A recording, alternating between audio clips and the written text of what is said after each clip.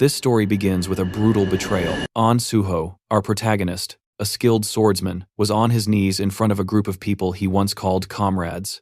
His body was trembling, and his arm showed clear signs of being poisoned. He coughed violently, his breath shallow and rough, and it didn't take long for him to realize this wasn't just any normal poison. It was something far more dangerous, possibly fatal. In front of him stood two of his teammates, and instead of helping him, they laughed. They actually found joy in watching him suffer. One of them, a warrior, sneered and said Suho should have joined their plan. But Suho had chosen a different path. He remained loyal to his duties as a public servant, stubbornly holding on to his morals instead of giving in to corruption. This team had just finished conquering one of the notorious 5 disaster gates, a place from where terrifying monsters emerged. But now, these bastards wanted to leave that gate open. They didn't want to finish the job. They wanted to make sure the monsters weren't completely wiped out, so they could return again and again. Because as long as the danger remained, so did their jobs, their influence, and their status. If the monsters were gone, the spotlight would fade, and so would their power. Suho remembered all the time he had spent with them, fighting side by side in life-threatening battles, trusting them with his life, and now they stood before him, watching him die without a shred of remorse. They justified their actions by saying Suho was the only one who had opposed the plan. Everyone else was on board. Then the archer stepped forward and casually extended his hand, offering Suho a second chance. He said that if Suho agreed to join their side, they'd let him live. But Suho wasn't a fool. How could he trust people who had just poisoned him and stood back to watch him suffer? Besides, he could already feel it. His body had been pushed beyond its limits. The poison had spread too far. There was no coming back from this. His survival was impossible. But even if he couldn't live, he could still do one thing: take at least one of these traitors down with him. With that, Suho began gathering all the energy he had left. A powerful aura erupted from him, sharp and overwhelming. A couple from the group was immediately paralyzed with fear, backing away in terror. But the woman in the group, even more frightened than the rest, tried to calm everyone down, insisting they shouldn't panic. The archer, clearly on the verge of losing control of his bladder, could tell this was bad, and then Suho moved. In a single swift motion, he charged forward. His blade slashed through the warrior's arm, and in the very next second, he beheaded the dark mage woman with deadly precision. The archer barely managed to retreat, dragging the healer with him. Their smug expressions, once full of arrogance, had completely vanished. In an instant, they were replaced by sheer horror. The healer quickly tried to save the wounded warrior, casting healing spells desperately, but nothing worked. To her shock, she realized she couldn't heal him at all. Her eyes turned to Suho. She saw something strange, something powerful. Suho was no longer just a dying man. He was overflowing with the power of will itself. And not just him, his sword had transformed too, now forged completely from that same indomitable will. It was called the Intangible Sword, a weapon born from pure determination. But that power came a cost. The energy that had kept him standing finally faded. Suho's strength gave out, and his body collapsed. He stumbled backward, falling off a cliff behind him. He dropped deep into the valleys below, disappearing from their sight, leaving behind nothing but silence.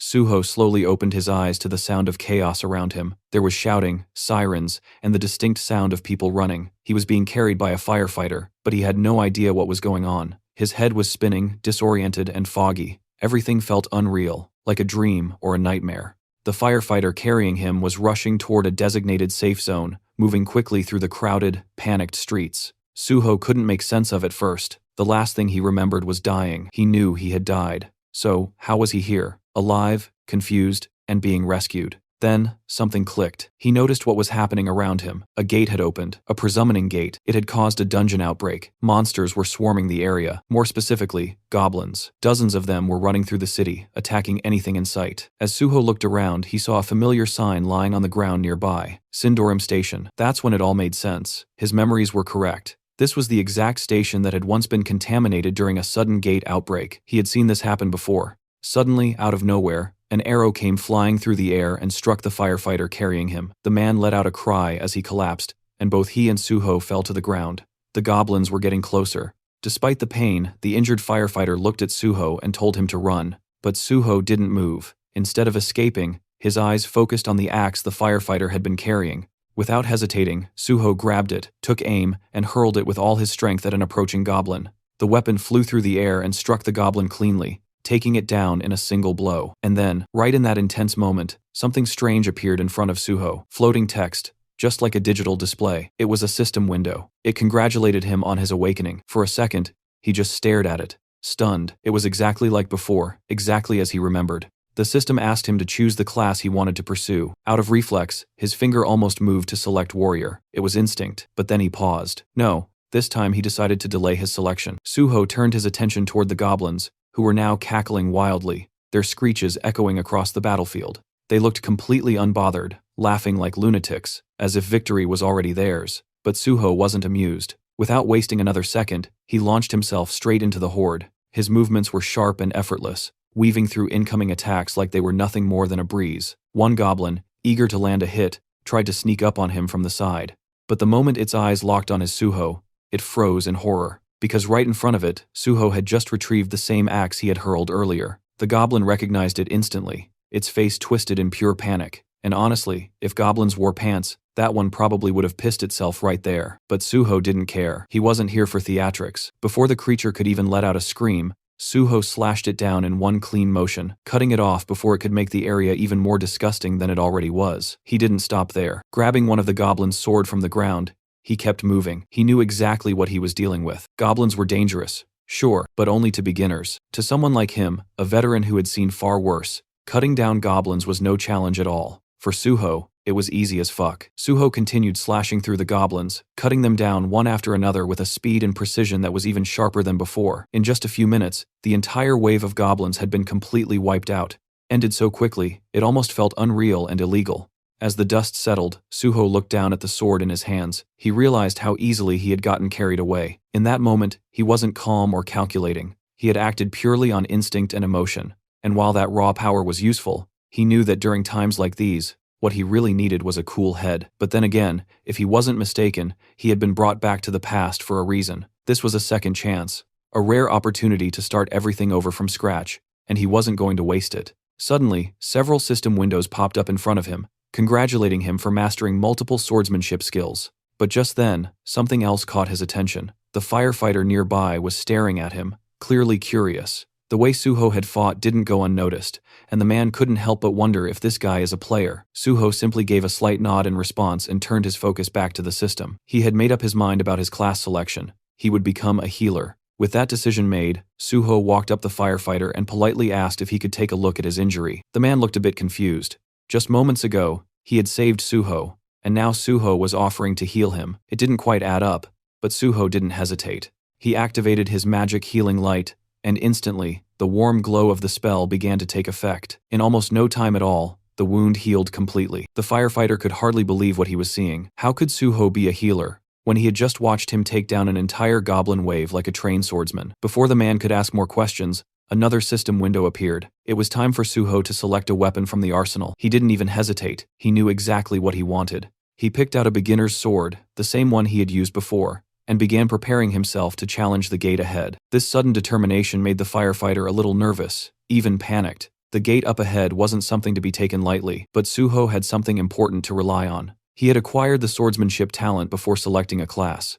This was a key detail. Skills obtained based on innate talent could be used regardless of which class a player chose, and as the player leveled up, those skills and class skills also would continue to evolve and grow stronger. Suho recalled something. Isabella's Holy Spirit had been the top-tier upgrade of healing light. If only he'd possessed that kind of power back then, maybe things could have turned out differently. But this time, he was going to do things right. He had a clear plan. He would walk the path of both a swordsman and a healer. And as he remembered the faces of his former teammates, those scumbags who had betrayed and abandoned him, his resolve grew even stronger. He stepped closer to the gate, the one that had nearly killed him in his past life. Back then, he was weak and unprepared. But now, with the fundamentals of swordsmanship engraved in his very being, he knew he could handle it. Without a trace of hesitation, Suho began walking forward and stepped inside the gate. As Suho stepped through the entrance, he suddenly found himself standing in the middle of a dense, shadowy forest.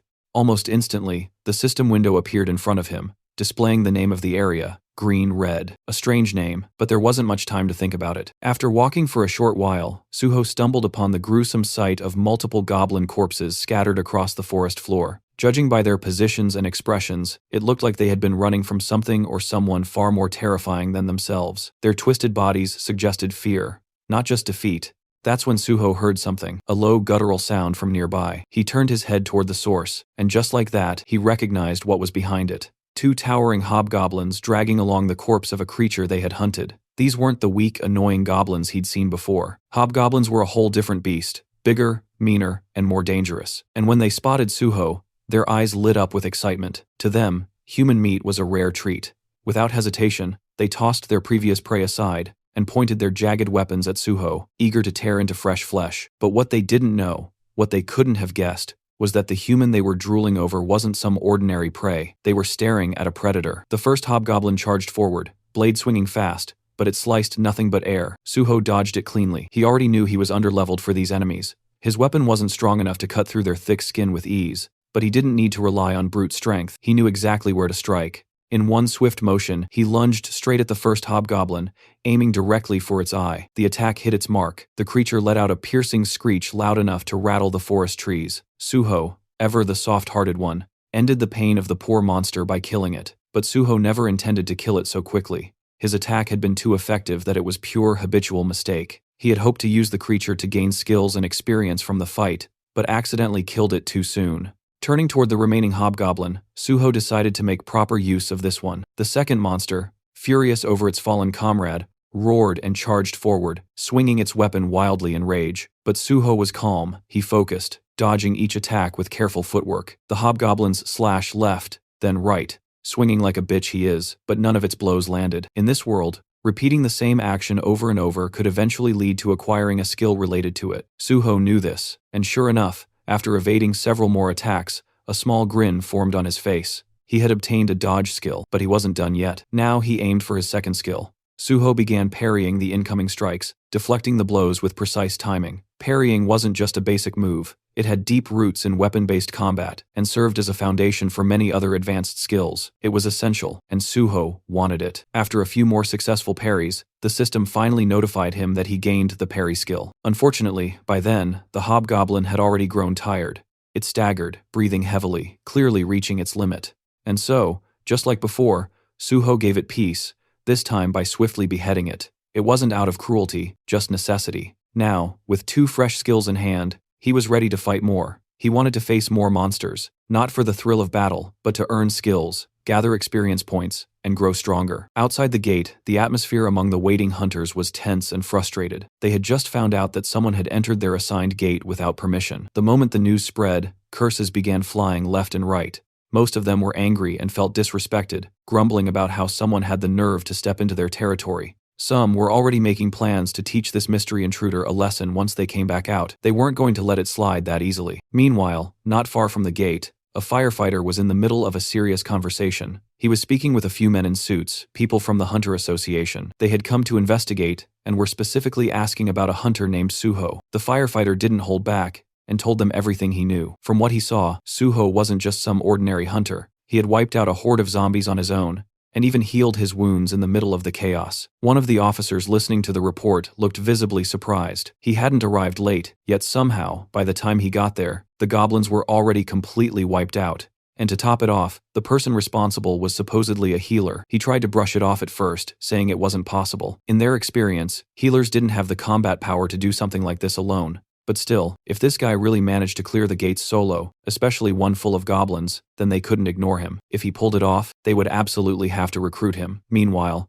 Suho was out in the field, busy hunting down hobgoblins and collecting experience points one after another. He moved quickly and efficiently, beheading multiple hobgoblins at once with ease. His attacks were clean, controlled. He deliberately spared one hobgoblin, letting it live. Just one glare from Suho was enough to make the monster bolt faster than Usain Bolt. But that was exactly what Suho had planned from the start. He wanted the creature to escape and bring back more of its kind. With a brief break in action, he decided to check his status. Thanks to the wave of hobgoblins he had just defeated, both his stats and skills had improved significantly. While looking at the pile of goblin corpses around him, another thought crossed his mind. There was still something useful left in those bodies. Inside the monsters, there were magic stones. These particular ones were D-grade magic stones. Nothing too rare, but each one could sell for around 50,000 won. That was more than enough reason for Suho to take the time to collect them. Under normal circumstances, he wouldn't bother with this kind of work. He didn't have the luxury to slow down. But right now, his financial situation was closer to a beggar than a hunter, so he wasn't going to let these stones go to waste. He began removing the stones from the fallen monsters one by one, carefully storing them all in his inventory. By the time he was done collecting the loot, he felt genuinely satisfied. This was a decent haul, but just as he was about to take a breath, that calm was interrupted. A sudden wave of pure killing intent hit him like a wall. When he turned to face it, about 30 hobgoblins were already approaching. Leading them was the same monster he had let go earlier, the one that had fled in terror. And now, with the confirmation, the entire group charged towards Suho all at once. But Suho didn't panic. Instead, he leapt into the air like a ninja, moving with the speed and precision of a trained assassin. Within moments, several hobgoblins had already fallen, their heads rolling across the ground. His movements were sharp and effortless, like cutting through butter. Then, as if rewarding his efforts, the system notified him that he had leveled up. New stat points were added to his profile, making him even stronger than before. With that power up in hand and enough experience gained, Suho decided there was no need to drag things out any longer. It was time to end this. He dove straight into the mob of enemies, slashing in every direction, clearing the horde with ruthless efficiency. At one point, a hobgoblin managed to charge him head-on, aiming to strike, but instead of fear, Suho's face lit up with excitement. He wasn't worried. If anything, he looked even more thrilled than before. The boss monster in this gate was a chief hobgoblin, and it was a level 20 enemy. As expected of a boss, it came charging in first, trying to land an attack, but it failed miserably. Right after that, a group of smaller monsters tried to pull a sneak attack from behind, but Suho, without even turning fully, reacted instantly and cut them down like it was nothing. That's when the boss monster switched tactics and used one of its skills, fear. The fear skill was nasty. It paralyzed the target and pushed them into a state of pure terror. The higher the skill level, the stronger its effect. And since this was a boss monster, that alone was enough of an explanation for how it could use such a powerful mental-type skill, even inside a low-level gate. The real problem was Suho didn't have any gear or skills that could protect his mind or resist mental attacks. At the moment, he had no way to directly counter it. The boss saw this as a chance to finish the fight and charged in to claim victory. But what it didn't know was that Suho wasn't some rookie. He was a veteran hunter who'd been through situations far worse. He knew exactly how to deal with this. Without hesitation, Suho gripped his blade tighter with his left hand and deliberately cut himself. The sharp pain snapped him out of the fear-induced paralysis. The moment his mind cleared, he parried the boss's incoming strike. Then, instead of focusing on the boss right away, Suho made a quick decision. He turned his attention to the smaller monsters first. Within seconds, he moved through the battlefield, slicing down every last one of them. In just a short burst of action, he wiped out all the hobgoblins inside the gate, leaving no enemies behind except the boss itself. Before going back to face the chief hobgoblin, he took a moment to heal the wound on his left arm. Now, with the distractions gone and his body back in shape, it was just him and the boss. One-on-one, no more interruptions. And from the look on the monster's face, it didn't seem all that confident anymore. The fight between the two had begun, and they exchanged blow after blow. Suho gave it his all, swinging his sword with determination. But because of his relatively low level, none of his attacks seemed to deal any serious damage to the monster. It was becoming clear that a head-on approach wasn't going to work. Realizing this, Suho decided to change tactics. Instead of aiming blindly, he drove his sword straight into the monster's thigh, targeting a weak spot to slow it down. In response, the monster activated its fear skill once again, hoping to paralyze Suho and gain the upper hand. But this time, it didn't work. Once a person overcomes fear, it loses its grip, and Suho had already faced it once and conquered it. Now that he was no longer affected, Suho focused all his attacks on that same spot. He slashed the injured thigh over and over again, relentlessly exploiting the weakness. After a few more precise and forceful hits, the boss monster finally collapsed to the ground, barely alive, clearly on the brink of death. But Suho wasn't finished yet. Instead of going for the final blow, he suddenly used his healing light, a skill meant to restore health, and he used it on the monster. The creature, already confused and half dead, was now completely thrown off. It couldn't understand why the human who had nearly killed it was now trying to heal it. Suho, on the other hand, was delighted. He had just realized he could keep the fight going. By repeatedly attacking and healing the monster, he could extend the battle and use it as training. Some time passed in this strange cycle: attack, injure, heal, repeat. And with every round, Suho grew stronger. His skills steadily improved, and eventually he upgraded several of them to A and B ranks. Meanwhile, the boss monster, once proud and terrifying, was now covered in pure fear. It couldn't even bring itself to look at Suho anymore. Now that Suho had learned everything he could from this place, there was nothing left to gain. The monster's role in this trial was finished. It had served its purpose. With a calm expression, Suho ended it all, beheading the monster without hesitation. Just like that, the gate had been conquered. Suho stood victorious. He was declared the MVP of the gate, gaining bonus experience on top of everything else. His level had now reached 10, a significant milestone for any hunter. Even his healing skill, Healing Light, received an upgrade, advancing to E rank. And along with that, he acquired a brand new skill, Cure. It might not seem like much now, but if his skills continued to develop at this pace, It wouldn't be surprising if one day he could neutralize even 10,000 types of poisons. It was only the beginning, but the path ahead was clearly promising. With everything wrapped up, it was time to move on. Suho turned toward the exit of the gate. Outside,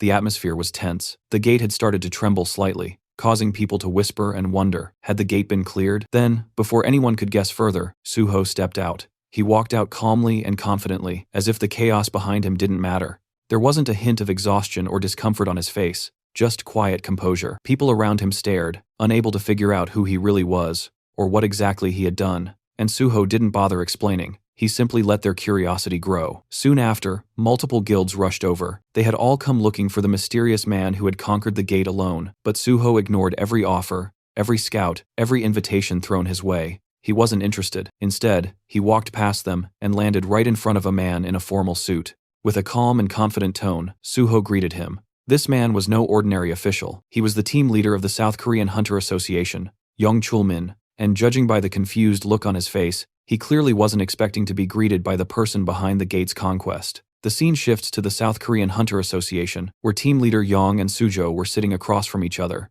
On the surface, it looked like a standard registration meeting, but Chulman's mind was elsewhere. His thoughts kept drifting back to their earlier encounter. He remembered how they had first met, shaking hands casually, and how Suho had mentioned that he was already on his way to the Hunter Association. Anyway, at first Chulman had assumed it was just for a license renewal, something experienced hunters did all the time. But as the conversation progressed, it became clear that Suho was actually there for initial registration. That caught Chulman off guard. He was still trying to process how someone like Suho, who was registered as a healer of all things, had managed to clear an entire gate all by himself. And the way Suho had acted, calm, casual, munching on snacks like it was just another Tuesday. Chulman had gone over his aptitude test results again and again. Statistically, Suho seemed more like a warrior than a healer. The numbers didn't lie. He had the physical strength and combat instincts, not to mention the composure that you'd expect from a frontline fighter. It didn't make sense. While Chulman was lost in thought, Suho spoke up, snapping him out of it by asking if there was a problem.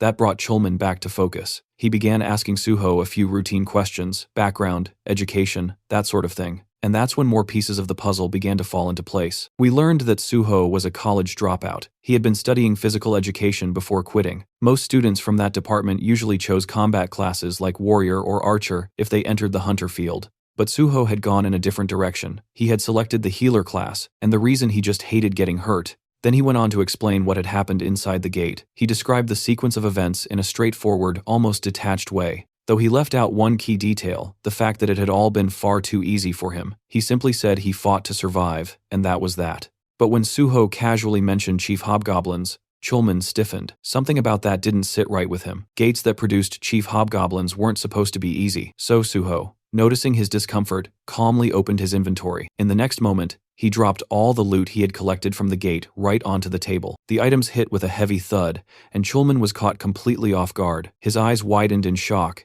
and for a second, he almost panicked. These were the magic crystals Suho had collected after hunting hobgoblins. The smaller ones were from regular hobgoblins, while the larger, more refined one had come from the hobgoblin chief. Since Suho didn't really know their actual value, he politely asked the team leader if he could help get them processed. Even while trying to stay composed, Chulman couldn't take his eyes off the loot.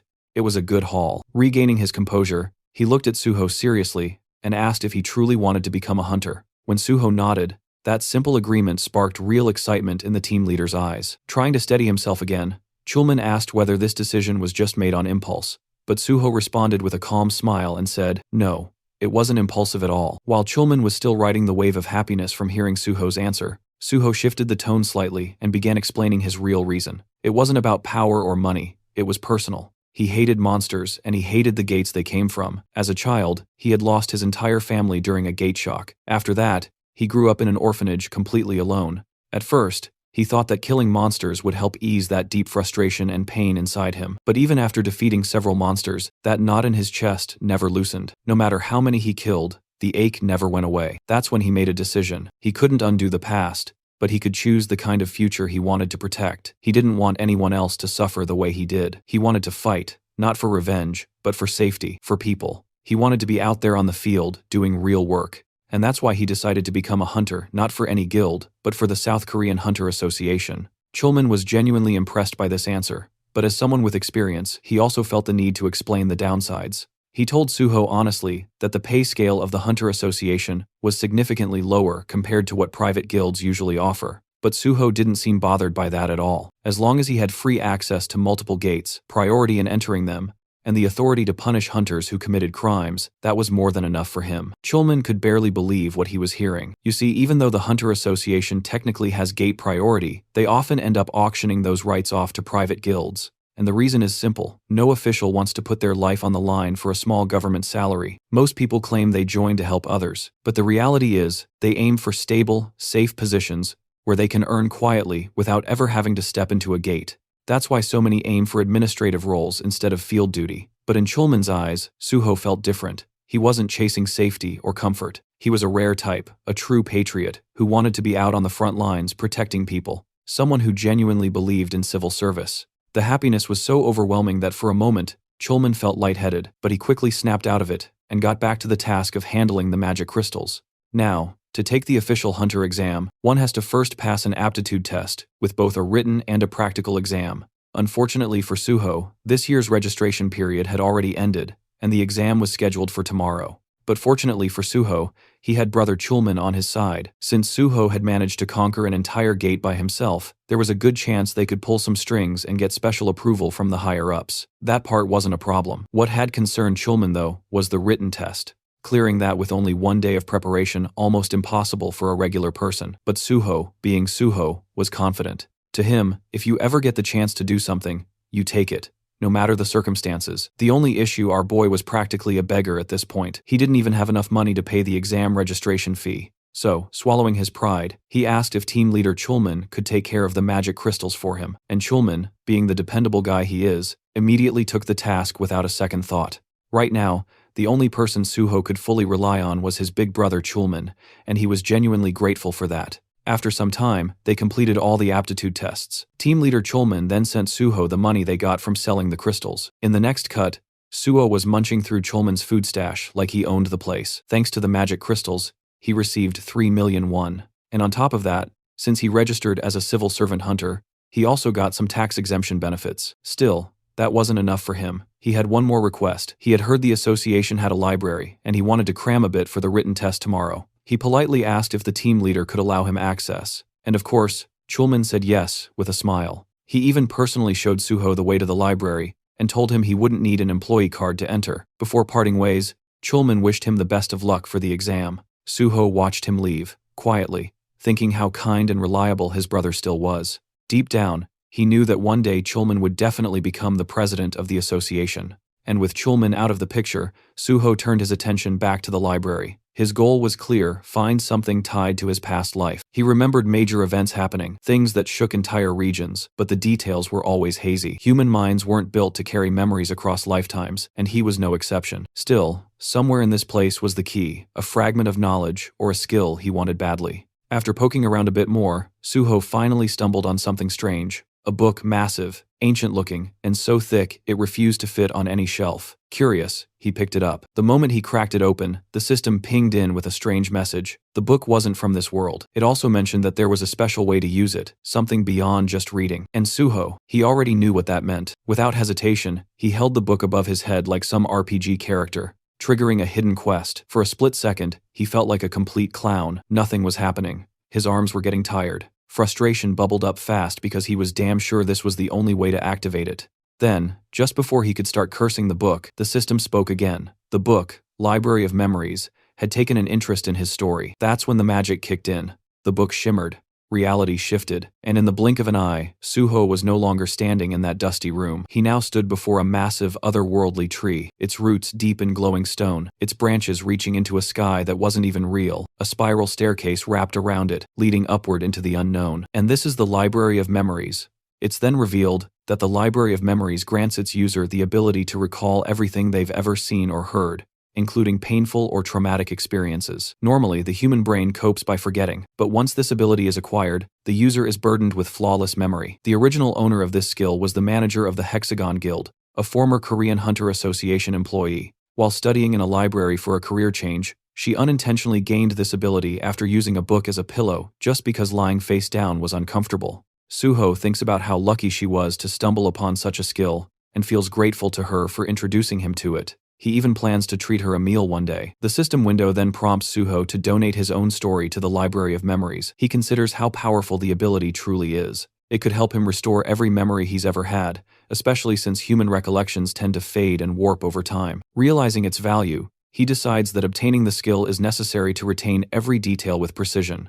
A message appears, confirming his story has been accepted. Suddenly, a strong wind whirls around him, and the system announces that the Library of Memories is now accessing and recording his experiences. Suho starts floating in midair, surrounded by radiant texts. As a diagram materializes above the book, another message follows, stating that the Library of Memories has officially opened. It will store everything he's seen and heard, giving him access whenever needed, while also suggesting important information. Suho stares at his hand, sensing that the recording process feels a bit off, likely because this entire space is some kind of illusion. Now that he has the skill, he decides to try it out. He closes his eyes and revisits a previous battle. There, he sees himself severely wounded. The moment floods back with vivid emotions, and he feels the fury rise in him once again, confirming the memory's intense clarity. He sees the ones who betrayed him, people he now recognizes as selfish cowards who had delayed sealing the gate just to save themselves. He swears to never forgive or forget them. His consciousness floats among countless system windows. The memory unsettles him,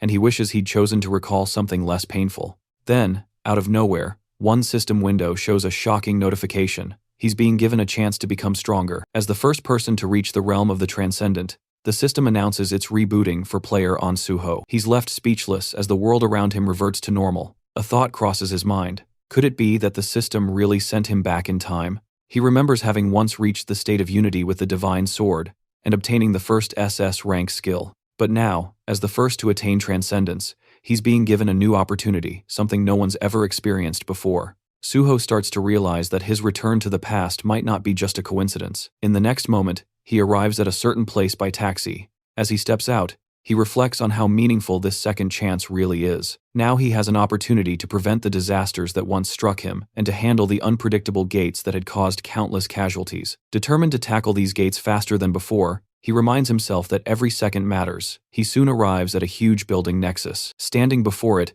he's impressed by its sheer size and acknowledges that this is the biggest private hunter academy in the country. He also sees it as a place where he can make good money to secure his future. With firm resolve, he heads inside. A cheerful receptionist greets him and asks the reason for his visit. Suho responds that he wants to meet Director Kim Soo. The receptionist, surprised, asks if he has an appointment. Suho says no, but insists it's important. He simply asks her to pass along a message. The solo conqueror of the Syndrome Station pre-catastrophe gate is here. The scene shifts to the director's office, where a calm woman introduces herself as Kim Soo, the director of Nexus Academy. Suho introduces himself as On Suho. Director Kim invites him to sit and acknowledges his achievement at the Syndrome Gate. She then asks why he came to Nexus. Suho explains that he's here to apply for a scholarship. The director is clearly surprised by the request. Suho confirms it and mentions that he also plans to take the hunter license test scheduled for the next day. Still trying to wrap her head around the situation, Director Kim asks how long it's been since he awakened.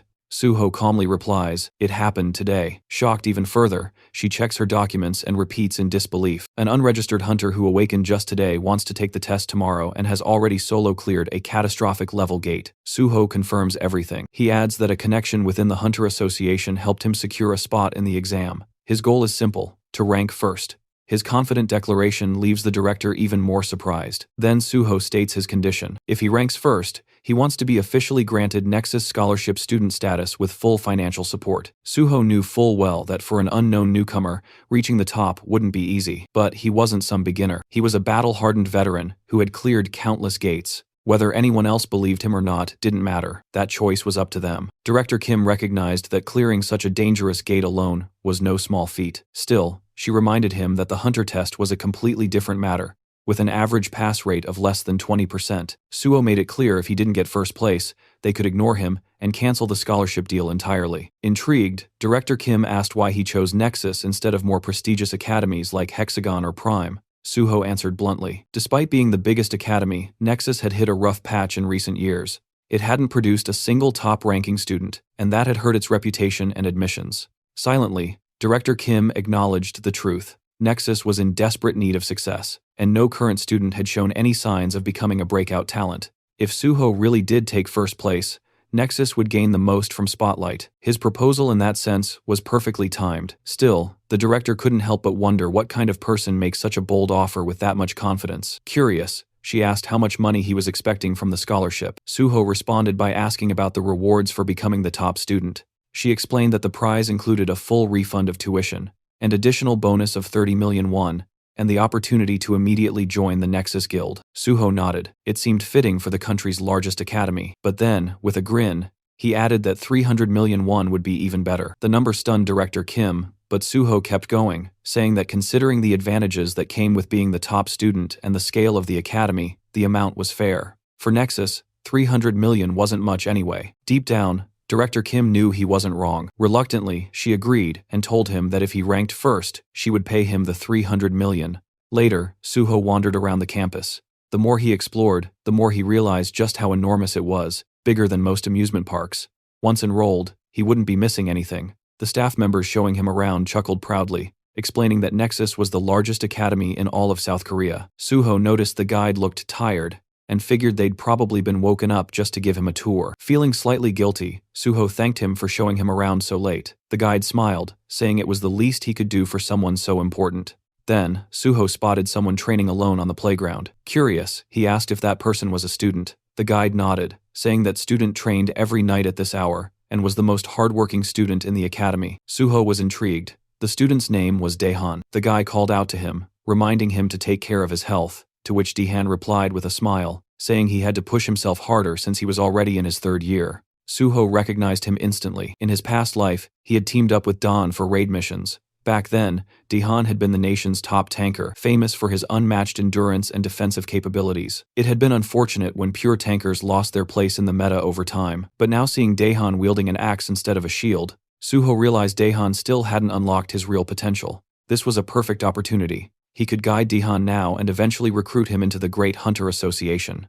The guide introduced the two of them. After a brief greeting, Suho asked if Daehan intended to use the battle axe as his main weapon. Daehan confirmed it. Suho then asked why he chose that particular weapon. Daehan explained that since he aimed to be a frontline fighter, his instructors had suggested the axe, saying it matched well with his build. The guide chimed in, adding that few weapons could rival the battle axe in sheer destructive force. Suho asked if Daehan had only trained with the axe. Daehan admitted he had. He called himself a slow learner and said trying out multiple weapons felt like a waste of time. It had taken him 2 years just to get somewhat decent with the axe, and even now, he didn't feel particularly skilled with it. Suho silently analyzed the situation and understood the real problem. It wasn't that Daehan lacked effort, but that the axe simply didn't suit him.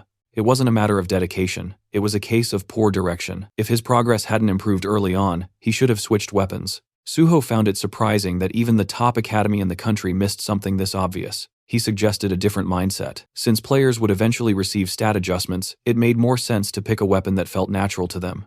With skill correction effects, proficiency could rise quickly, but true performance in battle relied on knowledge and experience. In Daehan's case, the battle axe was clearly a mismatch. While it delivered heavy hits, the long cooldowns made users vulnerable, and considering Daehan's large frame, it became even harder to protect him effectively. When Daehan heard this, he was taken aback. He'd spent the last 3 years training with an axe. Suho acknowledged his dedication, but pointed out that Daehan's real strength might be in tanking. He advised Daehan to try using a kite shield on his left arm and a one-handed blunt weapon in his right hand. According to Suho, this setup would significantly enhance Daehan's overall combat effectiveness. Daehan hesitated. Switching roles right before the exam felt risky, especially since the test was happening the very next day. Suho then asked him to think about what truly forms the backbone of a raid party. While many believed it was the mage, in reality it was always the tank. The tank's job was to draw the enemy's focus and protect the team. To do that properly, a tank needed both a shield and a secondary weapon for crowd control. Suho's reasoning finally clicked with Daehan. Motivated by the insight, he decided to give it a shot. Suho was glad that Daehan didn't let doubt hold him back, and appreciated how quickly he could think and adapt. Suho wished him luck, and Daehan thanked him before heading off. Right after that, the guide explained that Director Kim had asked him to give Suho a tour, which is why he introduced him as a guest. But now the guide was curious. Was Suho actually an instructor? He seemed to know a lot about combat and contracts. Suho clarified that he was an instructor, though internally he realized it probably looked suspicious for someone without a license to know so much. He explained that he was more like a stakeholder. The guy nodded and mentioned he'd just received a call. The contract was ready, and it was time to return to the director's office. Then came a day of the hunter test. The area in front of the association building was packed with examinees, all armed with swords and ready to earn their hunter licenses. Everyone had been preparing relentlessly for this moment, sharpening their skills and reaching peak performance. Ironically, Suho, the same man who had cleared a gate all by himself, was in his worst condition. After finishing the test, Suho walked out, reflecting on the purpose behind it.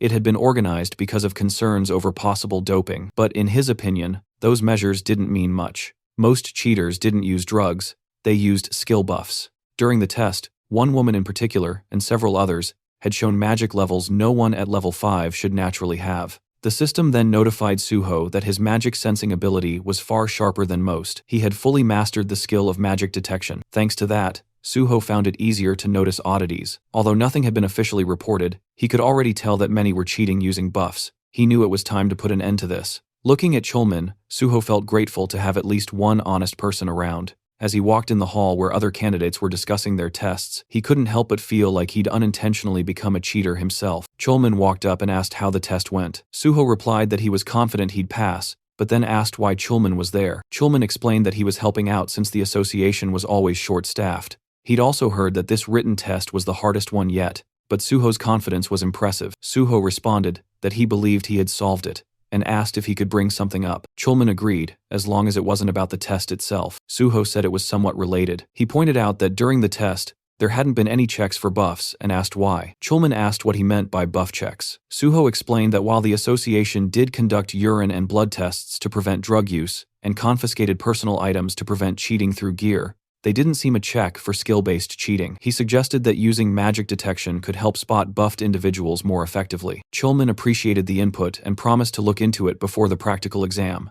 Suho said he'd get ready for the next test. Before he left, Chulman stopped him and said he personally hoped Suho would do well and that they'd get to work together. He wished him luck on the practical, and Suho thanked him. 30 minutes later, at the site of the practical test, the announcer informed everyone that the exam had been delayed by 2 hours due to issues with the dive capsules. All candidates were directed to grab lunch at the cafeteria and wait either in the lounge or the training area, but Suho wasn't convinced. It felt like an excuse. He suspected that Brother Chulman had already started cracking down on those trying to cheat using buffs. Moving swiftly, just as he'd expected, with 1,200 candidates and a pass rate of under 10%, spotting cheaters could easily bring that rate down to 7%. Anyone who passed under those conditions would undoubtedly be top-tier talent. Suho decided to observe the other candidates to spot anyone who might be worth keeping an eye on. Just then, voices caught his attention. One man was challenging another to a match. The second guy snapped back, telling him to back off and stop picking fights, but the first guy clarified that he only wanted to spar, joking that the other was afraid his lack of skill would be exposed. Annoyed, the second man shoved him and told him to stay out of his face. The first man then raised a wooden sword and asked what would happen if he struck first. Before anything could escalate, Suho stepped in and blocked the wooden sword with his own, making the attacker pull back. The second man was stunned and asked Suho if he'd lost his mind, but Suho calmly said he'd handle it and told the man to stay out of it. The guy asked who Suho was. Was he some sort of officer? Suho simply said he was just another test taker, but warned that dealing with someone like this attacker would only cause unnecessary trouble, so it was best to leave it to him. The attacker then questioned why Suho was getting involved. Suho smiled, introduced himself, and offered to be the attacker's sparring partner since he was so eager for one. But the attacker wasn't impressed. He scoffed, saying he wouldn't waste his time sparring with someone weak like Suho. That word weak caught Suho off guard. The attacker claimed Suho just got lucky earlier and warned him not to get arrogant, ordering him to leave. But Suho turned the tables, asking if he was scared. The attacker, annoyed, asked what that was supposed to mean. Suho suggested they find out if it really was just luck, hinting that the attacker was too scared to test it. Provoked, the man accepted the challenge, hurling insults and calling Suho just another coward in the crowd. Suho agreed to the spar, but said they should get a supervisor's approval and use the designated sparring arena. With permission granted, both of them stepped into the training arena, drawing attention from nearby students. The referee reminded them they could only use training weapons provided by the association, and warned that the match would be stopped if things got out of control. As the match started, the attacker charged first, swinging his wooden sword. Suho blocked it with ease. The attacker leapt into the air, swinging downward, but Suho dodged effortlessly. Furious and surprised, the attacker threatened to tear Suho apart, but Suho stomped down on the man's wooden sword and taunted him, calling him pathetically weak. The insult pushed the attacker over the edge. This man, Park Yong, was known as a mad swordsman, obsessed with strength, always seeking out skilled opponents to fight. His thirst for power had turned him into a relentless combatant. Suho remembered how skilled Yang had been during their last encounter, and was surprised to see him among the same batch of test takers. He immediately realized that Yang needed to be stopped before repeating past mistakes. Without warning, Suho delivered a powerful kick that sent Yang flying. As he hit the ground, Suho mocked his earlier arrogance. Stunned, Yang questioned how Suho was so strong. Suho calmly warned him that charging in blindly wouldn't work, hinting that Yang had never faced someone as powerful as a level 10 before. Most of his previous opponents probably never got past level 5. Getting back up with a smirk, Yang admitted Suho seemed too calm and announced he'd go all out. Suho welcomed it. Yang unleashed a barrage of strikes, but Suho dodged them effortlessly with just one hand on his sword. The intensity of Yang's attacks had definitely increased, and Suho acknowledged the added weight behind him.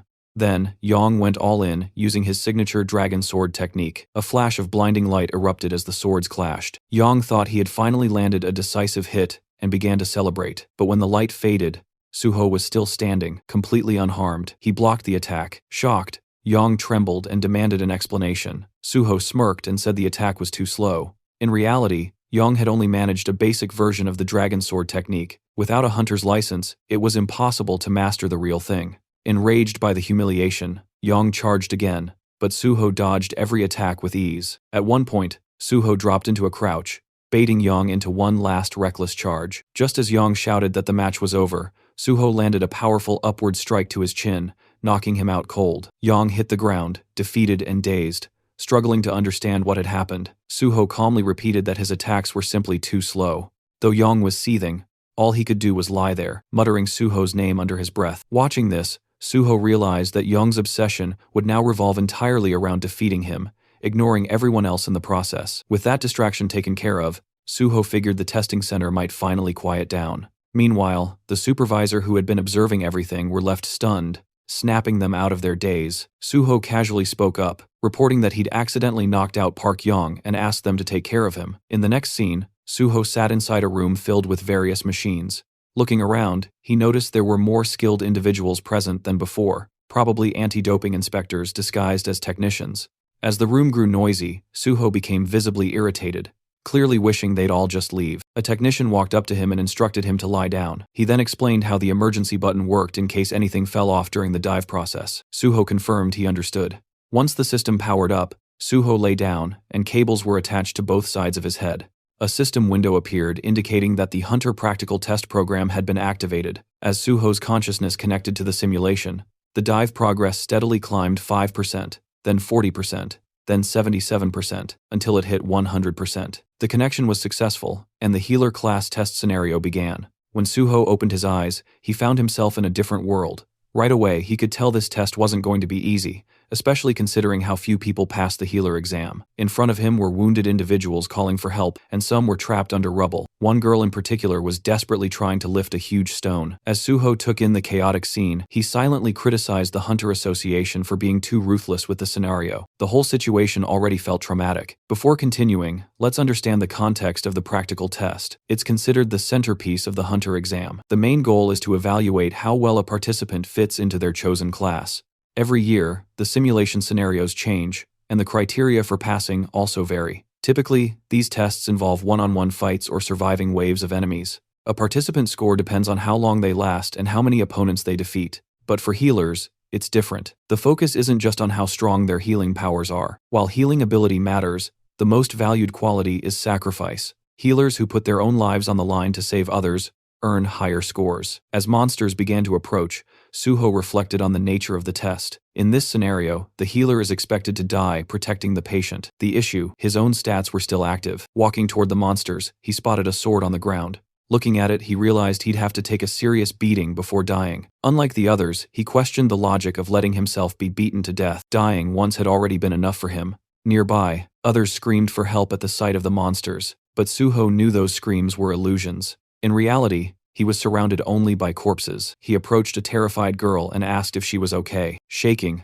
the girl warned that the monsters would return and they had to run, but Suho knew the real mission. He had to protect her until the end. Reassuring her, he promised that the rescue team would come and that he'd keep her safe until then. With resolve, he stood his ground, ready to fight the oncoming monsters. Back in the observation room, players started exiting the simulation pods one by one. One of them stepped out, thinking he could have done better. A woman thanked him for his efforts and instructed him to gather his belongings and head outside. She then moved to another pod and checked the screen. It displayed the details of a participant, Kang Jin-young, Archer class, with a recorded time of 9 minutes and 4 seconds. She commented that this season's scores were particularly low due to the test difficulty. Curious, she asked Director Shin how long Suho had been inside. Shin replied, 30 minutes. Shocked, she repeated the number, unable to believe it was that long. Rushing over to Suho's machine, she checked the display herself. 30 minutes. Still in disbelief, she asked if Suho was a warrior. Shin corrected her, saying Suho was a healer. Refusing to believe it, she accused him of lying, but Shin pointed to the sword Suho had been holding and urged her to look closely. Together, they reviewed the simulation footage. Watching Suho in action, the woman asked again if he was really a healer. Impressed by his combat ability, she wondered aloud if he might be disqualified for not dying.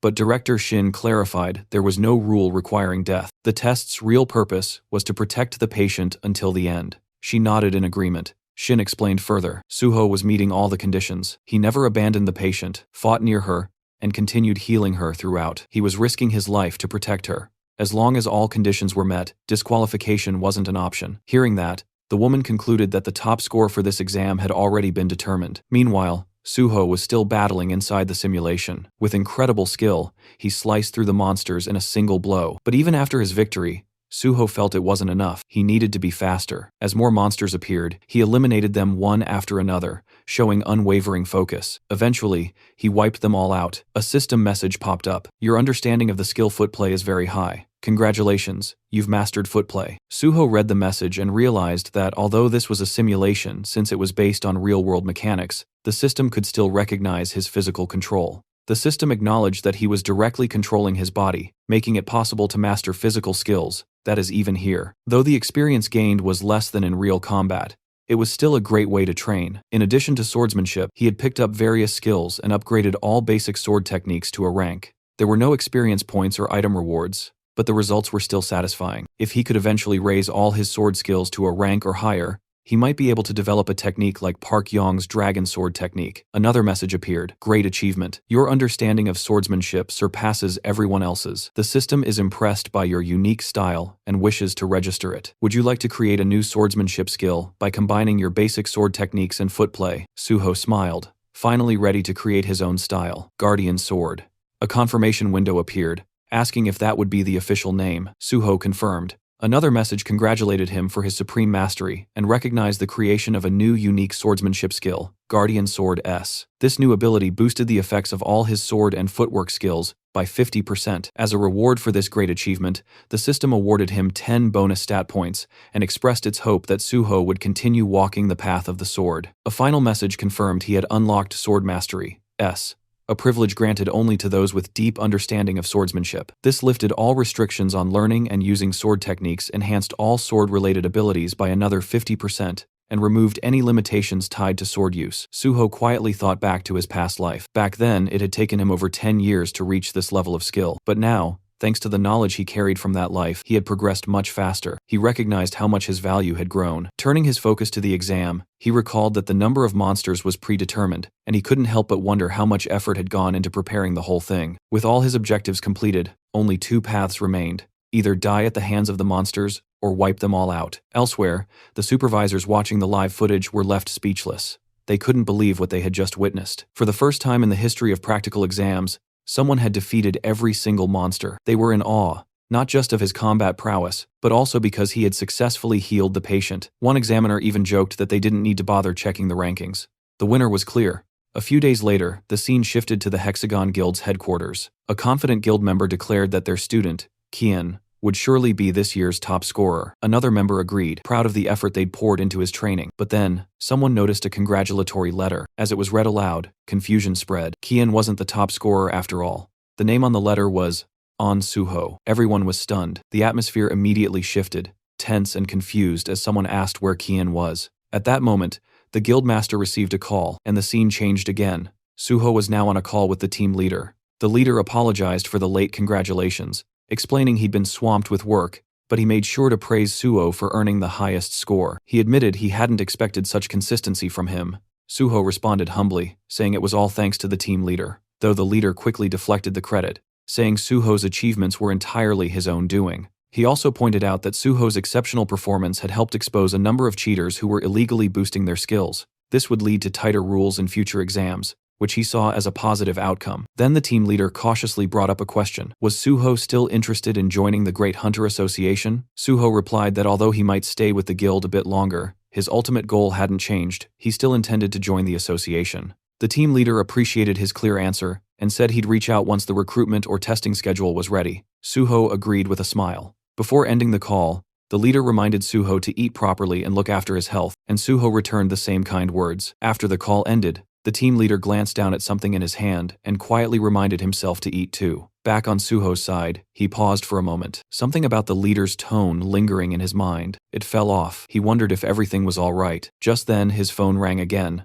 Suho checked the caller ID and seemed to know who it was. He answered and introduced himself. The caller was Kim Soo, who congratulated him on his success and confirmed that payment had already been sent according to their agreement. Suho acknowledged her efficiency, praising how professional her large guild was. Then came her proposal. She invited Suho to join the Nexus Guild, promising benefits better than anything other guilds could offer. Curious, Suho asked how far they were willing to go. Kim Soo assured him that she'd do everything possible to match his expectations. As a top student and scholarship recipient, she said adjusting the contract terms would be no problem. She even suggested meeting in person to finalize the deal. Suho, however, politely declined for now, mentioning he had personal plans that day. He promised to review his schedule and get back to Earth soon. Still, he did hint that considering he was a Nexus scholarship recipient, it would be logical to join Nexus over any other guild. Kim Soo was overjoyed by his response. Her excitement was so intense that even her co-workers nearby noticed. She begged him not to sign anything with another guild in the meantime. Amused by her enthusiasm, Suho chuckled and agreed to meet soon. As the call ended, Suho smiled, still hearing the echo of her thrilled voice. At that moment, the taxi driver let him know they had arrived. Suho thanked him and stepped out. Now standing outside, Suho reflected on everything that had happened. He had cleared the test, secured his license, and received the payment. The next chapter of his journey was right in front of him. With quiet determination, he moved forward, ready to begin farming. At Lighthouse General Market, Suho checked his phone and thought about how he had quickly gathered everything he needed. Now, the only thing left was to buy a weapon. With that goal, he arrived at a small, tucked-away shop, deliberately avoiding the crowded ones since he wasn't sure they'd have what he was looking for. As he stood outside, he wondered if his quiet place might hold the right weapon. Stepping inside, Suho greeted the shopkeeper, who asked what he needed. Suho explained that he had just become a hunter and was looking for a lightweight weapon. The shopkeeper directed him toward a section with cheaper items. When Suho glanced at them, he noticed thick layers of dust and realized most low-grade weapons came without verified data. But that didn't mean every unverified weapon was useless. Some weapons needed to go through a process called liberation before revealing their true potential. These special weapons usually gave off a subtle aura, a kind of signal, though most players in places like this wouldn't recognize it. Suho picked up one of the weapons and activated his magic detection skill. A faint smile appeared on his face. He had found it. After walking out with the weapon, Suho thought to himself that if the owner ever found out the spear's true worth, he'd regret letting it go so cheaply. But for now, it was time to begin. Suho closed his eyes, focused, and began pouring his magical energy into the weapon. The spear absorbed his power at a fast pace, draining his energy quickly. Realizing how much it was taking out of him, Suho stopped and collapsed to the ground, completely exhausted. He understood that if he'd pushed just a bit more, he might have passed out from magic depletion. To awaken the weapon, he needed a magic stat of at least 100. Though he couldn't use it yet, he knew it would become a powerful asset in the future. He promised himself he'd level up fast and unlock its full potential soon. Meanwhile, inside the PBS building, reporter Jinwi received a phone call from Suho. Suho introduced himself and confirmed that he was the top scorer in the recent Hunter test. He also revealed that he had personally handled the unprecedented gate incident at Syndrome Station all by himself. Jinwi was shocked by the revelation, taking a moment to silently process the fact that Suho had cleared such a dangerous gate even before officially becoming a licensed hunter. In Jinwi's eyes, Suho was already a monster. When Jinwi asked why Suho had reached out to him directly, Suho explained that he had found Jinwi's blog during a search. He mentioned that while he knew about Jinwi's privileged upbringing, he respected Jinwi's decision to pursue journalism out of genuine interest. Suho shared that he had big plans and would soon become a source of major headlines. He then proposed that Jinwi work as his exclusive reporter. Jinwi was skeptical, wondering if Suho was just trying to tie down a wealthy journalist as his subordinate. Internally, he dismissed Suho as just another ambitious oddball with delusions of grandeur. Even though he understood what Suho was suggesting, Jinwi was uncomfortable with the idea. He admitted he craved exclusives, but he had no desire to work under anyone. Suho clarified that he wasn't looking for a subordinate, but a reliable partner. Jinwei responded bluntly, suggesting that Suho's offer seemed like a tactic to boost his own market value before joining a guild. Suho admitted there was some truth to that, but not entirely. He wasn't doing this to increase his worth, but to gain fame. His ultimate goal was to become a civil servant. Jinwei was caught off guard. Did Suho mean joining the Hunter Association? The idea of chasing fame to become a public official seemed absurd to him, but Suho was serious. He wanted to work in the field as part of the Hunter Association. That made Jinwei question his background. Was Suho another rich kid treating hunter work as a side quest? Suho revealed he was actually a gate orphan, and that past was what drove him toward public service. It shaped his purpose in life to conquer gates. As Jinwei glanced at his laptop, he questioned whether Suho was really being serious. With so many strange people emerging lately, it was getting hard to tell, but in the end, he decided it didn't matter much. He acknowledged Suho's point of view, but declined the offer. He preferred choosing his own stories to cover. Still, Suho didn't give up. He suggested a bet. Curious, Jinwei asked what kind. Suho proposed to earn Jinwei's trust by proving himself as a hunter. He announced he would attempt to clear the Tower of Challenge alone that very day. Jinwei was stunned. That tower was infamous. Clearing it was considered impossible even for a full party. Doing it solo sounded downright insane, but Suho was confident that if he pulled it off, it would be enough to convince Jinwei. If he succeeded, he wanted Jinwei to become his personal and exclusive reporter. Suho remembered the Jinwei from his past life, a top-tier broadcaster from PBS, famous for his pride and elite background. He'd gained popularity as a journalist who never took requests. Yet, in Suho's previous life, they had teamed up many times thanks to Jinwei's sharp reporting and rare influence over public opinion. But that same brilliance made him dangerous to others, like a thorn, always in someone's side. Eventually, Jinwei got caught up in political conflicts, was forced into early retirement, and eventually disappeared from the scene. This time, Suho silently vowed to prevent that fate. During the call, Suho made his proposal. If he could conquer the Tower of Challenge solo, Jinwei had to become his personal reporter. Though stunned, Jinwei agreed. If Suho truly managed to do it, Jinwei promised he'd support him with everything he had as a journalist. The call ended with Suho confidently declaring it was time to begin. After the call, Jinwei starts feeling irritated, thinking Suho is seriously driving him nuts. He keeps dwelling on Suho's sudden and unexpected request, confused about where it even came from. Even though he's clearly annoyed, he doesn't completely hate the idea. Something about the proposal feels genuine, and Suho doesn't seem like the type to scam anyone. Caught between frustration and curiosity, Jinwei mutters to himself that he's really losing it. Still, he shrugs it off, thinking it's a harmless gamble. If it turns out real, great. If not, no big deal. The scene shifts to the Tower of Challenge. Suho stands at the entrance showing his hunter license to the gatekeeper. The man notices Suho came alone and warns him. Solo entry is allowed, but it's risky. Judging by Suho's license number, he assumes Suho just passed his test. The gatekeeper suggests teaming up since even the lower levels often lead to injuries or worse. But Suho insists on going in alone. Respecting his choice, the man informs him of the 70,000 won entry fee, and tells him to pay once he gets the invoice. Suho nods and thanks him. As he steps forward, the gatekeeper shouts after him to be careful and retreat if things get too dangerous. Suho simply gives a nod and walks inside. While walking, Suho reflects on the Tower Challenge. It's widely known as a training ground for players below level 20. This public gate is government-maintained and meant to help players grow stronger. Now that his level has been reset, there's no better place to start over. As he pushes the door open and steps in, the system immediately announces his entry. It tells him that he can give up any time, and if he declares withdrawal, he'll be teleported back to the entrance instantly. Suho summons his sword just as the system triggers the beginning of the first floor challenge. A slime monster appears and launches an attack. While fighting, Suho notices the monster's large size and surprising speed, which momentarily catches him off guard. Despite being just a level 1 creature with barely any attack power, its movements are annoying, and getting stuck with it could slow him down. Wanted to finish it quickly, Suho drives his sword through the slime's core, destroying it. But then he realizes something. This slime can multiply. That irritating trait means that when its core splits, it regenerates into several smaller versions. Even though there's a limit to how much they can divide, there's still a threat. This regenerative ability is one reason why most players enter the tower in parties. Monsters usually show up in groups on almost every floor.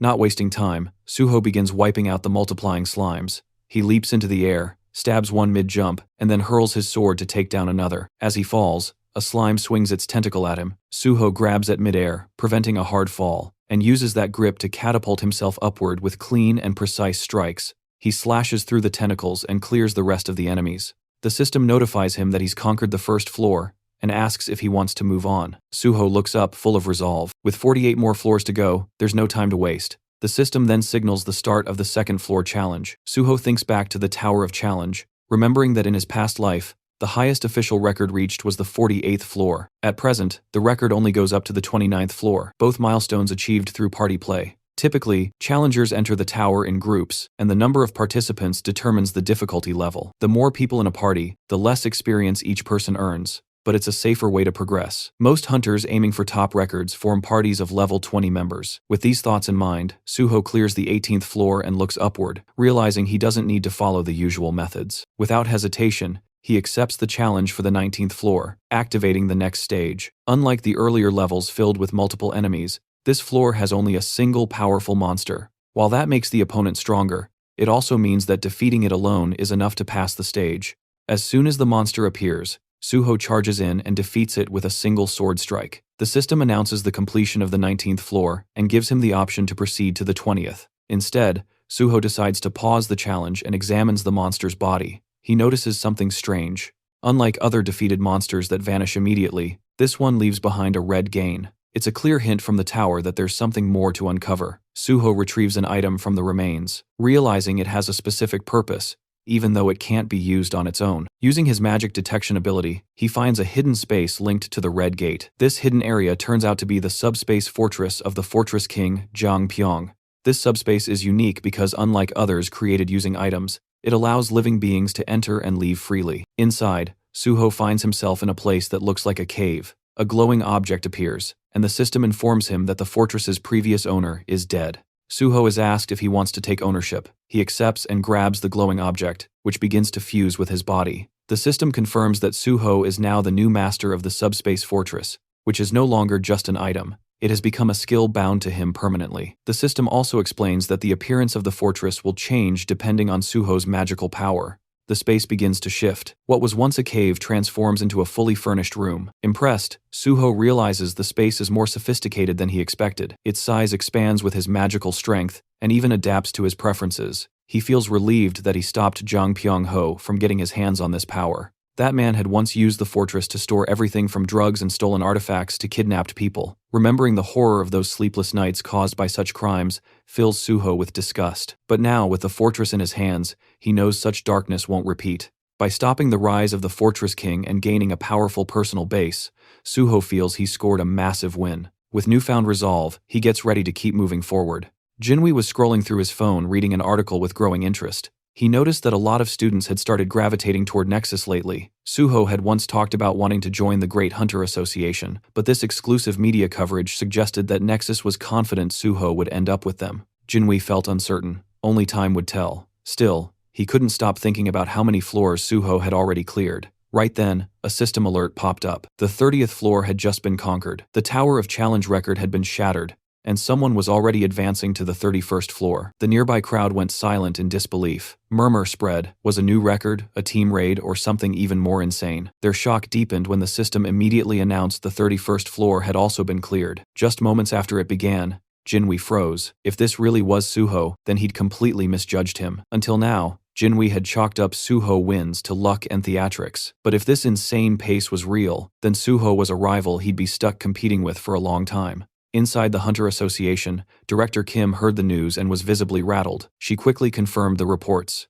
Suho was actually smashing records live. Realizing Suho's value, she decided they had to make an offer, so tempting it couldn't be refused. She ordered her team to alert the president and office manager, then head straight to headquarters. Meanwhile, the system made Chulman rapid rise through the Tower of Challenge was something the world had never seen. If Suho truly wanted to join the association, this was a once-in-a-generation talent. Just then, Chulman's phone rang. It was the vice president of the association. Curious, Chman picked up. The VP asked where he was. Upon hearing that Chulman was near the tower in Pango, he jumped on the opportunity. He told Chulman to bring Suho in. Chulman lit up, thinking he'd been given the chance to recruit Suho, but the VP quickly shut that idea down. He didn't want a recruitment, just a photo of Suho with the association president. Then he hung up, leaving Chulman stunned and bitter. He thought to himself, how these power-hungry executives were exactly why the public saw them as corrupt and incompetent. In his mind, only hunters deserved to be in charge of the association. He stared at the tower, trying to think of a way to convince Suho to come in. Inside the tower, Suho had just cleared the 48th floor, updating the tower record again. Exhaustion was starting to weigh him down. Constantly pushing forward was draining. He wondered when this madness would finally end. Still, when he opened his status window, his spirits lifted. Hitting level 39 felt like a real reward. With every floor cleared, he earned 5 bonus stat points, and each one felt like a gift. Knowing the system inside out made it feel like he was building a game character, a second self, and honestly, it was kind of fun. With his stats set, Suho prepared for the final challenge. The 49th floor had begun. A glowing crystal appeared in front of him, and from it emerged the final boss, a tower dragon, level 49. Suho stared at it, immediately recognizing how broken this thing was. Even without pure blood traits, just being a dragonborn made it absurdly powerful. It made him question if this floor was ever even meant to be beaten, but Suho knew why he was here. He wasn't going to hesitate. Gritting his teeth, sword in hand, he charged at the final boss with full resolve, ready to end this. Suho moved in to confront the dragon, ready to attack. In response, the dragon launched its own assault, forcing Suho to leap into the air to evade it. While airborne, he quickly noticed something important. For a beast of its enormous size, the dragon was shockingly fast. Suddenly, a dark aura leaked from its claws, creating a powerful pulling force that dragged Suho straight toward its jaws. Right before he was sucked in, Suho grabbed the dragon's mouth, hoisted himself over its head, and slammed his sword down with all his strength. The dragon roared furiously and tossed its head so violently that Suho was flung away, forcing him to retreat to safety. As he caught his breath, Suho realized something concerning. His strongest strike hadn't even left a scratch. All he had managed to do was annoy the creature. The dragon then smashed the ground with overwhelming power, sending deep cracks tearing through the floor. Suho ducked behind a large rock, silently grateful for his high stats. Without them, the shockwave would have killed him instantly. He quickly understood that although the dragon's level wasn't unbelievably high, its natural traits made its body absurdly durable. Standard attacks were useless. He needed to target its weak point, the reverse scale. Since this dragon wasn't level 100 yet, it likely couldn't completely hide that scale. After scanning its body, Suho spotted the vulnerable point near its tail. Without wasting a second, he charged in and struck the rock-hard scale with all his might. The dragon howled in agony, and a system notification appeared. The tower dragon had entered a rage after its weakness was hit. Suho left his sword lodged deep in the reverse scale, knowing the fight wouldn't end quickly. Dragging this battle out would only make it more dangerous. He channeled even more power, pushing the blade deeper. Enraged, the dragon unleashed its fear-based ability. Suho's body froze as he slipped into a hallucination state. The system confirmed he had fallen under fear. He tried to cure himself, but the system informed him that such a high-level fear couldn't be removed. Before the dragon could crush him with its tail, Suho opened the entrance to his subspace and vanished inside. He immediately chugged a purification potion. The system confirmed the potion's effects as the hallucinations vanished. Relieved, he reminded himself that only people he allowed could enter this subspace. He had bought the potion casually from the general market, unaware that he would need it so soon. The fight was far more intense than he had expected. Even after removing the fear status once, he wouldn't get immediate resistance, and cure spells were useless. That meant he would have to repeatedly retreat into his subspace and rely on purification potions, something clearly unsustainable. He needed another plan. Searching through his inventory, he briefly considered calling the mad pulverization scholar. Before he could decide, the system notified him that he had learned a basic combination formula from a skill book, and a combination jar appeared. Understanding its significance, he placed 3 unusual items into the jar: the unknown thief's socks, the unknown minstrel's instrument, and the unknown cleaner's broom. The jar began its fusion process. Suho knew that combinations using absolute formulas always succeeded. Many so-called trash items actually held hidden value. The process ended successfully. A rare treasure had been created. First Mumu, a ring formed from a basic level formula. Suho also gained 10 bonus stat points for creating a first-ever item. He understood that first-time items were usually S-grade or above, and this one was S+ because it was a growth-type item. He equipped the ring, and the system instantly bound it to him. Suho remembered that in his previous life, he had missed the chance to obtain first Mumu because the mad pulverization scholar discovered it first and made the recipe public. This time, Suho had claimed it for himself. With the extra stats, he opened his status window and added 4 points to his magic stat, raising it to 100. The system congratulated him. His magic stat had turned red, an achievement he had never reached before level 50. Earlier, he had thought purple status would take forever, but now, it felt fully achievable. Purple required 700 points. Still a long journey, but he was confident he could reach it. After finishing his stat allocation, Suho summoned his familiar old spear and began infusing it with magic.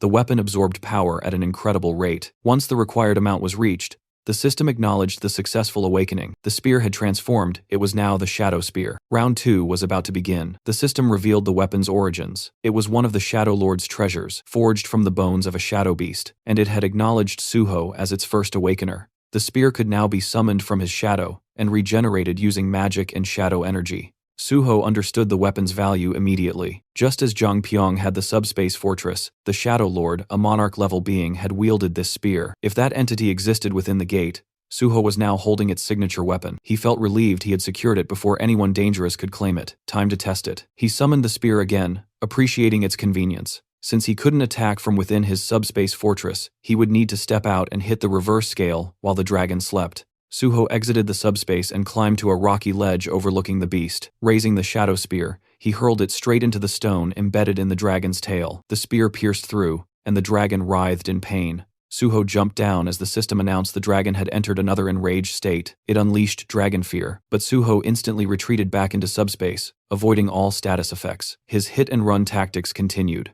Suho struck repeatedly, retreating each time. The process took longer than expected, but soon the reverse scale's durability dropped under 10%. It wasn't completely destroyed, but it had become too weak to protect the dragon. Stealth would no longer work. Suho abandoned subtlety and went for a full assault. Bursting from the fortress, he launched himself into the air and drove the shadow spear into the dragon's eye. The impact shook the entire area. Suho was thrown back, but the enraged dragon was relentless. As it searched for him, Suho seized the moment, circling behind and rushing for the tail. The dragon used dragon fear again, but Suho shattered the stone first. The system confirmed it. The reverse scale was destroyed, and the dragon's power drained rapidly. Suho took a purification potion and surged into the air for the finishing blow. With a clean slash across the throat, the dragon collapsed. The battle had finally ended. The system declared that Suho had cleared the 49th floor and set a new record for the Tower of Challenge. He received 10 bonus stat points, and more rewards began pouring in. Lying on the ground, he processed the achievement. He had conquered the entire tower, something neither past nor present versions of himself had ever done. For reaching level 40, he gained a new skill, Healing Spirit, an area of effect healing ability that, once mastered, could cover an entire battlefield. The evaluation wasn't done yet. Recognizing the difficulty of his feat, the system rewarded him with dragon blood. Suho was shocked. This was the signature power of Yoma, the monster player. So this was where Yoma had obtained it from the Dragon Mountains. The system explained that inheriting dragon blood granted a dragon's power depending on how far the user pushed themselves. Before Suho could summon the Shadow Spear again, the system alerted him. The weapon was reacting to the tower dragon's shadow. It absorbed the shadow entirely, undergoing another transformation, Shadow Spear Plus. A hidden function called Shadow Devour, not even listed in the original description, had grown stronger. Part of the weapon's consciousness had awakened. Suho checked the updated stats and was stunned. Shadow Binding and Shadow Regeneration had both risen from A rank to S rank. Shadow Binding could now rip out a target's shadow and immobilize them, while Shadow Fangs tore the shadow apart, causing continuous bleed damage. Growth-type weapons truly exceeded normal equipment. Satisfied, Suho prepared to leave, but something on the ground caught his attention, a massive fang. The system identified it as a mighty dragon's fang capable of inflicting an incurable debuff that nullified all recovery. Suho was stunned again. He had obtained a dragon byproduct, something believed to be almost impossible to secure. It confirmed that the tower dragon had been a pure blood dragon, which naturally dropped materials. This entire battle had been a jackpot. With everything collected, Suho finally turned to go, certain that reporter Jinwei would be waiting for him outside. At that moment, the tower crystal shattered, and the system calmly declared that the trial tower had been conquered. The conqueror was the player named Suho, and every other player was forcefully expelled from the gate.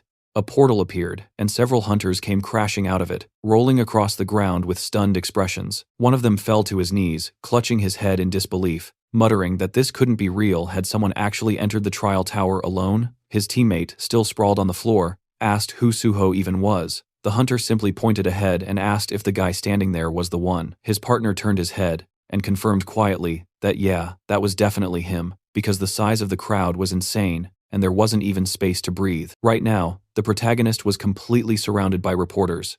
Cameras were flashing non-stop, and everyone was shouting at him, asking for comments and reactions to the conquest. But Suho silently thought about how exhausted he was. He'd taken a lot more damage from the tower dragon than he expected, and all he really needed now was rest, definitely not a screaming media mob. He hadn't expected reporters to swarm him like this. His attention shifted when he spotted reporter Jinhui, who was sitting dramatically on the hood of his own car, looking genuinely stunned. A psycho that was probably the first thing running through his head, because someone conquering that tower solo was unreal. Suho casually walked up behind him, placed a hand on his shoulder, and greeted him. Jinhui screamed, fell to the ground in panic, and then widened his eyes in disbelief as he realized who it was. He stuttered Suho's name and asked how he even escaped the crowd.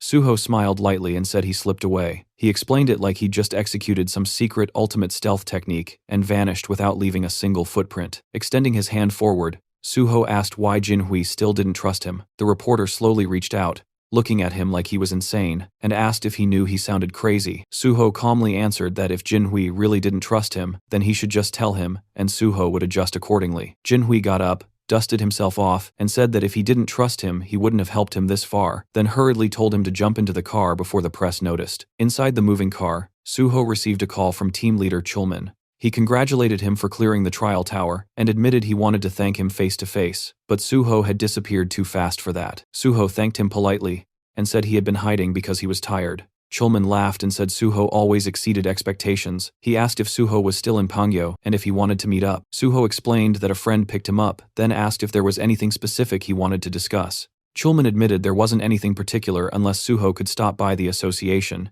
if he wasn't too exhausted. Suho paused and repeated the word, "The association?" Chulman confirmed it. He explained this was an unprecedented event. Everyone believed the trial tower was impossible to clear, and it had been functioning as a public gate. Considering the scale, they needed an investigation. Suho responded that he didn't remember investigations being conducted when large guilds cleared difficult gates. If there was information they needed, couldn't they just request it? After a quiet second, Chulman agreed and wished him good rest. Suho thanked him and ended the call. He leaned back and thought to himself, without a doubt, the chairman or the vice chair wanted him there, probably for photos and PR. He respected Chulman, but he had zero interest in doing anything for the higher-ups. If he let them drag him into bureaucracy now, he'd definitely get stuck in trouble. He planned to dodge it until he officially joined the Hunter Association. Jinhui glanced at him while driving and asked if he could ask something. Suho nodded and told him to go ahead. Jinhui said that with Suho's abilities, couldn't he go anywhere, especially government positions? Suho smiled. The government paid well, and no matter how strong private guilds pretended to be,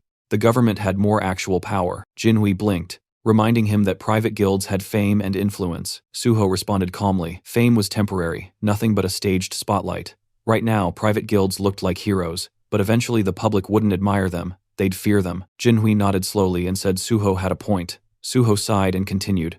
If he wanted to end the gate crisis, he needed support. He couldn't do it alone. That was why he chose the government association. Jinhui smiled, saying Suho would have massive advantage among players because no one had that level of duty and conviction. Suho thanked him while healing his arm with a small healing spell. Then Jinhui asked if he planned to apply through normal general recruitment. He said it would be a waste for someone like Suho to take a level 9 field position. Suho answered that he wasn't applying for that. Jinhui then guessed level 7, but Suho replied he wanted level 5. Jinhui almost shouted, was he serious? Suho told him to stop asking if he was serious every 2 seconds.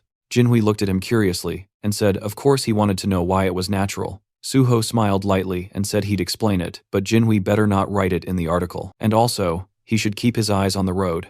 After some time telling the story, reporter Jinhui was stunned by Suho's plan and said it was a great idea, and the protagonist calmly replied that yes, it was, but it must not appear in the article yet, because he wanted to officially announce it through him later, and when that time came, it would naturally shake everything, which meant Jinhui would have exclusive access before anyone else in the company. Jinhui stared at him and asked if Suho was planning to squeeze every drop of benefit out of him, and Suho simply replied that if he's friends with a reporter, he should obviously use that fact to his advantage. Jinhui laughed and said fine. Suho could use him as much as he wanted, then suddenly asked if Suho wanted to go home now, since his personal information was already leaked, and there were probably countless people waiting near his house. The protagonist smiled and casually answered that he would just disappear again the same way he did at the tower. But Jinhui hesitated and asked if maybe Suho should just stay with him for now, explaining that he lived alone in a big house. The guest room was beautifully furnished, and the security was tight enough that nobody could break in. Suho paused for a moment and asked where exactly he lived, and Jinhui answered proudly that his home was in Kaiser Cheongdam, and Suho couldn't help thinking with genuine surprise that those were premium luxury apartments worth hundreds of billions. Once they arrived, Suho stepped inside and froze for a second, not because he was impressed, but but because the place looked like the final boss of rich kid housing, the kind of luxury that doesn't brag, it just exists and expects you to stare. Jinhui welcomed him like it was nothing, and told him to treat the place like it was his own house, and Suho just nodded, mentally noting that this was exactly what life looked like when someone was born with premium DLC enabled at birth. Jinhui pointed toward a device sitting neatly on the table, a convenience function pad. Through the community app installed on it, Suho could order food, shop, call support, and even summon an emergency healer if needed. Jinhui added that Suho looked way better now compared to when he first got in the car. Suho replied simply that he was a healer. Jinhui blinked and asked again, and Suho repeated it, a little annoyed, because yes, he was really a healer. The journalist apologized, admitting that even though he had read it everywhere, his brain still refused to believe it. After all, healers normally entered a guild first, then leveled safely. They didn't just casually solo clear the Tower of Challenges. Picking up his bag, the rich guy said he had to return to the office for work and reminded Suho of the password. Suho told him not to worry and wished him a safe trip. After the door closed behind him, Suho finally opened his system window and checked his status. He decided it was time to distribute the stat points he earned from clearing the tower. He balanced stamina with the other attributes and poured the remaining points into sensitivity. At this level, it wasn't just an elite route anymore, it was the path of a successor, and even he had to admit his stats were looking insane now. Once that was handled, Suho switched to a different task. He'd been a master at detecting surveillance equipment in the past, and with his newly improved sensitivity, he could probably detect anything. And even if he trusted Jinhui, he wasn't stupid enough to blindly assume a conglomerate kid's place was completely clean. Better paranoid than dead. After checking every detail for a while, Suho finally dropped onto the sofa, feeling drained. The house was huge, way bigger than most subspace-grade houses he'd seen before. Honestly, finding hidden cameras felt harder than slaying that dragon earlier. With no devices detected, he finally let himself relax, but his phone wouldn't stop buzzing. Notification after notification kept flooding in. When he checked, Suho realized his personal information had been leaked. Someone had exposed his number and the messages just wouldn't stop. Accepting the situation, he decided he needed a new phone and a new number. Remembering the community app Jinhui mentioned, Suho tried using it, and to his surprise, it was extremely efficient. He transferred important things to the new device and designated it for private use. Even though the messages kept flooding his old phone, he planned to switch numbers soon. He glanced at the time, a little past 5 p.m. He figured he had time for a short break before heading out again. Meanwhile, somewhere else that night, inside a quiet building, a mysterious gate appeared. Several masked individuals stepped through it. They scanned the area carefully. No witnesses, no surveillance, nothing. Then they opened the bags they carried and began placing bombs with practiced precision.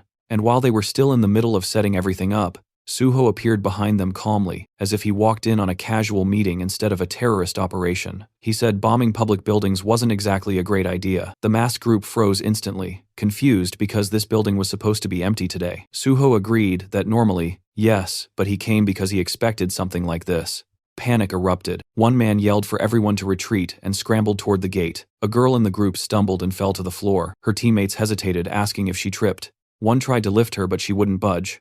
Another insisted they hurry and pull her through, but the girl's legs stayed rooted to the floor.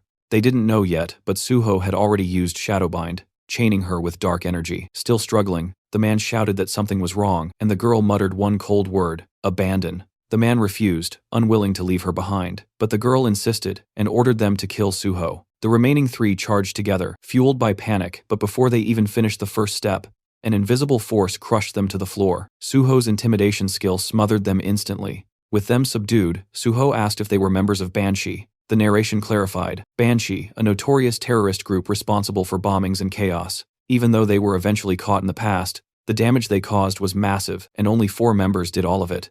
The group was shocked. Someone recognized them and demanded to know how Suho knew their name. Suho calmly stepped toward the man closest to him and removed his cap. He identified him as Kwak Duho, the muscle, who worked day labor, jobs, and handled heavy tasks. Then Suho pointed to another Seo Kiawan, the bomb maker who worked as a middle school science teacher.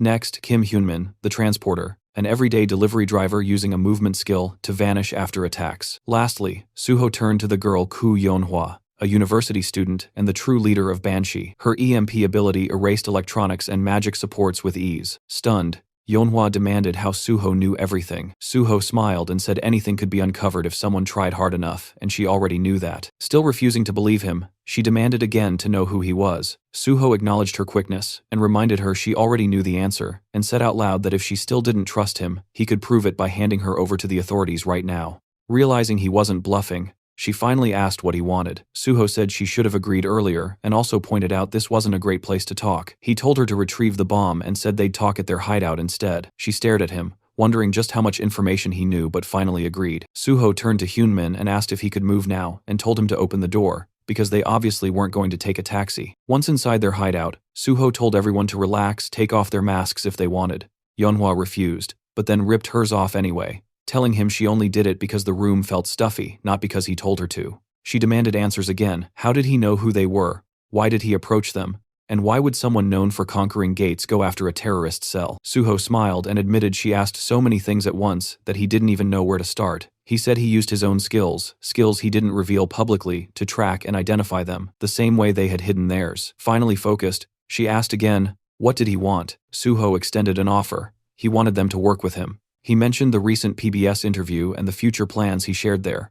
Yeonhwa assumed he meant joining the Hunter Association. Suho confirmed, and before she spiraled, he clarified he wasn't handing them over for forced recruitment. He explained he would take the level 5 exam, then move through 1 or 2 positions, and eventually join the Special Forces Division. Yeonhwa looked stunned, and Suho told her not to make that face. He knew they hated the Special Forces, which was why their bombings targeted related sites. He understood because he had the same reason. Suho revealed the truth. He was a gate orphan. He used to think it was coincidence until he later learned the disaster had been manufactured on purpose. After every cleared gate, that land became premium real estate. The government knew a gate shock was coming and let it happen anyway for profit. There were development projects behind it, and Suho already knew who was responsible. So his goal was simple: become the head of the Special Forces and make those responsible pay. He explained the Special Forces held the highest authority in the association, influenced other government offices, and could prosecute hunters. He offered revenge, but in a strategic and lawful path, not reckless terrorism. But Yeonhwa still pointed out there was no guarantee Suho would pass the level 5 test. Suho smirked and told her to wait and watch. And with one last warning that another attack would mean he would personally hand them to the government, he finished the conversation. Inside, Suho knew they must be beyond shocked. In his past life, Banshee had remained an untouchable ghost. During interrogation, he realized they were people like him, victims twisted by revenge into villains. If someone had guided them sooner, maybe things wouldn't have spiraled. So this time, before they crossed the line entirely, Suho planned to redirect them. No matter how long it took, he was certain Yeonhwa would accept. His offer was too tempting, and his competence was undeniable. He told them to think carefully and make a wise choice. The scene shifted to the South Korean Hunter Association, where the vice president was already in a sour mood, lecturing team leader Yang Chulman for failing what he called a simple task, and reminding him that even the president cleared his entire schedule just to meet An Suho. Though he let it slide for now, he made it very clear that if the same mistake happened again, there would be consequences. And all Chulman could do was bow his head and acknowledge the warning before being dismissed and told to get back to work. The moment he stepped outside, he exhaled in exhaustion, thinking about how long he had been sitting there, listening to complaints, and how, for a second, he genuinely considered quitting everything and joining a civilian guild. But then he reminded himself why he joined the Hunter Association in the first place, and that after surviving so much, enduring one more miserable moment wasn't impossible, so he whispered to himself to stay strong. That was when P. Song-yeol, the head of the Special Investigation Department, suddenly appeared and placed a hand on his shoulder, and Chulman, already irritated, wondered why he had to run into this person right now. Trying to act normal, he forced a polite tone and asked what the chief was doing here, and Pai responded in his usual playful attitude, saying he heard that his cherished team leader Yang was getting an earful again. He even complimented Yang's patience for enduring the old man's constant nagging, but Yang immediately took the blame, saying everything was his fault. As they walked together, Pai shifted the conversation and brought up rumors about Suho supposedly causing problems, but Chulman clarified that Suho wasn't exactly causing trouble, though yes, the story was spreading fast. Pai noted only a handful of people were aware, and then casually offered his help. When Chulman asked what he meant, Pai gave him an absurd suggestion: just accuse Suho of something, drag him in for questioning, and clear things up later, because according to Pai, it was all about making the process look clean and controlled. If Suho was summoned, then the president would be pleased, the issue would look handled, and Suho would be released afterwards, with the association looking authoritative. He added that since Suho wanted to join the Hunter Association anyway, it would benefit everyone involved. Yang stared and cautiously called Pai's ideas mischievous, because interfering with someone as successful as Suho could backfire spectacularly. But Pai didn't flinch, and instead admired Yang's morality, questioning why someone in his position was so nervous over a single hunter. Yang responded politely, But Pai wasn't done. He reminded him that prosecutors still had the authority to investigate and charge hunters, and that hunters once feared them for a reason, hinting that Yang should be more flexible instead of clinging to protocol. After a tense pause, Yang nodded and said he'd keep it in mind. Pai left after offering support and reminding him that there were always alternative ways besides following rules strictly. Once alone, Yang replayed everything quietly, thinking about how he used to respect Pai as one of the few hunters inside the association who felt grounded compared to the disconnected elites at the top, but now he wasn't so sure. Knowledge changes people, and Pai knew too much, which made him dangerous. Feeling uneasy, Yang went outside, found a quiet spot, and sat down, lost in thought. His mind went back to Suho, how the guy initially supported the association, but suddenly distanced himself. It wasn't shocking though, since major guilds offered ridiculous benefits that could sway anyone, yet Yang wondered what Suho was really thinking. Meanwhile, Suho stepped out of a taxi elsewhere, and activated the ring on his finger called First Mumu. Thinking about how reckless he had been when he activated it the first time, but now, after conquering the Tower of Challenge, he had mastered its usage. It was time to move. He walked toward the Seoul Central Blood Center building and activated his magic detection skill, scanning the surroundings until he found it, a faint trail of magical energy. Gates naturally emitted magic, so even hidden ones leaked traces. Following the signal, Suho found a faint gate hidden like mist, one that required specific conditions to open. Without hesitation, he pulled out a knife, sliced his palm, and let the blood drip toward the gate, because he already knew this one demanded blood. Once it absorbed enough, the system confirmed the condition was satisfied. A hidden gate had been discovered, and Suho earned 5 bonus stat points. The gate's name was Blood's Decree. Entering, Suho tossed glow in the dark powder forward to illuminate the cave-like environment. The first stage was clearly a cave system, so he moved deeper until a mysterious liquid dripped onto his head. He looked up and realized it wasn't cave water, it was saliva. Above him hovered countless vampire bats, all around level 63, and Suho smirked at the dramatic welcome. Without hesitation, he activated Intimidation, and instantly, every bat lost control and crashed to the floor. Calmly, he stepped toward one bat and drove his shadow spear straight through its body, letting the spear devour the shadow, killing every bat in the room at once. Opening his status window, he felt satisfied. This method was perfect for wiping low-tier enemies. With an S-class intimidation skill, level gaps became meaningless. Most hunters focused on 2 primary stats, but Suho had decoded the full color-coded stat system and planned to raise everything evenly. Reviewing his numbers again, he wondered if his level was too absurd just for hunting bats. His curiosity led him to check the combat log, and that's when he noticed something strange. Among the corpses was a blood slime. It must have been hiding among the bats and accidentally died from the intimidation shockwave. The cleanup felt boring, but he acknowledged the usefulness of intimidation, since while high-level monsters could resist fear effects, the skill still worked, unless the opponent belonged to a special category. Soon he reached the boss room and felt excitement building. Without hesitation, he entered. The moment he stepped in, he summoned his sword, and instantly a large vampire bat lunged at him. He blocked the attack and identified it as a Great King vampire bat, countering with a swift slash. Then, from behind, a golem lunged, forcing Suho to dodge sideways. Neither creature felt like a true boss, they were mini-bosses. He fought both at once, slashing the golem and spinning to counter the bat's attacks. When the golem attempted to punch, Suho slid backward to avoid the hit, then rammed his sword into the ground, unleashing a shockwave that exploded through the room and hit both monsters. He thought the fight was finished until the dust cleared, and both monsters were still standing. The battle intensified, and Suho quickly realized physical attacks alone wouldn't finish high-level targets. It was time to use what he prepared. Just then, both enemies attacked at the same time, one from the front and one from behind. Suho summoned another sword, and when the explosion settled, he had driven one blade into the bat and the other into the golem.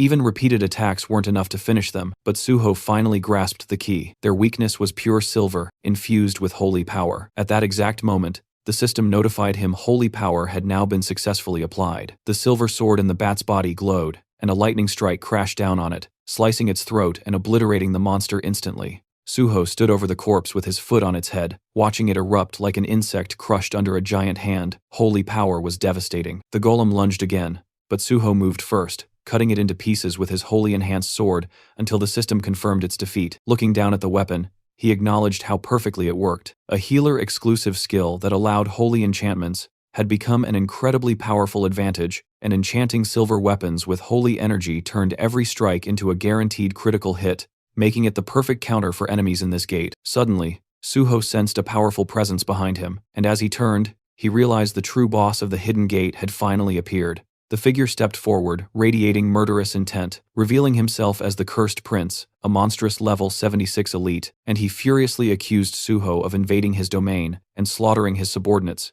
before demanding he kneel and confess his sins. But Suho had come here to capture him, not bow down. That confidence enraged the prince, and with a furious roar he unleashed his power, calling Suho unbearably arrogant. The first strike slammed forward, but Suho blocked it with ease and calmly asked if the prince was done with his dramatic entrance. Instead of answering, the prince drove his hand into the ground, and suddenly the battlefield transformed as blood-veiled mist erupted everywhere, obscuring visibility completely. The dense aura made it impossible to detect movement normally, so Suho braced himself knowing the prince could attack from any direction. He sensed something behind him and reacted instantly, just as the prince lunged, blocking the strike perfectly, shocking the boss, who couldn't understand how Suho predicted his attack. Suho retaliated with a confident slash, thinking he'd landed a clean hit, but the prince only laughed and mocked him, saying such weak attacks could never harm him. Then, a system alert flashed. The Cursed Prince had activated Blood Scream. Suho immediately stabbed his sword into the ground and activated Healing Spirit. A cleansing aura burst outward,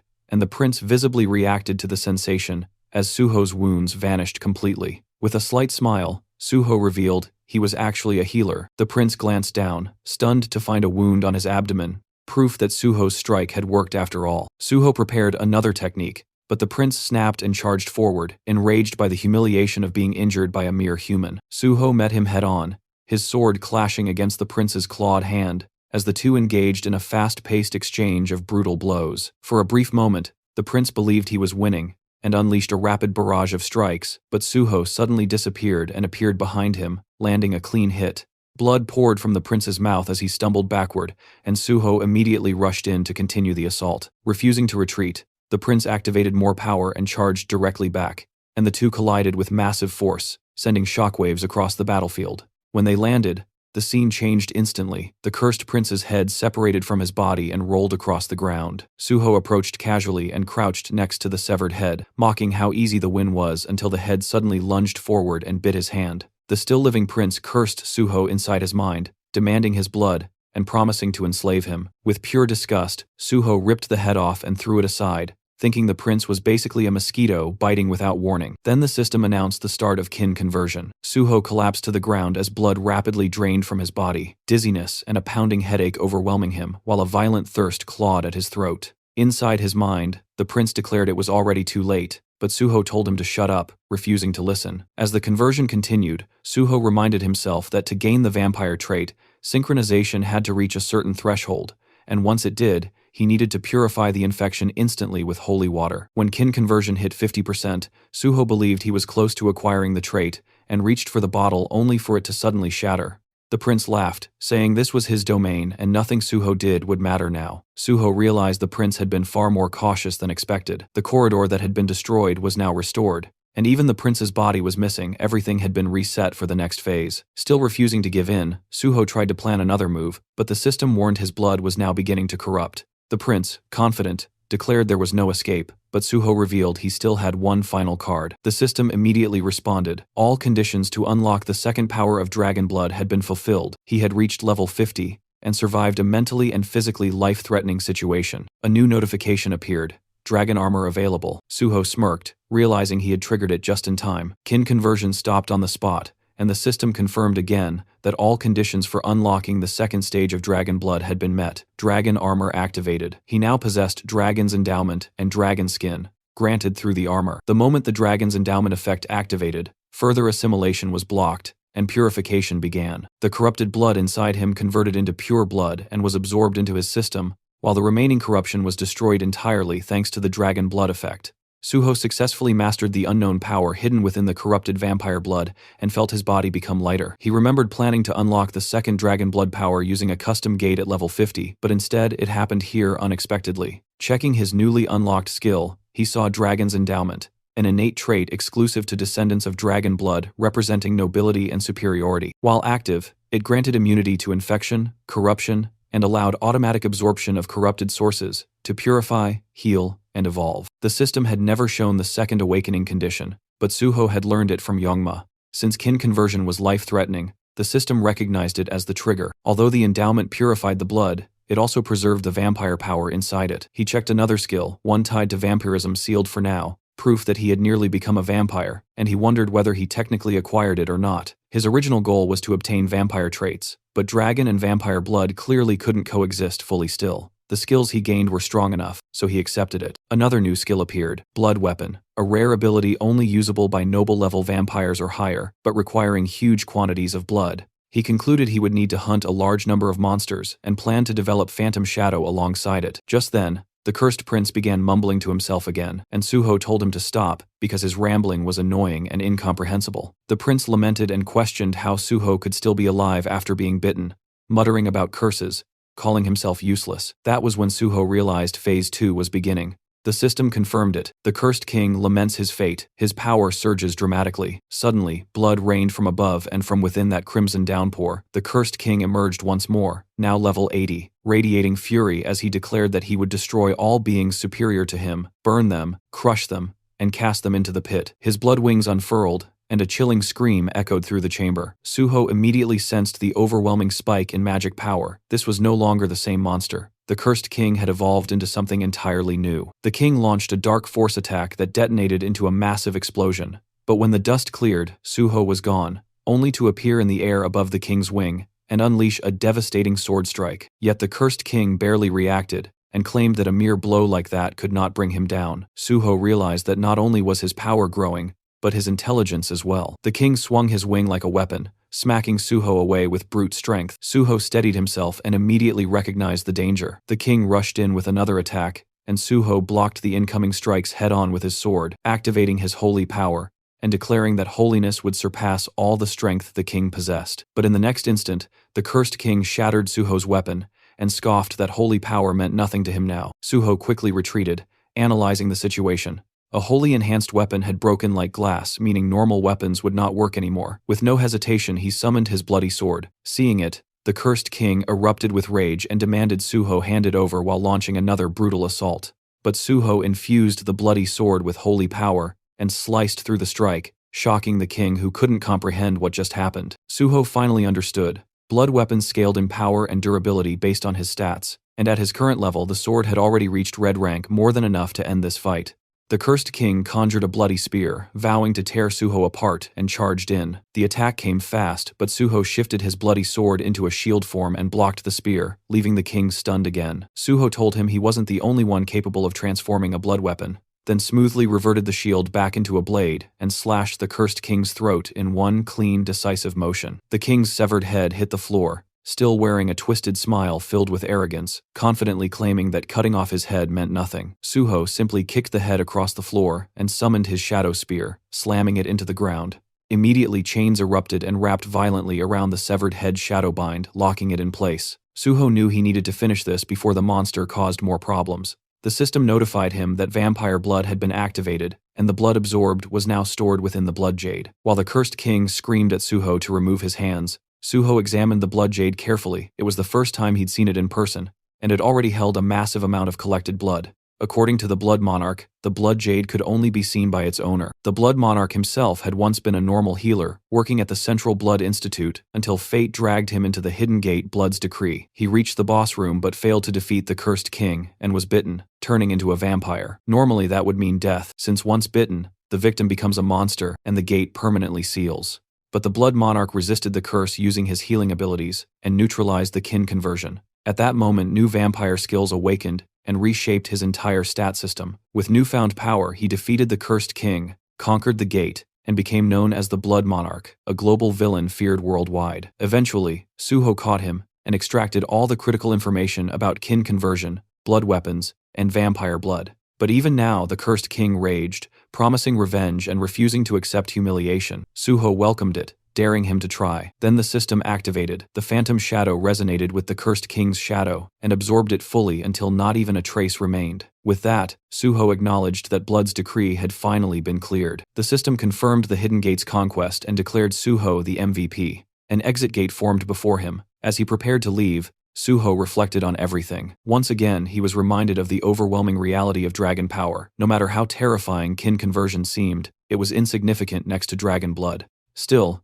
he was annoyed that the vampire managed to escape. Then the system announced a special reward. After analyzing Suho's talents, it granted him a skill perfectly suited for him and awarded 10 bonus stats for his achievement. The new skill, New Blood. Suho had never heard of it. As he scrolled through the system window, he realized its value. It was an absolute jackpot for his future. Not only that, he had also obtained an S-rank original vampire skill, something even the Blood Monarch never possessed since his vampire traits were only A+ rank, and none were labeled royal or original. Suho concluded that this must be due to the unique effect of New Blood. Originally, he planned to monopolize powerful existing skills, but reality turned out far better. Still, he reminded himself not to get careless. Just because things were going well now didn't guarantee they always would. With the gate conquered and his objectives secured, Suho said exactly what needed to be said. He had gained what he came for, and now it was time to go big at Nexus. T scene then shifts to this big tall building, Nexus, and people moved steadily through the corridor while Miss Sui led the group forward. Through open doors,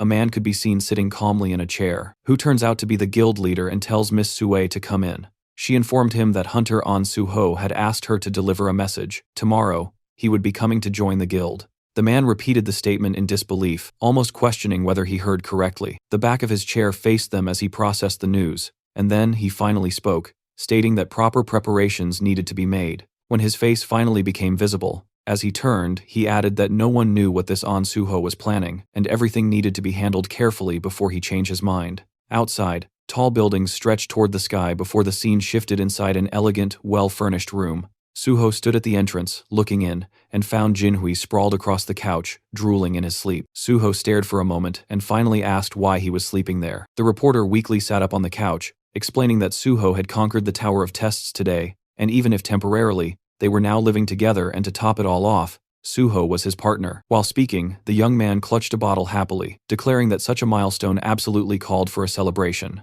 He explained that when he returned home, Suho wasn't there, but he couldn't just ignore such a historic moment, so he started drinking by himself. Suho watched him for a moment, then remarked that handling everything at once must have been exhausting. He assured him that in the future, there would be plenty more reasons to celebrate. Still clutching the bottle, the drunken reporter blinked and asked if Suho was absolutely sure about that. Suho simply told him to relax, the future would reveal everything. Looking at the food laid out on the table, Suho asked the surprised and slightly tipsy reporter whether he still wanted another drink even at such a late hour. With a big, satisfied smile, Jinhui immediately agreed. Next to the plates of food sat a glass of wine, and Suho commented that he had tried the community app Jinhui recommended and found that it worked perfectly. He also added that he genuinely liked the apartment itself. While eating, Suho mentioned that he had read the reporter's blog and could tell the young man was doing quite well, leading him to assume that his companion must be incredibly wealthy. They continued drinking wine together, and with a cheerful tone, Jinhui explained that he wasn't just rich, he was the youngest son of a Chaebol family, meaning he couldn't simply be considered normally wealthy. Surprised, Suho asked if he truly belonged to a Chaebol family, then took another sip from his glass. Jinhui continued speaking, saying that since Suho had shared one secret, he wanted to share one of his own in return. He revealed that he was the youngest son of the president of the Daisen company. Suho responded that if he was the president's son, then he was likely also the heir. But the reporter shook his head and explained that his father had many children from different women, and his own mother had been just a mistress, meaning he was merely an illegitimate son. He admitted he had never told anyone that, but since he would likely be working with Suho for a long time, he felt Suho should know everything. Suho looked at him with surprise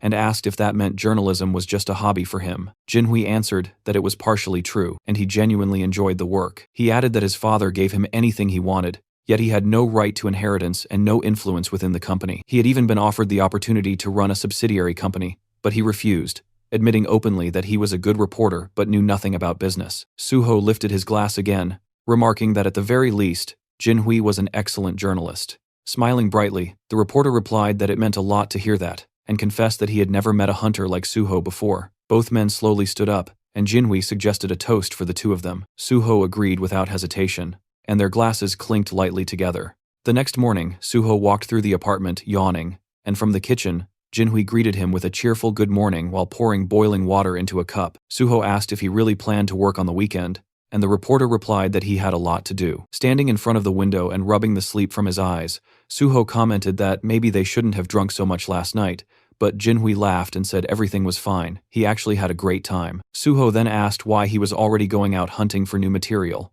and the reporter answered that he couldn't live off articles about him forever. Hearing that, Suho casually admitted that this was exactly why he respected him, which made Jinhui pause in surprise at the unexpected compliment. After taking a sip, he asked what Suho planned to do today, and Suho reminded him that today was the day he had mentioned before. Realizing it, Jinhui asked if he was going to Nexus, and Suho nodded, explaining that last night he reached level 50 and received several upgrades, so it was time. Those words made Jinhui freeze, and he burned his hand with the water, startled because just yesterday Suho had been level 40. He turned to stare at him in disbelief and demanded to know how someone could jump 10 levels in one day. Suho shrugged like it was nothing and clarified that to be exact, he was now level 51. The reporter stared at him like he was some unresolved riddle, mumbling that the more he got to know him, the more mysterious he became. Suho commented that the way he said that sounded strangely suggestive, and as Jinhui scratched his head, Suho asked why he was looking at him like that. Without warning, the reporter pushed him toward the hallway, saying that if he was going to walk into such a serious organization, he needed to look like he belonged there. Suho protested, saying he didn't need anything fancy, and was fine with casual clothes, but the reporter insisted, saying he'd gladly lend him proper clothes and a watch. When Suho continued resisting, the reporter declared that appearances mattered at places like Nexus, and reminded him that he could also pick any of his cars. If he walked in using public transportation or showed up in a taxi, everyone would stare. A quiet upscale district came into view as a sleek red car rolled to a stop, immediately drawing attention from the people waiting outside. The door lifted upward, and Suho stepped out, dressed in a sharp, elegant suit that fit him perfectly. For a second, he cleared his throat and thought that everything had turned out surprisingly well. A suited man approached, politely offering a business card while introducing himself as Bai Dongyuk, the head of Nexus. Suho accepted it with a polite smile, introduced himself as An Suho, and followed him inside the guild building. Soon after, he sat across from 3 representatives of Nexus. Dongyuk calmly stated that over the past few days, Suho must have raised his level significantly and wondered if that sudden progress made him reconsider his goals, especially since he previously mentioned wanting to become a government official. Suho explained that nothing had changed. His goal remained the same. The leaders exchanged surprised glances, prompting Sue to ask what exactly that meant. Dongyuk leaned forward and asked why Suho would want to join a private guild if his true intention was government service. Suho responded honestly, saying that joining Nexus would make reaching his goal easier. He announced that he planned to take the 5th rank exam this year. Someone asked whether he only wanted bonus evaluation points, and Suho replied that while technically yes, it was only one part of a larger strategy. If he only chased the Hunter Association, the association would assume he had no alternative. That was precisely why he intended to join Nexus, because once the association saw others offering better terms, they would improve theirs as well. He added that while serving Nexus, he would dedicate himself fully to the guild, making the partnership mutually beneficial. Dongyuk listened silently as Suho promised to give 100%, but the guildmaster eventually leaned back and said he understood. However, he wanted to ask one question. He pointed out that when Suho first approached them, Nexus was struggling, and the hero's abilities were a complete unknown. Hiring him back then was risky but still reasonable. But now, any guild in Korea would fight for him. So why out of all of them did he only approach Nexus? Suho smiled quietly while the guild leader continued, saying that Suho was clearly talented, but his true intentions remained unclear. Folding his hands, Dongyuk warned that unless Suho answered honestly, cooperation would not be possible. Suho closed his eyes briefly, then replied that he had personal reasons. He reminded Dongyuk of the public speech he gave earlier, the one where he promised Nexus would do everything in its power to destroy all gates in Korea. Suho acknowledged that Nexus provided more support to victim families than any other guild, and was clearly the most passionate about eliminating the gates. He said he had no doubt that speech was sincere. Because of that conviction, he wanted to work with Nexus, help them, and contribute everything he had. He smiled widely, and added that he hoped they could continue cooperation even after he eventually joined the Hunter Association. Dongyuk lowered his gaze and admitted the reasoning satisfied him. Then he asked whether Suho truly believed joining the association was necessary, since Nexus already worked tirelessly to clear gates and support hunters. Suho agreed, but explained that if Nexus truly wanted to end the gates completely, then they needed to go to places even other hunters couldn't, like the sealed high-risk gates under strict government control. His gaze shifted to an image of one such chained portal. Beyond ordinary mid-level entrances, there were also the 5 Great Gates. That was why he needed government authority. But until that time came, every successful raid would broadcast Nexus's name alongside his own. The impact would reshape the power structure of Korea's guilds, and Nexus would rise to number 1. Dongyuk rested his hands on the table and said all of this only lasted as long as Suho remained with them. Suho nodded, saying that was why he promised to give everything while he was here. Suho blinked in shock, suddenly asking if he had already found team candidates after their previous conversation. Suho confirmed it and revealed the first candidate, Kang Dae-han. Sue froze and asked again, as if she couldn't believe she heard it correctly. Suho nodded and casually mentioned that he was the one who convinced Daehan to become a tank. Sue shot to her feet in outrage, demanding to know what Suho planned to do if tanking didn't suit him. Suho calmly lifted a hand and told her to relax. He made the decision after analyzing everything properly. He reminded her that Daehan had passed the exam with exceptional scores. Sue frowned, reluctantly remembering the results. Daehan had unexpectedly ranked second place. She admitted she planned to thank whoever was responsible, but Suho simply shrugged and said it wasn't a big deal, which irritated her further. The third Nexus representative finally spoke, saying Suho's proposal sounded excellent, but he needed clarification. If Suho intended to clear sealed gates, he should know those locations were protected by the government, and private guilds had zero access because civilian safety was the highest priority. He asked how Suho planned to get inside. Suho calmly asked whether he was doubting his abilities, and then stated that they would finalize the contract once he brought them the pass, proving he could be trusted. He paused, reconsidered, and changed the offer. Instead of bringing a pass, he would clear one sealed gate first, and after that they would sign. The secretary sweated at the scale of the terms and muttered that Suho was offering conditions worthy of royalty. Suho insisted that the terms were fair. The secretary noted that despite Suho being incredibly promising, he was still seen as just a new hunter with no official standing, but Suho declared that was exactly why he would clear a sealed gate immediately and prove himself. Dongyuk observed him carefully, then agreed. Suho would undoubtedly prove his worth. With a satisfied smile, the guildmaster said he liked today's outcome and that they would finalize details later after the gate was cleared. Later, Suho left the building and drove away. Dongyuk and his secretary stood by the window watching the red car disappear. The guildmaster quietly ordered preparations, assemble a special support team, and prepare all necessary documents for On Suho. The secretary hesitated and asked whether they should wait until Suho made good on his promise. Dongyuk replied with a confident smile that Suho would absolutely follow through, and supporting him early would only strengthen their alliance. Closing his eyes, he said he believed Suho would keep his word. The secretary, slightly overwhelmed, asked what made the guildmaster so certain. Dongyuk answered that it wasn't a guess, and the secretary already knew it. The man finally nodded, remembering Suho's determined gaze and the certainty in his voice.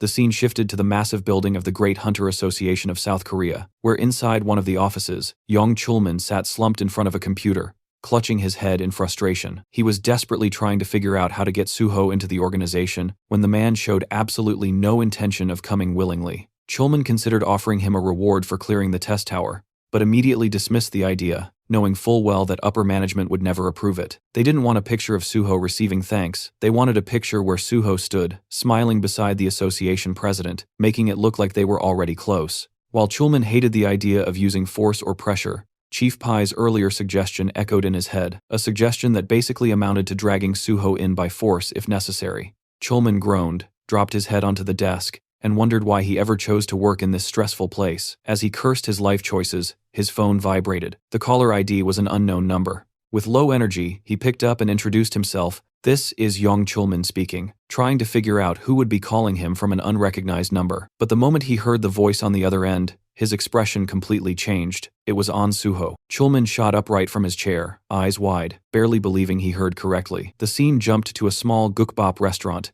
where steam rose from simmering pots. Suho and Chulman sat at a table facing each other. Suho commented that he hadn't visited this place in a long time, and noted that the restaurant served the best boiled pork. Chulman blinked and asked in surprise how Suho knew about this place. With a calm smile, Suho casually lied that he used to come here often back when he worked nearby. Chulman nodded slowly, accepting the explanation. He scooped soup into his spoon and admitted he never expected Suho to reach out first. Then he asked why Suho had changed his number. Suho explained that he had been receiving far too many calls, so he simply got a second number, and now Chulman could use that one instead. The civil servant nodded understandingly, and commented that Suho must be exhausted from all the unwanted attention. Lowering his gaze, Chulman thanked him sincerely for contacting him, admitting that he had nearly given up hope of ever seeing him again. Suho asked how he could think that, and picked up his chopsticks. Then he calmly asked whether the higher-ups were pressuring him, and whether they wanted Chulman to convince him to join the association. Caught off guard, Chulman stiffened and raised a hand to his face as if trying to shield his reaction. He nervously asked why Suho would assume that. Holding the chopsticks near his cheek, Suho explained that he found it odd that the association president suddenly requested a meeting after the tower clearing, because normally, no matter how difficult the gate, the association simply handled paperwork. They never actively tried to recruit someone. Speechless, Chulman stared downward with a nervous smile. Suho continued, saying that after thinking about it, he realized the executives only wanted to take photos for publicity. Hearing that, Chulman looked at him almost fearfully, but Suho reassured him that everything was fine. He just wished they had been straightforward about it, since there was nothing wrong with saying so. Chulman apologized, but Suho waved it off, saying there was no need. He had already understood the situation himself. In fact, he was even grateful to Chulman. The civil servant pointed to himself in confusion, unable to believe he heard that correctly. Suho continued, explaining that situations like this often involved blackmail or even force, yet Chulman handled everything professionally. Rubbing the back of his neck with embarrassment, Chulman admitted that it still felt wrong. Suho then casually mentioned that he had decided to visit the association. Chulman froze mid-motion and asked if he was serious. Suho continued eating comfortably and confirmed it, explaining that he wanted to thank Chulman and felt that meeting the association executives could actually be beneficial. Chulman nodded slowly, agreeing that it truly could be. Suho asked when he should visit the association. Chulman suggested discussing it after finishing their food, but halfway through speaking, realization struck him, and he shot up from his seat, eyes shining with excitement. With sudden determination, he declared he would arrange a meeting immediately. Sometime later, the duo arrived at the building of the Korean Hunters Association. Suho posed for a photo beside the president of the organization. Jang Kyung-won smiled for the camera and then told Suho he was glad to finally meet him. He commented that Suho must be extremely busy, so he truly appreciated that he accepted the invitation. The vice president, Park Hyuman, added that it wasn't every day someone got to meet such a promising newcomer. Suho smiled politely and replied that meeting the leaders of the association was a great honor. Behind that expression, however, he could barely tolerate the sight of these people. It had been a while since he last saw them, but disgust immediately resurfaced. Kyungwon asked if Suho truly intended to join the Korean Hunters Association. Narrowing his eyes slightly, Suho answered that it was his dream, exactly what he said during the interview before the exam. The president asked why. With his gaze lowered, Suho explained that he became an orphan due to a gate outbreak, and he wanted to eliminate portals as soon as possible to protect humanity. But in his mind, Suho reminded himself that this was only one reason. The other was to prevent the president and his lackeys from destroying the association from within. Kyungwon cheerfully praised Suho for his noble intentions, while Suho silently noted that this man would cling to his position until the very last moment, right up until he was shoved out. He couldn't wait to see what expression this old pig would make when that day finally arrived. And Kyungwon wasn't the only problem infesting the association. Then Park Hyuman spoke again, claiming Suho really knew how to make a good impression. Arms folded across his chest, he said that Suho didn't care about material gain and only wanted to protect the general public, which was worthy of respect. The vice president pressed his fingertips together and solemnly added that Suho had grown into a strong and noble man. His parents would be proud. Suho thanked him politely, while thinking that Kyuman was most likely the one who proposed this recruitment stunt. In his mind, Suho labeled him a pathetic bootlicker who existed solely to polish Kyunghwan's shoes. Because of fools like these, most gates hadn't been cleared in his previous life, and he intended to take away their chance to ruin things again. Then Kyuman happily asked which department Suho wanted to join. Suho rubbed his chin thoughtfully and replied that he had considered several options but ultimately chose the gate department.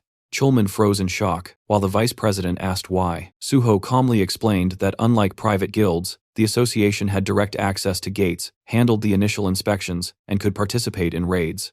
Kyunghwan said he was amazed to see someone so selfless, stating Suho had chosen the most dangerous department in the entire association. Park Hyuman nodded and declared that people like An Suho belonged there. The president then turned to Chulman and instructed him to demonstrate their sincerity. Confused, Suho asked what that meant. Kyunghwan replied that if Suho was so determined to end the portals, then he should be given a selection of actual gates to clear, since the association had many available. Chulman nearly choked on his breath and reminded the president that those gates were either sealed or extremely deadly. But before he could finish the sentence, Suho happily said that it sounded perfect. Chulman tried again to reason that it was incredibly dangerous, but Suho clenched his fist and declared with excitement that he would clear the gates that presented the greatest threat to humanity. Kyunghwan responded confidently that this was exactly what he expected from An Suho. Still in shock, Chulman called out to the president, but the man asked if there was a problem. Under pressure, Chulman lowered his head and said everything was fine and that he would prepare what was needed. Kyunghwan told Suho to get ready to clear the portals.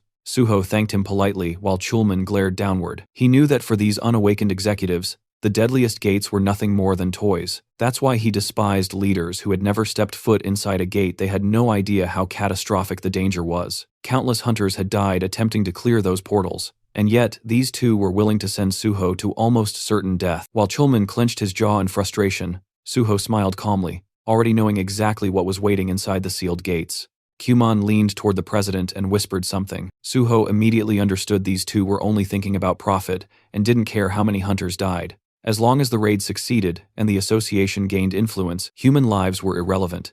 Kyunghwan looked at Suho again and asked what rank he planned to get during the exam. Suho smiled and answered that he intended to take the level 5 test by the end of the year. Kyunghwan asked if he knew how difficult that exam was. Suho answered that reaching that rank would give him more opportunities, and that he planned to join a guild to gain experience in the meantime. Kyunghwan raised his hand and said, "That was an excellent idea, experienced applicants were preferred." Then he asked how long private guild contracts usually lasted. Suho said the length wasn't his priority, gaining real field experience was. If a guild fulfilled his requirements, he would stay until it was time for the exam and the association. Kyunghwan yawned and said he hoped Suho could find such a place.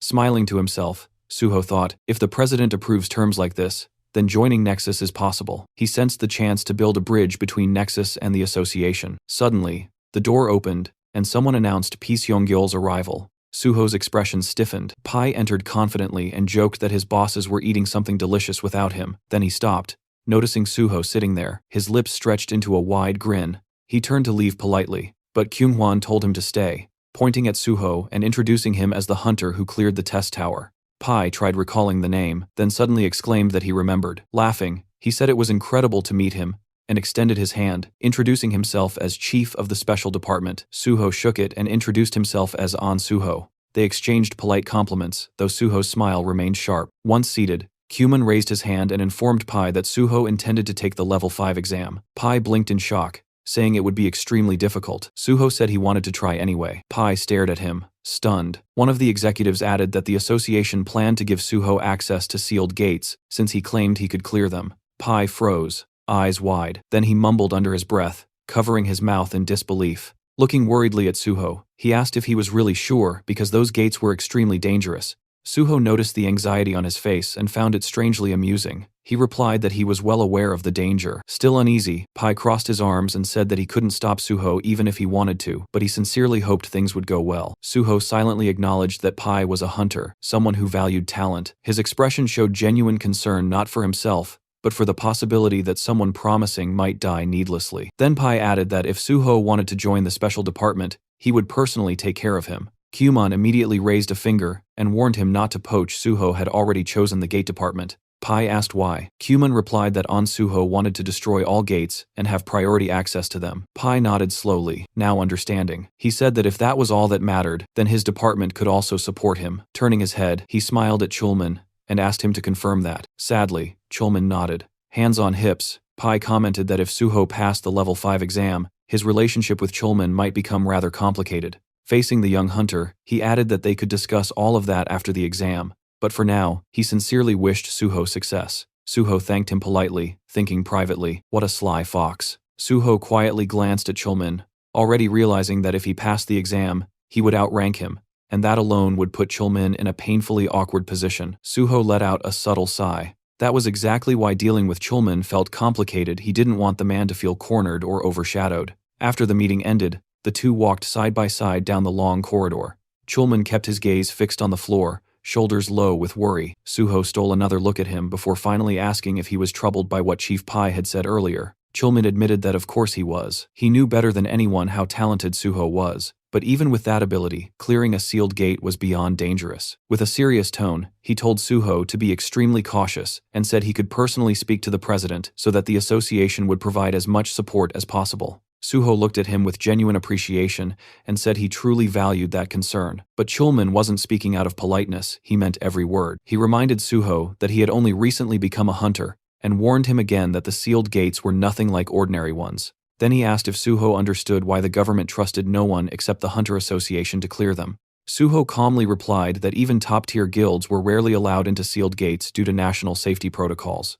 Chulman stopped walking and looked at him with confusion, asking why he would still insist on going there. Suho answered simply, he was absolutely confident he would succeed. He told him everything would turn out fine. Then, with a faint smile, Suho mentioned that among the sealed gates managed by the association, there was one called Nameless Sword. Immediately, Chulman stiffened and said that gate was among the most dangerous ones in existence. Suho's expression didn't change, he just smiled a little wider and said he already knew how to clear it. The next day, a military vehicle stood parked against the backdrop of typical Asian buildings in the district of Gyeongju, right beside the nameless Sword Gate Square. Two soldiers stood in front of Suho and Jinhui, and one of them asked the pair to wait. Suho agreed without complaint. The reporter leaned toward him and whispered that the atmosphere here felt extremely tense, and Suho calmly replied that although the association technically controlled this gate, it was still a military facility. The two young men suddenly noticed something ahead. The soldiers saluted each other, and one of them turned toward Suho to confirm if he was truly Hunter On Suho. After receiving confirmation, the soldier introduced himself as Major Kim Jong-gu, the senior commander of this square. Suho greeted him politely, saying he was glad to meet him. Major Kim said the team leader was already waiting inside. Jinhui pointed ahead, asking if they were going straight toward the gate, and received an immediate yes. As the structure loomed into view, the reporter's eyes widened. Its massive size left him stunned, and he said it would make for extraordinary material. Major Kim explained that the giant walls surrounding the gate were constructed from iron and a special alloy designed to hold back any monsters attempting to break out, while also preventing the portal from expanding. Jinhui gaped at the scale of it all, admitting the portal was far larger than he ever imagined, and the more they approached, the more fascinating details he noticed. Suho added that the military had taken many precautions to make the portal itself difficult to reach. The group continued forward until Major Kim arrived before Chulman and announced that Hunter On Suho had arrived. The civil servant smiled and greeted Suho warmly. The two exchanged looks full of familiarity and relief. Chulman remarked that it was quite a long trip to reach this place, and said he was glad Suho managed to arrive quickly. Suho noticed that Chulman had arrived even earlier, and asked when he had gotten there. The civil servant casually stated he had only just arrived himself, then looked toward the person standing next to Suho. Before he could ask further, the journalist cheerfully introduced himself as PBS reporter Jo Jinhui, extending his hand and saying it was a pleasure to meet him. The men shook hands, but Chulman still looked puzzled, and asked why a reporter was here in such a location. Suho stepped in and clarified that photos would only be taken after the raid was completed, and asked if Chulman would allow it. The civil servant answered that this wasn't a classified facility, so there was no reason to refuse. While still slightly confused, he admitted he was mostly surprised that Suho had brought his own reporter along. Jinhui gratefully thanked him for the permission, and brimming with excitement, said they would likely meet often from now on, so he should remember his face. Chulman replied that he certainly would. Major Kim then approached Suho again. Holding an M416 automatic rifle, he said that according to the association's message, the raid leader would be Hunter On Suho, who confirmed this with a nod. The major hesitated for a moment before apologizing and asking what level Suho currently was. Suho replied that he was level 51. Major Kim stared at him in disbelief, then quickly looked away and muttered that he understood. They reached the entrance, the heavy reinforced door towering over them. Major Kim said that the inner perimeter of the portal had already been prepared, and Suho could enter immediately. He firmly warned that as soon as Suho stepped inside, the door would be sealed. Suho thanked him with a calm smile. At that moment, someone called out his name. Chulman hurried toward him and asked if he had any strategy in mind. Suho answered that he did. Major Kim watched the interaction, clearly confused by their casual conversation in such a dangerous setting. Suho said that describing his strategy in words would be difficult, but he would clear this gate the same way he cleared the Tower of Challenge. He added that if he succeeded, then Chulman should remember his promise to help him clear the remaining portals as well. The door unlocked and slowly opened. Chulman wished him to return safely. Suho reassured him not to worry, saying that 1 hour would be enough. Chulman's eyes widened, and he repeated in shock, 1 hour? Suho glanced back with a confident smile, and said they would meet again very soon. The door closed behind him. Jinhui exhaled, and said that Suho had officially gone inside. Closing his eyes, Chulman replied that now all they could do was wait. Major Kim asked quietly if everything would really be okay,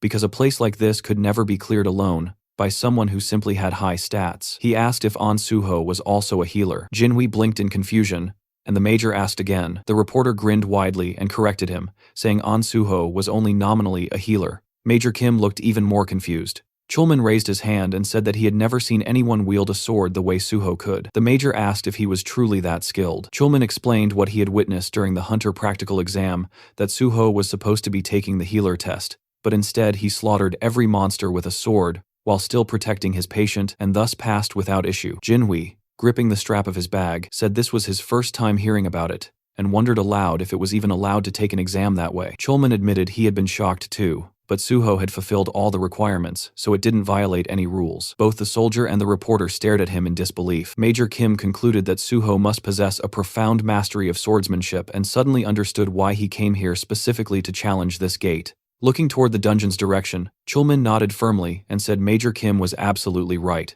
In front of Suho stood the nameless sword portal, its entrance restricted to only one person at a time, and the moment he stepped inside, high cliffs surrounded him, while the system announced that he had officially entered the gate. Walking through the forest with his sword in hand, he looked around, thinking that it had been a long time since he was last here. The path cutting between the trees was clearly visible, and Suho remembered how he had constantly struggled to clear this gate in the past, barely surviving every attempt. Suddenly, a sharp ringing sounded beside him, and he spotted a black shadow drifting between the trees. The system reported the appearance of the boss, and a knight in armor stepped forward, the nameless swordsman of unknown level. He stood with his blade ready, and immediately the air around him began to shine with a bright yellow glow. The system confirmed that the nameless swordsman had activated the battlefield, explaining that while this zone was active, the swordsman's status would mirror the user's exactly. All fighters within this field were prohibited from using anything except a sword and sword-related skills. Smiling, Suho greeted him as an old acquaintance he hadn't seen in a long time. The knight charged instantly, and the two clashed at close range, Suho catching the enemy's blade with his own. He struck back, but the knight blocked effortlessly. White streams of energy shimmered in front of the warrior as the two separated briefly. Watching his opponent, Suho analyzed his footwork. He noticed how the Sword Emperor adjusted his stance in perfect balance to minimize rebound after every strike. The knight swung again, and Suho understood clearly that no one at this point in time could defeat this opponent with pure swordsmanship alone. The Sword Emperor held his weapon with both hands, and Suho noted how the enemy's style shifted instantly after crossing blades, switching stance to catch him off guard with a completely different technique. Not only that, the knight attacked from unpredictable angles, changing direction constantly. As the Sword Emperor closed in, Suho acknowledged the truth. The most dangerous part about this opponent was how he adapted his tactics based on whoever he was fighting. The knight struck again. Suho dodged, realizing how cunning the enemy was, but that was precisely why Suho had learned so much from him in his past life, and with a small, knowing smile he braced himself. As the nameless swordsman lunged in a leaping attack, Suho spotted an opening and slashed, but the enemy twisted away at the last moment. Even so, Suho's blade scraped across the armor, leaving a faint cut. Suho asked lightly if he had managed to surprise him. The Sword Emperor simply stared back in silence. Suho remembered perfectly that this opponent never spoke a single word until the moment he died. The knight stood ready, holding his sword with both hands. Suho struck again, landing a hit, and prepared another assault, revealing that this was already his 7th time challenging the nameless swordsman. He attacked fiercely. The knight's counterstrike swept just above his head. With a precise slash, Suho severed one of the knight's limbs, and followed it with a kick, sending the Sword Emperor crashing backward into a thick bush. Standing before the thicket, Suho recalled how many people throughout history wondered who or what actually hid beneath the armor. The knight rose again, missing a leg.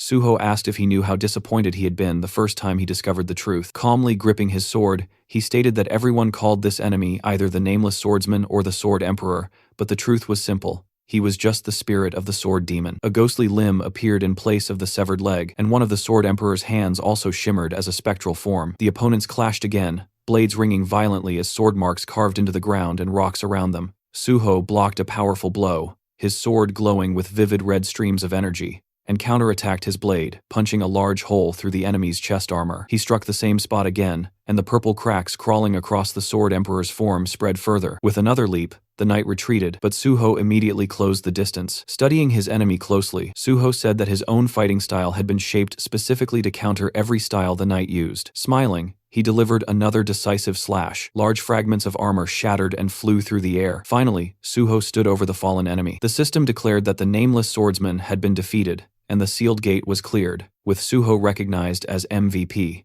Looking down with a faint sadness, he said he was glad to meet the nameless swordsman again, and that, in truth, he should thank him because without this opponent, he would never have been able to reach such mastery in swordsmanship. A broken piece of armor lay on the ground, and Suho noted that it was thanks to this very enemy that he had once earned the title of the Sword God. Black streams of energy swirled around him as he wished the spirit to rest in peace, promising to remember him on Teacher's Day each year. The system granted him additional experience points and bonus stats. System windows appeared, one reporting a level increase, another reporting a +1 increase to his stats, and an additional skill point, and another awarding 5 bonus points for clearing a difficult gate. A sword lay on the ground. Suho sighed, regretting that this ghost had no blood or shadow. Therefore, his bloodsucker and shadow eater skills were useless here. Still, he picked up the weapon, examining the blade closely. Just this sword alone made the trip worthwhile. His reflection shimmered across its surface as the system identified it as the nameless sword of the Nameless Swordsman, ranked F. The blade quivered and abruptly shattered in his grasp, rising as floating fragments. The system announced that the nameless sword had been absorbed, activating sword understanding. Suho smiled as he learned that the soul of the nameless sword had altered his fighting style and changed the nature of the guardian sword. Then a description unfolded. Guardian sword, rank S+. This ideal technique was created by An Suho based on the most fundamental principles, achieving perfect balance among attack, defense, and evasion. After merging with the soul of the nameless sword, its rank increased further. The technique absorbed the sword's will, and it now possessed unlimited growth potential. Suho realized with awe that his ideal sword technique had just been born. The scene shifted to the spectators watching multiple screens, and Jinhui murmured that everything seemed quiet for now. Chulman glanced at him, and admitted that although he trusted Suho completely, considering the strength of the enemy, clearing this place might still take quite a bit of time. Jinhui objected immediately, reminding him that only half an hour had passed.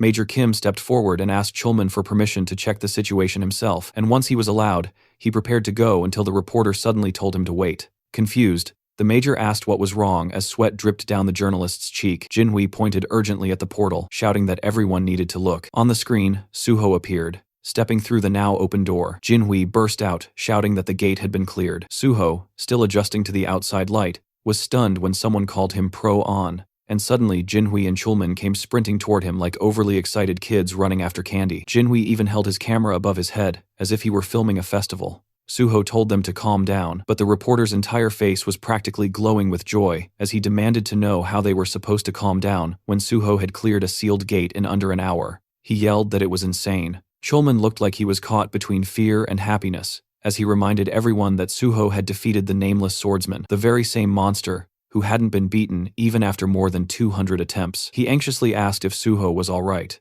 Suho smiled and said he felt great, casually adding that he'd taken care of it easily. The major stared at him in disbelief, as if trying to process the idea that the monster who slaughtered hundreds could be considered easy. Standing beside Jinhui and Chulman, Suho noted the major's expression. This soldier was desperately trying to understand what kind of person he was dealing with. Chulman then practically bounced with excitement, suggesting they take a commemorative photo since a sealed gate had been conquered. The major hesitated, but Chulman waved it off, insisting it was only a formality and that there was nothing to worry about. He reminded the major that he was just a regular soldier, so he rarely appeared in photographs, and that having a Korean army major in the picture would make the proof far more credible. Finally, Jonggu agreed to join the photo. Cut to another scene where the picture appeared on a laptop screen in front of the Nexus Guild leader. Suho explained that, as he had mentioned earlier on the phone, he had successfully cleared the Nameless Sword's sealed gate. In the photo with him were a representative of the Hunter Association and Major Kim Jong-gu. He also pointed at the reporter beside him,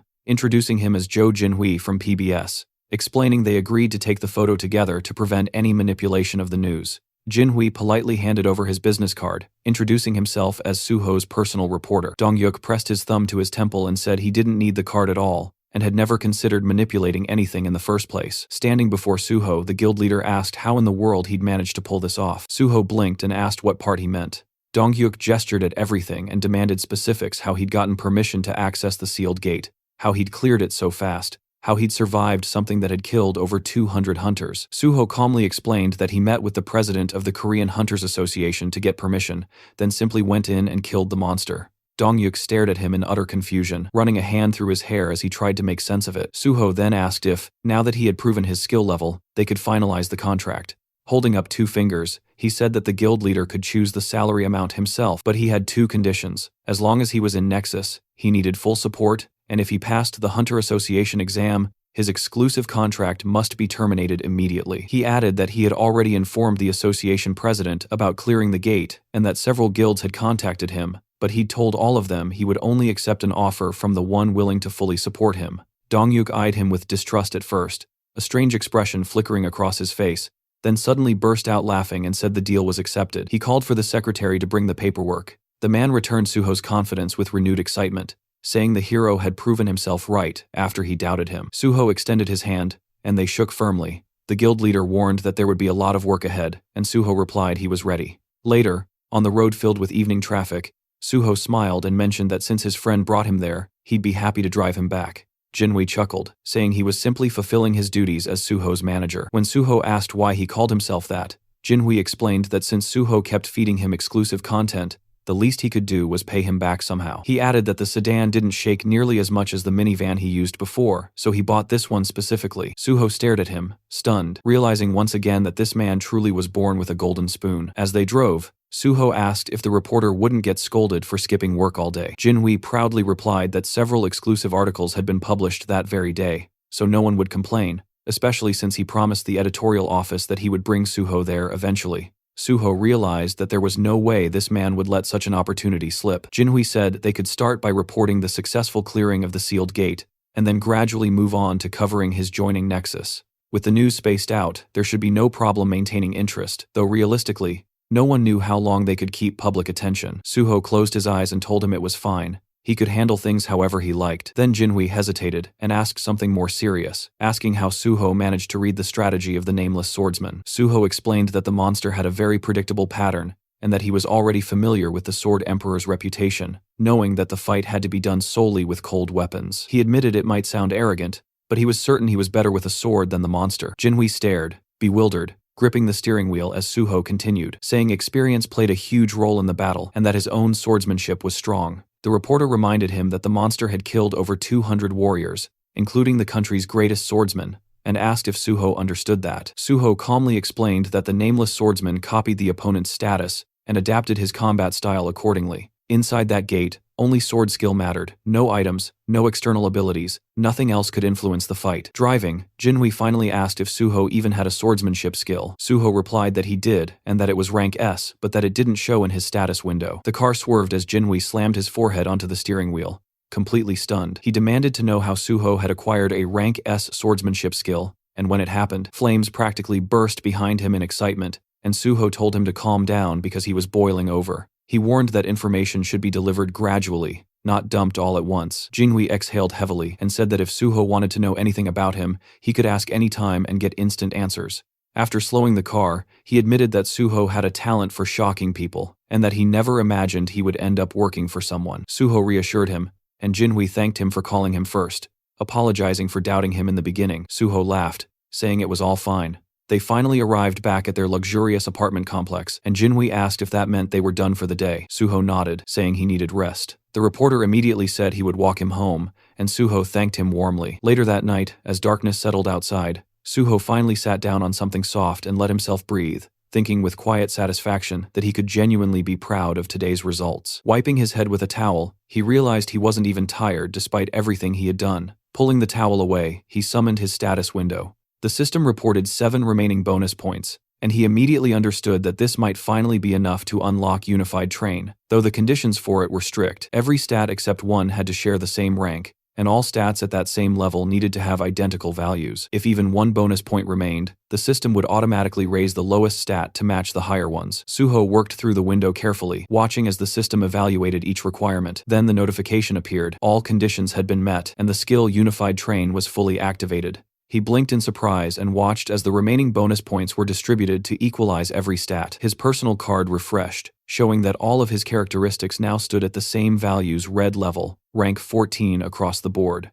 Joy rising in him, Suho clenched his fists and thought that he had finally done it. In his past life he never imagined this was even possible, so he'd never tried. Now, staring at the window, he broke into a bright, satisfied smile and let himself fall back onto the bed, thinking that he needed to keep pushing forward exactly like this. His phone rang beside him. The caller ID displayed a name he hadn't seen in a while. Gu Yonhua. Still lying down, Suho said it had been some time since he heard her voice, and she had called at a great moment since he was in an excellent mood. She immediately remarked that he must have a lot of free time. Confused, he asked what she meant, and told her not to speak so formally. Yonhua said she had read the article. Smiling, Suho pressed the phone closer, surprised the piece came out so quickly. He said he hadn't checked the comments yet and asked her to tell him how everyone reacted. But she called him sir again and insisted they meet first. Suho repeated that he just wanted her answer. She reminded him sharply that they still hadn't accepted his offer. Suho told her that if she or the others weren't satisfied with anything, he wouldn't force them. That shocked her, and Suho asked again for an answer.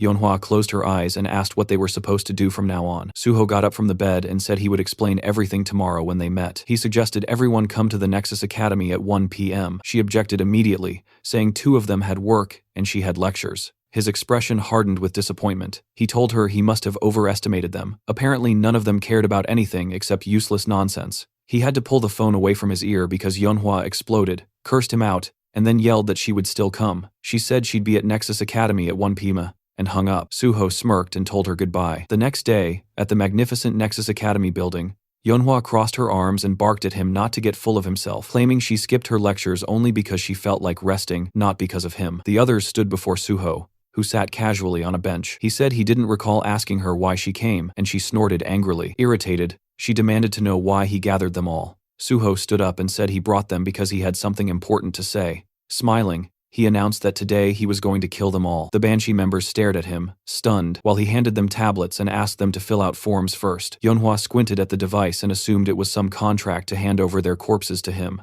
But reading the text, she realized it was simply a skill survey. She asked if he wanted their personal information. Raising his hand, Suho told them that once he joined the special department, he would need freelance agents, and he'd already said he needed real shadows. He reminded them he wouldn't use just anyone for that purpose. Turning away, he explained that their training would be brutal until exhaustion, and they'd learn everything from basic combat techniques to maximizing their own skills. Only they would see their personal information, so they needed to be honest. Their relationship had to be built on trust. Since he already shared his secrets, it was their turn now. The group exchanged uneasy glances.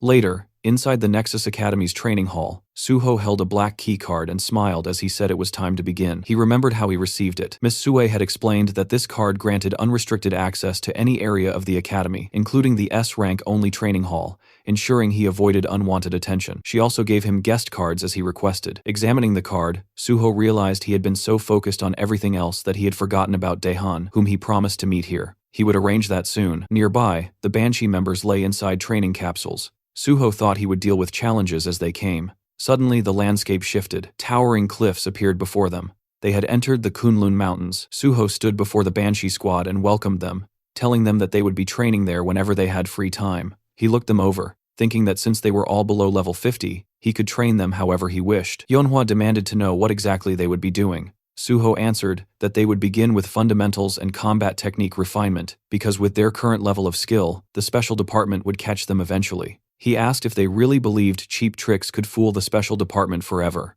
Yeonhwa snapped that their plan was excellent, and no one would ever catch them. Suho smiled with his arms crossed, reminding her that he had already caught them himself and that perfect crimes didn't exist, especially in a world full of superpowered individuals. He told them that, for that reason alone, they needed to learn to protect themselves and, ideally, each other. With a snap of his fingers, countless weapons appeared around them. He told them to pick one, because developing fundamentals and overcoming fear was their priority now. Yeonhwa picked up a weapon and asked if there was anything else. Suho asked if she remembered what he had been called recently. She muttered that people called him the Sword God. His right hand glowed as he confirmed that was indeed his nickname. Leaning on his sword, he told them they were standing before a true master of swordsmanship, and it would be foolish to expect him to teach anything else. To maximize swordsmanship in this realm, they shouldn't use any of their other skills. He couldn't forbid it, but those skills would only hinder them later. The group frowned. Suho told them to try to kill him, swinging his sword as he announced the training had begun. In an instant, he rushed them. Heads flew. He asked the stunned survivors why they still had time to be surprised. Then he finished off the remaining two.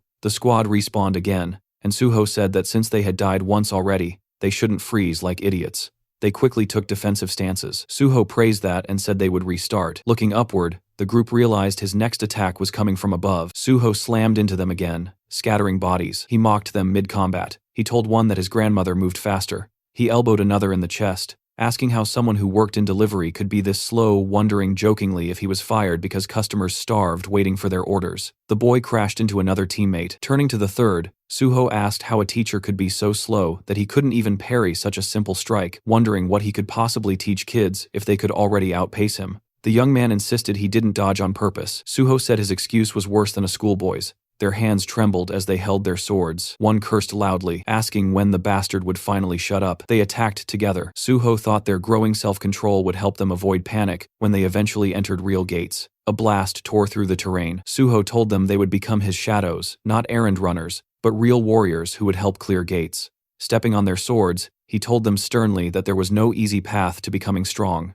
You became strong only when you believed there was no retreat left. The bloody training continued relentlessly. After a long time, the exhausted Banshee members struggled to get up again. Raising his hand, Suho said he was satisfied with their effort, but he had other things to do. The group stared at him in shock as he told them that the simulation would automatically end at the right time, and they must continue training until then. Yeonhwa asked in disbelief if he was really just leaving. A digital clone of Suho appeared behind him. Suho told her not to worry, the clone had all the same abilities as him. The copy lifted its sword and insulted them, calling them pigs and trash and demanding they prepare to fight. Furious, the Banshee members, enraged, cursed Suho as a complete bastard. Suho stepped out of the capsule and glanced back at the 4 others still training. That was enough for them for now. He answered a call. Miss Sue's voice came through. She said an article had gone up about his recruitment into the Nexus Guild, and she called to confirm it. Suho asked if the author was Joe Jinwi. She confirmed it was his exclusive report, and the PR team wanted to publish additional info. Looking out the window, Suho said that was perfect, and in fact, another article should be prepared. Sue hesitated, saying it might be too soon. Suho explained that public reaction would likely be harsh, since he had previously stated he dreamed of joining the government and then abruptly joined a private guild. There would be negativity. Sue assured him that following his plan would settle public opinion soon enough. Suho thought about the fact that he still hadn't publicly announced he was taking the Rank 5 exam at the end of the year,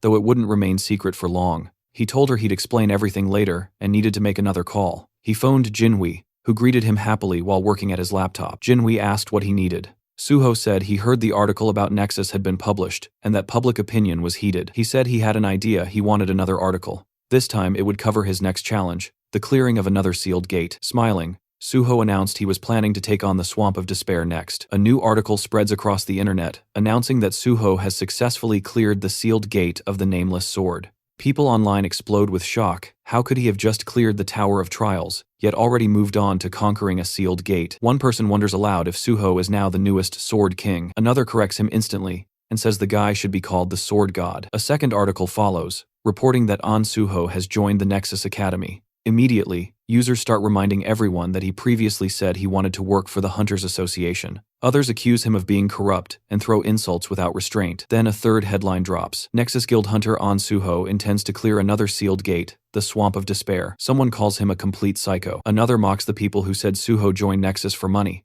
asking what's wrong with their faces now. Someone else claims they believed in him from the start. Another declares Suho as his idol now, and threatens to personally deal with anyone who insults him. Suho reads all these comments on his phone. Most of them are exciting and positive. He smiles, thinking everything is going exactly according to plan. That's when Chulman walks in, looking exhausted. His head droops forward as he holds it with one hand. Suho asks immediately whether he was granted access to the Swamp of Despair.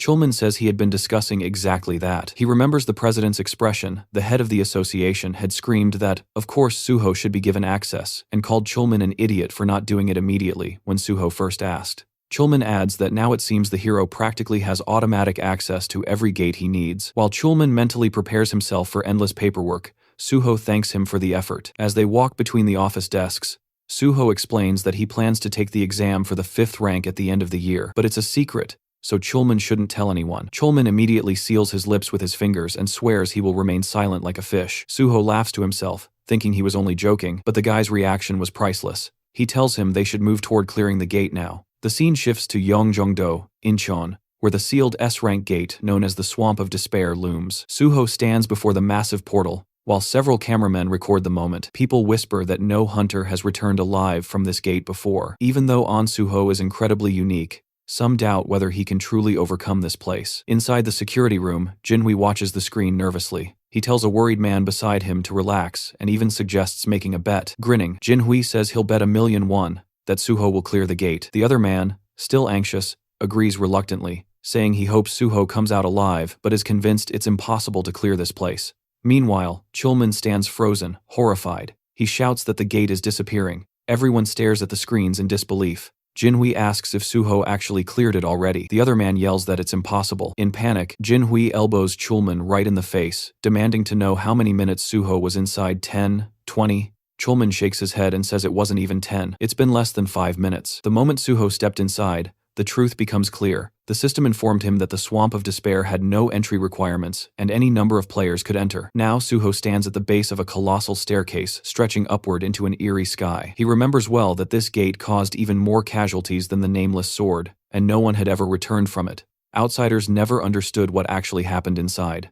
Suho knows, monsters don't appear here. To clear the gate, one must simply climb the stairs, but every step is a psychological nightmare, packed with terrifying mental traps. That's why horrific monsters surround the staircase victims turned into statues. Suho understands the real strategy for clearing this place. You need an item or skill granting S-rank mental protection. Otherwise, the endless despair kills you and your corpse becomes another statue on the stairs. This gate is called the Swamp of Despair. For that very reason, no one has ever made it back. Smiling faintly, Suho steps onto the first stair. He thinks that none of this matters right now. Immediately, a crushing wave of despair slams into him. His legs barely stay steady. Purple streams swirl behind his head, but he smiles. The system announces that Dragon Blood has activated mental damage immunity. With Dragon Blood flowing inside him, the entire gate turns into nothing but an easy stroll. Suho climbs to the next step, terrible monsters lurking all around him. He keeps walking calmly. He notices fewer and fewer statues the higher he goes. Only a handful ever made it even halfway. Twisted faces look at him from the sides, forever trapped.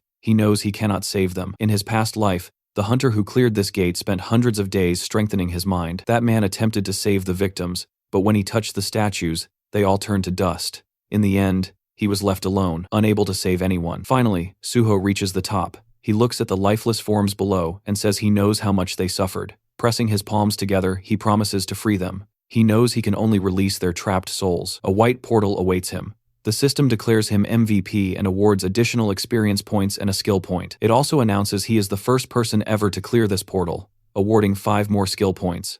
Then a level increase notification appears, more stats boosted, and another skill point added. Smiling, Suho says it's time for the final reward. The system grants him the Ring of Emotions. This ring lets him see emotions as colored auras, absorb white or black emotional energy, and reshape it at will. The duration is unknown. Suho remembers that in his previous life, the only person who ever obtained this ring was the same player who cleared this gate. That man used it to heal emotional wounds, but it was later stolen by enemies.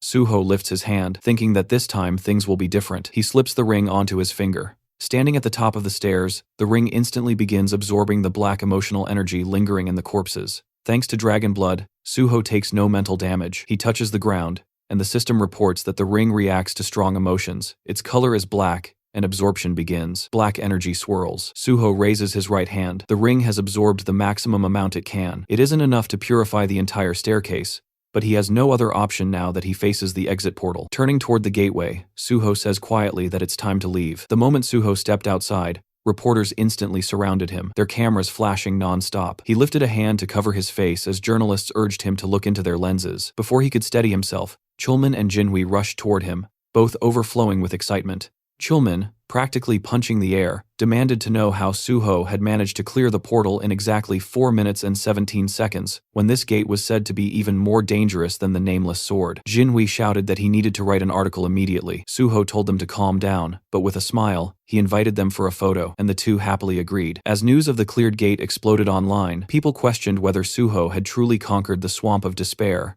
a gate no one had ever returned from. The answer was yes, he really had. Dongyuk stared at his tablet in disbelief, overwhelmed that the completion time was under 5 minutes. He covered his face with his hands, unable to believe what he was reading. Just then, the landline rang. When he picked up, the caller introduced himself as Jang Kyung-hwan, the president of the Korean Hunters Association, who politely asked if Dongyuk had a moment to discuss something. Dongyuk immediately assumed this was about An Suho. When asked if he could come to the association, Dongyuk offered lunch instead, and the president agreed. After hanging up, a man entered the office to speak with him, but Dongyuk simply called his secretary, Kim Igang, and instructed him to arrange a meeting with Hunter An Suho. Later, a white car pulled up, and Jinhui told Suho they had arrived. As they got out, Suho asked if he was heading to the broadcasting station. Jinhui explained that the Swamp of Despair article was already prepared, and only needed minor edits before release. He also suggested they go on a restaurant tour next time, since he enjoyed writing food reviews, and Suho promised to join him. As the car left, Suho looked happily at his ring, saying that Jinhui's passion had filled it with plenty of positive energy. Entering a restaurant, Suho approached a table where Kyumun greeted him loudly as the protector of South Korea. The president encouraged him to sit beside Mr. Dongyuk. Suho thanked the association leaders and took his seat, noticing Kyung-hwan, Kyumun, Dongyuk, and the head of the Special Force Division, Pai Song-yeol, all gathered. Confused about the sudden formality, he listened as Kyung-hwan congratulated him, praising the unprecedented speed with which he cleared both sealed gates and calling him the future of the nation. Kyumun proposed a toast, and Suho, raising his cup, chose to toast their shared success. Glasses clinked around the table. During the meal, the president mentioned hearing that Suho's guild contract had no fixed term. Dongyuk confirmed that while most contracts lasted 3 years, An Suho was a special case who could contribute greatly to the country, so he would not be restricted at all. Kyung-hwan laughed, pleased that guild leader Dongyuk shared the association's goals, then asked Suho if he agreed with the arrangement. Suho said he appreciated the guild leader's consideration very much. Chief Pai added that he looked forward to Suho joining the Hunters Association, as it would boost not only their organization but the entire nation. With a strange smile, Cuman said the president wanted to present Suho with a special letter of thanks. Inside, Suho rejoiced this letter practically ensured he would pass the level 5 exam. Out loud, he said he was deeply honored. Kyunghwan explained that they had originally gathered to celebrate the nameless swordsman victory, but Suho cleared another gate so quickly that even they couldn't keep up. Suho humbly replied that it was only possible because the president granted him the access he needed. The leaders loved his answer. Chief Pai, still holding his cup, asked how Suho managed to clear the swamp of despair, since no one had ever returned and information was minimal. Suho recognized Pai's talent for extracting secrets, something he remembered from his past life, so he maintained his guard. Smiling, he explained casually that inside the gate there were no monsters, only a single staircase, and after stepping on it once, he felt the danger and used his tools while continuing to climb until he succeeded. The association representatives stared with their mouths open as Chief Pai stroked his beard, impressed that Suho avoided mental overload, where others relied solely on stability. Cuman then asked his current level, saying he'd heard Suho wasn't even level 100. Suho replied that he was only level 53. Chief Pai nearly choked and asked what ability he gained. When the ring on Suho's finger emitted white light, Suho sensed immediately that the association wanted to shape him into an obedient weapon. He explained that he was a healer, but because he preferred swords, he acquired the sword path. Chief Pai said the sword path wasn't unusual, though unexpected for a healer. Suho noted privately that the special department had many unique abilities, so his didn't impress them much, yet he disliked the feeling of being treated like a hunting dog. Out loud, he added that while his main skill was swordsmanship, he wanted support developing his healer abilities because a hunter's lifespan was too short. Dongyuk and Kyungwon both agreed that hunters faced constant danger, and the Nexus Guild could support his development better. The leaders smiled as Kyumon declared himself a link between the guild and the association. Chief Pai said Suho could also rely on him. Feeling overwhelmed by so many offers of support, Suho raised his fist and promised to clear every gate in Korea. The leaders applauded, and Kyumon refilled his drink. As night settled, the meeting ended, and Suho and Chief Pai walked out, saying goodbye to the association leaders. Suho said he enjoyed the evening. Once the car left, Chief Pai reached under his jacket, offering Suho a cigarette. Suho declined, but the chief lit one anyway, saying he always smoked after a good party. He handed Suho his business card, saying he usually ignored calls, but would answer his. He then asked where Suho lived, and Suho explained that his old place was too crowded with fans, so he was staying in a hotel. Chief Pai frowned, saying this was a national problem. Popular hunters immediately became surrounded by obsessed crowds. Suho dismissed it as normal affection, which instantly darkened Pai's aura. Suho realized his comment sounded naive to someone who viewed unawakened civilians as pawns, a mindset shared by the president and vice president. Chief Pai said that although the exam would be held at the end of the year, Suho had practically already passed. Suho acknowledged this. The chief said he once thought Suho was modest, but now saw he wasn't simple at all. He then linked arms with Suho and suggested they rehearse a superior subordinate dynamic since Suho would be under him once joining the association. Suho agreed, making Pai laugh. Then he asked if Suho wanted to quit clearing gates altogether and join the special force unit immediately. Suho tensed, realizing Pai was baiting him. As Pai flicked his cigarette, Suho understood the real motive the chief had stayed until the end to recruit him personally, instead of simply gathering information through Donghyuk. The ring of emotions activated, releasing white light. Suho called on Pai internally to shape his intentions.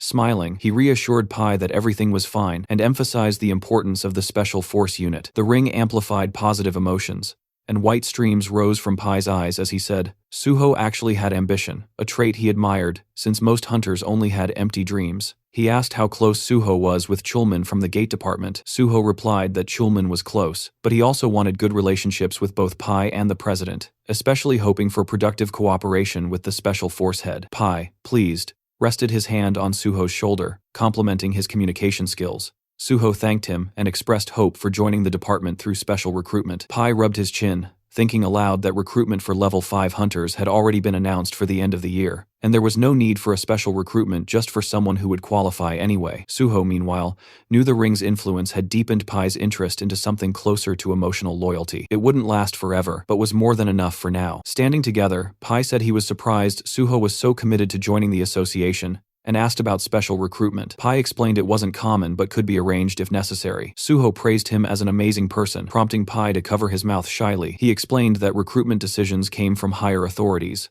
But if there was a shortage in the special department, they could justify a special intake. Pai added that if such recruitment happened, they would need proof that Suho was valuable to the department. Suho asked if he meant clearing gates. Pai reminded him that the special force handled awakened criminals, which was more important. Suho had indeed forgotten that part. Pai said criminals with awakened abilities were extremely dangerous, and although Suho had great skills, gate clearing and crime fighting were completely different. He suggested Suho prove himself by choosing any wanted criminal and delivering them to the department. If done, he could be accepted within 1 or 2 months. A car pulled up. Pai said most newcomers panicked at the mention of wanted criminals, but Suho clearly wasn't timid. Smiling, he said he would wait for Suho's news. Suho remembered how, in his past life, Pai didn't even remember his name until after the nameless swordsman victory, but this time, things were already different.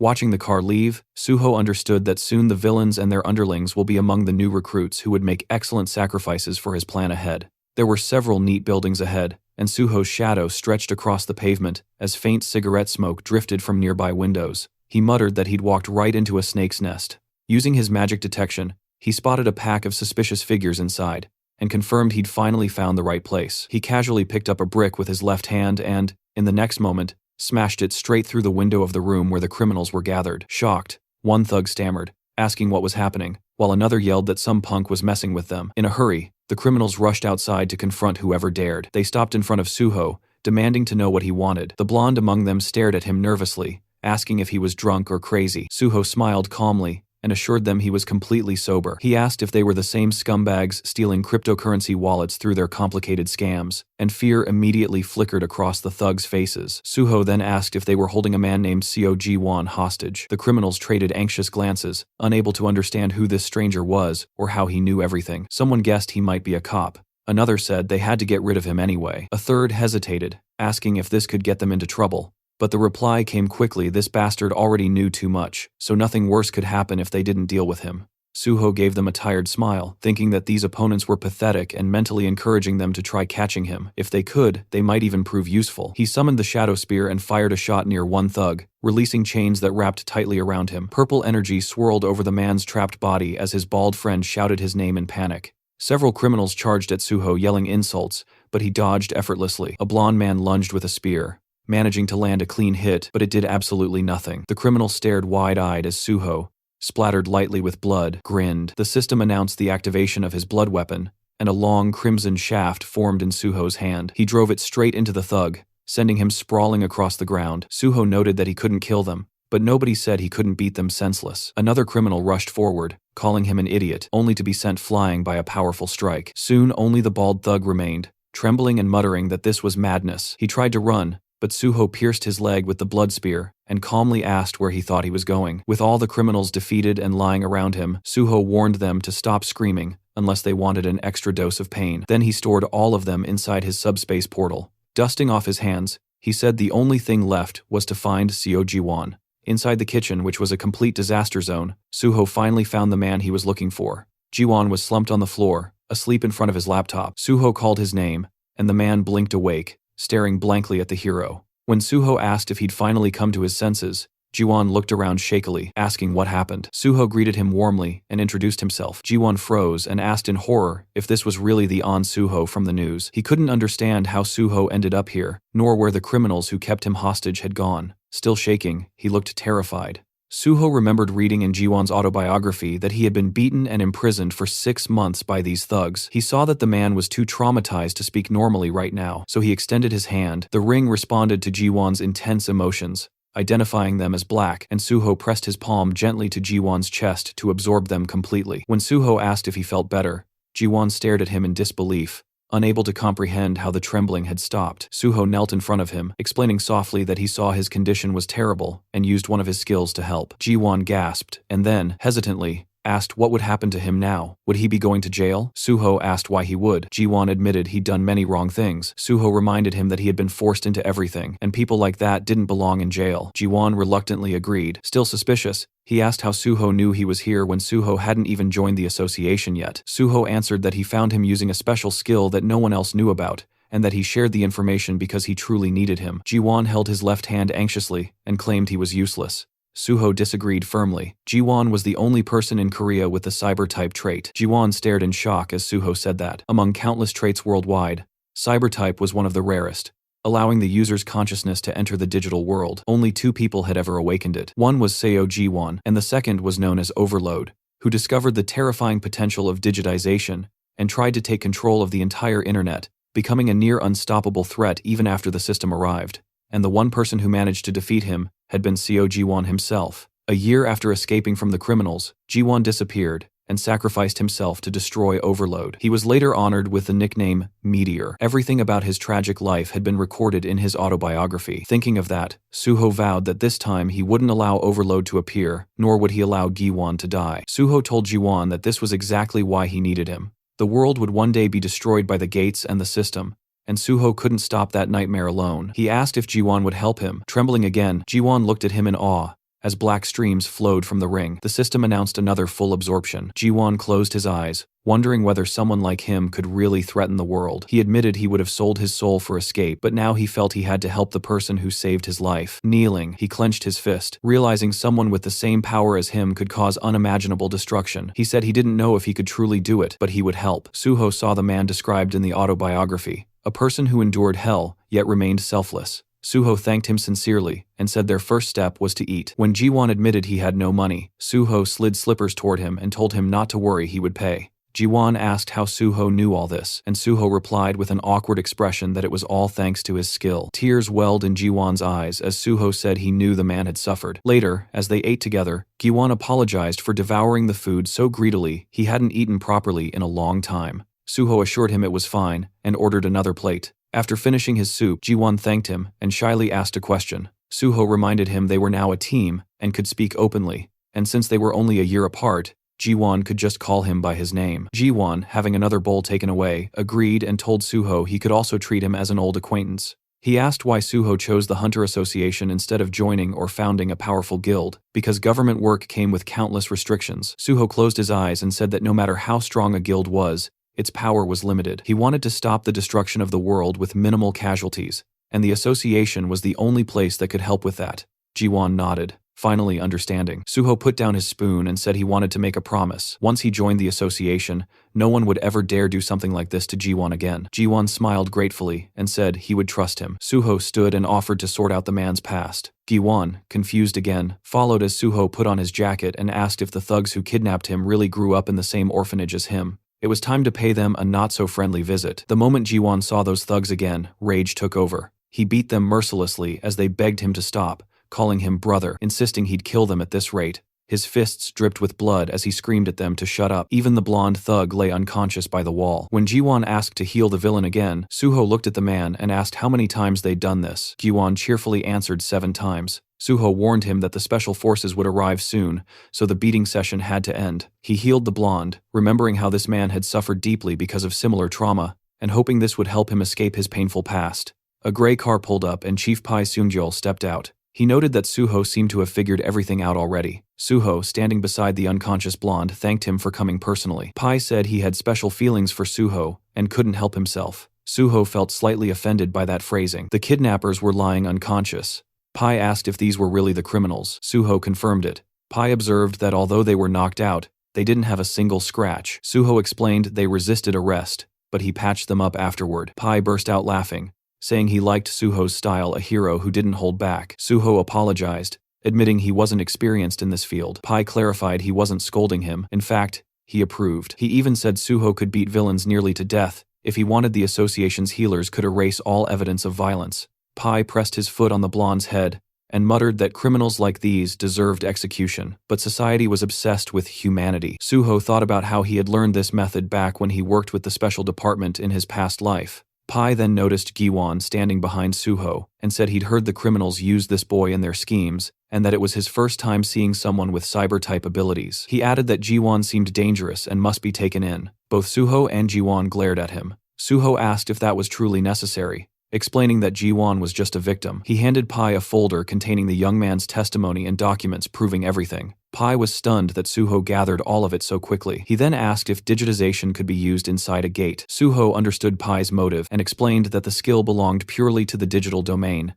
making it useless in gate combat, but valuable in cybersecurity. Pai examined the documents and said that if the ability wasn't useful in combat or support roles, then the special department didn't need him. Suho asked softly not to punish Ji-won. Pai commented that Suho was getting soft taking care of the guy, but after hearing everything, he admitted Ji-won had suffered horribly. Turning to his subordinates, Pai declared that Suho was right, the victim shouldn't be punished. They would close the case and help Ji-won receive compensation. Suho bowed deeply and thanked him. Pai said justice was always his goal. Then he asked how Suho knew about this case. Suho had been waiting for this. Raising his finger, he said Seo Ji-won had sent a digital distress signal using his skill, and Suho checked its validity and organized a rescue. Pai asked if that was truly what happened. Suho thought, of course not, but said nothing. Pai handed the folder to his subordinate, praising Suho for always finding a perfect solution. Suho said it was just luck. Pai replied that luck favored the capable. With a hand on Suho's shoulder, he promised to arrange the special recruitment as agreed.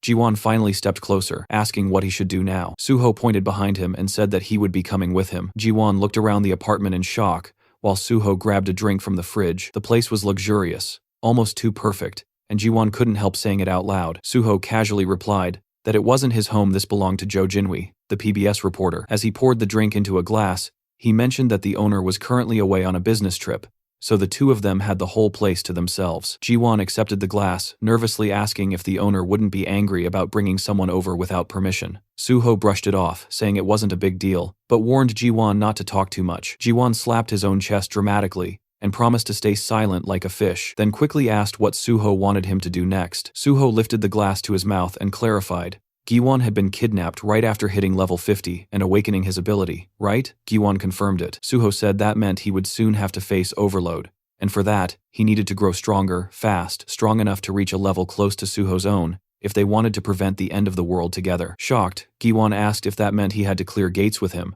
but Suho shook his head while typing on the laptop. They wouldn't level him up the traditional gate-clearing way. Instead, Ji-won needed to learn how to use his cyber-type ability with maximum efficiency. Turning the laptop toward him, Suho asked how he felt about going online together. Ji-won hesitated. Was that even possible? Suho told him to read his own skill description, but pointed out something the system didn't mention openly. Although Ji-won transferred his own consciousness into the network, nothing said he couldn't pull someone else inside with him. Ji-won stared at him in disbelief, but agreed to try. He placed his hand over the laptop and activated digitization. A glowing digital circle formed above his palm as the system notified Suho that player So Ji-won was attempting to transfer his consciousness into the digital world and requesting permission. Suho approved. The system then announced the transition process, and Suho's expression tightened in surprise.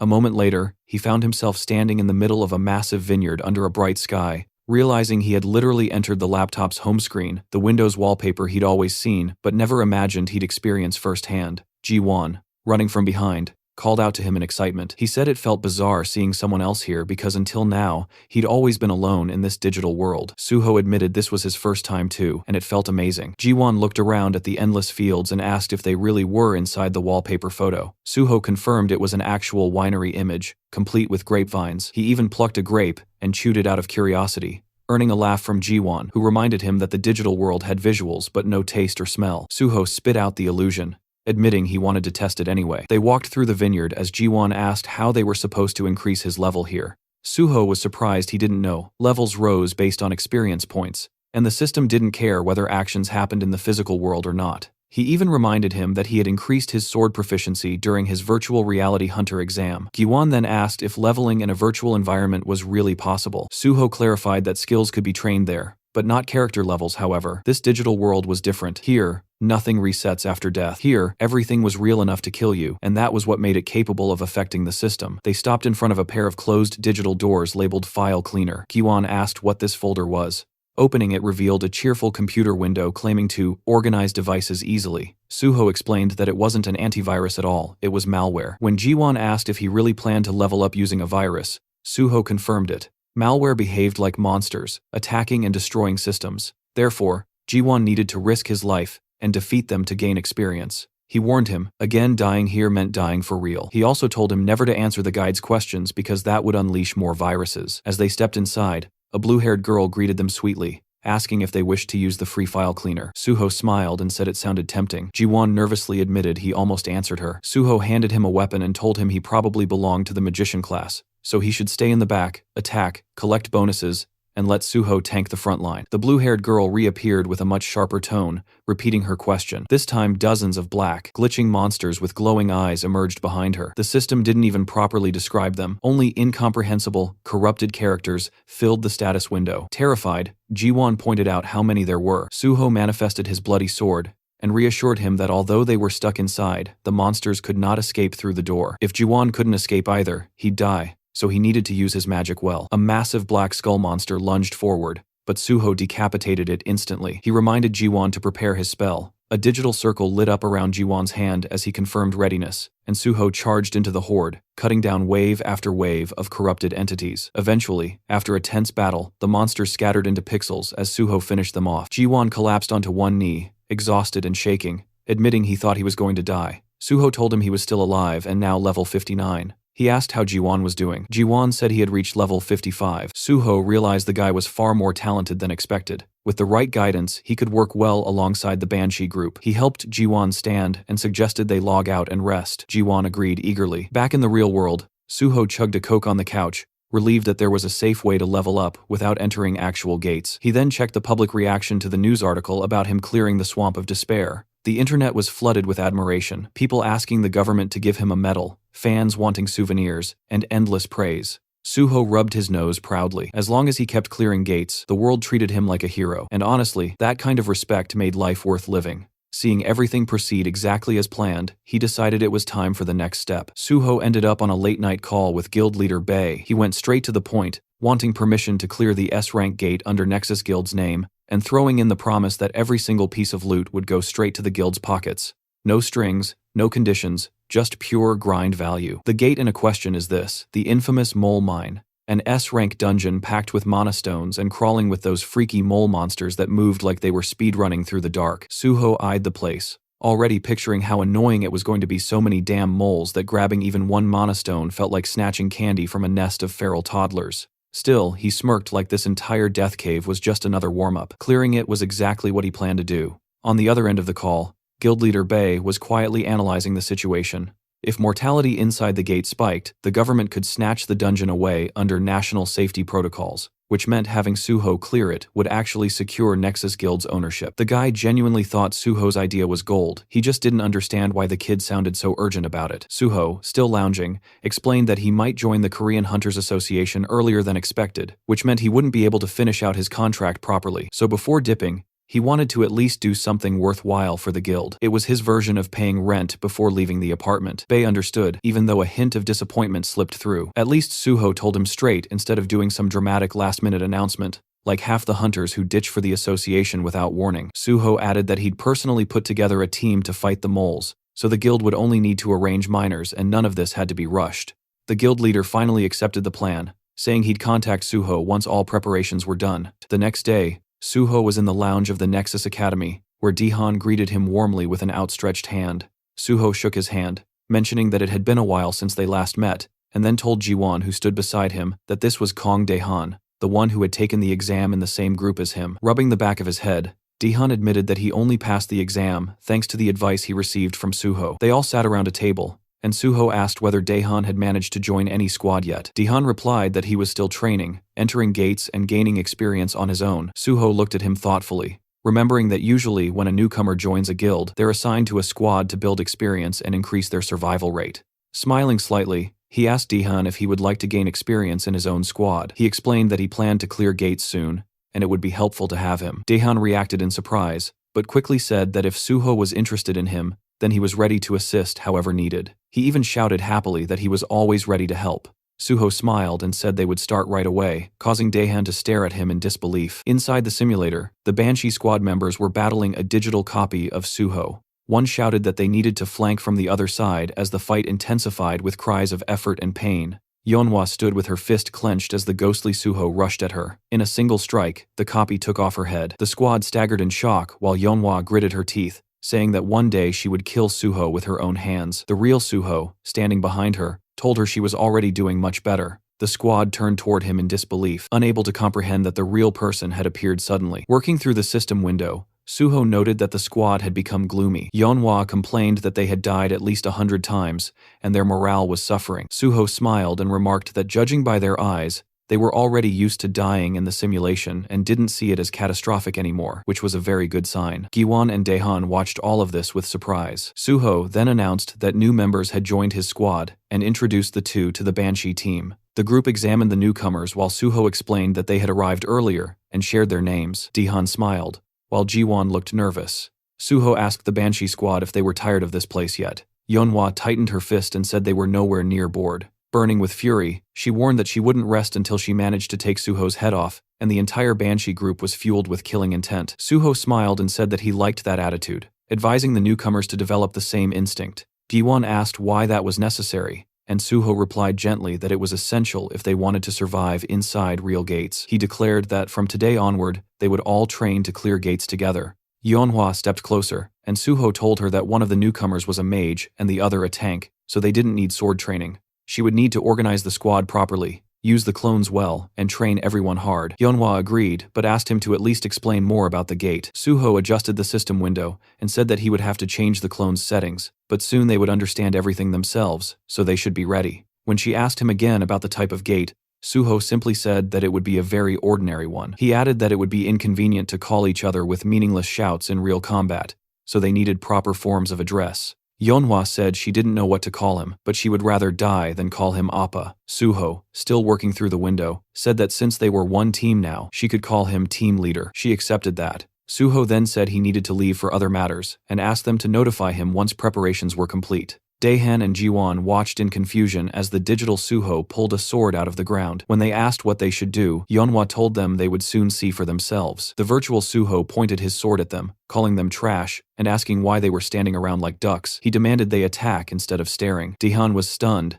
saying he never imagined Suho acting like that, while Yeonhwa remarked that he was always like this. She warned the newcomers to be ready if they didn't want their heads rolling. Meanwhile, Suho stepped out of a taxi outside. The driver explained that cars were not allowed any farther, so Suho would have to take a walk. Suho agreed calmly and continued forward, standing before tall buildings. He then activated his ring using First Mumu, and the system reported that the skill Monochrome Solitude had been activated to erase his presence. Walking down the sidewalk, he observed the neighborhood of Paju, once known as the Golden Land. Seeing the beggars nearby, he remembered how prosperous the place used to be. But after the appearance of multiple gates and too few hunters to clear them, the area had become desolate. If not for the gates, this place would never have turned into such a ruined district. Passing by the impoverished residents, he thought about how the area was now filled with crime, gangs, drugs, and hunger. He knew that he couldn't save everyone here. Still, he remained determined. He needed to clear the gate quickly, and when the right time came, this place could become useful. Looking up, he realized that the abandoned area had attracted a certain group of people who could be useful to him. He stopped before a familiar door, remembering that he used to come here often in his past life. A man peeked through a small window in the door and asked who he was. Suho said he wanted to purchase the mine. As First Mumu deactivated,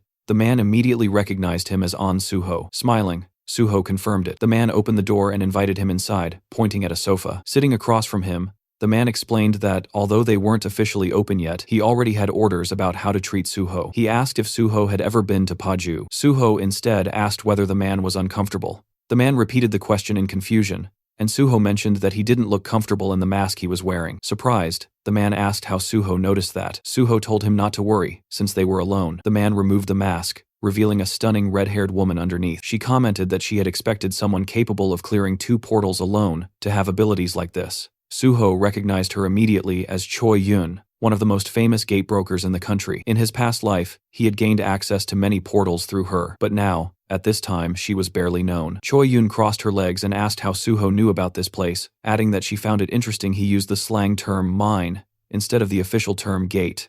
Suho thought to himself that Choi Yun only gained popularity later after joining the Union Korea's largest underground guild. Placing his briefcase on the table, he simply said that he always learned what he wanted to know and suggested they talk about gates.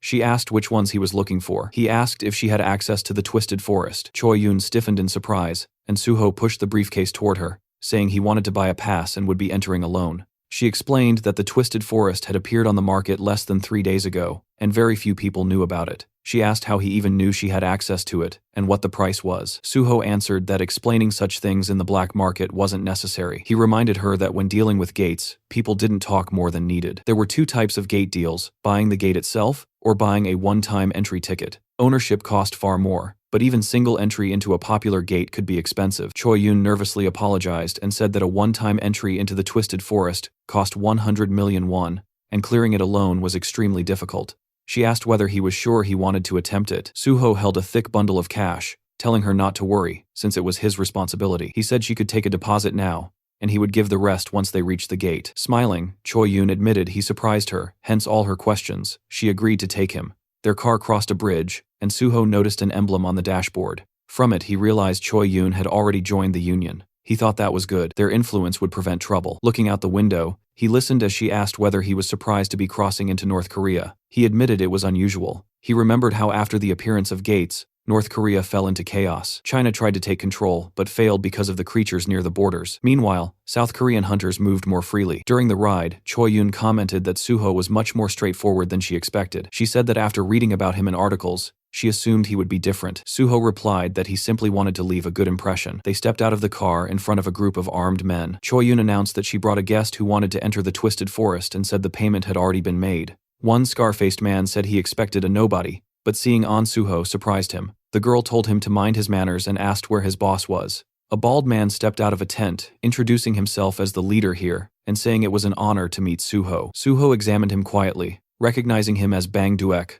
also known as the Woodsman, a notorious human trafficker who had once kidnapped people, called them logs, and sold them like merchandise. In his past life, the man had been captured and sentenced to life imprisonment. Suho didn't remember him ever working with the union or owning a gate. They stood before a white vehicle, and Choi Yun asked if they could enter the gate immediately. Bang Duek replied that she could, but a hunter who cleared 2 portals alone shouldn't be allowed in. Confused, she asked why. Bang Duek removed his glasses and claimed that they only sold tickets to people who absolutely couldn't clear the portal. Someone like Suho didn't qualify for the condition though. Suho frowned, thinking that such a justification fit a human trafficker's twisted logic. Choi Yun challenged him, asking if he was trying to raise the price on the spot. She folded her arms, warning that he shouldn't expect her to accept such treatment. Bang Duek quickly smiled, turning away, saying it had only been a joke. Suho knew that even the woodsman wouldn't dare argue too much with a union broker. Bang Duek complained that no one let him joke anymore, then told them to follow him. Choi Yun gestured politely for Suho to go ahead,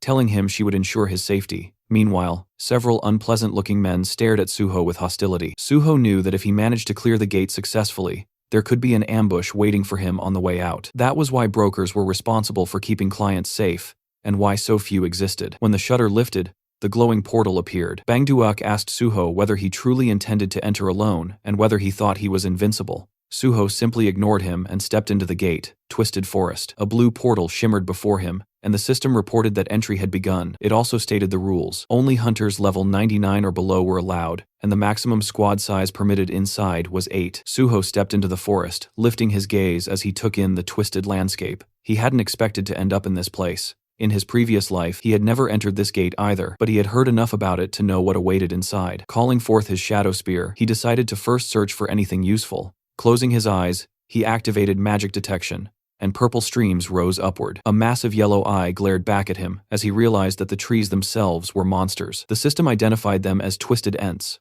level 93. Suho hurled his spear, striking beside the monster's eye. He considered that using an axe would be ideal, but he didn't have one at the moment. The Ent let out a deafening roar as Suho summoned his bloody sword, thinking that the mole mine boss had been far more troublesome than these creatures. Like with the nameless swordsman, he would need sufficient leveling before defeating something like this easily. He slashed forward, cutting the monster's attack in half as the system reported the activation of decapitation. Holding the weapon tightly, he acknowledged the clear difference 30 levels separated him from the Ent, so it made sense that he couldn't destroy it instantly. He decided to fight using only his skills as a swordsman. His blade left a trail of blood behind it as another roar echoed. Soon he stood over the chopped remains of the monster, his sword trembling slightly. Even defeating a single Ent was difficult, but he could feel that his level was slowly increasing. He pushed forward, thinking that the abundance of monsters made this place excellent for training. A gaping tooth-lined mouth opened beneath another Ent's eye as Suho launched himself upward, rising high into the air and promising to turn the creature into firewood. Later, fallen trunks formed a heap beneath him as he stood on top of the destroyed Ents, saying that he finally managed to do it.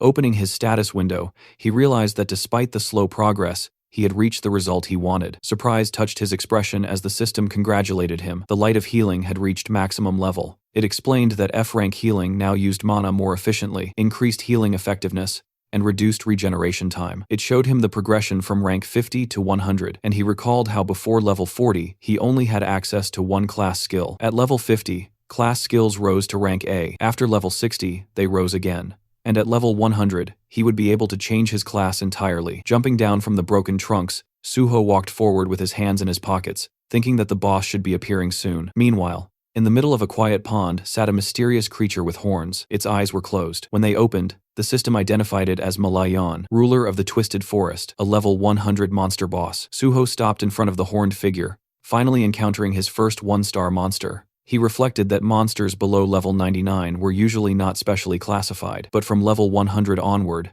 they were given 1 star for each 100 levels. Malayan spoke, saying an uninvited guest had arrived. Suho replied that he himself had been invited to nothing in this world, since the monsters had opened the portals first, yet they dared to call others uninvited. In his eyes, it was almost amusing. Summoning his shadow spear, he said Malayan simply didn't understand anything. The system reported the activation of divine power as he rushed forward, hurling the spear. Malayan caught it with one hand, sensing divine energy and asking if Suho was a servant of the gods. Suho formed a red sphere of blood in his palm and acknowledged the boss's guess. The projectile shot forward, striking the spear and forcing it stab through Malayan's chest. Suho remarked that he expected more from a one-star boss. Malayan removed the spearhead, a predatory smile creeping across his face as he declared that Suho had made an unforgivable mistake. The system warned that the forest trembled with Malayan's fury, and his terrifying killing aura washed over Suho until the dragon blood inside him responded, activating the dragon's armor and shielding him from the intense aura. Suho noted that Malayan's aura was powerful, but the fight now was essentially between a deer and a dragon. Malayan demanded to know what kind of dark magic was protecting him. Suho said it was not magic, but simply a reward for effort. He summoned the shadow spear again. The boss scoffed and asked if that was all he could do. Suho replied that he could do much more if needed. The spear struck the ground in front of Malayan, and black chains coiled around the boss as the system activated shadow binding and shadow bleeding. Malayan tore through them easily, asking if Suho truly believed such tricks would work on him. He raised his arms, the water around him bubbling as black energy surged upward. Menacing formations rose from the pond. With a confident smile, Malayan urged Suho to feel the difference in their strength. Suho watched calmly and said he was looking forward to it. A powerful strike came at him, which he dodged with ease, responding with blood-enhanced sword attacks. His blade turned crimson as the system activated decapitation. Suho acknowledged that this enemy was indeed tougher than the Ents. He leapt back to avoid a massive root, cutting another one cleanly. Malayan sneered, saying Suho didn't know how to handle a sword. Suho admitted it with a smile, stating that he only needed to wait a moment longer. Malayan studied him, unable to discern his intentions. Suho's slashes continued, and faint red marks began appearing on the roots. Malayan realized Suho had stopped using divine power and couldn't understand the purpose of these weaker attacks. Suho's movements made no sense to him. Malayan spread his arms and prepared another attack, sending multiple roots surging forward. He promised to cut Suho to pieces, but when the attack reached Suho's position, the roots split apart effortlessly. Standing on a stone island, Suho's calm expression contrasted Malayan's shock. Malayan tried to justify it, imagining Suho had struck weakened points on the roots, but as more roots fell with clean cuts, Suho said that his technique seemed to have worked. He had been using decapitation so that the system would assess his technique, and now that it recognized his mastery, it significantly boosted his strength. Holding a red and black sword, he watched as the system announced that his swordsmanship had surpassed all others and upgraded decapitation to rank S. A follow-up message stated that the will of the nameless sword reacted to this increase. Smiling, Suho read the new system notifications. The sword's consciousness awakened, it blessed him, it chose a new target, and then the system congratulated him for becoming the successor of Void-style swordsmanship.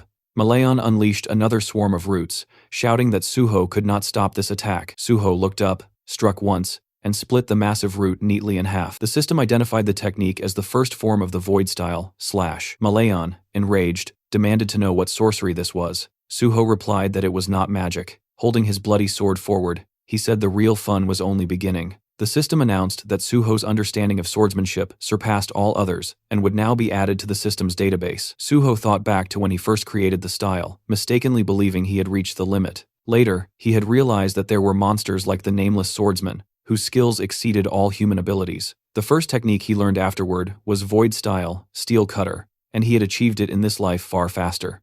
Malayan furiously promised to crush this dark magic, but Suho asked whether life taught him nothing. The system activated cutting steel. Suho slashed, and Malayan raised his hands in disbelief, unable to comprehend what he was seeing. Suho questioned whether the boss was blind in his old age and promised to finish him. Malayan refused to back down, summoning giant monsters behind him. The system identified them as Twisted Forest Golems, levels 96 to 98. Suho declared that Malayan had summoned pathetic creatures. Malayan smirked, ordering the golems to kill him. Suho charged forward, striking down one with a single blow as the system activated, cutting steel again. More golems collapsed, dropping green stones. Standing among the defeated monsters, Suho told Malayan that steel was no longer difficult for him to cut, so these creatures didn't stand a chance. Malayan snarled, sending more vines toward him. Suho sliced them apart and said the boss had exhausted all his strength. He jumped up onto a stone, then another, and declared that it was time to finish it. Leaping into the air, he kicked Malayan mid-flight, knocking the boss into the water. Streams ran down the monster's body as Suho summoned a shadow spear and wrapped him in chains. Malayan,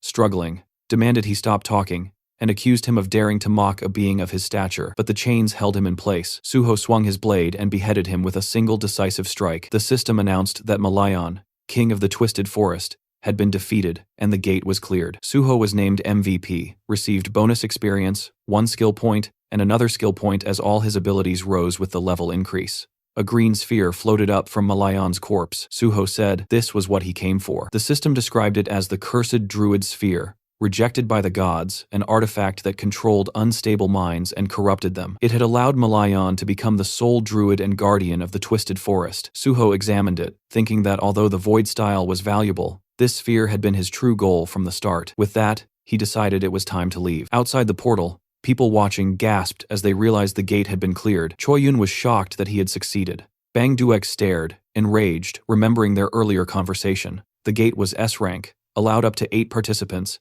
and was considered nearly impossible to clear. It had been his gold mine. He remembered the effort it took to obtain ownership of the gate, and now one boy had taken everything from him. Furious, he shouted at Choi-yun, asking if she knew how much he had invested and that even 100 million won wasn't enough compensation. His men smiled darkly as he ordered them to skin Suho alive. Choi-yun stepped forward and asked whether they understood the consequences of what they were attempting. Bang Duak cursed loudly, demanding to know what the Union had ever done for him. Before he could finish, the point of a shadow spear burst through his chest. Shocked, he stared at his own blood before collapsing as his followers screamed in panic. Suho stepped out of the portal, and he approached the frightened gang members, leaning over their fallen leader. Squinting slightly, he asked Choi-yun if they could leave now. The remaining men glared at him and told him to go. Suho asked if they intended to return the money he had paid. The tip of his sword landed against one man's shoulder, and pressing the red and black blood blade to his throat, Suho told them that since the portal owners had broken the rules, they should pay for it. He demanded the refund. The man quickly agreed. A car door slammed as they left the scene.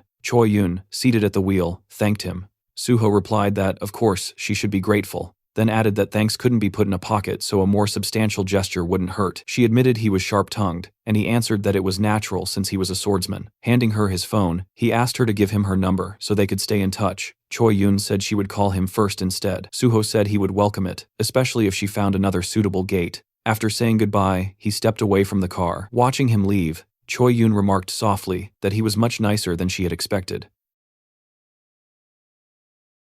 The scene shifted to the Nexus Academy at 9 a.m. Many feet moved across the pavement as someone asked where they were going. Suho, holding the trunk lid, said he would explain everything once they arrived.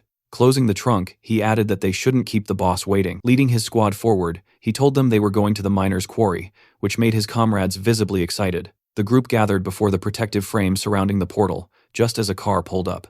Bae Dongyuk approached and thanked Suho for coming, and Suho replied that he was fortunate to arrive without any trouble. Before them stood the walls of an iron barrier, and Suho asked if the landkeeper's mine was inside. Dongyuk explained that a safety zone had been built to contain the gate's energy, and behind him stood a team of workers wearing yellow helmets. He confirmed that he arranged the mining team exactly as Suho had requested. Suho thanked him, then suggested they begin the briefing. Dongyuk agreed that it was time. Inside the meeting room, Suho held a tablet. He explained that inside the mine lived creatures known as landkeeper kobolds. If they managed to eliminate them, they would be able to gather a large number of monastones. Their strategy, he said, was straightforward. Destroy every monster, collect as many monastones as possible, defeat the boss, and clear the landkeeper's gate. A guild secretary asked in surprise if it was really that simple. The group looked thoughtful, and someone wondered why no information about the portal boss had been shared during the briefing. Suho replied that he would fight the boss alone, so he felt it didn't require further attention. Raising his index finger, he reminded everyone that, as previously promised, All profits earned from clearing the gate would belong to the Nexus Guild. He shook hands with Dongyuk, who said he was counting on him. Suho thanked him for the trust and said he would not disappoint. Then, smiling, he told the nearby miner that his squad should wait behind and only begin mining when they received the signal. The miner nodded that he understood. Turning back to his squad, Suho asked if they were prepared. Since this was their first time entering a portal, he asked if they were nervous. The illusion of a monstrous version of Suho hovered above them in their memories. With tears at the corners of her eyes, Yeonhwa admitted they were all remembering how he tormented them during training. Suho asked her not to exaggerate. Standing before his squad, he told them the mission would be long, so they needed to conserve their stamina. He assigned Daehan to cover Jiwon and instructed the others to maintain their positions. Their priority, he said, was the safety of the miners. Unlike the Kunlun Mountains, the dead here would not resurrect. They had to be extremely cautious. A red portal pulsed before them. Suho called for everyone to follow him, and the squad responded eagerly. The system announced their entry. Inside, they walked through a dark passage. The system displayed data for the Landkeeper's mine. Maximum level 88 allowed, maximum capacity 56. Soon we see a spear impaled on a kobold's head. Suho then rushed at another kobold, oddly wielding a blood-coated shaft, and eliminated it as well. Blue blood flowed from the monster's mouth as a blood jade refilled itself with the spilled liquid. Suho thought it was impressive how few kobolds were present, giving him enough time to gather their blood. One of the miners was astonished, saying that Suho had destroyed all the enemies with a single blow. A Banshee squad member beside him agreed wholeheartedly, and when the miner asked if the boy had never seen Suho fight, Kaowon admitted that it was true, since their leader typically only talked. Yeonhwa urged them to keep up. The squad pushed forward and joined the battle. They received orders to eliminate the kobolds and protect the miners. Jiwon raised his hands, forming a magical circle, promising cover. Daehan decapitated another cobalt creature nearby, and Yeonhwa told everyone to maintain formation and avoid rushing. Suho looked over his shoulder with a small smile, satisfied that they were following his instructions and that nothing had gone wrong yet. Yeonhwa told the miners to begin their work. Once the hunters pushed forward a bit, the miners started digging. Massive crystals glimmered around them as one miner announced they had nearly finished gathering the stones and requested they be taken to the surface. He also told his teammates to double-check for valuables and to remove any monster corpses blocking the area. A miner suddenly noticed something to his left. His companion asked what he was staring at, and the young man said he couldn't believe what he was witnessing. As monsters spat blue blood around them, Suho delivered another precise strike, then pierced a goblin to his left. Clenching his fist, he activated his bloody weapon. His eyes turned white as defeated enemies piled beneath him. Resting the blood sword on his shoulder, he stood amid the fallen creatures. The miners and his squad stared at him in stunned admiration. Several workers raised their arms joyfully, shouting that working with Suho was an honor. Suho suddenly sensed something and ordered everyone to gather. Yeonhwa responded immediately. In a section of the mine, he pointed out a branching passage. The squad confirmed they saw it. Suho said the Nexus Guild had abandoned attempts to clear this gate because endless hordes of kobolds overwhelmed them. Someone asked if they needed to split up. Summoning his bloody sword, Suho said he would go alone. They asked again in shock, but he raised his weapon and declared that there was a boss inside. With one strike, stones exploded outward as cutting steel skill activated. Daehan was amazed that Suho can cut through solid rock with a single blow, and Yeonhwa wondered aloud how such strength was even possible. Standing before the narrow passage he created, Suho explained that he purposely made it tight so that monsters couldn't swarm out all at once. He ordered them to remain here and guard the right side while he went left. When someone asked if they should simply kill any goblins emerging from the cut passageway, Suho confirmed they should, adding that originally he intended to block the entire entrance, but then realized they wouldn't gain experience that way. Turning away from his squad, he told them not to look for him under any circumstances. If he didn't return within 12 hours, they were to leave the mine entirely. Yeonhwa agreed. Suho thought to himself that he would need all 12 hours to finish what he planned. Turning his head once more, he told them they would meet again soon. Duho muttered that Suho had blocked the entrance and questioned whether the man was sane. Hyunmin said that even though Suho was their leader, going alone would be extremely difficult, and he feared Suho might not manage. Jiwon countered that Suho would be fine, reminding them all that their leader had cleared 2 sealed gates and multiple dangerous portals single-handedly. Yeonhwa smiled, saying they all remembered that, so they simply needed to believe in him and do their part. One of the fighters agreed and said they needed to make sure Suho would be shocked at how much they had improved by the time he returned. The group clenched their fists with determination, ready to demonstrate everything they had learned in training. Large stones lay scattered before him, and Suho said that now nothing was holding him back. Ahead stretched a countless army of kobolds, and he declared that it was finally time to begin. Smiling slightly, he noted that there were indeed an overwhelming number of monsters waiting for him, yet he also remarked that their numbers meant nothing to him. The Landkeeper kobolds snarled as the system identified them as level 72 to 74, and Suho rushed forward to attack. The monsters lunged at him with growls, and he delivered rapid strikes. A smaller kobold suddenly dropped from above, but Suho noticed it immediately and raised his weapon, blocking the blow. With an amused expression, he admitted that these creatures actually knew how to use their heads, though all it really did was add unnecessary trouble. The system confirmed the defeat of the Landkeeper kobolds. Outside, Daehan delivered a finishing strike to an enemy and, smiling, turned to one of his comrades to announce that they had dealt with all the monsters. A Banshee squad member agreed, saying that as long as they remained alert, everything would be fine. A miner suggested they take a break and cook something to eat. The miners sat down tiredly beside the crystals, relieved that it was finally time for lunch. One of them was surprised that half the workday had already passed. A miner approached the squad, asking if the young hunters were tired, and praising them for doing an excellent job. Jiwon admitted that there had been difficult moments, but now everything was calm. Yeonhwa stood behind him, listening as the miner praised Giwon for defeating an entire horde of kobolds. Jiwon explained that this was only possible because Suho had created a narrow exit tunnel. If the monsters had swarmed at them all at once, they wouldn't have lasted even an hour. Yeonhwa studied the fallen kobolds thoughtfully, feeling that Suho must have been here before. She hoped he was all right. Remembering her first encounter with him, she thought about how badly that meeting had gone, and how she had assumed he was simply insane. But with time, she realized she had begun to worry about him. Smiling faintly, she accepted that she could not help him right now, and admitted to herself that it was unclear who should be worrying about whom.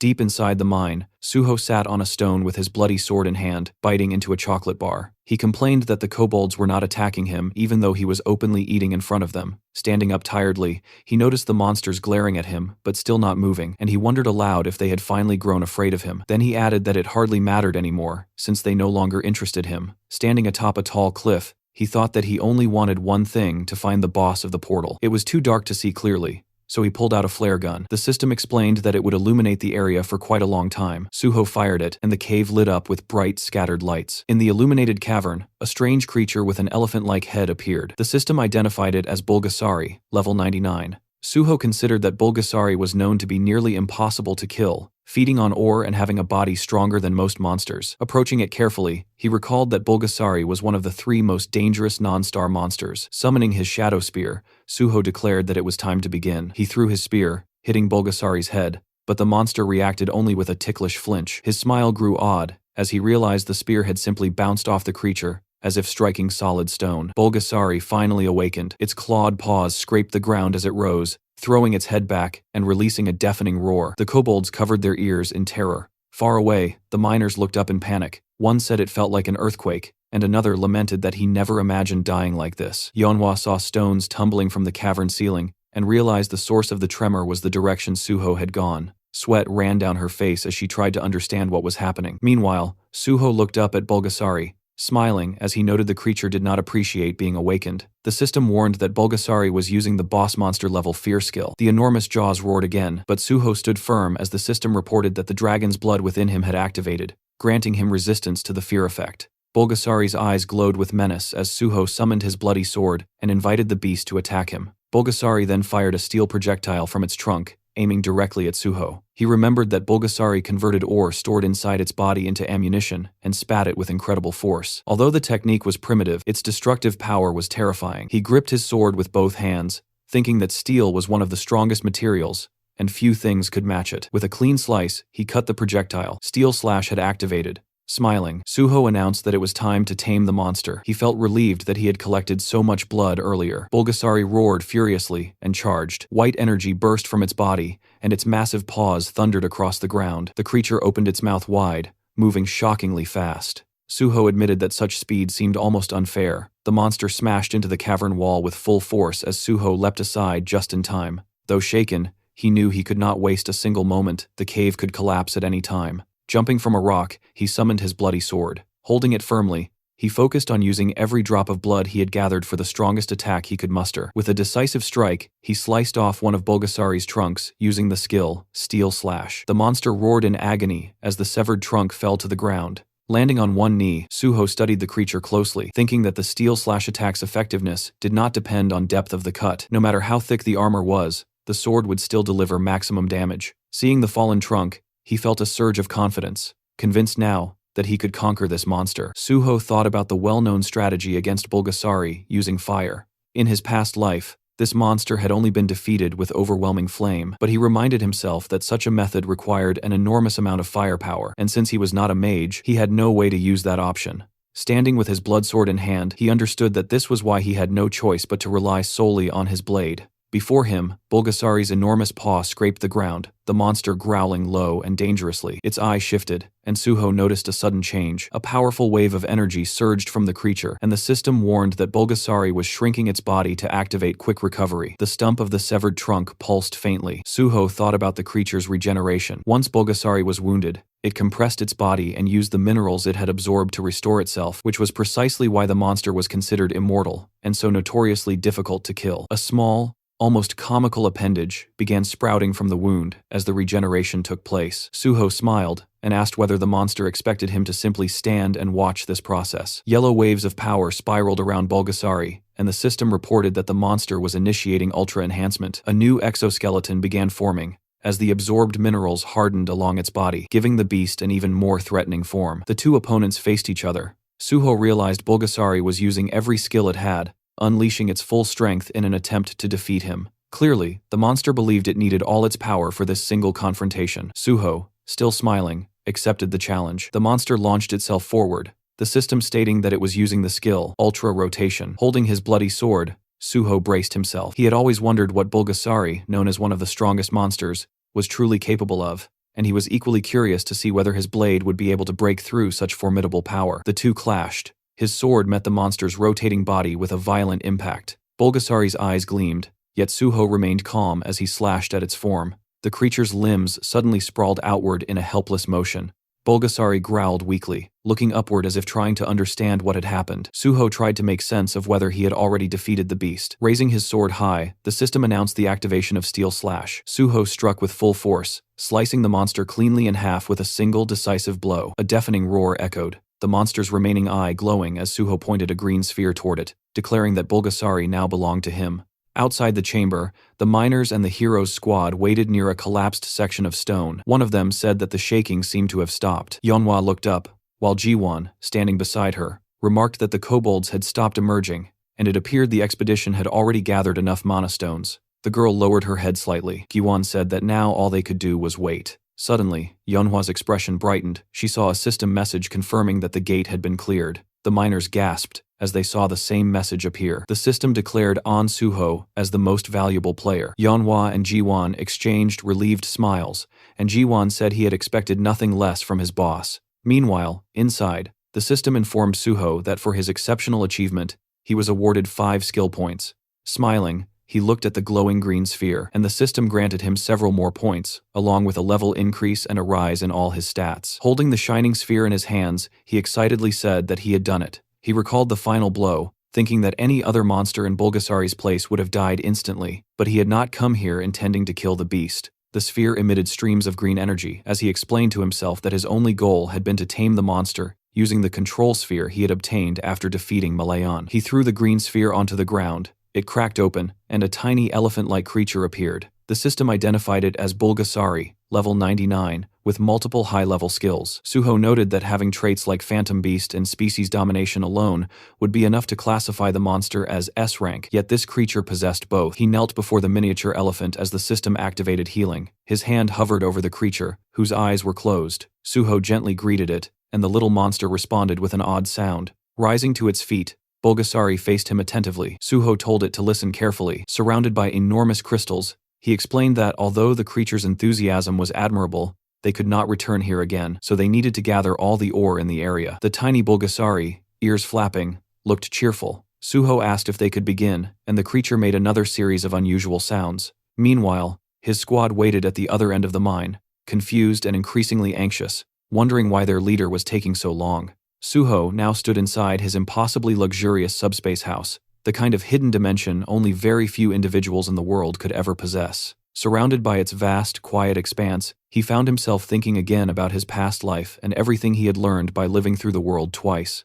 In that old life, the only player who had ever controlled Bulgasari was a person known as Gaia, the Master of Earth. Their fame had risen entirely, because Bulgasari was an overwhelmingly powerful creature. Suho remembered every detail of how Gaia used Bulgasari. The monster was a mythical beast capable of devouring any kind of metal, converting all of it into pure strength, while also storing enormous quantities of minerals within its body, turning itself into a walking mountain of compressed energy. Inside the subspace house, Bulgasari, now nicknamed Bulbul, looked shockingly cuter than its terrifying full-sized form. It resembled a cheerful, metallic-skinned gray hippo as it bounced energetically around the room. Then Bulbul opened its mouth wide and inhaled an entire mound of gleaming magic stones like a living vacuum. Once it had consumed everything, it rolled onto its back and began radiating a deep, powerful glow. Suho watched this with satisfaction, thinking that this little creature was unquestionably the greatest miner in the entire world. He smirked to himself. By now, the Nexus miners outside should have collected their portion exactly as agreed in the contract. Whatever remained inside this subspace belonged solely to him, and he had ensured that. Outside the mine, Daehan, Yeonhwa, Jiwon, and the rest of the team continued to wait near the sealed tunnel. Daehan grew increasingly restless, convinced that Suho had been gone far too long. The miners whispered to each other, assuming that Suho must have defeated the boss, but perhaps suffered injuries during the fight. A few even considered going deeper to check, but Jiwon held firm, insisting that they follow Suho's strict orders. Yeonhwa agreed, even though worry tugged quietly at her thoughts. She reminded everyone that a team without trust in its leader would collapse, and Suho had clearly told them not to enter for at least 12 hours. None of them wanted to break that trust. Suddenly, the stone wall exploded outward in a burst of purple energy. Suho walked out through the smoke, appearing completely calm, as if he had finished a short training session, rather than a life-threatening battle. His squad rushed toward him immediately, demanding to know why he had taken so long. Giwon, especially dramatic, practically jumped in front of him. Suho teased that if they were that worried, they should have come looking for him. The group quickly reminded him that he was the one who forbade them from doing so. Suho's teasing expression softened when he placed a hand on Jiwon's shoulder, acknowledging that the boy had followed his orders loyally. Yeonhwa admitted she was relieved that their trust had not been misplaced, though she still disliked being treated like a child. Suho simply said that they had lived entirely different lives, and that was the undeniable truth. Their darker pasts had shifted completely, and he felt a quiet pride at having changed their future paths. Afterward, Suho thanked the miners and said that it was finally time to leave the cave for good. The group cheered enthusiastically, more than ready to return to the surface. Meanwhile, in his office, guild leader Bae Dongyuk waited anxiously. The longer the silence stretched, the more tightly he clenched his hands.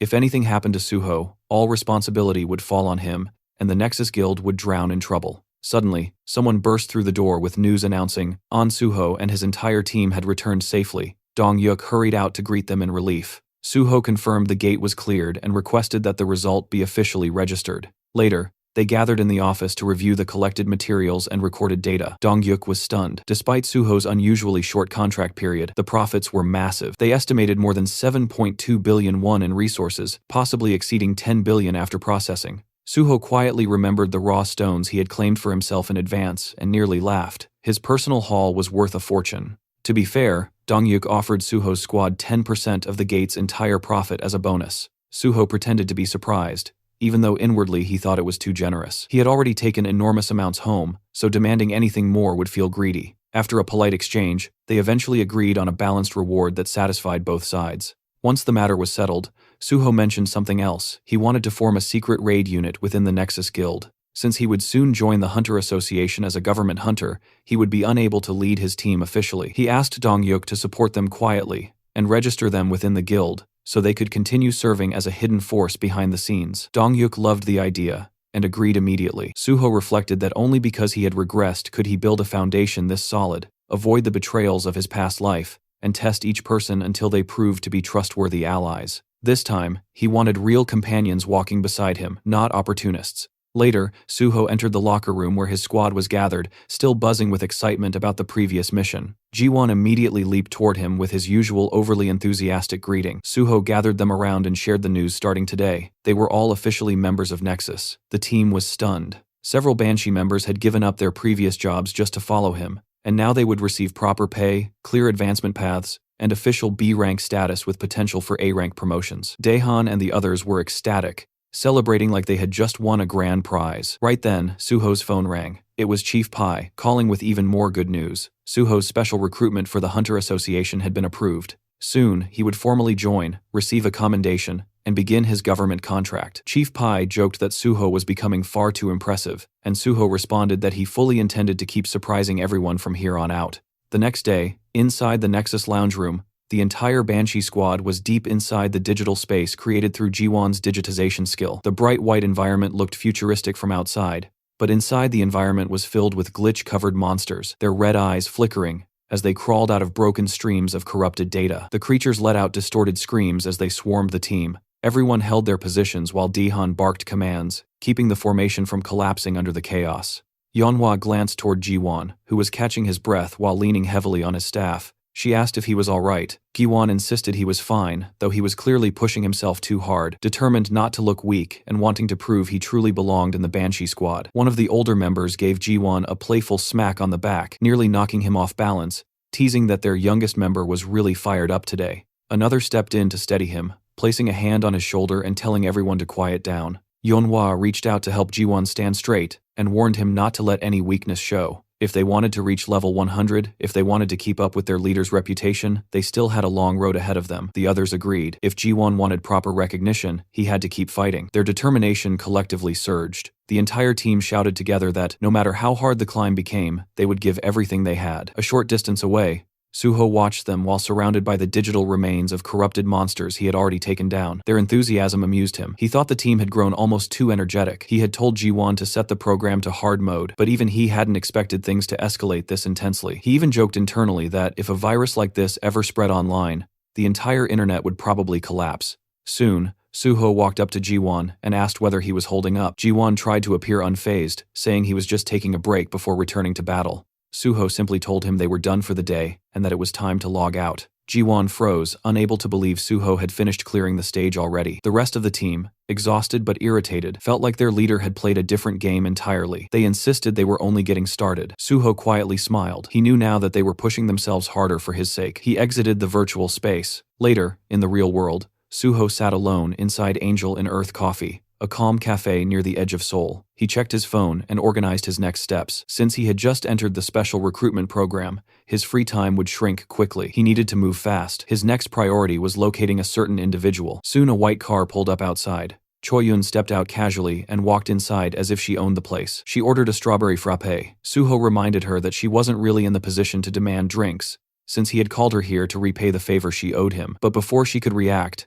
the waiter placed the drink in front of her. Suho had already ordered it. She blinked in disbelief, wondering how he knew the exact drink she would ask for, and even the timing. Suho brushed it off, saying it was simple intuition. In truth, the library of memories he carried from his previous life contained even small details like her favorite snacks. Switching topics, he asked if she had found the person he requested. She handed him a document folder, still confused about why he wanted information on what she thought was a junkie. Suho corrected her immediately. The man he sought was a highly skilled craftsman. In Suho's memory, that junkie would become one of the greatest blacksmiths in the world, Nam Hae-won. He thought to himself that finding information on someone like Hae-won wasn't easy, yet Choi-yoon had still managed it. She was undeniably good at her work. Suho then said the next step involved using a safe house in Cheongdam, one that belonged to the Union. The girl froze. She knew these safe houses existed, but only the highest ranks had authority over the Cheongdam location. Even brokers rarely stepped inside. Her nerves rose. She pointed out that even knowing about the place was unusual. Suho simply reminded her that she owed him a favor. She tried to negotiate,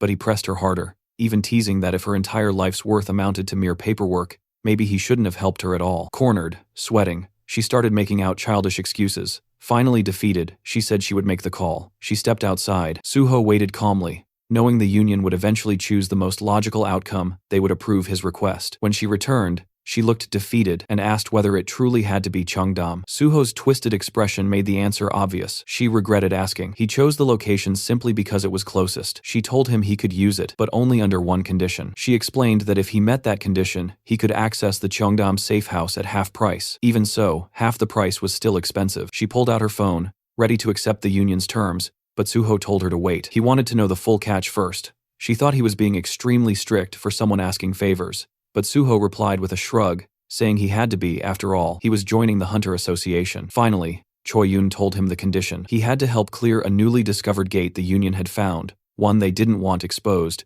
because it appeared in an extremely public area, Namhansan. Suho asked about the monsters inside. She explained the gate was known as Sky Mountain and filled with wyverns, massive, fast, sky-blue dragons that were difficult even for trained hunters. Only those under level 110 could enter. She added that it wasn't supposed to be a solo operation. Suho only needed to join the raid team and assist. But Suho already knew everything about Sky Mountain. He asked whether the wyverns were sky blue. She confirmed it and asked how he knew. Suho stood up, asking her for the raid time. She said he could go immediately if he wanted. With a calm, confident smile, Suho told her to change the condition because he would be clearing the gate alone. A couple of days later, the sun was shining over a quiet forest clearing, where a blue swirling portal stood like a breathing doorway. Boxes of supplies were stacked nearby, prepared for the raid, but Suho walked right past them without slowing down. He headed straight for the gate. Not far behind him, Choi Yoon stood beside Kim Suwon, a hunter from the Union. Kim Suwon commented that it was surprising Suho had declined all supplies and insisted on entering alone.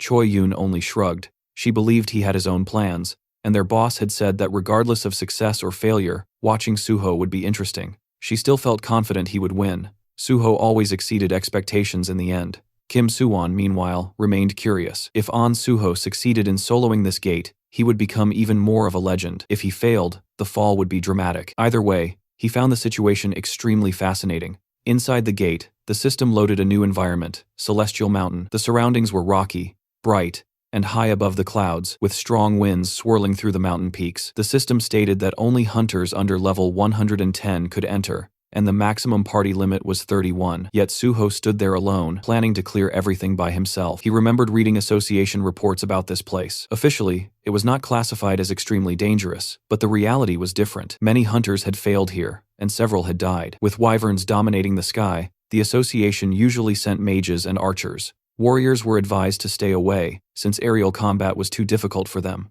But Suho felt that these rules did not apply to him. He gathered blood in his hand and activated his blood weapon skill. A bloody sword formed in his grip. Looking up the winding mountain path, he decided to skip it entirely. Using leap, he soared upward through the sharp winds, as if they were nothing more than a gentle breeze. He ignored the twisting trails and ran straight up the mountain. Soon, he reached a plateau where sky wyverns had gathered. All of them were over level 100. The leader, a sky wyvern at level 109, stood among them. As Suho approached, the wyverns reacted with irritation and surprise, clearly confused that a lone human had rushed them so confidently. One wyvern launched a swift attack, but Suho struck faster, slicing the creature cleanly with quick draw. The others recoiled in fear, realizing immediately that this human was unlike any they had faced before. Still, they refused a fair fight. When it became clear none of them could take him one-on-one, the wyverns attempted to overwhelm him from every direction. Suho quickly realized this was a coordinated strategy. The first attackers served only as a distraction. The true threat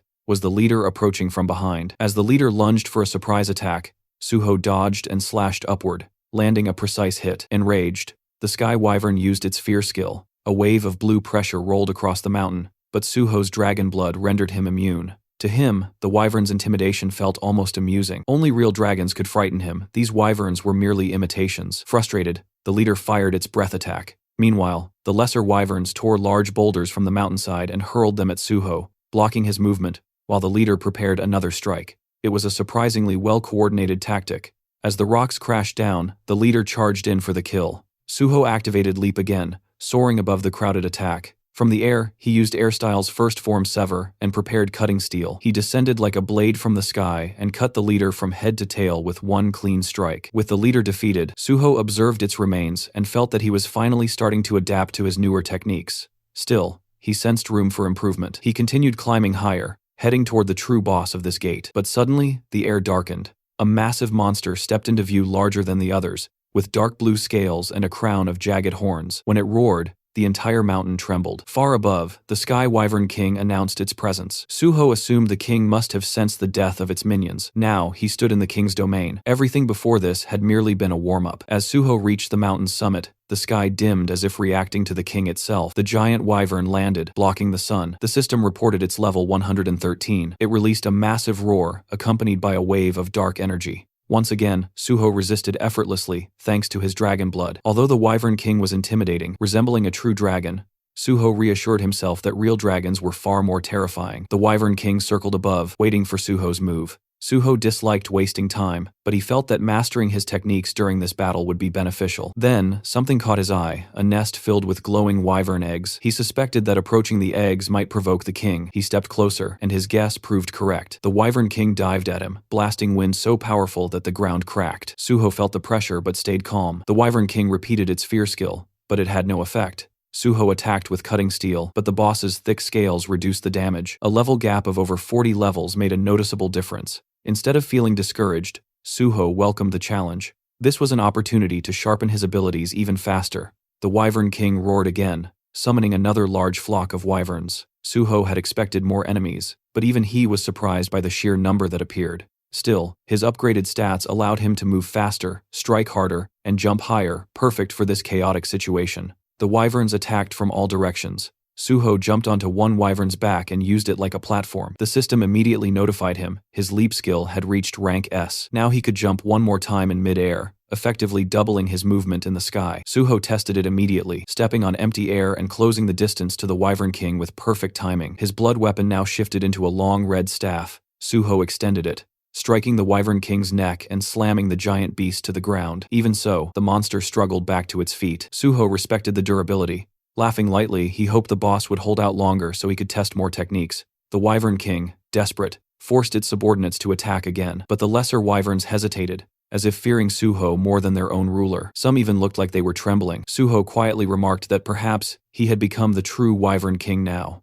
The real king shrieked in outrage, and the minions finally resumed their attack. Suho moved through the air, bouncing from wyvern to wyvern. Still, he noticed his sword-drawing technique was not leveling up as rapidly as he had hoped. These opponents were strong, but not quite enough to push the technique further. Deciding to accelerate the pace, he rushed toward the mountain peak. There, he discovered something enormous, the Sky Wyvern Queen, larger and stronger than the king, covered in purple scales. She guarded her nest and could not leave it. This gave Suho an advantage. The queen was powerful, but bound to her nest. She attacked by rolling huge boulders toward him, but he used sword drawing to slice them apart with ease. Her screams summoned every remaining wyvern on the mountain. Suho remained calm. He understood that she would rely on her minions rather than attack directly. At that moment, the Wyvern King swooped down in a full-force assault. Suho decided it was time to finish this battle. He chose not to use his strongest skill immediately. Instead, he wanted to reach a higher level of sword drawing. The best swordsmen relied solely on their blade, and Suho wanted to honor that principle. He focused on perfect timing and precision, repeating sword drawing over and over. The system reacted to his mastery, recognizing that his understanding had surpassed all others. System alerts flooded his vision. His sword drawing evolved to a supreme level. The guardian sword within him responded, granting a new form, Cloud Cutter rank S+. Red energy flickered in his hair and eyes. Suho unleashed Cloud Cutter with a powerful swing, sending a massive vortex of bloody energy crushing through the Wyvern King. The boss collapsed and died with a final cry. The remaining wyverns shrieked in fear and grief, but Suho was not done. He activated Cloud Cutter again. In one sweeping strike, he destroyed all remaining wyverns, including the queen. The system announced his triumph. Suho stood on the mountaintop with his sword resting on his shoulder. The gate conquered. After the battle ended, Suho took a moment to check his status window. The gate had given him a massive boost, and his experience bar was sitting comfortably ahead. His strength stat was already brushing past 80, and he didn't have far to go before hitting the next tier. A small smile formed as he saw the new additions Double Jump and Cloud Sash, the exact skills he'd been aiming for. It felt good to see his plan finally paying off. Turning toward the queen's den, he decided it was time to collect his loot. Inside were 12 Sky Wyvern Queen eggs. The association's advanced team had only confirmed 6, which meant the remaining half naturally fell into his hands now. With the job complete, he shifted his attention to the wyvern corpses. Monster byproducts sold for high prices, especially when used to craft rare materials, and the Sky Wyvern Queen's corpse was considered top tier. Summoning his Shadow Spear, he decided to let it handle the cleanup. He placed the spear beside the queen's massive body, and it immediately began its work, devouring the corpse piece by piece. As it absorbed the flesh, the spear's purple energy flared, growing more vicious and alive, upgrading the blade to its next level. Watching the transformation, Suho realized that even a 1-star beast could serve as excellent nourishment for the Ghost Blade's shadow devouring. Judging by the spear's state, one more powerful meal should push it further. With that in mind, he directed the spear toward the king's corpse next, letting it feast again. Outside the gate, chaos had already broken out. Someone shouted that the gate reading had been completely deceptive, and people around him stared in disbelief. They finally realized the guy inside wasn't just some healer, he was actually a sword master. Among the crowd, a black-haired man wiped sweat from his forehead, overwhelmed. He knew better than anyone that even with a full raid party, clearing that gate wasn't guaranteed. Yet somehow this man had done it solo, and not as a combat class, but officially as a healer. Choi Yoon brushed it off casually, reminding him that she'd already said he would clear it easily. He agreed, but couldn't understand why she looked so excited. She just told him it must be his imagination. Their conversation paused as Suho walked out of the gate. They congratulated him for conquering it solo, the girl cheering first, and the guy echoing her. Suho thanked them and then reached into his inventory, pulling out the wyvern eggs. He placed all 10 Sky Wyvern Queen eggs before them, saying he'd found that many inside. Kim Suwon stared, stunned by the sheer quantity. Suho calmly insisted he had retrieved every single egg, while keeping quiet about the extra ones he kept for himself. As for the Sky Wyvern King and Queen corpses, he explained that both bodies had fallen to the base of Sky Mountain during the fight, making it impossible to recover them. Of course, hiding the fact that Ghostblade had already devoured them cleanly, leaving no trace. Lowering his voice, Suwon asked if he could pose a question. Suho told him to go ahead. Suwon hesitated, then asked how someone officially registered as a healer was able to wield a sword like that. Did he really fight those wyvern using nothing but swordsmanship and healing abilities? Even with good sword skills, taking down flying monsters with only a blade shouldn't be that simple. Suwon thought Suho, being both swordsman and healer, would have brought arrows, throwing spears, or at least long-range spell scrolls.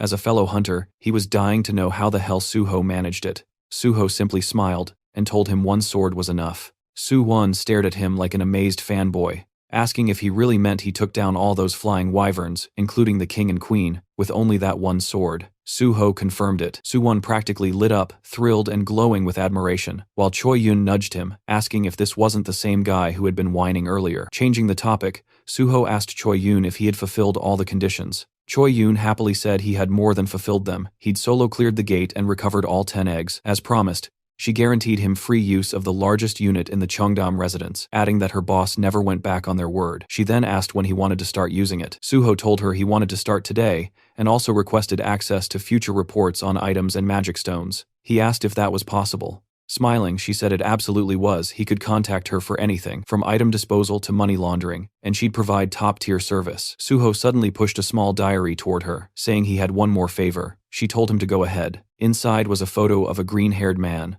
Suho asked about a patient named Nam Hae-won at the Yeongdong Post Dan Yak Center and said he needed information on him. Flipping through the diary, Choi Yun realized it was the exact file she had retrieved earlier. Confused, she asked what this Hae-won person actually did. Didn't Suho mention he was some kind of technician? Suho opened his car door and asked if he really needed to explain the whole backstory every time he requested a favor. She quickly apologized, saying she slipped again. As he settled into the driver's seat, she complained from outside the car that she felt hurt after everything they did together. Shouldn't they be able to talk more freely by now? Suho calmly replied that she could ask how he was doing, but nothing beyond that. Clasping her hands dramatically, she muttered that he was cold. Then she informed him the Cheongdam residence would be ready in 2 hours, and she'd send the address once everything was set. He told her to also send him Hae-won's information. Checking her phone, she said he was indeed a patient at the Dan Yak Center, and that digging into Junkie's records would take only a few dozen minutes. She scrolled through her contacts and told him she'd get back to him shortly. After some time while driving, Suho received a call from Choi Yun. She told him the Cheongdam residence was ready for immediate use,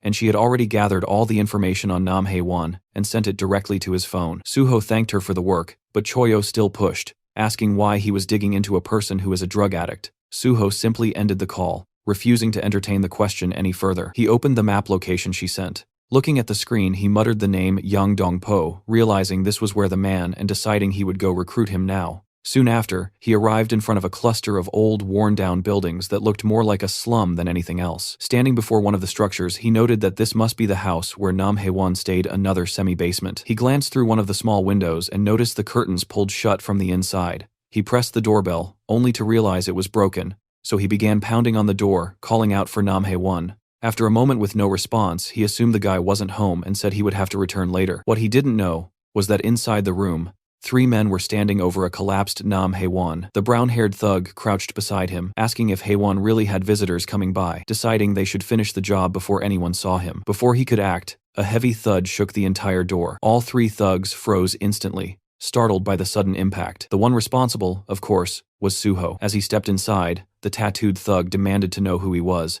but Suho shut the bitch down coldly, saying his identity was none of their business. The tattooed thug tried to swear at him, but before he could get the full insult out, Suho's hand struck across his cheek with a sharp, rapid slap. It was so fast that the other 2 didn't even register what happened until the man staggered back. Suho glared at the remaining thugs, his voice heavy as he ordered them to come here, every single one of them. Outside the room, Suho had already confirmed 4 presences inside using his magic detection. Now 2 of them were shouting in front of him, demanding his identity and yelling who the hell he was. The second thug, standing beside the first, kept staring at Suho as if he recognized him from somewhere. The third thug was still lying unconscious from Suho's earlier slap, and the fourth was none other than Nam Hae-won himself. One of the 2 remaining thugs stepped closer, accusing Suho of ignoring him. He didn't get another word out before Suho casually swung a powerful slap across his face. The guy's expression twisted into something both hilarious and tragic as he flew backward and collapsed onto the floor. The last conscious thug witnessed everything, the first slap, the second, and now his second friend, dropping like a broken puppet. He barely had time to react before Suho turned his head and delivered another brutal slap. This one sent him spinning in a full circular motion, crashing far across the room and landing in the most dramatic fall of the three.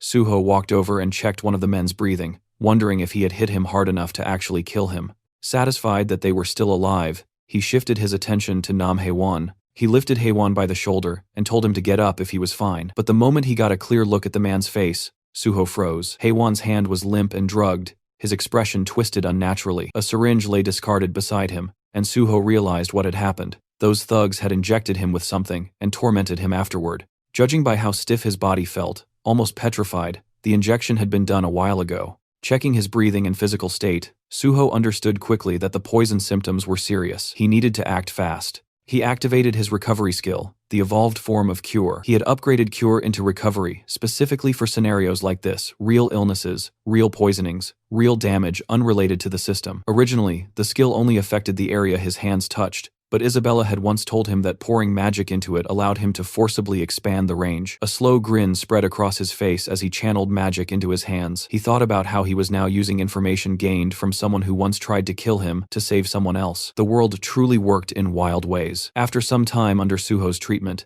Haewon slowly opened his eyes. His vision was still blurry, and the first thing he saw was a blurry figure asking if he was awake. He stood up fast. Suho calmly told him that this was his home. When Haewon finally focused, he noticed the beaten thugs sprawled across the room and looked terrified, asking why they were in that state, and who the guy even was. Suho replied that they refused to listen, so he restrained them. But the more important issue was the drug in Haewon's system. Shaking violently, Haewon insisted he never took anything on his own. He said they forced it, they injected him, and he begged Suho to believe him. Trembling, he repeated that it was the truth. Suho watched him and realized the guy was too agitated to talk properly like this. In his past life, Suho remembered an interview from when Haewon later became a famous blacksmith. In that interview, he admitted the Changsik gang had forcibly injected him with drugs, and he suffered long-term after-effects of addiction because of it. With that memory in mind, Suho decided to treat him properly. He placed his hand close to Nam Haewon, and the system responded. The ring of emotions reacted to the strongest emotions in the target. The color being absorbed was black. Suddenly, Haewon clutched his chest, overwhelmed by the pain. Then, as the ring drew out his dark emotions, the tension eased, and he felt relief wash over him. Once the process ended, Suho asked if he was feeling better, and the green-haired boy nodded. Suho stood and told him he believed him. He addressed him properly as Mr. Nam Haewon, confirming that the people who injected him belonged to the Changsik gang, and that the thugs on the floor were from the same group. The Changsik gang's original name has been Gold Made Hand, but the intention behind the naming was so ridiculous that the association simply renamed them as Changsik Gang. Suho asked Haewon if he was attending a rehab center. Still shaking, Haewon said yes, then asked how Suho knew. Suho answered lightly, saying he found out while digging into the Changsik Gang. He reassured him he no longer needed to worry. Forcing drugs on someone already in rehab was a serious crime, and Suho said he would personally take responsibility and resolve the case. Haewon's expression brightened, and he thanked Suho sincerely. Suho told him that since this was an important matter, he would return to check on him again soon. Then he asked if Haewon was experiencing dry mouth or withdrawal symptoms. Haewon admitted that he was, and that he was starting to feel cold. Suho knelt in front of him and asked him to sit for a moment. Haewon obeyed. Suho activated recovery, and blue light gathered around his hands. Seeing it, Haewon watched in quiet awe. Suho explained that this was the healer's recovery technique, tailored for drug addicts. It relieved withdrawal symptoms and pushed out the lingering drug energy from the body. But full recovery required continuous long-term treatment. Recovery consumed a large amount of mana, and very few healers were trained enough to handle it. That was why, in Suho's past life, Isabella had become one of the most influential figures among the last Crusaders. And that was also why, after returning, he chose the path of a healer. Standing up, Suho told the green-haired boy that addiction treatment needed consistency, and they would meet again for further care. For now, he had to head toward the Changsik gang's station. Terrified, Haewon asked him to wait. He said he wanted to know something earlier too, and asked who Suho was affiliated with. Suho gave his name, and said he was a hunter under the Korean Hunters Association. As Suho left, Haewon remained seated in silent amazement, repeating the name An Suho in his mind. Even someone who didn't own a TV like him had heard that name over the past few days. It was all over the breaking news, and now he realized the person who saved him was the same An Suho everyone had been talking about.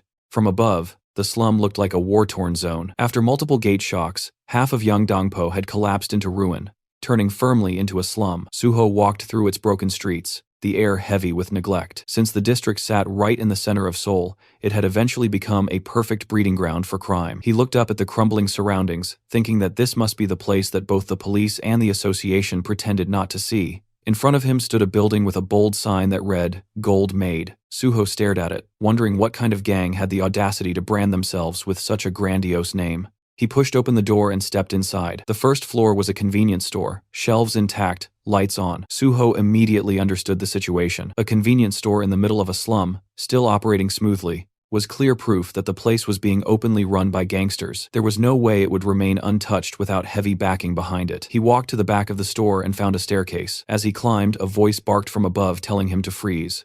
A bald man appeared, ordering him not to move, and threatening that he would die if he took another step. He demanded Suho's identity like he had authority over anything. Suho looked at him with a small smile. A gatekeeper. How classic, he thought. Then he asked where Changsik was. The bald man snapped in anger, shocked at hearing the name spoken so casually. The thug shouted, demanding to know who he thought he was to speak their boss's name so freely. But then his expression shifted as he suddenly recognized the face in front of him. The man froze as he realized that this was An Suho himself. Suho waved lightly, thanking him for the recognition. The thug thought he was trying to high-five him and raised his hand. Instead, Suho stepped forward and delivered a brutal slap, sending the bald man flying aside as he walked past with a grin. Continuing up the stairs, Suho spoke calmly, telling them to inform Changsik to come out. Inside his office, Changsik heard the sounds of fighting erupting right outside his door. The noise grew louder and more chaotic until the door finally burst open, a thug flying through it after being kicked by Suho. Suho stepped inside calmly. He muttered that not a single one of these gangster bitches seemed to understand words. Behind him, the bodies of beaten thugs were scattered across the hallway like discarded trash. Running a hand through his hair, he asked Changsik if bringing him here was really that hard. Stepping over another fallen thug,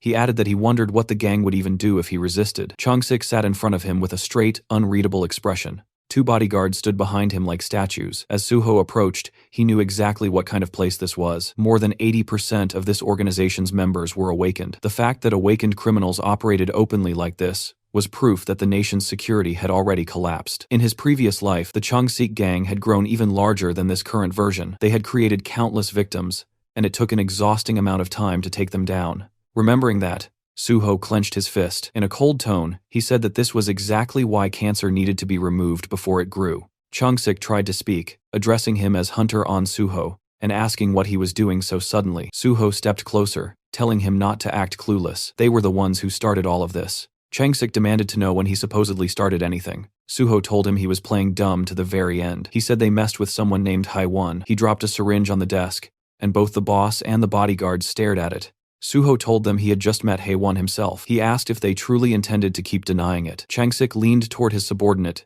and quietly asked who Haiwon was. The underling whispered the explanation into his ear. Suho raised his leg and slammed it down on the table, breaking the surface clean in half. He said they had turned his closest friend into that state. His eyes glowed red as he asked why they did it. The two bodyguards froze. Changsik kept his expression firm, trying not to show fear. The boss rolled his hand across his face and told the bodyguards to step outside. They hesitated and asked why. He then barked at them to get out. The rest of the guards immediately rushed out of the room, leaving only Suho and Changsik inside. Changsik swallowed and said he believed there was some misunderstanding, suggesting they talk calmly. Suho walked over the broken table with slow steps. He said that every word they spoke only earned them another beating. Changsik, now trembling, warned him that if he touched him, he would call the police. Suho punched him across the face, calling it nonsense. The blow sent Changsik sliding across the floor along with his chair like his ass glued to it. Suho said that hearing the word police come from a gangster boss was hilarious.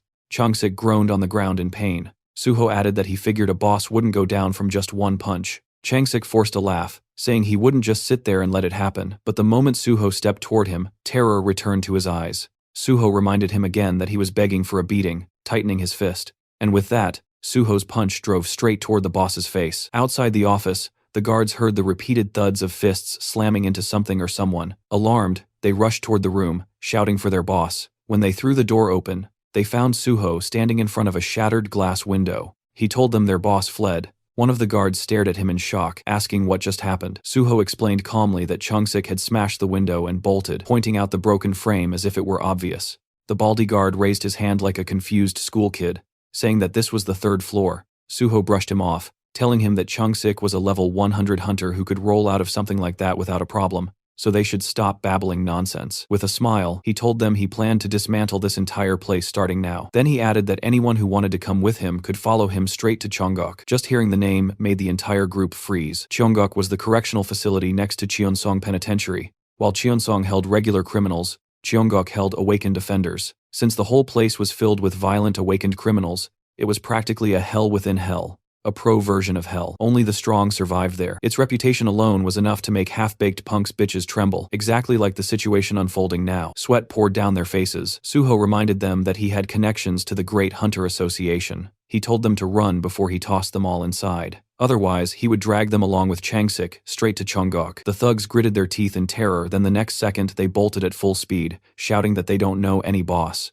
Watching them scatter, Suho said he expected about that much loyalty from gangsters, calling them vermin, cockroach bastards. He warned them that if even one document disappeared, he would carve them up slowly. He ordered them to leave empty-handed. Once the building was clear, Suho activated his magic detection. A blue magic circle formed beneath his feet. After a moment, it detected something special radiating mana on the 3rd floor in the corner of the room. Suho approached the spot and uncovered a hidden safe. He called it obvious, saying the bastard must have thought hiding it here would keep it protected. It was a top-tier safe from a famous brand, the kind that only unlocked with the registrant's mana signature. He placed his hand on the reinforced steel. Blue light pulsed across it. With toughness like this, cutting the steel would destroy the contents, so he needed to slice the door off cleanly. Suho summoned Bulgasari. The tiny elephant monster popped out from subspace, standing at attention like a soldier. Suho told him he only wanted the door removed. Bulgasari obeyed instantly, gripping the door with its tiny trunk and ripping it free. As the creature started the safe, Suho praised it,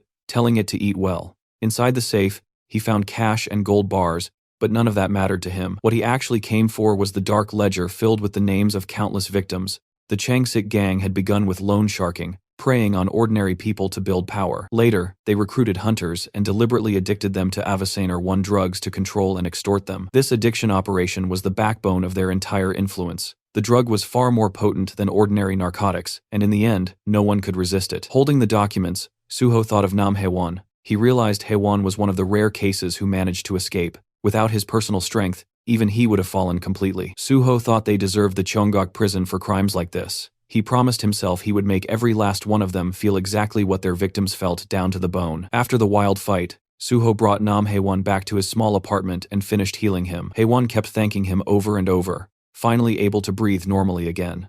Suho told him he would still need time before a full recovery, but at least for now, he was out of danger. Then Suho handed him a folder. Haewon asked what it was, and Suho explained that these were bond documents from the Changsik gang, proof that he had taken down the entire criminal group. Haewon could barely believe what he was hearing. The gold-made hand gang, with all their terrifying influence, was really gone. Suho went on to explain the gang's real method. They kept people trapped in debt with outrageous interest rates, turning their victims into insects caught inside an anthill. Even though Haewon had done everything right and never missed a payment, they forced drugs onto him to ensure he could never escape. Still trembling, Haewon said he had survived only because of his special ability. He explained how he tried to fight addiction, made his own antidotes, and begged for help, but no one, not the police, not the association, cared about what happened to people in these slums. He said everyone on the outside felt like another version of the enemy. Suho understood him. He told Haewon that the reason he joined the Great Hunter Association was not for prestige, but to fix the broken system for people like him.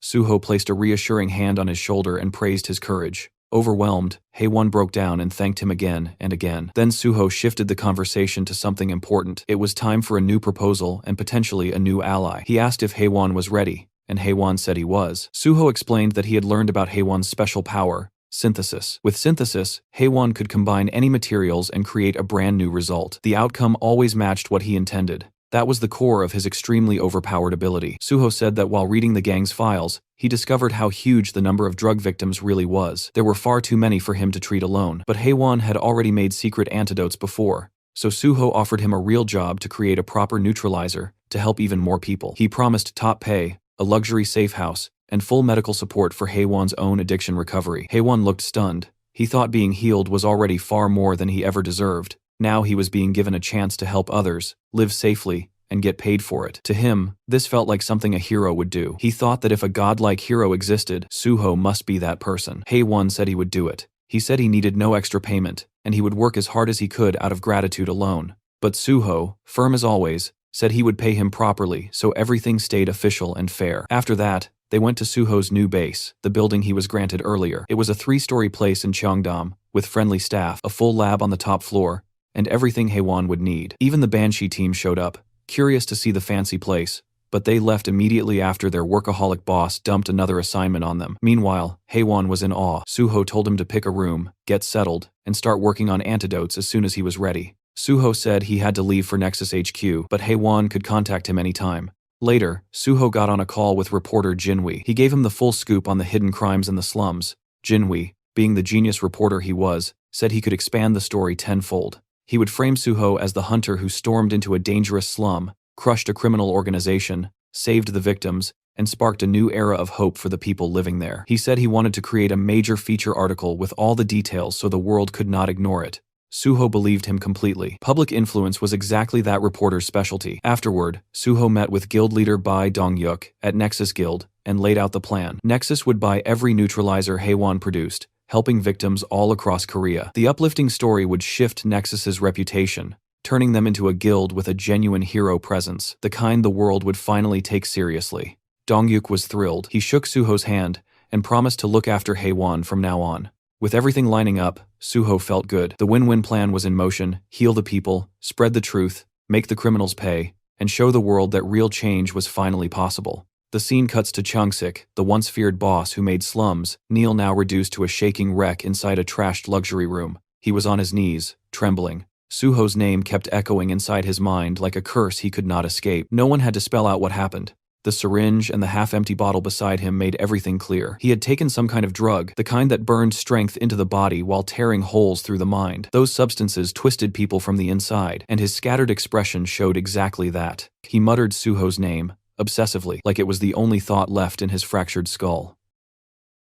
The moment Suho stepped through the glowing blue portal, he entered his secret subspace that had once been a fancy private domain of polished marble and luxurious furniture. Now, the place looked like a disaster zone, as if a tornado had torn straight through it. He scanned the area, noting the cracked marble floor and the expensive furniture knocked over and scattered across the ground. To him, it was clear that someone had completely wrecked the place. On the floor, Chung-sik lay twitching, his skin pale and his body reacting in strange spasms. Suho observed him and figured that the drug must have done something unbelievably intense to the guy. It became obvious that this gangster had not run away, but had been dragged into Suho's subspace instead, effectively kidnapped by the chaos of the situation. Suho walked over, knelt beside him, and placed a hand on his body. His blue healing energy flowed instantly, and the system announced that recovery had begun. Chung-sik, still dazed, looked like someone who had just escaped a bizarre nightmare. Suho demanded that he pull himself together, offering no calm or gentleness in his tone. Suddenly, Chung-sik snapped into anger and panic. He grew wild, yelling incoherently as he lunged forward to attack Suho. Suho barely reacted, simply kicking him in the chest and sending him flying backward like it was effortless. Chung-sik continued screaming, desperate to be let out, spiraling into fear as though he believed he was trapped with a monster. Suho smirked and rolled his eyes, noting to himself that Chung-sik still had a lot of energy. He assumed the drug was overstimulating him, but mentioned to himself that he had brought extra, so the man did not need to worry. Sensing danger again, Chung-sik crumbled into full desperation. He dropped to the floor, crawling and begging Suho to release him, insisting he would do anything to avoid experiencing the drug again. Suho had no sympathy. He stepped onto Chung-sik's chest with force, pressing him down firmly. Chung-sik screamed for help, insisting that he had been kidnapped, but Suho reminded himself that no one could enter this place, and that the fools from Chung-sik's gang had already run away. He promised internally that he would hunt them down and make them pay as well. For now, he instructed the criminal to sit still, reflect on his choices, and drown in regret, since that was the only useful thing available to him at the moment. Later in the afternoon, Suho returned to his new house. Haewon came running toward him, full of excitement. Suho noticed how hyped he was, and Haewon proudly revealed that he had just finished creating a brand new neutralizer for the dangerous drug. The new version was called Hammer 2. The system displayed information identifying Hammer 2 as a grade C item that excelled at neutralizing the effects of the drug, called illusion. Suho felt genuinely impressed, especially since Haewon had made it in only 2 hours. Haewon explained that he had improved the old version, naming it Hammer 2 because it metaphorically smashed illusions. Suho recalled how Hammer 4 had saved lives in his past life, which meant Hammer 2 should still be a reliable creation even if it was not the strongest one yet. Haewon attributed the success to Suho's help and described the entire process as similar to grinding for items in a game. He believed that with enough time and money, luck would eventually follow. Suho thought Haewon was always humble and wondered how much stronger he would become when he leveled up further. Suho then asked if Hammer 2 could be produced in bulk, and Haewon agreed enthusiastically. He had already completed the formula, meaning they could make large quantities as long as they gathered the necessary ingredients. Suho found that reassuring, and then checked Haewon's current level. Haewon had just reached level 51, thanks to creating the new drug. Because of this, Suho concluded that he would not need to call Giwon for now. Haewon was already functioning as a high-level hunter. With that decided, Suho shifted his focus toward helping all the victims from the slums, ready to use what they had gained to fix the damage that had been done. The next day, several news stories appeared online, claiming that the police and the Hunter Association were ignoring the suffering in the Yeongdeungpo slums. Unfortunately, only around 500 people viewed the article throughout the entire day. The hype simply was not there. Suho realized that Jinhui had been right. There were too many terrible places in the world, so unless something was explosively dramatic, people rarely paid attention. Still, this was only the beginning. Suho then got busy. He distributed large boxes filled with food, water, and magical neutralizer potions to the grateful residents of the slums. Soon after, a truck arrived, loaded with even more supplies. People helped unload everything, and quickly delivered food and potions to everyone. Suho thought Nexus had truly come through with support. His phone rang. Chief Pai was on the other end, speaking to him with the energy of a relaxed uncle. As they discussed tomorrow's appreciation plaque ceremony, they agreed to keep it short and simple. Suho felt secretly thrilled, because receiving a plaque meant the possibility of special recruitment. After some light conversation, Suho called Jinhui to talk about the ceremony and the news. While the slum article did not get many views, he believed it had probably caused trouble for the reporter with the Hunter Association. But Jinhui remained calm, mentioning that only popular stories went viral, and that he had broken no laws. He added that he planned to upload part 2 soon, and that the PBS news group would likely report on the ceremony as well. He then asked if Suho had an Instagram account. Suho did not. This annoyed the reporter, who said many fans were waiting to follow him. Then the conversation took a strange turn. There was an entire fan cafe for Suho, called Anshin Temple, where fans referred to him as the Guardian Priest. Suho realized that the moderator running the cafe was actually Jinhui himself. The reporter admitted to managing it so that Suho's reputation would stay clean, and to avoid unnecessary drama caused by other chaotic fan groups. The logic was reasonable. He also offered to manage an Instagram account for Suho, boasting about his social media skills, and saying he could help Suho become extremely popular. But Suho preferred doing things himself. He asked the reporter to simply send content for posting, and he would copy and paste it.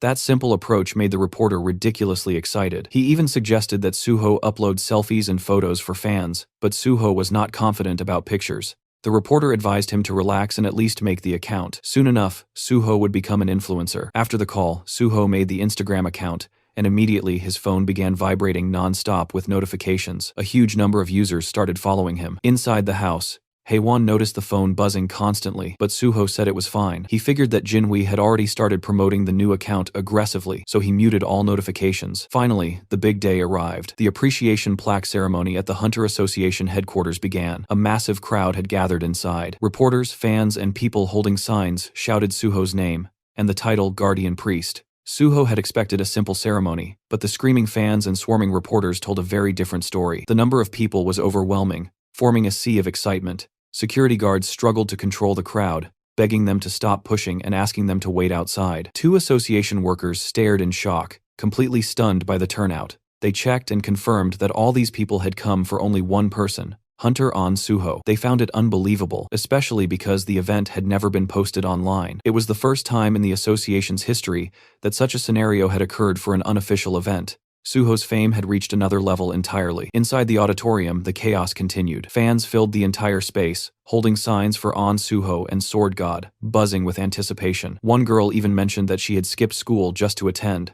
Others discussed how the fan club president, Golden Horse, was absent, so they planned to take plenty of photos for her. In the press section, reporter Jo Jinhui was busy texting. He informed Suho that a massive crowd had shown up for him and asked where the MC was. Suho had actually arrived early, and had been observing everything while using his monochrome solitude skill, which made him invisible to others unless he chose to be seen. A fan sat directly in front of him, with no idea that the sword god was right behind her. Suho soon received a message from Chief Pai, asking him to meet in the hallway, next to the waiting room. He slipped out silently to meet his senior. Chief Pai was astonished by the number of fans, and jokingly called Suho a superstar, which made Suho laugh. Chief Pai then mentioned that the recent article about the Yeongdeungpo slums had stirred public sentiment toward the Hunter Association. Suho already knew the article would make the association look bad, but Chief Pai seemed unconcerned about reporters, which explained how easily the journalist had entered today. Chief Pai congratulated Suho for the award and rushed off for something urgent, maintaining his typical cool and distant style. Then an announcer called everyone to take their seats. The ceremony was about to begin. Suho walked toward the stage as the crowd erupted in excitement. Cameras flashed everywhere. Fans screamed about his appearance, some claiming they finally understood why people fell for him, and others joked that they would let the sword god cut them.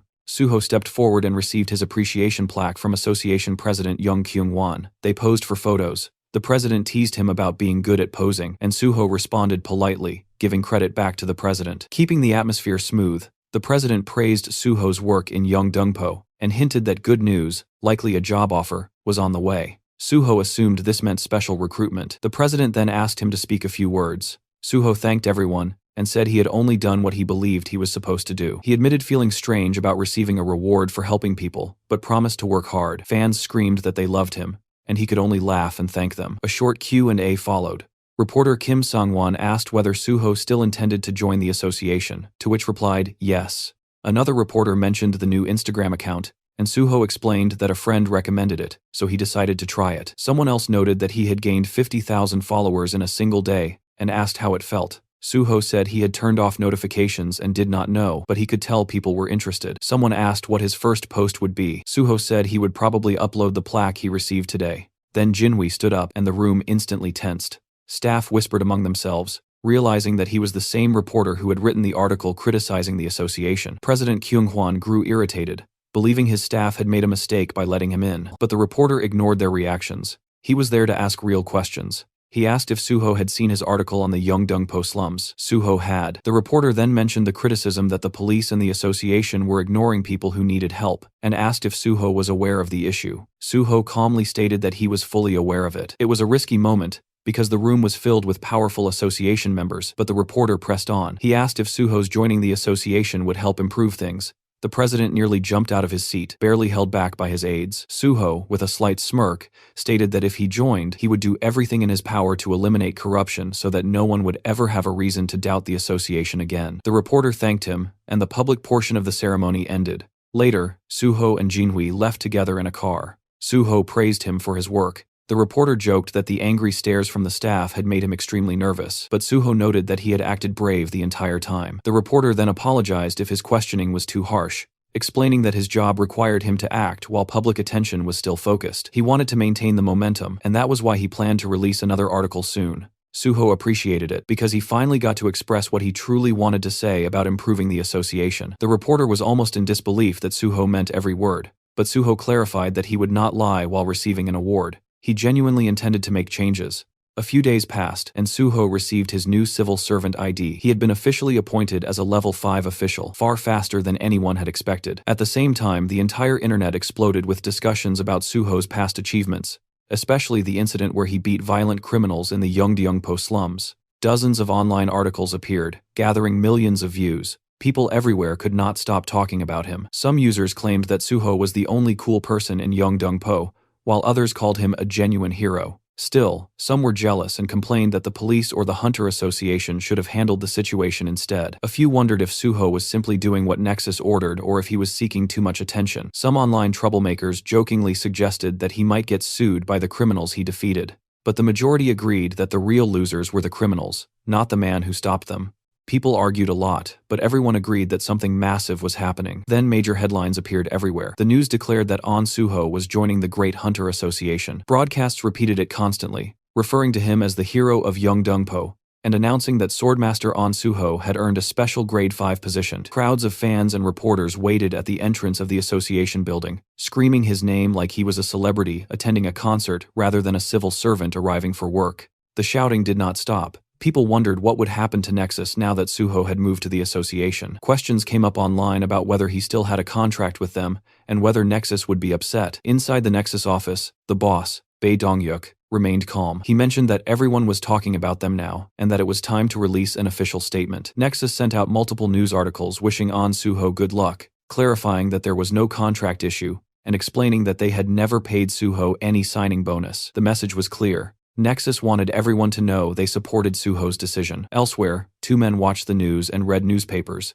They seemed like hunters. They commented that Nexus was the best guild, while others like Hexagon and Prime cared only about money. They brought up how Hexagon had done terrible things, such as letting a weak hunter die because he did not receive a potion in time, and forcing mages to work until they collapsed. A TV report showed Nexus's guild leader Bae Dong-yuk in an interview. The reporter asked whether Nexus had kicked Suho out due to public pressure, and Bae Dong-yuk denied it. He explained that Suho wanted real field experience before taking his civil service exam, and that joining Nexus had simply been a step along the way. He admitted he was sad to see Suho leave, but said Suho belonged in a role where he could save people, not in a private company. Suho and Nexus were clearly reinforcing each other's public image. Back at the Hunter Association, Suho tried not to sweat under all the attention. The crowd continued screaming while cameras flashed non-stop. He thought about the weight of being watched by so many people. He remembered the advice from Jinhui, who told him to show his face to the fans because they would be disappointed otherwise. Suho admitted to himself that the advice made sense, even though he wanted to maintain a cool, mysterious vibe. This time he wanted control of his own story, instead of letting others direct it. Suho walked into the Hunter Association lobby. Inside, President Kyungwon and Vice President Kyumon were waiting for him. Cameras flashed everywhere, as the president welcomed him with extreme friendliness, calling the day historic, and congratulating him before inviting him inside. They entered the elevator. As soon as the doors closed, the president dropped the formal tone and became more casual. He asked if Suho was doing well and if he knew his schedule. Suho said he was fine but had not been informed of the details yet. The president said that the vice president would explain everything. When the elevator reached the correct floor, the president left, and Suho remained with Vice President Kyumon. Suho found it slightly unusual that the vice president himself would be giving the briefing, but Kyumon simply led him through the hallway to an office where Chief Pai waited alongside Chulman. Kyumon explained that these two would guide him and wished him luck. Chief Pai greeted Suho with a big smile, telling him to sit down. He acted extremely friendly and even asked Chulman to get Suho a drink. Suho found it amusing that two people from different departments would both be training him. Chief Pai told Suho to call him senior in private and only use the title chief in official situations. Suho nodded, recognizing how significant that request was, because Chief Pai was known for being strict about titles and reputation. Then, Chief Pai began testing Suho's knowledge about his new job. Suho explained that he knew about the probation period. Normally, a grade 5 officer would train at the HR center before being assigned to a branch office, but because the Hunter Association was unique, Suho would rotate through all departments for 2 or 3 months each. Every department was eager to take in a superstar like him. Chief Pai assured him that after the training, Suho could join the Special Forces Division. Suho remembered the true promise, which was that he would go to the Special Forces instead of the Gate Management Department. He also understood that with so many eyes on him, he had to follow the official process. Chief Pai then introduced Chulman as Suho's overall supervisor. Each department had its own boss, but Chulman would oversee the bigger picture and answer Suho's questions. After Chief Pai left, Suho realized that the man had only come to issue a silent warning to Chulman, not to steal Suho for his own department. Suho found it a bit petty, but let it go. Chulman then explained the training plan. There were 5 departments: Special Forces, Administration, Awakening, Gate, and Resources. Suho already knew and recited what each department handled. Chulman was impressed but believed Suho had probably memorized it from a document. He informed Suho that his first rotation would be in the Awakening department. As they walked toward the department, Suho noted that this meant he would meet Director Lee Wanek, a member of the president's faction, and someone Suho planned to remove later. Chulman continued explaining that every department would have people monitoring Suho and giving him tests, which meant he had to pass everything thrown his way. Still, Chulman remained confidently positive, insisting Suho would do just fine, keeping the cheerful, supportive attitude he always carried. When they arrived at the Awakening department, Suho immediately thought to himself that he would not need his memory abilities for this part. There was one person here no one could ever forget. Inside the office stood Lee Wanek, looking authoritative behind his desk. He stood up immediately to greet them, calling it an honor to have a national superstar like Suho start his first rotation in the department. He also said he would be the one grading Suho's work, and acted overly friendly. Suho's thoughts drifted to what he knew about this man. Wanek was famous inside the association, and had close ties with the chairman. After leaving for another company, rumors circulated that he was involved in human trafficking, but nothing came to light because Kyunghwan had covered it up. Suho believed things might turn out differently this time since he now knew the truth about the past. This place needed to be cleaned from top to bottom. Someone knocked on the door, and Wanek identified the visitor as Jun Song before calling him in. He introduced him as the officer who would help Suho in the Awakening department. The two shook hands politely, and Jun Song said he had heard a lot about Suho, and felt amazed to work with someone so popular. Suho behaved humbly, but internally he admitted he had no memory of this man. Everyone below team leader was simply called officer, so it made sense. Junsong tried light-hearted joking, even mentioning that he wanted Suho's autograph later. He then encouraged Suho not to stress about the job, pointing out that Suho already had a clear future destination. Suho pretended not to understand, but Junsong clarified that everyone knew he was headed to the Special Forces Division. Suho realized that Chief Pai had not kept anything secret at all, but he did not mind. Having a powerful person supporting him only made life easier, even if it felt a little awkward to be treated like royalty. Then Junsong handed him a thin folder that he described as the department's quick manual. Normally the manual was massive, but they had created a special, simplified version just for Suho. Connections truly changed everything. He explained that the Awakening Department was divided into two major sections, Awakened Affairs and Non-Awakened Affairs, each with its own teams. Suho would first take a theory test, then complete one field training session with each division. He reassured Suho not to worry, since everything had been prepared in advance. He handed him a business card and said to call if anything unusual happened. After he left, Suho sat down and began reading the manual. Even as a summary, it felt like a lot, but Suho did not feel burdened. He had the library of memories, which worked like a cheat system for his brain. The system activated, and all the information flowed into his mind effortlessly. For him, any memory test was trivial. Around 40 minutes later, Junsong returned and said it was time to begin. He expected the test to take at least 30 minutes, because the questions were designed to be difficult and tricky. But once Suho began, his pen flew across the paper like a machine. Junsong stared in disbelief. Suho finished in 10 minutes and handed in the paper calmly. It was the first time anyone had completed the test that fast. While Suho prepared to leave, Junsong tried showing him the cafeteria, but Suho declined, saying he already had lunch plans. Then Suho made a secret phone call to Chulman. He asked if Chulman was busy, and since he was not, Suho suggested they eat lunch together and asked him not to tell anyone. Chulman agreed enthusiastically. Back in Chulman's office, Junsong entered while the supervisor was ending his phone call. He informed him that Suho had finished the theory test. Chulman was surprised it was already over, but Junsong insisted it was true. They examined the test together and put it into the grading machine with nervous anticipation. The machine displayed a perfect score of 100. Thinking it might be a malfunction,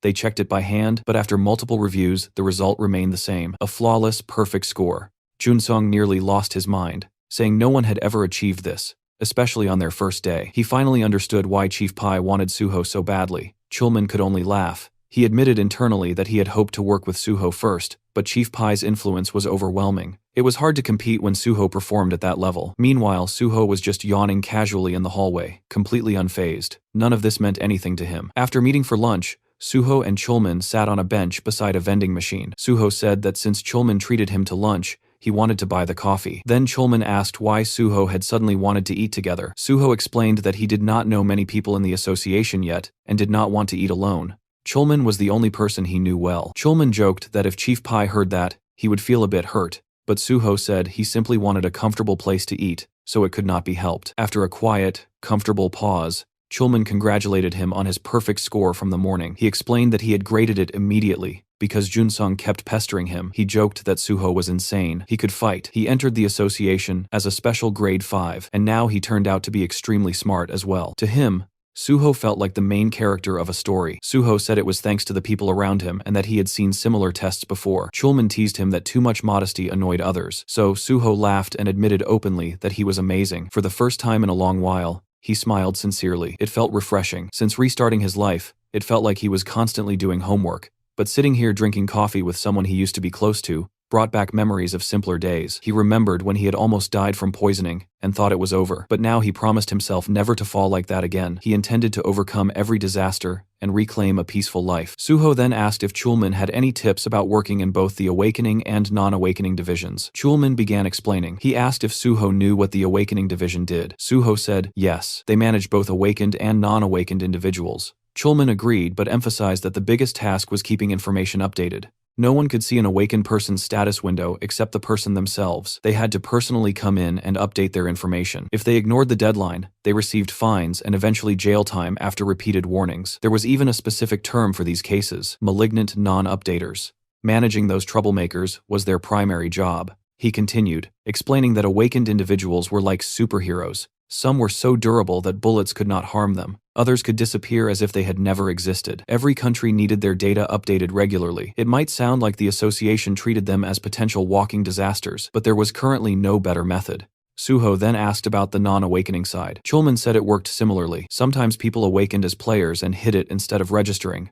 The department had to track down and arrest those unregistered players. Suho already knew all of this, but pretended to be new. After the break, Suho returned to the building, walking beside Jun-sung. The officer asked if Suho enjoyed his meal, and said they would begin work in the awakening department. He congratulated him again for his perfect score, noting that even the director would be pleased. They arrived at an office where a man was waiting. This was Lee Moonho, chief of the awakening section. He greeted them warmly, and said he had already heard about Suho's perfect score. He handed him a folder and said he could begin his field training immediately. He wished him luck, and Suho acknowledged it. Walking down the hallway, Shun-sung explained that Suho's first mission involved malignant non-updaters. His task would be to find those troublesome individuals and force them to update their information. He handed Suho a folder labeled Non-Updater List. Suho asked if this was truly the list of people he had to handle, and Jun-sung confirmed it, stating that the list was not very long, so the work should be manageable. But when Suho looked at the list, his expression hardened. He thought the entire thing was ridiculous.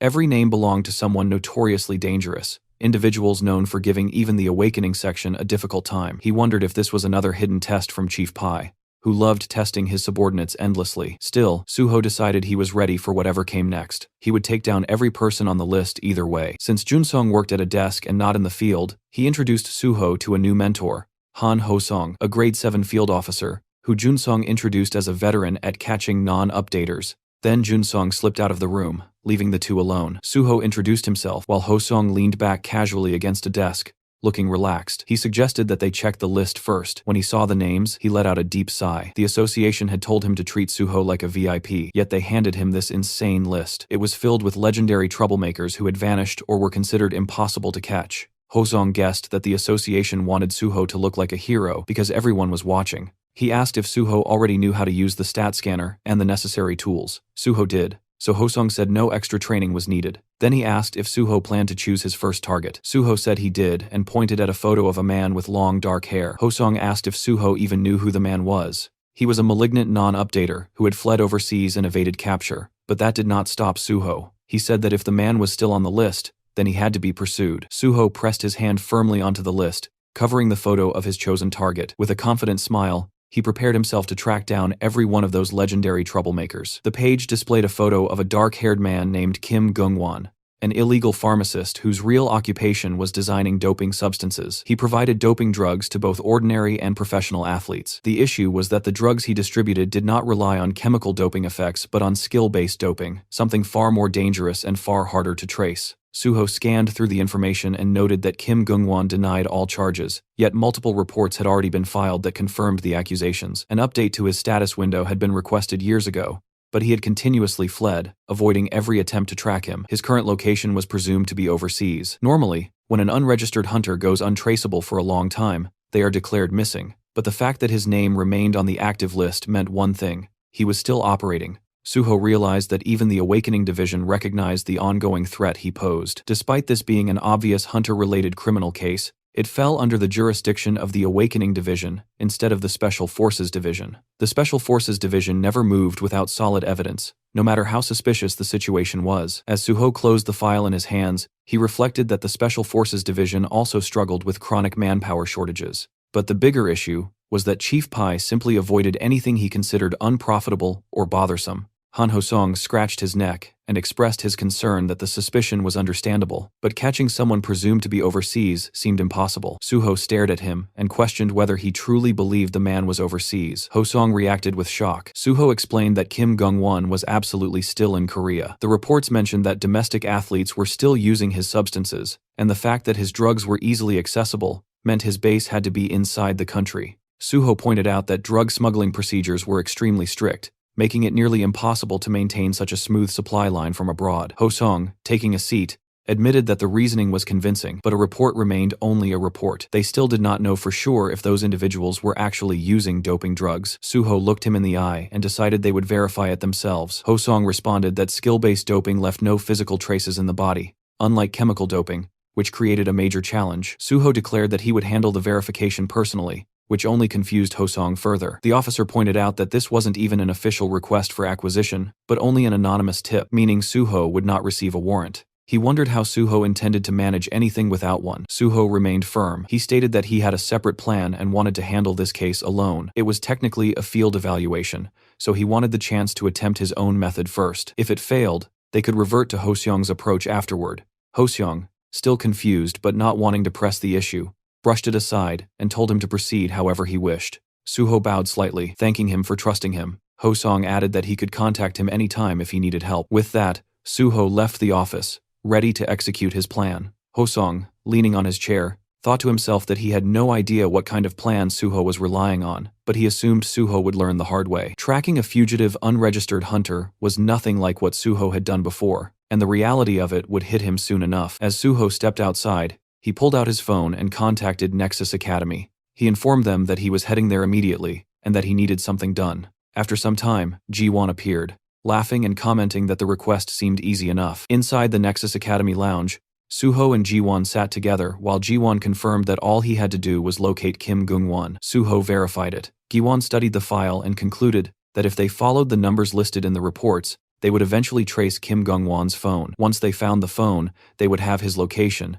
and Suho could take him down from there. Suho watched him and felt certain he had made the right decision by coming to him. Ji-won, shyly brushing it off, said it was a simple task and asked if they should begin right away. He mentioned that one more person would join them, and that person was Hyungmin from the Banshee team. Ji-won wondered why Hyungmin was involved, but Suho explained that Hyungmin's ability was essential. They would infiltrate a heavily secured phone and extract data from inside it. Now Ji-won understood the purpose. With the plan settled, Suho signaled the start. Sometime later, Ji-won made a phone call pretending to be someone named Kwon Song-min from a telecom base station, asking if the phone belonged to Mr. Hamdeo and advertising a new internet plan. The person on the other end only responded with disinterest and cut the call. Suho observed him and noted how good he was at acting. Ji-won brushed it off and said that since they confirmed the informant's number was legitimate, it was time to move forward. Ji-won activated his digitization skill, and immediately the three of them shrank and entered the smartphone. They landed on the digital screen inside the device, confirming they were in the correct place. Ji-won explained that all they needed to do was find traces of contact or trade records with a drug dealer, and searching text messages or messenger apps would make it quick. They spotted a Telegram icon, recalling that Telegram was commonly used for such illegal trades, so they started there. When Ji-won approached the icon and tried to access it, he realized it was locked, which made him tense. Suho looked at Hyungmin and indicated that he would handle it. Ji-won grew confused and warned that firewalls like this were not easy to break. Suho explained that Ji-won did not know Hyungmin's personal skill. Hyungmin had the ability to create a special doorway capable of bypassing any barrier. His skill was called portal creation. Hyungmin raised his hands as a blue orb formed, and suddenly a door appeared in front of him. Suho understood in that moment that apps like Telegram would normally alert users of hacking attempts, but Hyungmin's ability did not attack the firewall. It created an entrance through it, leaving no trace. It reminded Suho how the Banshee team had carried out terror strikes with precision thanks to Hyungmin. Meanwhile, Ji-won thought about his past struggles, remembering the time he dealt with firewalls through manual labor and sheer effort. Suho, noticing his gloomy expression, reminded him that he was the only one capable of allowing them entry in the first place. Still carrying the emotional Ji-won, Suho led the group through the newly opened portal. Inside the messages, they found some information. The three stopped at one detail, realizing they had located the right place. In front of them appeared a room labeled drugs. Inside that room sat two avatars facing each other. Ji-won identified them as Ham Dae-ho and the drug dealer. Fortunately, they had not left the chat room yet. The avatars represented chat logs. Suho placed a hand on a box on the table and determined from the contents that the avatar in front of them was definitely the dealer. They now needed to follow the information upward.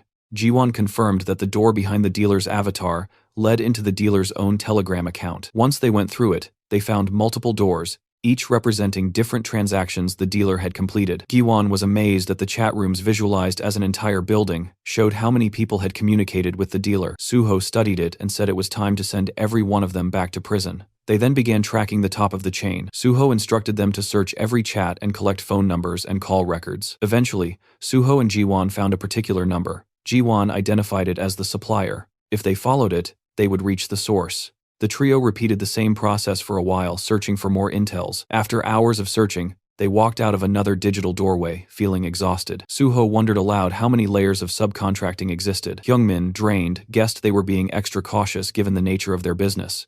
Suho believed that after tracing so many layers, it was time they finally found something concrete. At that moment, Hyungmin opened another door and discovered Kim Gung-won's phone. Inside the digital room, photographs of the man were plastered on every wall, ceiling, and corner. Top, bottom, everywhere. Hyungmin was shocked at the overwhelming number of images. Ji-won stared at the photos in confusion, wondering why the man's ego had inflated so dramatically and why he had so many selfies. Suho explained that these were likely arbitrary self-photographs used for verification or identity tracking. He then said that since the GPS remained active, they could retrieve the location and head back. Soon enough, Jiwon compared the data and pinpointed Kim Gungwon's home. Suho asked where it was, and Jiwon explained that the location was in Gangnam, Seoul, at Acro Tower. Inside one of the tower rooms, a bulky man with a nasty scar across his face lounged back with the kind of smugness only dirty money could buy, bragging that profits were soaring thanks to their dear Mr. Gung. This was Baek Jeom, the boss of the Platinum Gang, and across from him sat Kim Gungwon, pretending to stay humble while soaking in the praise. He claimed his results were always great because of Baek, then casually brought up whether the police were fully handled. Baek confirmed without hesitation, saying every layer of law enforcement, from cops to prosecutors to even the Hunter Association, had already been bribed, and none of them could be touched. Right then, the lights flickered out and the whole room dipped into darkness. Everyone automatically glanced upward. Gungwon muttered about a power outage while Baek Jeom quietly assumed the same. Gungwon complained that this wasn't some cheap building, and there was no gate rupture happening, so the power cutting out made no sense. Baek followed up with irritation bubbling inside him, thinking about the ridiculous maintenance fees they paid, and how this nonsense was unacceptable, promising himself he would give the management a piece of his mind. Baek Jeom turned to his bald bodyguard, ordering him to go take care of it, and the bodyguard moved toward the door without question. But before he could reach it, the door exploded inward with a violent crash. The sound ripped through the room and instantly snapped both men out of their irritation, their attention locking onto the chaos as they tried to process what the hell just happened. The answer walked in on its own. Suho stepped through the broken entrance, gripping the bald bodyguard's head like a piece of trash, slammed it into the floor so hard the skull cracked. With a cold smirk aimed straight at Gungwon, letting the bastard know he had been found, Gungwon froze when he saw Suho, demanding to know who he was, while Baek stood beside him casually puffing on a cigar, commenting that Suho looked familiar. Suho rose to his feet and introduced himself, holding up his ID. He identified himself as An Suho, record updater of the Awakening Department of the Korean Hunter Association, and stated that Kim Gungan had intentionally refused record updates for years. That alone was enough reason for an on-site arrest. Kim Gungwon, terrified and shocked, recognized him as the sword god An Suho. Suho confirmed that identity, scratched his neck, and told him to cooperate obediently. Instead, the men took their fighting stances. Suho looked at their audacity and warned that, if they did not want to die, they should submit. Moments later, the two criminals knelt on the ground with beaten expressions while Suho stood tall in front of them, thanking them for their cooperation. In their minds, the criminals thought he had beaten them one-sidedly, and wondered how that counted as cooperation. Suho then turned to Yeonhwa and thanked her for her EMP ability, which allowed them to enter easily. Yeonhwa blushed and played with her hair, admitting the job had felt so easy and anticlimactic that it seemed like a waste of training time. Hyungmin, standing nearby, revealed that she had skipped training and rushed over excitedly, but before he finished, Yeonhwa elbowed him sharply and reminded him that when the team leader called, she always needed to come running happily. Meanwhile, Suho sat in a chair in front of the criminals and suggested they continue their conversation. He first looked at Kim Gungwon. Taking out the stat measuring device, he remarked equals on its impressive capability. System rules prevented people from seeing each other's status windows directly, but the association could check stats through reaction results based on input values. Officially, the innovation had an accuracy above 70%, but in practice, Suho had extracted 100% accuracy. Kim Gungwon, panicked, thought to himself that Suho had beaten him until the results reached 100%. Suho smiled at him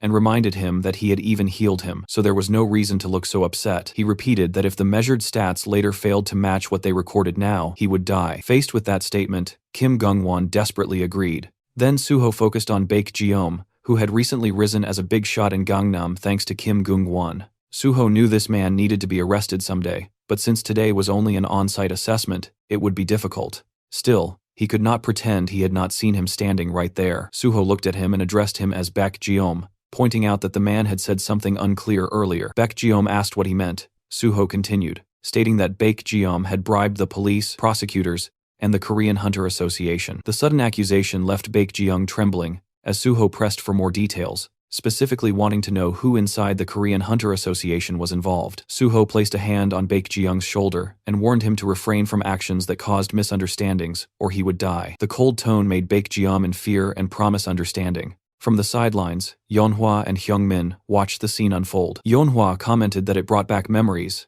and that it had been very scary back then, while Hyungmin admitted he never expected Suho to become someone he respected this much. Meanwhile, Baek Jeong confessed that he had bribed Park Kyumon, the vice president of the Korean Hunter Association. Suho asked if it was just one person, Baek Jeom cried as he insisted it was only him and begged Suho to believe him. Suho looked at him and sensed he was not lying. He then wondered whether Park Kyuman knew nothing about the awakening and non-awakening assessments. If Park Kyuman had known, he would have removed anyone connected to him from the list or given special instructions to protect them. This meant someone had targeted Park Kyuman. It would not have been Section Chief Lee Munho, the one who had provided the list, but the mere fact that Lee Munho assigned the evaluation task meant someone higher had pressured him, someone above Park Kyuman or on equal footing. The possible candidates narrowed down to Chairman Jang Kyungwon and Special Unit Chief Pai Sung-yeol. To Chairman Jang Kyungwon, Park Kyuman was like a tongue in his own mouth, so he had no reason to harm him. Pai Sung-yeol's official rank was lower than Park Kyuman's, but most people said his internal power was far greater. Suho concluded that the most likely suspect was Pai Sung-yeol. According to his memories, he didn't remember that the vice president and Chief P were on bad terms, and he decided he would have to watch carefully. If Kim Gungwon were captured, either Pai Sung-yeol or Park Kyuman would react. Suho grabbed Kim Gungwon by the collar and told him he would come with him, while telling Baek Jeom that he would be seeing him again and intentionally refraining from arresting him at that moment. That statement confused Baek Jeom. Suho warned him to take care because he would return. With that, Suho and the Banshee team left the luxurious room, leaving the busted-up Baek Jeom in complete confusion. After some time, when Suho returned to the association, he found Senior Ho-song dozing on a sofa. As soon as he noticed Suho, he yawned and asked if Suho had found Kim Gungwon, clearly assuming Suho had failed. But when Suho confirmed that he had found him, Ho-song became confused. He struggled to believe it, so Suho repeated the update, saying he had located Kim Gungwon, updated his status window information, and placed him in the interrogation room. Ho-song was still rattled, as Suho told him to follow so they could check on him. Later, Ho-song and Suho stood behind a window, watching Kim Gungwon sit inside the interrogation room while someone questioned him. Ho-song thought about how this vicious S-class problem case had evaded capture for years, yet Suho had caught him in one day, or rather in just a few hours. The criminal was even cooperating peacefully. Ho-song's gaze shifted to the stat measuring device, and he thought about how the machine normally produced only 70% accuracy, yet this time the results had come out nearly identical to the real stats. He looked at Suho and marveled that something so notoriously difficult had been handled so effortlessly, as if Suho had taken a simple stroll. Suho then said the charges were proven and that they could hand Kim Gungwon over to the Special Forces Department immediately. Ho-sung nodded. Still confused, he asked how Suho managed to catch him. Suho, wearing a straight expression and not even looking at him, said he simply asked around here and there and got lucky. He then asked if he could bring in the remaining non-updaters too. Ho-sung agreed and suggested they go together, but Suho suddenly turned, saying he wanted to catch all of them himself and earn the highest evaluation. The sudden declaration caught Ho-sung off guard. Suho bowed slightly and said he would ask for help if needed, but asked Ho-sung to focus on transferring Kim Gungwon to the Special Forces Department. As Suho walked away, the sloppy 7th grade officer remained standing alone and simply responded with an okay in confusion. A few days later, chatter filled the office.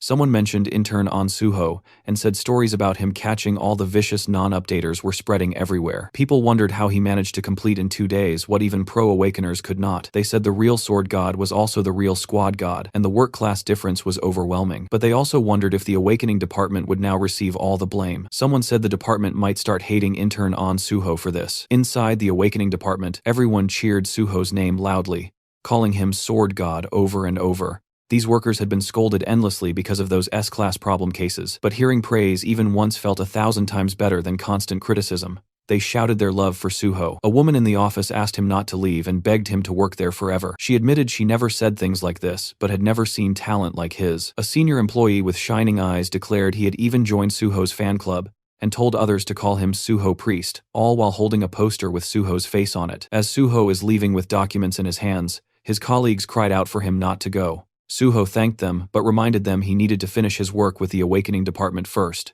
Soon after, he received a call. The name on the screen belonged to Pai Sung-yeol. Chief Pai, while looking at documents, asked Suho if he was busy and told him to come see him if he had a moment. Suho realized instantly that the bite he had been waiting for had finally arrived. Inside Chief Pai's office, Chief Pai handed a can of Coke to Suho and commented that Suho's performance in the awakening department had been impressive. Suho responded modestly, saying that it was nothing. Chief Pai sat down and questioned him, wondering how Suho could call it nothing when he always produced results far beyond expectations. Suho thanked him. Chief Pai then asked whether the first person he caught was Kim Gungwon. Suho confirmed it. Taking a sip of Coke with a smirk, Chief Pai pointed out that if Suho had only seen Kim Gungwon, Suho realized immediately that things were happening exactly as expected, and that Chief Pai already knew everything. That made everything simpler. Suho revealed that he had also seen Baek Jeom. Chief Pai then asked why he had let him go. Suho explained that he believed the man was too big for him to handle. Chief Pai asked why Suho spoke, as if he already understood what he was implying. Suho clarified that he assumed Chief Pai was referring to Baek Jeom's connections. Chief Pai confirmed it. He then asked Suho to explain why he had not reported back right away. Suho said he waited because he had no justification to report. Chief Pai wanted to know what kind of justification. Suho clarified that he planned to join the Special Forces unit, but since Chief Pai's name had not been mentioned yet, reporting prematurely would have looked like overstepping.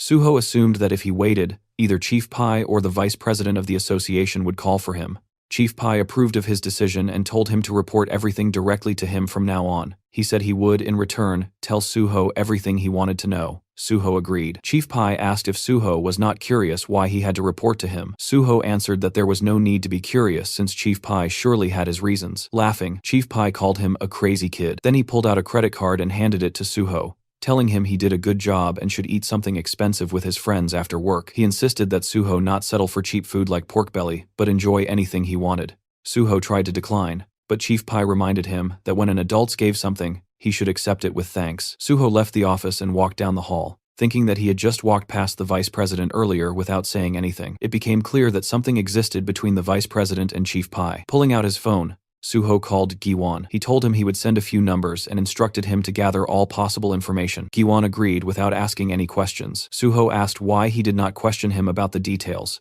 and Giwon replied that if Suho told him to do something, he would simply do it. Suho realized this must have been the same feeling Chief Pai experienced earlier. Suho encouraged Giwon to work hard, promising to buy him expensive food, and telling him to decide what he wanted to eat. Jiwon celebrated on the other end of the call. After ending the call, Suho thought of reporter Jo Jinhui. He called him and checked if he was free in the evening. Later that evening, Suho and Jinhui clanked their beer glasses together. Jinhui congratulated him on officially starting his work as a hunter. Suho thanked him and asked if he had been busy with articles. Jinhui said it had not been difficult since all he had to do was add flavor to the solid foundation Suho provided. He asked about the Banshee team and others, and Suho explained that he set aside a separate table so they could bond better with Haewon and the others. Suho then tells Jinhui that Haewon would want to greet him too, so they would invite him properly next time. He said he prepared this small repayment for last time. Jinhui said he should be the one repaying Suho. He explained that Hammer 2 helped save victims, and that the Nexus had risen into a nationally favored guild, which caused his related feature articles to perform extremely well. Raising his glass, he said he looked forward to working together. Suho raised his glass as well and agreed that they should continue working together. The next day at the association, the manager of the non-awakening division, Lee Se-hyun, greeted Suho with cheerful energy. She told him she had heard about his impressive achievements and was happy to welcome him to the non-awakening division. Seeing his modest expression, she reminded him not to be too modest because it did not look good. She asked if he knew what the division handled. Suho replied that they searched for unregistered hunters. She confirmed it and told him that it would be as difficult as finding a needle in the desert. She said he should not aim for more or less, but just find exactly one person to complete his field evaluation. Suho said he would find one quickly. She handed him a blue file labeled unregistered and said she liked his confidence. She informed him that Officer Eom would guide him through the details. She told him to do his best. After some time, as Suho went through the reports she had given him, he decided to review the documents he received earlier from Eom Jun-sung. He found them to be only scattered reports. He thought about the fact that there was no way to identify an unregistered hunter unless the person confessed. Unless their level had increased noticeably, they were indistinguishable from normal people. Hunter registration existed to prevent unexpected incidents, but some people avoided it because they disliked having awakened, especially when certain jobs could only be taken by non-awakened individuals. Athletes were a prime example. Then someone called out to Suho. It was Jo Song-gil, an investigator for unregistered hunters. He said he heard about Suho's record-breaking achievements in the Awakening Division. He mentioned that his colleague Han Ho-song had praised Suho endlessly, so he was looking forward to meeting him. Suho responded politely. The officer asked whether Suho intended to handle this assignment alone. Suho said he would try alone first. Turning away, the officer told him to contact him if he got stuck, and Suho realized the man had simply come to dump all the work on him. Suho decided to meet the first person he had marked for evaluation. Somewhere else, a dartboard was filled with perfectly centered arrows. A blonde boy named Park Gung had shot all of them. People behind him praised his skill, saying that his abilities never disappointed. Another person commented that he would likely win the upcoming tournament again. Someone else noted that the first place prize money would be large, and they felt jealous. Two other students approached Park Gung. A girl invited him to go to karaoke with them after a long time, but Park Gung said he needed to help his mother at the shop, telling them to go without him. The black-haired boy complained that even on the day before the tournament, when practice ended early, he still had responsibilities. Park Gung apologized, saying they would go next time. Later, he arrived at the restaurant and announced he was home. Inside, he saw an officer eating. It was Suho, casually eating fancy dishes. The boy immediately recognized him as the sword god, but his mother shushed him, reminding him quietly not to bother customers. The boy agreed, and his mother asked why he was home early when it was still training time. He explained that practice ended early because the tournament was tomorrow. She asked why he did not hang out with friends, but he tied on an apron and said he could not leave her working alone. He then asked whether he could take care of the sword god's bill if it had not been paid yet. She agreed. When Suho asked for the bill, the boy said it was 10,000 won and asked if he wanted a receipt. Suho declined and addressed him by name. The boy froze, shocked that Suho knew who he was. Suho revealed that he was from the Korean Hunter Association's non-awakening department. The mention of the non-awakening department made the boy's face turn pale. He immediately began stepping back and apologized, saying he was busy and had no time. Suho told him it would only take a moment, but the boy bolted out of the restaurant, apologizing as he ran. His mother watched him leave, wondering why he was acting that way. In an alley, the boy slumped to the ground. A system window hovered before him, asking if he wanted to pursue his power. The boy stared at it miserably, wondering why this had to happen now of all times. Still shaken, Gung remained crouched on the ground. He had told no one about the status window that had appeared days ago, yet somehow Association already seemed to know. If people discovered he was an awakener, even at level 1, it would be over for his archery career. An awakener was still an awakener, and revealing it now was not an option. He forced himself to stay low, convincing himself to endure a little longer. His phone suddenly rang. As he answered, he slowly stood up, steadying himself, and told her he was nearby. She mentioned that Hunter An Suho had already left, and Gung immediately pressed for more, wanting to know if he really left without saying anything. His mother explained that she had only spoken briefly with the sword god, and that nothing else had happened. Hearing this, Gung felt his tension ease for the first time. He told her he was fine, that he would return to the dorm to rest for the tournament the next day, and that she should eat dinner without worrying about him. She agreed, though she cautiously checked if everything was really all right. The question snapped something inside him, and he raised his voice, insisting that nothing was going on. The call ended shortly after. Gung exhaled slowly. His mother had not sounded anxious or suspicious, and that alone brought him relief. It seemed the sword god had chosen not to tell her anything. The reason behind that decision bothered him. Clutching his phone tighter, he wondered if that man intended to expose him later, though clearly not yet. No matter what was coming, he could not abandon tomorrow. This tournament mattered more than anything else. It was the biggest high school archery competition in the country, and the first place prize was 50 million won. That money was his grandmother's chance at surgery. He had lived his entire life for this single moment. Once the tournament was over, he would report everything properly. All he needed was just one more day. The next day, the scene shifted to the training center, where Park Gung sat alone in the waiting area. He looked unsettled, his thoughts heavy, as he wondered if Sword God hadn't come all the way to school properly before. The tension sat clearly on his face. From behind, his dark-haired friend suddenly greeted him, startling him slightly. Gung reacted instinctively, brushing it off by saying he was feeling a bit sick. His friend noticed the reaction and pointed out that Gung seemed nervous, though the blonde boy immediately denied it. Park Gung was reminded that even if he was not in perfect condition, first place would still naturally be his. His friend added that no one could deny it, smiling as he mentioned that Gung had never lost first place since joining the school. He had outranked all the upperclassmen and secured the top spot every time, which was exactly what real talent looked like. Hearing this only made Gung more uneasy, as he pointed out that his friend beat upperclassmen every day as well. The response came with a shrug, admitting that despite that, he was still stuck as the eternal second place. In the end, the world only remembered whoever stood first. With a smirk, his friend added that considering how much money his family spent on him, failing to even secure second place would mean serious trouble at home, especially with the kind of father he had. His friend clenched his fist lightly and brushed it aside, telling Gung that regardless, he had a reason to win and needed to make sure he did. He promised to watch until the very end. Gung thanked him, admitting that the encouragement helped him relax a little. Just then, Gung's attention was pulled away by the coach calling for him. Meanwhile, Won-seuk watching him from background with dark smile. As soon Gung entered an office, he noticed the coach speaking with a man dressed in black. One look was enough for him to recognize who it was. The man standing there was none other than An Suho himself. Gung immediately wondered why he was here. Fear crept in fast, sweat forming as he realized the officer might have come to take him away. The coach excused himself, saying he would leave so the two could speak comfortably. Once alone, Suho addressed Park Gung and brought up where he had gone the previous day. The question made Gung stumble over himself, unable to respond properly. Suho then asked the boy if he is awakened, and the words hit Gung like a hammer. His fear intensified, his thoughts spiraling as he wondered whether he should tell the truth or lie. The tournament was right around the corner, and even just participating meant victory for him. He needed the prize money for his grandmother's surgery. There was no other way he could earn such a large amount outside of archery. Just this once, he wanted to hold on. Suho placed a firm hand on Boy's shoulder, emphasizing the seriousness of the matter and asking for honesty. Still trembling, Gung finally admitted the truth and confessed that he was awakened. Suho's expression softened into a smile as he thanked him for being honest. Then, without hesitation, he stated that they would report the awakening immediately and that Gung would have to withdraw from the tournament. He assured him that he could make sure the coach and others would not hear about it. The words left Gung completely stunned. Desperation overtook him as he pleaded, telling how he had not even chosen a class yet and was still only level 1. However, Suho's response was cold and firm.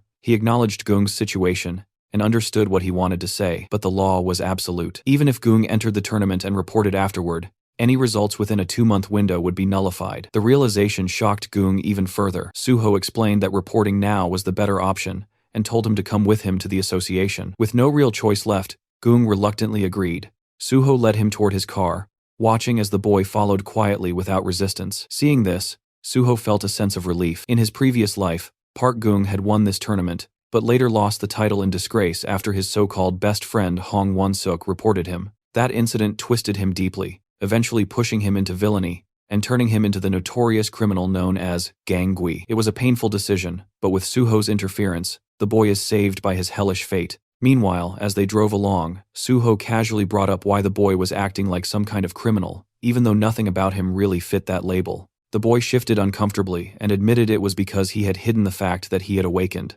Suho immediately shut that idea down, saying that he hadn't actually done anything wrong. At that moment, the boy snapped his neck to look at Suho so fast it was almost reflexive. Clearly caught off guard and confused, Suho calmly told him to stop worrying because he wasn't a criminal in the first place. Still unsettled, Gung struggled to understand and tried to grasp what Suho meant. Suho explained it simply. He asked whether anyone had suffered damage because he delayed reporting his awakening. The boy admitted that no one had. Hearing that, Suho concluded that there was no problem. Without a victim, there was no crime, and there was no reason for him to carry guilt. He then instructed Gung that once they arrived, he should report his awakening at the first-floor registration desk. Suho continued, warning him that he likely would not be able to do archery for some time, and perhaps not ever again.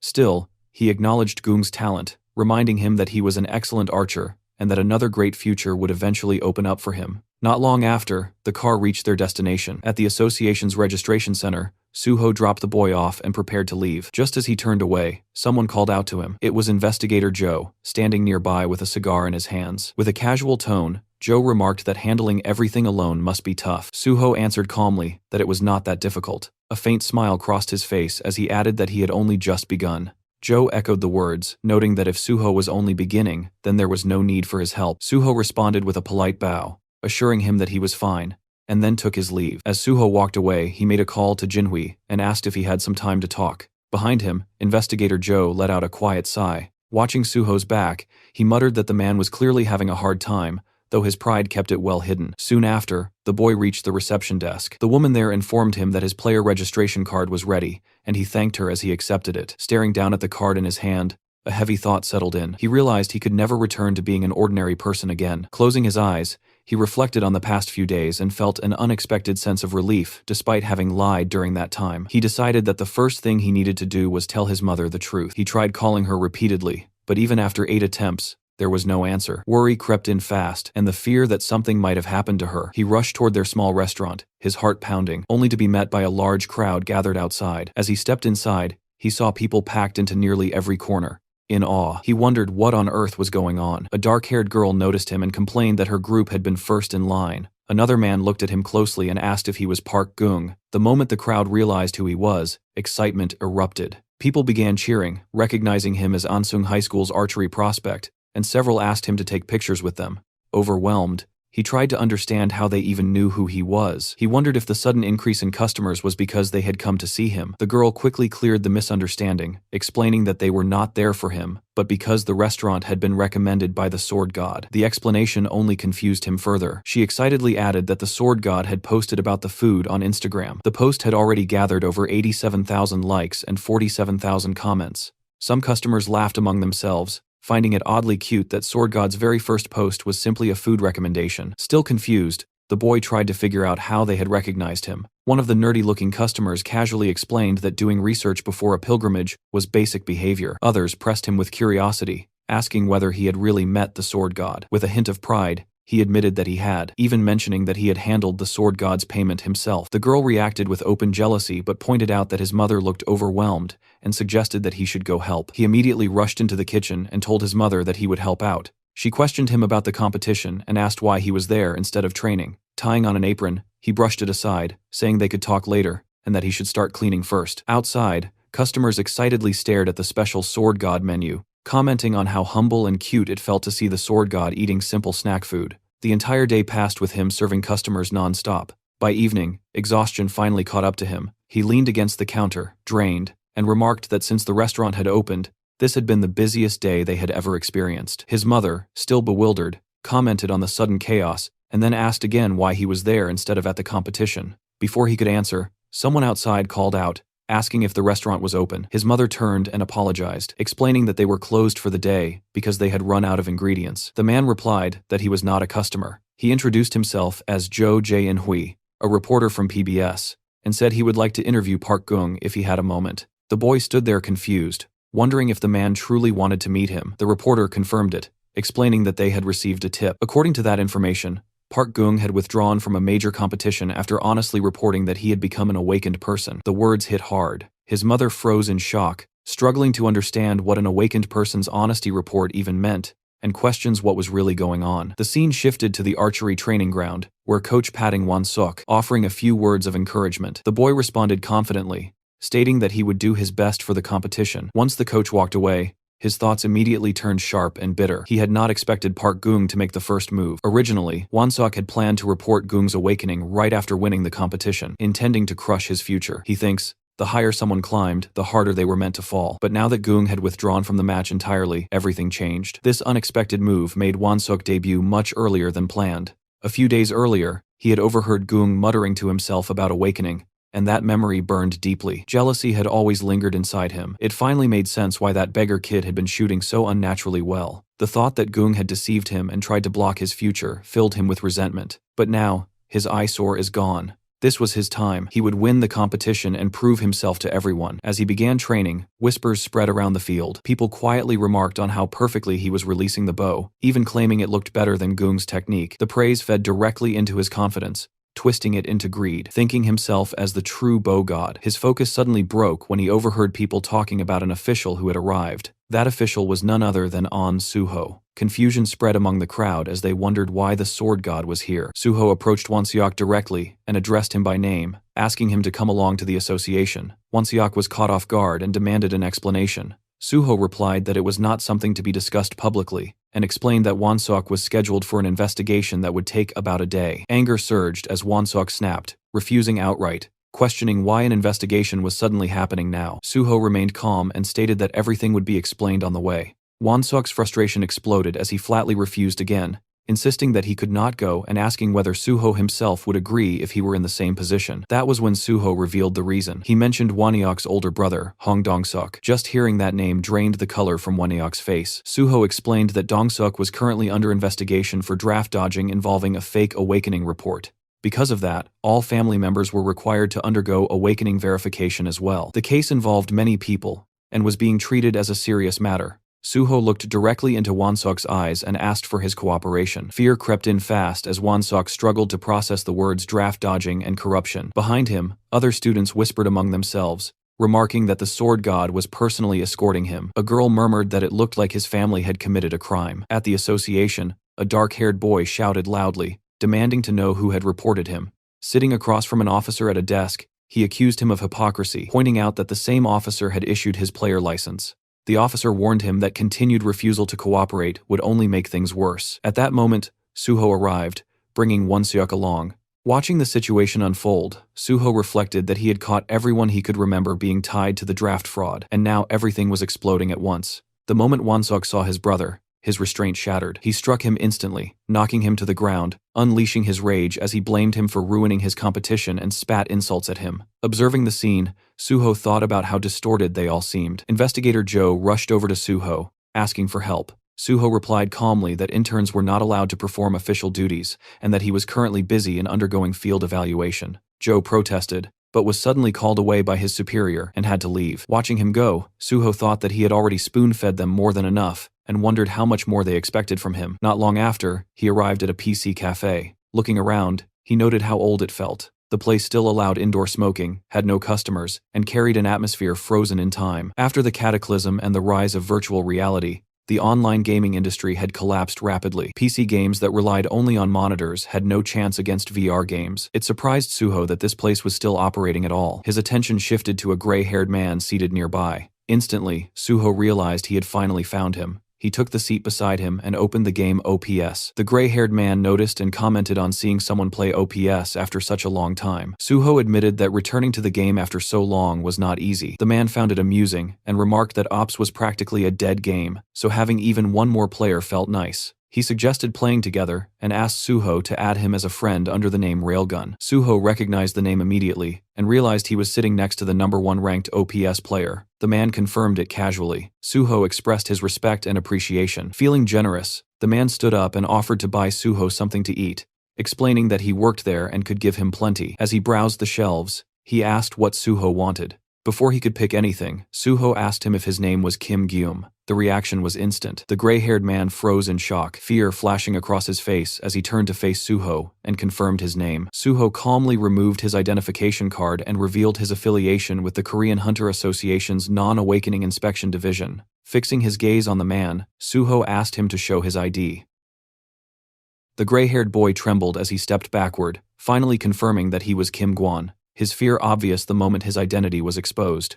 Suho stared straight into his eyes with an unshaken firmness, already aware of the truth, and demanded identification without hesitation. The boy tried to stay composed, claiming his ID was locked inside the staff room and insisting he would return shortly. As he moved toward the stairway, Suho followed closely, already anticipating what would happen next. The moment they reached the stairs, the boy bolted without warning, sprinting away exactly as Suho had predicted. Outside the building, the exhausted boy leaned against a wall, gasping for breath, his thoughts spiraling as he wondered how the association had managed to track him down. He did not realize that Suho was already standing behind him like a silent shadow. Before the boy could react, Suho casually remarked on his attempt to escape, and in the same instant struck him with a powerful flick to the forehead. The impact alone sent pain shooting through the boy's body, instantly dazing him. He dropped to his knees, trembling as the pain overwhelmed his senses. Suho reminded him coldly that any refusal to cooperate or another attempt to flee would result in immediate arrest. Kneeling beside him, Suho listened as the frightened boy protested, insisting he had done nothing wrong. Suho then called him by his real name, Kim Jian, shattering the boy's composure. He asked whether the person inside the building was his older brother, Kim Jian. The boy denied it instantly, but Suho remained unmoved, already seeing through the lie. He told him they would go back inside first, as he needed to confirm Kim Jian's real body. Anger suddenly overtook the boy, and he rushed forward with a clenched fist. The attack was effortlessly stopped with one hand, shocking the boy, as Suho twisted his arm without strain. Suho made it clear that he had come to help them, but their actions were only creating unnecessary trouble for him. Moments later, the boy gave in, tapping out under the pressure. Suho smiled calmly, warning him that one more attack would end with him being tied up, and he ordered the boy to show the way to his place. Inside the room, the twin of the gray-haired boy lay motionless on the bed. Suho stood over him, quietly observing,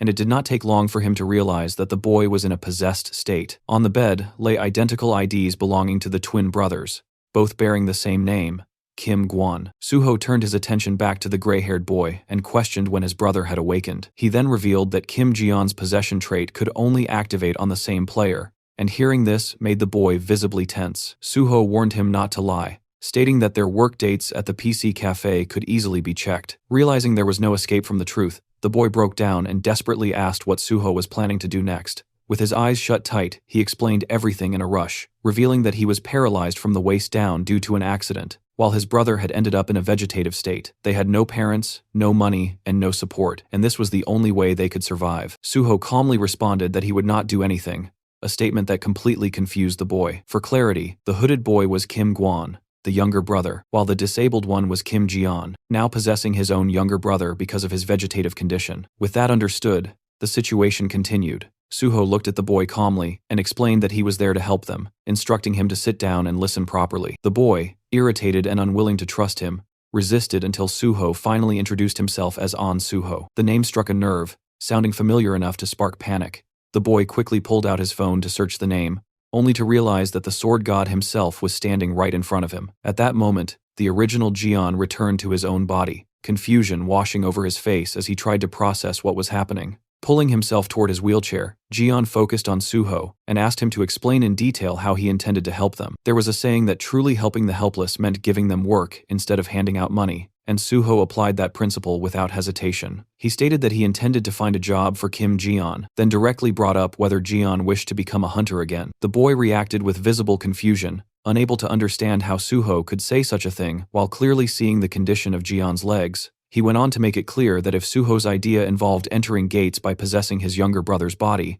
then that path was completely off the table. Suho responded calmly, clarifying that it would not involve possession at all, and that the job would be for Kim Jian himself. The boy frowned deeply, irritation rising as he told Suho to stop joking around. If something like that were truly possible, it would have happened long ago. He pointed out that his level was already above 50, and he could not even enter the lowest level gates anymore to make a living. Suho then shifted the topic and asked whether Jian was familiar with partner items. These items were special equipment that synchronized perfectly with a player's innate traits, amplifying their abilities in unique ways. Jian was aware of them, but he also knew how unrealistic they were to obtain. Partner items were comparable to winning a lottery, with only a handful of players across the entire world ever finding one that truly matched them. Suho acknowledged that difficulty, knowing better than anyone that finding an item perfectly suited to a person was nearly impossible. Still, he knew that in his previous life, Kim Jian had become infamous because of a specific partner item. Suho assured the boy that he knew exactly which item resonated with Jian's possession trait,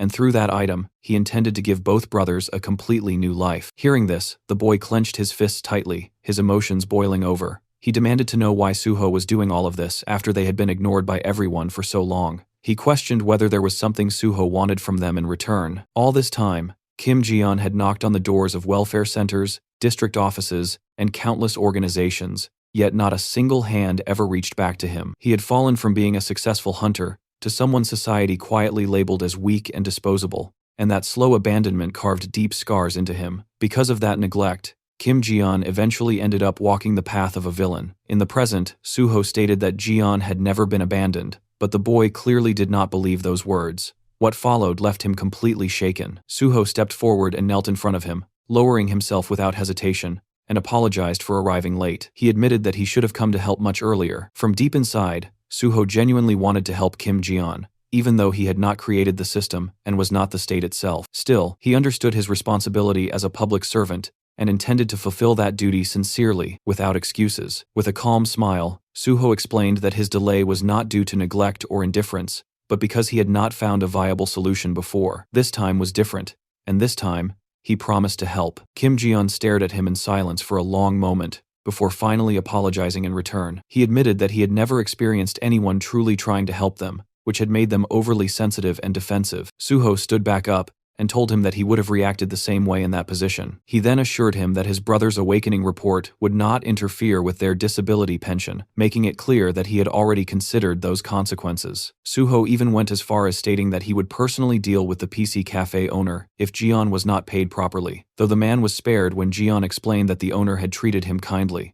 Shifting the focus forward, Suho stated that he would soon introduce Jian to a guild for hunter-related activities. The boy wondered how any guild would accept someone like him, but Suho dismissed that concern entirely. All Jian needed to do was wait patiently until Suho returned with the partner item that would change everything for them. After some time, Suho returned to the Hunter Association. As he stepped out of his car, his thoughts lingered on why Chief Pai and the Vice President had contacted him so suddenly. Before he could reflect any further, his attention was pulled away by Park Gung running straight toward him. Suho asked why the boy was here, and Park Gung quickly explained that his mother had packed food for him. This was because of Suho's Instagram post and the recent news coverage, both of which had been receiving a great response. The boy expressed his gratitude openly, clearly excited by how things were going. Suho brushed it off calmly, stating that he had not done anything special. He mentioned that he only posted the food because it genuinely tasted good, and regarding the news coverage, he casually denied having reported anything himself. Gung awkwardly agreed. Suho then asked whether the boy had changed his class. Gung immediately brightened and explained that he had chosen the archer class. He was still serious about becoming a hunter, and went on to ask whether Suho had any guild recommendations for him. Just as we all can predict now, Suho brought his new sidekicks to the Nexus Guild. The guild leader, upon seeing an applicant personally recommended by Suho, approved him instantly with a broad smile. Sometime later, Suho was seen knocking outside the vice president's office, calmly announcing his arrival. From inside, he was told to come in. As he stepped through the doorway, Suho bowed respectfully and asked whether he had been summoned. The vice president confirmed it, saying he wanted to check on how Suho had been doing lately. After Suho took his seat, the vice president smiled and mentioned that he had heard Suho's recent achievements were quite impressive. Suho brushed it off casually, attributing everything to simple good luck. Vice President Kumon responded with a wide smile, pointing out how modest Suho was, especially considering he had been dealing with nothing but difficult assignments in the Awakening Department. He even mentioned that Suho had handled a military service corruption case that wasn't technically part of his evaluation. While looking straight at Suho, the vice president asked where he had managed to obtain that kind of information. At that moment, Suho clearly understood what was happening. The vice president was probing for his sources. Judging by how quickly the vice president reacted to issues tied to the Awakening Department, Suho's suspicion deepened. There was a strong chance that Director Lee Wanek and the vice president were connected to the corruption case. Realizing this, Suho decided to toss out some bait. Closing his eyes briefly, Suho explained that he had conducted field inquiries based on tips. The vice president immediately countered, saying those tips didn't seem related to draft dodgers at all, and asked how Suho had actually investigated the case. That was when Suho realized the vice president had already reviewed all the tip-off documents in detail. Suho then added that he also obtained information through acquaintances, relying on informants he had built connections with during his time working as a hunter. That response visibly shocked the vice president, who pressed him on what kind of people would go so far as to help him. Suho calmly replied that the information came from connections. When the vice president demanded to know exactly what kind of connections, Suho brushed it off, saying they were just from here and there. That vague answer caused the vice president to lose his composure. He raised his voice, demanding to know what here and there even meant. Suho apologized politely, but stated that since those connections involved government agencies, he couldn't disclose them. The vice president then asked whether those agencies had ties to their organization as well. Suho responded honestly that he wasn't sure. The vice president pressed again, half accusing, half pleading, asking if Suho was really going to treat him this way, and saying he felt hurt by it. Suho listened in silence, giving no reaction at all. The vice president then argued that information like this should be shared with someone who ran organizations like him, claiming that this was how influence spread and associations grew, and questioning how such information could even be misused. With a faint smirk, Suho added that he had heard there were internal connections within the Daewon Association as well. Since the source was reliable, it was probably an insider. The vice president immediately latched onto that, expressing interest in meeting those informants. Suho replied cautiously that they were extremely wary of exposure, which would make such a meeting difficult. The vice president suggested meeting them under the guise of being a client, but Suho insisted that even then, it wouldn't be possible. Stepping closer, the vice president desperately asked if Suho was truly going to do this to him. After a brief pause, Suho finally said he would ask them once. That answer instantly pleased the vice president, who told Suho to give him a response by today. Suho agreed, saying he understood. With the conversation finished, Suho stated that he would take his leave.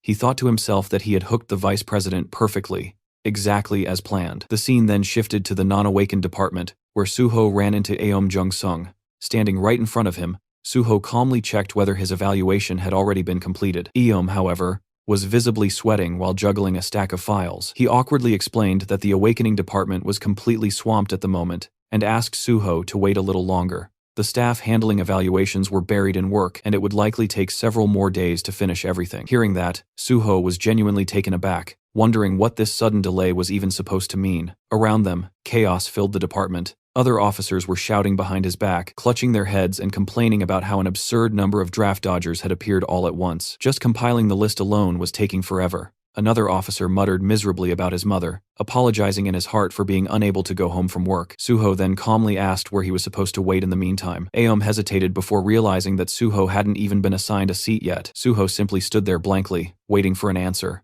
Not long after, the scene cut to him outside the building, holding a cup of coffee in his hand. Standing beside him was Chulman, laughing openly and pointing out that Suho had basically been kicked out. Suho admitted it with a frustrated tone. Chulman took a sip of his drink and casually mentioned that he had heard Suho caught a massive number of draft dodgers. Suho asked how that news had already spread. Chulman explained that even when people asked the Awakening Department, no one responded, so everyone just ended up watching the situation unfold from the sidelines. Suho thought to himself that this wasn't exactly good news. The department was clearly busy dealing with something ugly, and there was no reason to air its dirty laundry in front of others. He then asked Chulman if he knew much about internal politics. Chulman was surprised by the sudden question and wondered why Suho was asking something like that out of nowhere. Suho explained that he thought it would be better to understand these things. He wasn't planning to pick sides, only trying to avoid danger by knowing what was coming in advance. Chulman immediately understood why Suho was asking. Watching him, Suho reflected that Chulman showed a lot through his expressions. Even though he looked dull on the surface, he was actually sharp and cautious, someone who had clearly suffered through internal power struggles before. In contrast, Suho realized that all he had ever done was swing his sword, staying so focused on survival that he never had time to look around. Chulman then began explaining the structure involving Vice President Kuman and Chief Pai Seung-yeol. On the surface, there were two major factions within the association, the Vice President's line and the Special Unit Chief's line. Suho recalled that before the regression, those two hadn't appeared as faction leaders and even seemed to be on the same side. Looking at it now, that clearly wasn't the case. They were never allies to begin with. Suho suspected that cases like the Sun Baekgeum incident were likely handled by slowly gathering information and tightening a leash from behind the scenes. Chulman continued, explaining that the factions themselves were easy to distinguish. The Awakening Department and the Management Department belonged to the Vice President's line, while the Gate Department and the Resource Department fell under Chief Pai's line. He then asked Suho why the president didn't seem to have a faction of his own. Suho answered simply that the president was the highest-ranking person in the association. Chulman agreed, adding that the president only needed to survive his term, so his focus leaned more toward external relations. Chulman asked if there was anything else Suho was curious about. Suho said no, stating that he would keep everything he had heard in mind. Chulman then offered to arrange a temporary seat for him in the Gate Department. Suho thanked him but expressed concern that doing so might cause unnecessary misunderstandings. Instead, he suggested studying for other department theory exams at a cafe. Chulman agreed and said he would provide the necessary study materials. Suho thanked him once more, thinking to himself that taking the rest of the day off might not be such a bad idea after all. Sometime later, Suho arrived at the Nexus Guild Villa in Paju. The moment he stepped inside, the Banshee team and Ji-won visibly lit up, genuinely happy to see him after such a long gap. Suho calmly guided everyone to their seats, setting the mood before anything else. Ji-won found it odd that Suho was here during work hours, but Suho brushed it off, explaining that it was a legal skip. What mattered more, he added, was that the timing was finally right. The group didn't immediately understand what he meant, so Suho reminded them of the promise he had made in the past.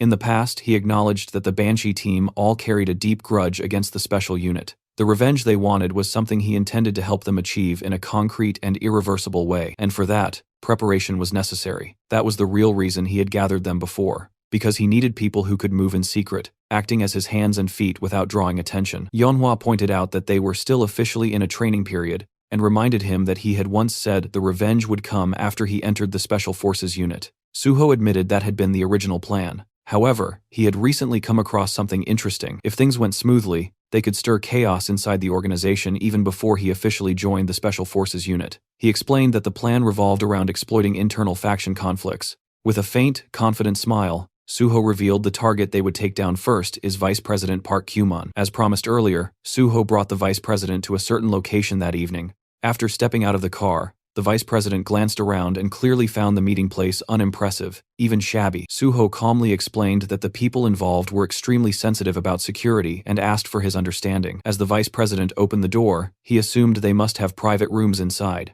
reasoning that choosing such a place meant the informants were cautious and scheming. Inside the building, the Banshee members stood waiting, white masks covering their faces. The Vice President began sweating, his mind racing as he noticed no other signs of life. He wondered if something had gone wrong, or if someone had overheard them. Still, he reassured himself that Sword God Suho was right there, meaning nothing serious could possibly happen. Suho then turned slightly away from him and stated that this was indeed the right place. The Vice President grew uneasy, sensing something off about Suho's tone.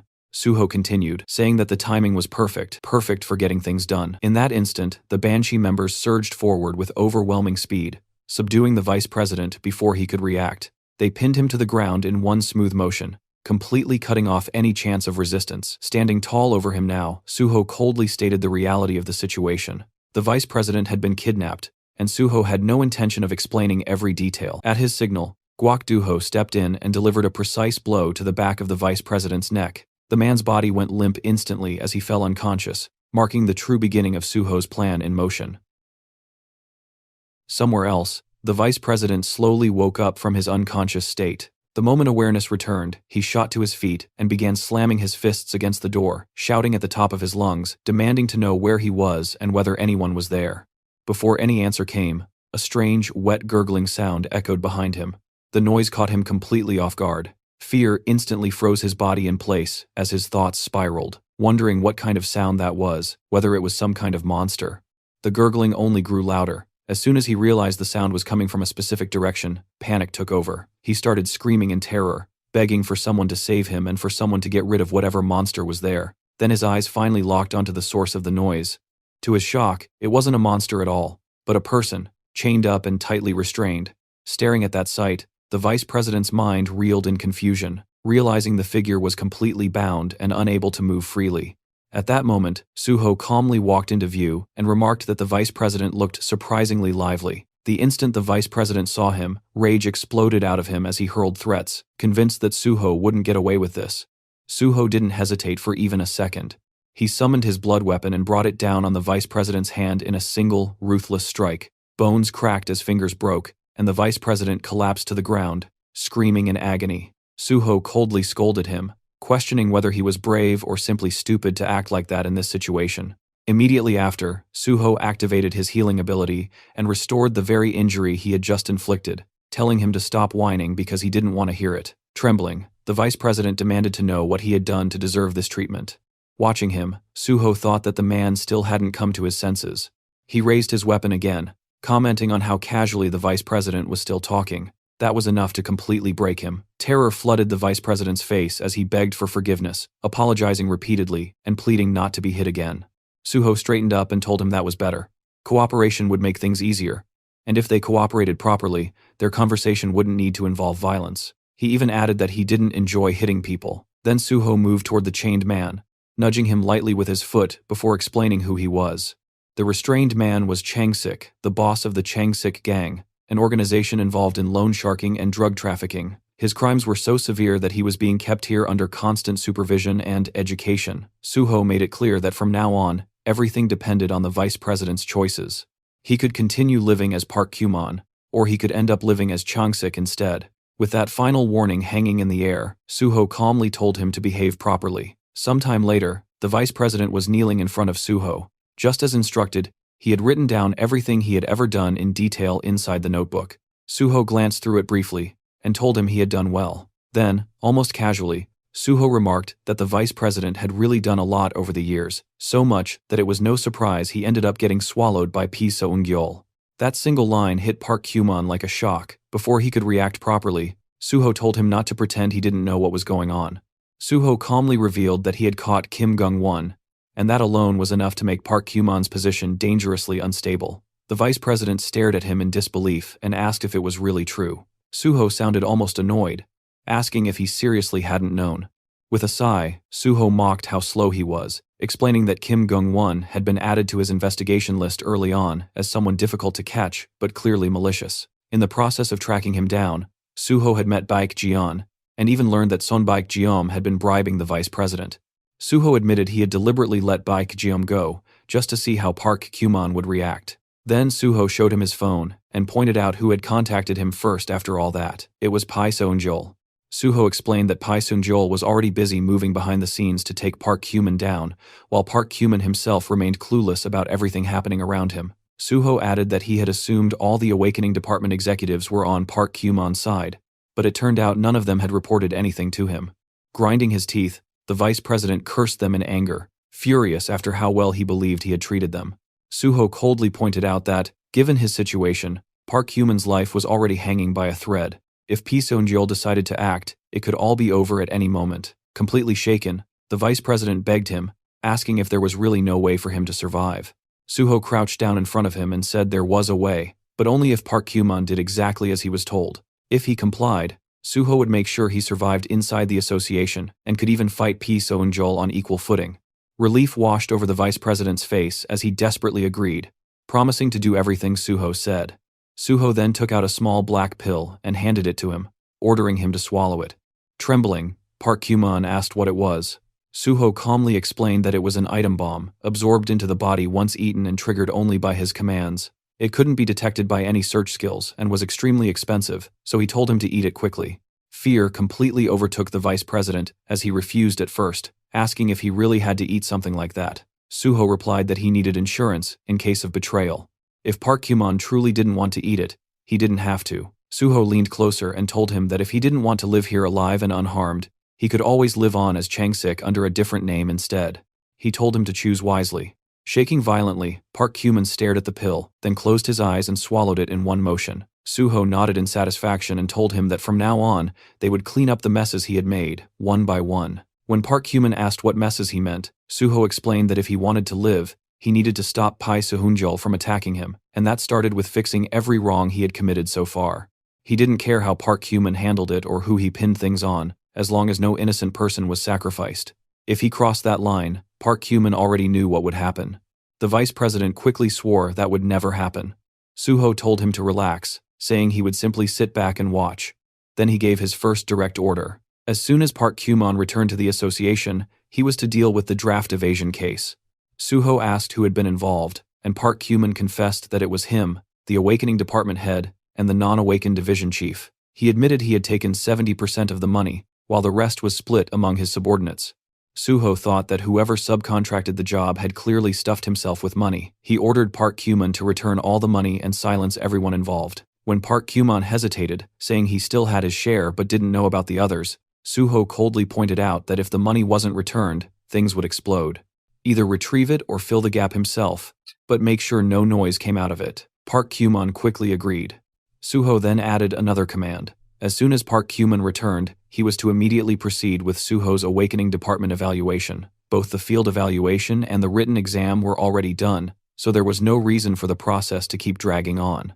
Park Kyuman apologized and promised to handle it. Finally, Suho gave his last instruction and told him to close his eyes. The vice president froze, confused by the sudden order. Suho lifted his bat and warned him that he didn't like repeating himself. In the next instant, the bat struck the side of Park Kyuman's head, and the vice president collapsed, losing consciousness once again. Meanwhile, outside the building, Hyunmin was growing impatient, wondering why Suho was taking so long inside. Dooho agreed, pointing out that Suho had been in there for quite a while, yet everything had gone completely quiet. At that exact moment, the door suddenly opened, and Suho stepped out with the vice president slung over his back as if he weighed nothing. Yeonhwa stared at the scene in confusion and asked if Suho had hit him. Yeonhwa pointed out that there hadn't been any noise at all. Suho responded calmly, saying that, technically speaking, that was exactly what happened when you hit someone properly. He then gestured for Dooho to take Park Kyuman and put him inside the car. Suho told everyone that he would explain their future plans later and asked them to gather together first. He handed Yeonhwa a notebook and explained that they would now use Park Kyuman to carry out some internal maneuvering. They were making their move before the situation fully took over the association, but before that, they needed to clean up the messes Park Kyuman had created. The notebook he had just handed over was the vice president's corruption ledger. As the group skimmed through its contents, Yeonhwa remarked that there weren't just one or two corrupt acts written inside. She asked if they were going to erase everything. Suho clarified that they would only erase the corruption that Pi Seung-jul already knew about. Even if Pi Seung-jul eventually learned about everything written there, it wouldn't matter. They would use Park Kyuman as needed and discard him afterward. Suho then asked if anyone in the group wanted personal revenge against Park Kyuman. If so, they could change how they dealt with him. After looking through the notebook and reflecting among themselves, the group confirmed that none of them had any personal business with Park Kyuman. Suho nodded, satisfied, and told them it was time to head back. As they were about to leave, Ji-won spoke up, noting that the vice president didn't seem to have any major injuries. Curious, he asked how Suho had managed to make him talk. Suho answered calmly that he had made Park Kyuman swallow a bomb that would explode if he disobeyed his orders, so naturally, he would stay obedient for a while. Ji-won was stunned, asking if there was really such an item in existence. Suho immediately shut that down, saying it was a lie. There was no such thing at all. After knocking down Park Kyuman, the group finally split up and began heading their separate ways. Suho told the Banshee team that he and Jiwon would go home, while the rest should drop Park Kumon off and then return to Nexus. Yeonhwa nodded without hesitation, confirming she understood. Suho then turned to Jiwon and asked whether he had finished digging through the numbers Suho had given him earlier. Jiwon replied that he had checked them, but nothing came up for Pai Sungjol, Park Kumon, Lee Wanik, or Lee Munho. To dig any deeper, they would probably need to trace things all the way back to the Messenger app headquarters. As they took their seats inside the car, Suho said that meant those numbers weren't saved as contacts. He told Jiwon to shift focus to the numbers they contacted regularly instead, then asked how long the task would take. Jiwon estimated it would be done by tomorrow, but Suho pushed him, asking if it could be finished today. Starting next week, Suho planned to begin pruning Park Kumon, and timing mattered. The very next morning, Jiwon came running in, his loud voice snapping Suho out of his sleep. He excitedly announced that he had found a number used by Pai Sungyol. Sitting down, Jiwon explained that in Lee Wanik's records, there was one unfamiliar number that appeared repeatedly. There were only call logs, no messages or chat history. After tracing it further, Jiwon confirmed it was Pai Sungyol's second phone. Even more suspicious, that phone had no other contacts and no call recordings at all. Suho praised him for the good work and casually suggested that, if Jiwon hadn't eaten yet, they should grab dinner. Jiwon replied that Haewon would be arriving soon as well, so they could eat together. Suho paused, then asked if today was the day Haewon was coming back. Not long ago, Haewon had finished treatment for drug addiction and had been developing antidotes. After that, he had gone alone on a nationwide trip, finally living out a dream he had carried for a long time. After some time, Haewon finally arrived and casually greeted them as if he had just stepped out for a walk. Suho immediately noticed something off and pointed out that Haewon had gone traveling without even carrying a bag. Haewon simply pulled out a card and said that one card was more than enough. He even kissed it dramatically, explaining that he had made plenty of money from antidotes. He had lived miserably and painfully for so long that it was finally time to spend it properly. Jiwon looked at him with pure admiration and commented that such a mindset was insane in a good way, something worth learning. Suho shut that down instantly, telling him not to pick up strange habits. Not long after, they started eating together. Suho remarked that Haewon looked genuinely refreshed after traveling and asked which place left the biggest impression on him. Haewon said it was Busan, mainly because the tteokbokki and kimbap tasted amazing. He even claimed the Busan accent somehow made the food better. Suho brushed that off, saying he had just finished drug treatment and questioning what kind of high he was talking about. Haewon got visibly annoyed and insisted he was being serious, not joking at all. Jiwon jumped in, saying that now Haewon was back, they could finally drag him online again. Looking straight at him, Jiwon promised to prepare a death, then corrected himself and said an amazing dungeon instead. Haewon immediately refused without hesitation. While Jiwon kept pushing Haewon, Suho stepped in and said Haewon was needed for something important. Suho told him there was work he had to do. When Haewon asked what it was, Suho answered simply that he would be making clothes and told him to follow him to the second-floor lab. Upstairs, Suho led him into a room stacked full of boxes and packages. Haewon stared at the piles and asked what all of it was supposed to be. Suho explained that these were the materials for the outfit he planned to make. Haewon was stunned and wondered how many outfits could possibly come out of that much material. Suho calmly replied that it was all for a single outfit. As Haewon opened one of the boxes, he found it filled with green slimestones, a low-grade material most people would not even take for free. These stones were formed when slime monster fragments hardened through magical reactions. Suho instructed Haewon to fuse all of them into a single mass and use it as fabric. Haewon could barely believe what he was hearing. Suho, already turning to leave, told him to think positively since even fusing materials would give him experience. He added that he would go look for the remaining materials in the meantime. Slime stones were the last thing they could buy with money, so Haewon would need to gather and work diligently if they wanted to finish on time. Haewon asked what the final item was supposed to be. Suho explained that once Haewon reached a point where no further fusion was possible, the item would be complete. If materials ran short, Suho would simply order more to fill the gap. Left alone in the room, Haewon stood there in total confusion, muttering that Suho really did just say whatever he wanted and walk away. The scene cut to a quiet village on the outskirts of Gyeonggi Province, deep into the night. The place was dead silent, the kind of silence that felt unnatural rather than peaceful. Suho stepped out of his car and entered the abandoned building ahead. The moment he crossed the threshold, he activated colorless solitude, letting the world around him fade into isolation. If his memory was right, what he was looking for was definitely here. He expanded his magic detection, and almost immediately, his senses locked onto something strange. A Buddha-like statue stood inside, its surface faintly pulsing with dark, twisted magical energy. Without hesitation, Suho lifted the statue and carried it outside. For a brief moment, he stood facing it in silence, studying it as if it were alive. Then, in one smooth motion, Suho summoned his blood weapon. A bloody sword materialized in his hand, crimson energy crackling violently through the air. He slashed down. The blade tore through the statue diagonally, red light flashing as the upper half slid cleanly off and crashed onto the ground with a loud, heavy thud. For a split second, everything was still. Then the gurgling started. The fallen statue twitched, red eyes snapped open from within the stone, glowing with malice. Thick black energy poured out, wrapping around both halves. In the next instant, the broken piece lifted itself and fused back together perfectly, restoring the statue as if it had never been cut at all. Suho stared at it calmly and muttered that it had come to the right place. This wasn't just a cursed item, it was a soul shield, a parasitic being embedded inside the artifact, designed to trap souls within a soul prison.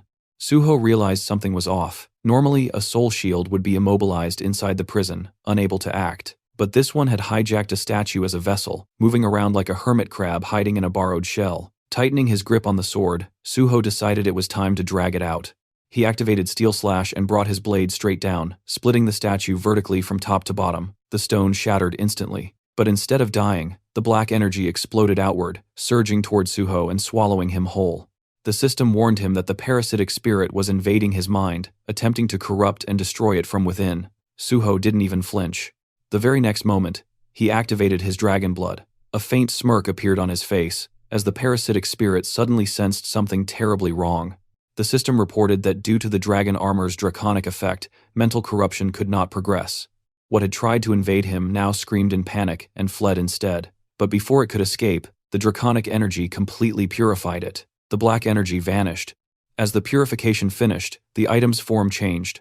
A small skeletal figure materialized in Suho's hand. The system informed him that he had obtained the Freed Soul Prison, a rank A item originally created by a necromancer to seal evil spirits. The item had become cursed after being damaged and overloaded with trapped souls, but the parasitic spirit inside had now been fully purified.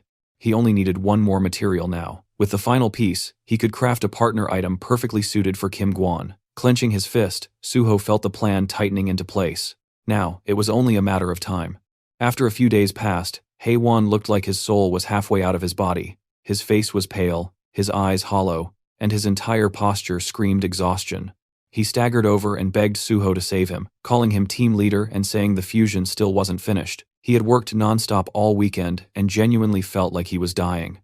Suho only smiled calmly and said people didn't die that easily. Haewon immediately started ranting about his insane workload, but Suho cut in smoothly, telling him to think more positively. He reminded Haewon that this was still better than the days he had spent barely surviving in the Yeongdongpo slums. The moment those words landed, Haewon froze. He stared at Suho in disbelief and muttered that this was straight-up cheating. Suho didn't deny it. He simply smiled, turned around, and told Haewon to keep going. Left behind, Haewon grabbed his hair in pure frustration. As Suho stepped outside, he thought to himself that no matter how much Haewon complained, he would finish the job properly in the end. Right then, his phone rang.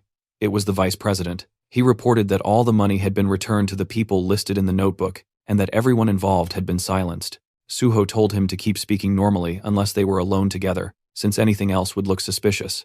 The vice president agreed. He added that everything had been handled cleanly, and that the draft evasion case was framed as being exposed through an anonymous tip-off, so the draft dodgers wouldn't dare say anything.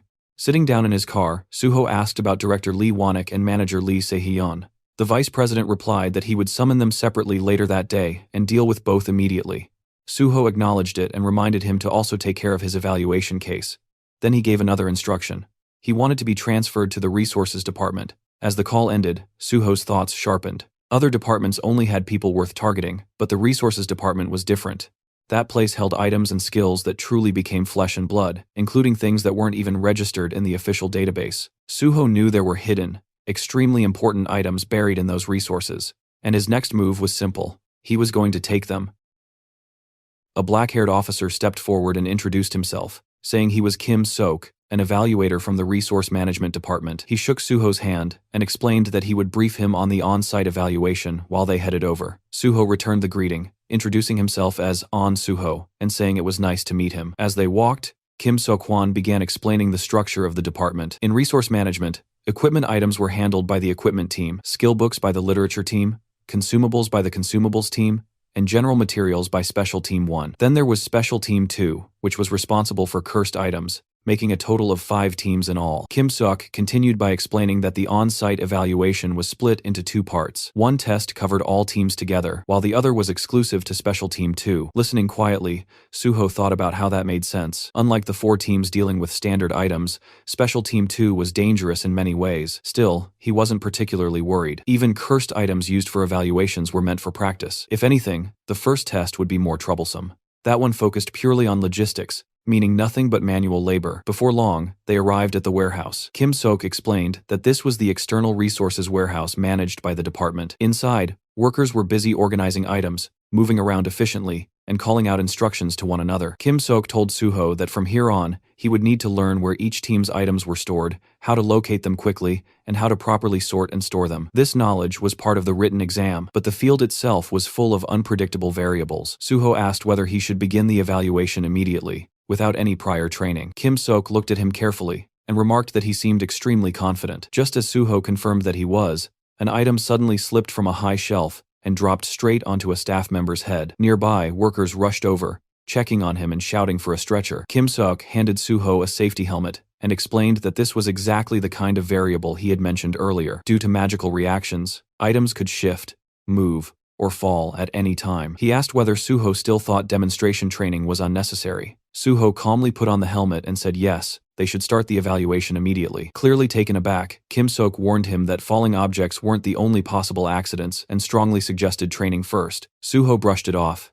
thanked him for the concern, and said he was fine. With that, he said he would be on his way. Left standing there, Kim Seok could only respond with a stunned, okay, thinking to himself that Suho was truly fearless. As Suho strolled through the warehouse, he muttered that it had been a long time. Back when he had rotated through the resource management department, he had done this kind of work to the point where it built physical endurance. Those days had been genuinely rough. Compared to jumping straight to the top floors and dealing with real threats, simple sorting work like this felt laughably easy. Thinking that the item he was looking for should be nearby, he stopped in front of one of the racks. Reaching inside, he found an apple. The system identified it as a stone apple. An apple made entirely of stone, noting that it looked crude and worthless. Suho glanced around casually, checking whether anyone was watching. Once he confirmed no one was paying attention, he touched the apple. Instantly, its surface shifted into a vivid red color. Suho smirked. To anyone else, it looked like useless junk that had been forgotten in storage, but when infused with red-grade mana, this item revealed its true value. The resource department simply didn't have anyone skilled enough to notice that. Thanks to that lack of talent, the hidden option of this item now belonged to him. At that moment, a black snake suddenly emerged above the stone apple.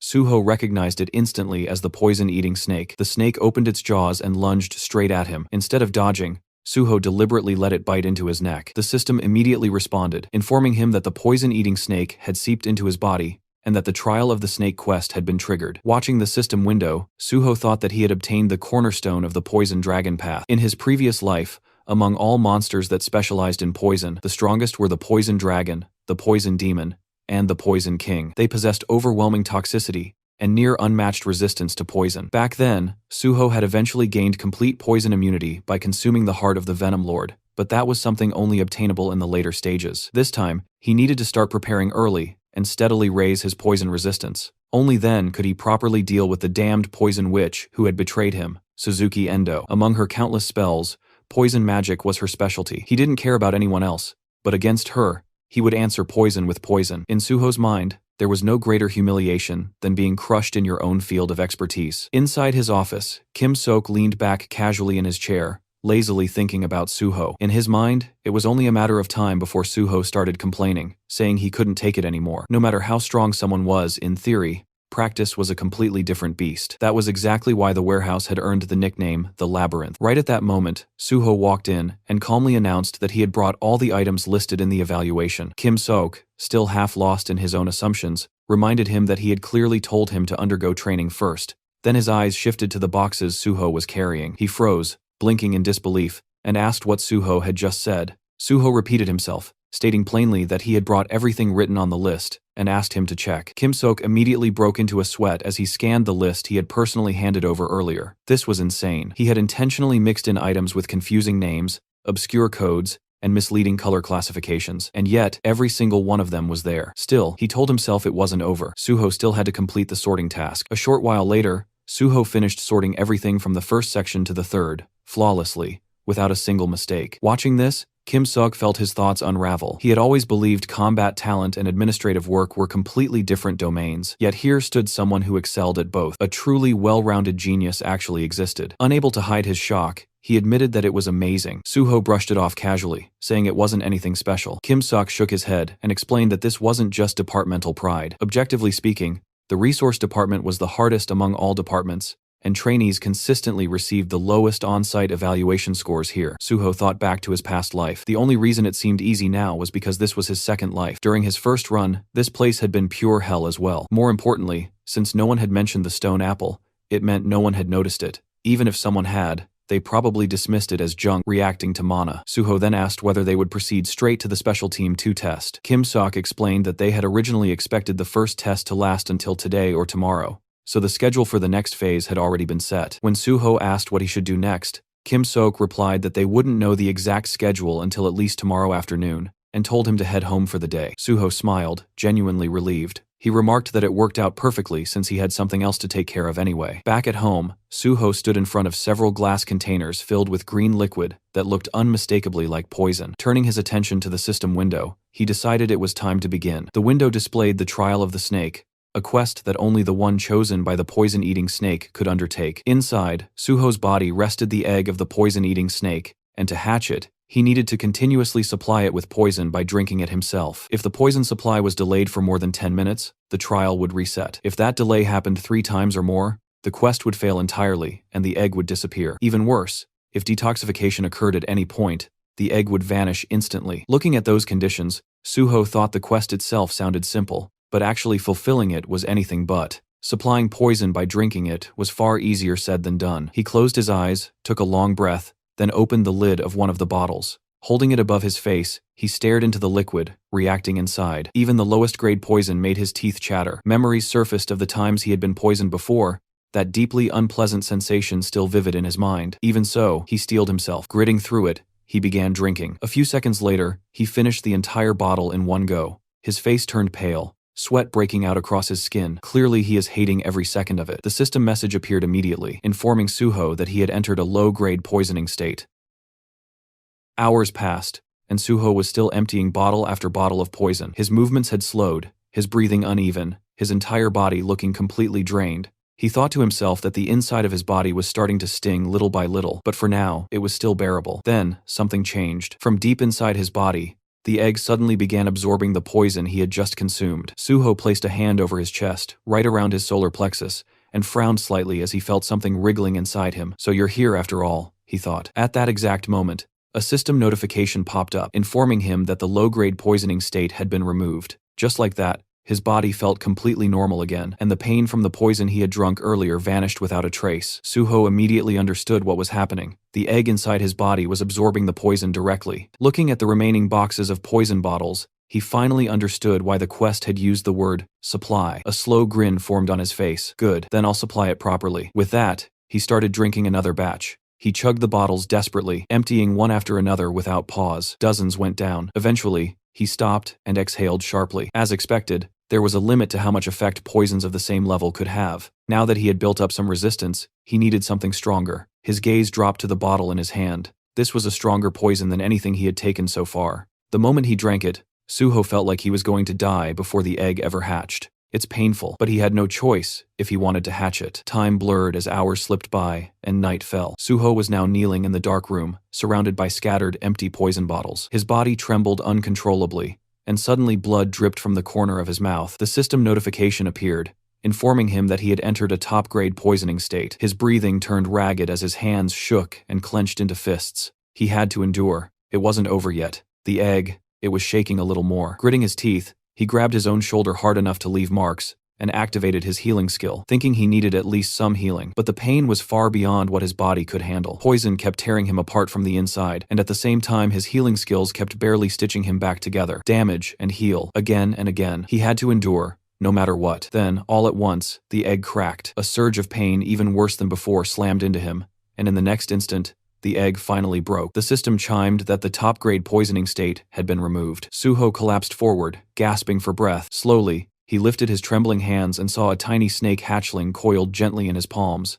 More system messages flooded in, announcing that the poison-eating snake egg had hatched successfully. The quest was completed, and the poison-eating snake recognized him as its master and coiled itself around him. It congratulated him on acquiring the poison-eating snake, ranked S+, and granted him 5 bonus points for achieving a great accomplishment. Suho stared at the little snake, half laughing, half exhausted. With a weak smirk, he muttered jokingly that he had almost died because of that little bastard. Suho looked down at the small snake resting in his palms, thinking that even the poison dragon must have started out this tiny once. It felt closer to the manifestation of a skill than a true summon, but since its evolution path changed based on the type of poison it consumed, calling it a summon wasn't exactly wrong either. He gently wiggled the snake's head with his thumb, silently counting on it, and the little creature happily bowed back as if it understood. His gaze shifted to the few remaining poison bottles scattered nearby. He had already consumed almost all of them. If the egg had needed that much just to hatch, he couldn't even imagine how much this thing would devour later. For now, though, he decided to feed it the rest. The snake perked up the moment it saw its food,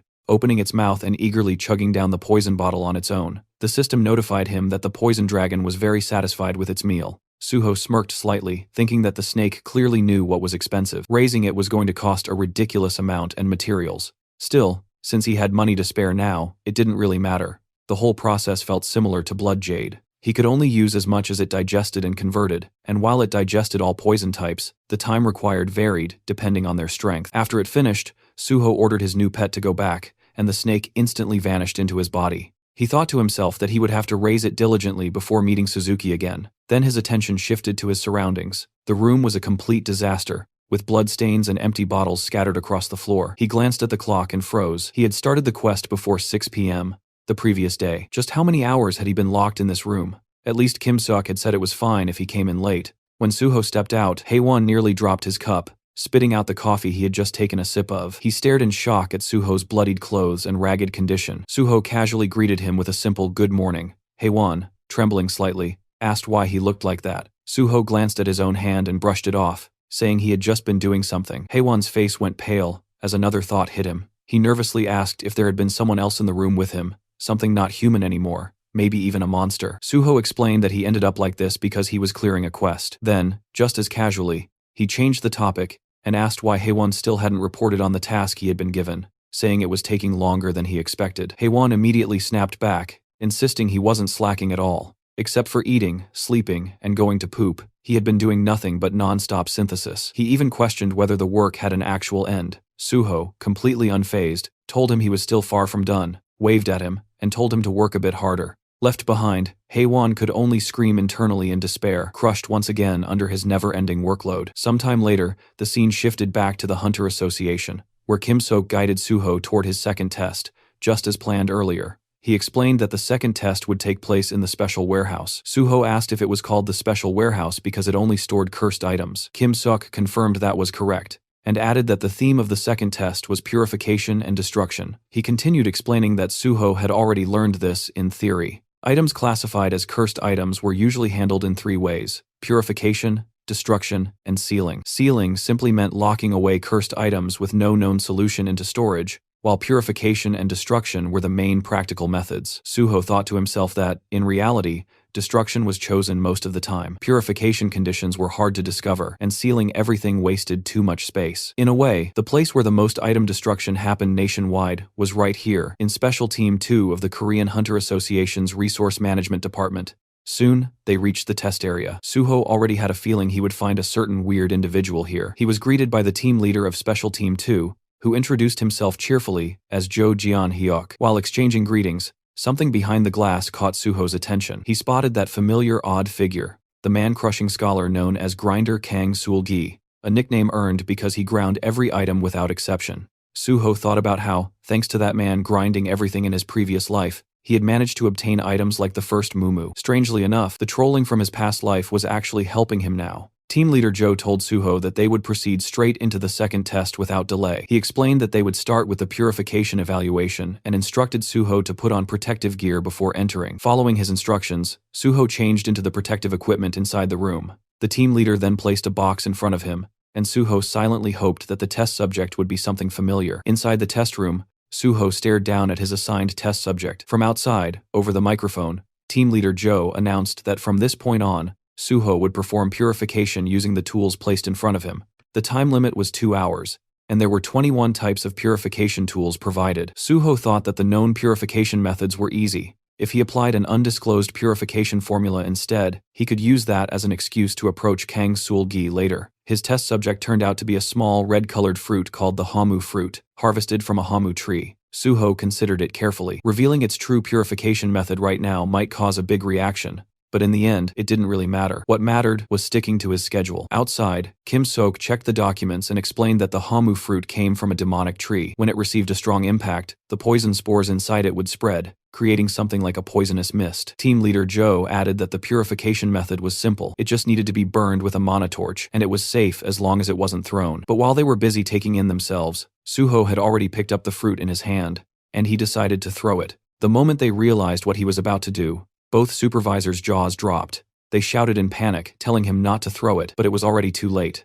Suho had already made his move. Suho hurled the fruit with all his strength. The moment it struck the ground, a deafening crash echoed through the test room. The fruit smashed into the floor with a heavy impact, fragments scattering outward, yet strangely, not a single speck of dust rose into the air. Outside the room, everyone froze in shock. Because there was no dust cloud, Suho's movements were clearly visible through the glass, along with the fruit embedded firmly into the floor. For a brief moment, the entire area fell into stunned silence. Then team leader Joe snapped out of it, grabbing the microphone and shouting in anger, demanding to know what Suho thought he was doing. His reaction was more than justified. The special warehouse was one of the most secure facilities in the association, rivaling research labs and construction sites in strictness. Suho, however, remained completely unfazed. He calmly picked up the fruit from the floor and stated that it had already been purified. The words made no sense to those listening, and confusion spread instantly. When questioned further, Suho simply offered to show proof. He held the fruit out with a bright, almost innocent smile, his expression so clean and devoid of malice that it left everyone watching completely dumbfounded. Jo Jeon-hyuk was the first to react properly. The moment he checked the updated item description, his eyes widened in disbelief. The fruit's curse had vanished. Every cursed option had been removed. It was now safe to handle, safe even under physical impact, and could be consumed without danger. Suho calmly added that it also possessed a minor recovery effect. Recovery. That single word sent a shock through team leader Joe. Suho explained that among the 21 purification tools provided, there was a shock hammer designed to purify cursed items through controlled impact. What he had done was simply apply a force far greater than what the shock hammer could generate. He further explained that the hamu fruit's hidden recovery option could not be unlocked unless the user's strength stat exceeded red grade. Anything below that threshold would fail entirely. The realization hit like a bomb. Joe immediately began shouting orders, telling staff to write everything down and record the results. He demanded that the entire team be gathered at once. If this discovery held up under verification, it would send shockwaves through the academic and research communities nationwide. The warehouse buzzed with frantic movement. Even Kim Sok-hoon stood there in disbelief. He had already known Suho was extraordinary after the first test, but this went far beyond his expectations, especially in a purification assessment. Approaching Suho cheerfully, he asked if Suho truly understood what he had just accomplished. This wasn't just a good score. This was the discovery of an entirely new purification method, the 20-second method recognized globally, one that the entire world would soon adopt. Suho, however, only responded casually, asking whether this meant his score was safe, or if he was at risk of failing for not using the standard methods. Kim immediately dismissed the concern, assuring him that as long as he was in charge, Suho would receive full marks without question. As they left the testing room, Kim Seok casually asked how Suho had learned a purification method like that. Suho answered without hesitation, calmly lying that he had discovered it by chance inside a sealed gate. At the time, he hadn't even known purification formulas existed, and if it weren't for the level 5 special recruitment course, he wouldn't have realized there were already 21 recognized methods. Kim Sok burst out laughing, saying that people destined to succeed always found a way no matter what. Suho brushed it off modestly, insisting it wasn't anything special. Kim Sok then gave Suho a firm thumbs up, flashing a satisfied grin as he told him he had passed the second test outright. He said he would personally take responsibility and award full marks, making it clear Suho had nothing to worry about. Suho thanked him, and as Kim Sok walked off, he muttered that at this rate the schedule would need adjusting again. Left momentarily alone, Suho's gaze swept across the bustling special warehouse before settling on a familiar figure. He approached naturally and greeted him. The person he addressed was Kang Seol-gi, the future mad-crushing scholar, also known as Grinder Kang. Officially, he wasn't just a team member, but the deputy team leader of Special Team 2, Kang Sol-gi responded with an awkward smile, clearly uncomfortable with small talk. Suho casually asked if he was working on purification. Kang Sol-gi answered briefly, offering nothing more than short, clipped replies. Only now did Suho realize how peculiar he truly was. In his previous life, Suho hadn't noticed it, but Kang Sol-gi showed no curiosity at all, not even toward the groundbreaking purification method Suho had revealed earlier. Instead, he simply turned back to his work, acting as though Suho didn't exist. At that moment, Jo Jeon-hyuk passed by and called Suho over. Seeing Suho standing near Kang Sol-gi, Jo gently guided him a short distance away and spoke cautiously. He told Suho he had worked hard today and could head home if he had nothing else scheduled. Suho thanked him, but asked if it would be all right to stay a little longer to look around the special warehouse. Jo considered it briefly, then agreed, warning him to be careful around the deputy team leader he had been talking to. Jo explained that Kang Sol-gi was a bit peculiar and preferred working alone, a polite way of saying he wasn't very sociable.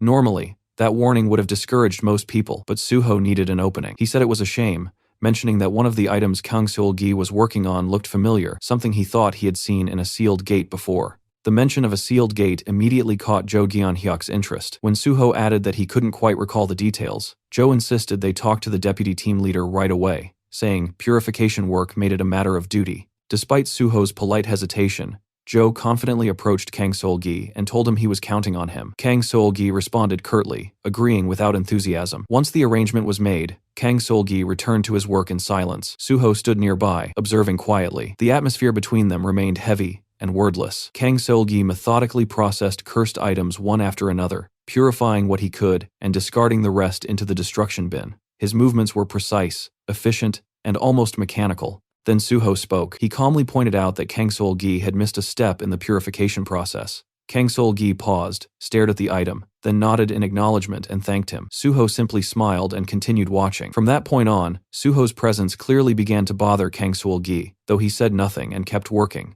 Before long, Suho pointed out another skipped step, then another, and then another. Each time, Kang Sol-gi corrected himself in silence. After a while, Suho spoke again, suggesting they take a break and grab some coffee. Kang Sol-gi immediately declined, saying he didn't like coffee. Suho replied that was fine and asked him to just listen for a moment. Then Suho casually asked whether Kang Sol-gi had been stealing items like this all along. For the first time, Kang Sol-gi's composure shattered. His eyes widened, his heart pounding violently in his chest. He stammered, asking what Suho was talking about. Suho stepped closer, his tone calm but sharp, saying he knew Kang Sol-gi had been deliberately throwing usable items into the destruction bin to smuggle them out later. He added that if this continued, he would expose everything Kang Sol-gi had been hiding, including what was inside his stomach. Kang Sol-gi froze. The accusation of item theft was one thing, but the mention of his stomach struck far deeper. Cold sweat ran down his back as he swallowed hard, unable to respond. Suho leaned in slightly, his smile never fading, and addressed him again as deputy team leader. Then,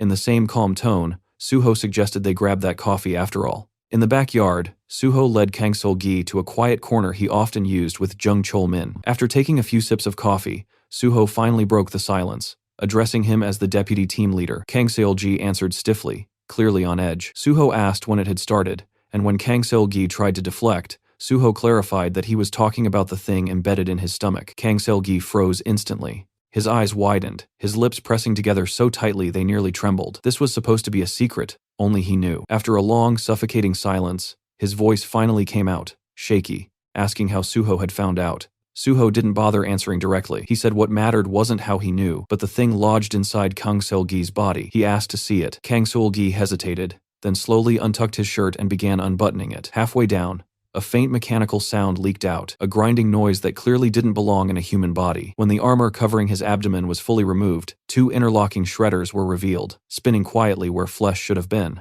Suho observed it calmly, noting that it still looked tame compared to what it would become later. The device was no mystery to him. It was the Mega Crusher, a cursed item from the High Technology series, an advanced artifact originating from another civilization. Among cursed items, it was infamous as a parasitic device. In simple terms, Kang Sol-gi was its host. Suho named it outright, asking if the thing in his stomach was the Mega Crusher. Kang Sol-gi reacted sharply, demanding to know how Suho could possibly know that. Suho brushed it off as a trade secret, then went straight to the point. He said Kang Sol-gi had been stealing items to satisfy its demands because he couldn't keep up with what the Mega Crusher required.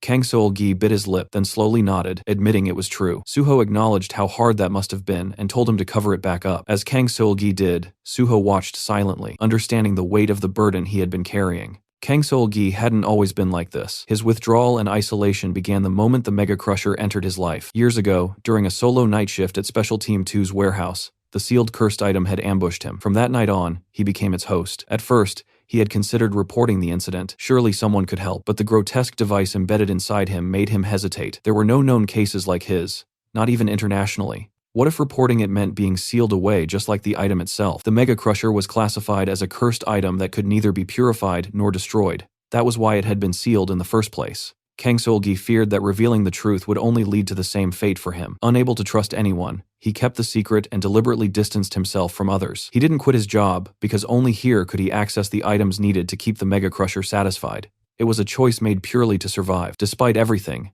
the Mega Crusher's existence would eventually be exposed. Years later, after Kang Sol-gi rose to the position of team leader, the cursed device would drive him to shred every artifact stored in the special warehouse. It wasn't just dangerous. Though it appeared dormant now, it would grow increasingly demanding, consuming more items and steadily eroding its host's sanity until madness took over. That was why, in the future, Kang Sol-gi would be known as the Mad Crushing Scholar. Breaking the heavy silence, Suho spoke again, addressing him once more as deputy team leader. Suho then asked the question that truly mattered. He asked whether Kang Sol-gi wanted to get rid of the Mega Crusher. Kang Sol-gi's eyes widened so violently it looked as if they might burst from their sockets. Not only did Suho know about the Mega Crusher, but he was also claiming he knew how to remove it. Shock shattered what little composure Kang Sol-gi had left, and desperation rushed out of him all at once. He pleaded frantically, saying yes, begging Suho to help, promising he would do anything if it meant being freed from the cursed device. Suho responded with a calm smile, telling him not to worry because he would take care of it. Then he raised a single finger and added that there was one item he would need in order to make it happen. At the mention of an item, Kang Sol-gi's expression shifted, caution mixing with hope. Suho clarified that it wasn't anything complicated, just something simple and easy to acquire. He asked whether Kang Sol-gi knew of an item called the third-person controller's viewer. The name meant nothing to him, and he repeated it in confusion. Suho explained that it was stored in the resource warehouse and was currently classified as junk. With that item, he said, removing the Mega Crusher from Kang Sol-gi's body would be possible. Kang Sol-gi hesitated, conflict flashing across his face. If the item was already inside the resource warehouse, taking it out wouldn't be easy. It could easily become a serious problem. Suho agreed that under normal circumstances it would be difficult,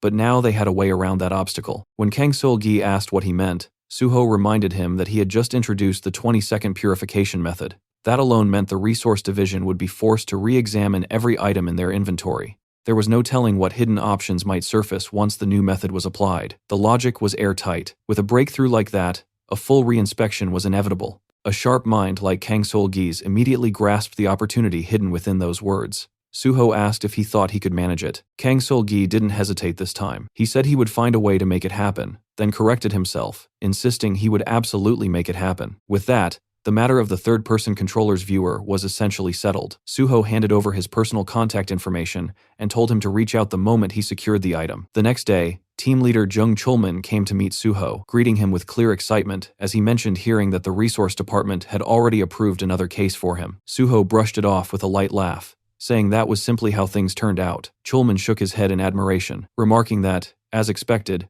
Suho truly was the best. He then explained that upper management had wasted no time arranging Suho's next step. For his evaluation, Suho would immediately begin training at the gate department. Orders moving this quickly were rare, and Chulman couldn't hide his amazement.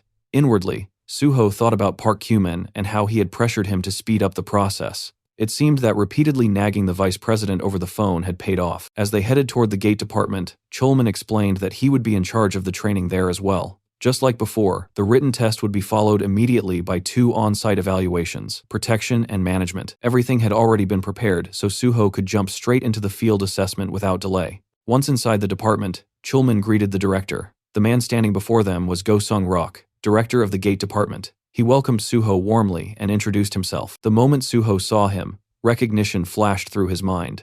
Go Sung-rok belonged to Pi Seung-jeol's faction and was known as one of the key figures behind the infamous Gate Shock incident, even being among those who had proposed the redevelopment gate. Director Go let out a hearty laugh and said he had heard plenty about Suho, mentioning the impressive contributions he had made across multiple departments. Studying him carefully, Go admitted he had high expectations and wondered aloud what kind of incident Suho might cause in the gate department. Suho simply smiled. Thinking about the incident sounds good. They shook hands, and Suho replied lightly that he would be sure to live up to those expectations. But behind that polite smile, a thought settled firmly in his mind. When it happened, the incident would be far bigger than anyone imagined. Sometime later, Chulman confirmed Suho's written test results, unable to hide his admiration as he announced that Suho had scored a perfect mark on the Gate Department's written exam. He called it truly impressive. As they rose from their chairs, Chulman added with visible excitement that if Suho managed another perfect score in the Special Division exam, he would become the first perfect scorer in the history of the Korean Hunter Association. Suho replied calmly that such a record would be an honor, then asked if they would move straight to the field evaluation. Chulman confirmed it immediately. For reference, he explained that he was the management team leader, meaning he would personally evaluate Suho this time. He then asked whether Suho knew which teams operated under the management department. Suho answered without hesitation. There was the management team, responsible for handling normal gates, the trade team, which negotiated and sold gate rights to the private sector, and the sealing team, tasked exclusively with managing sealed gates. Hearing that, Chulman gave him an approving nod and remarked that, as expected, Suho knew his stuff well. He then clarified that today's evaluation would focus specifically on managing a normal gate. As they walked down the corridor, Chulman casually asked if there was a particular gate Suho wanted to visit. Suho responded by asking whether anywhere was possible. The moment those words left his mouth, Chulman sensed something unusual. It sounded less like a question and more like confirmation. Narrowing his eyes slightly, he remarked that it seemed Suho already had a specific gate in mind.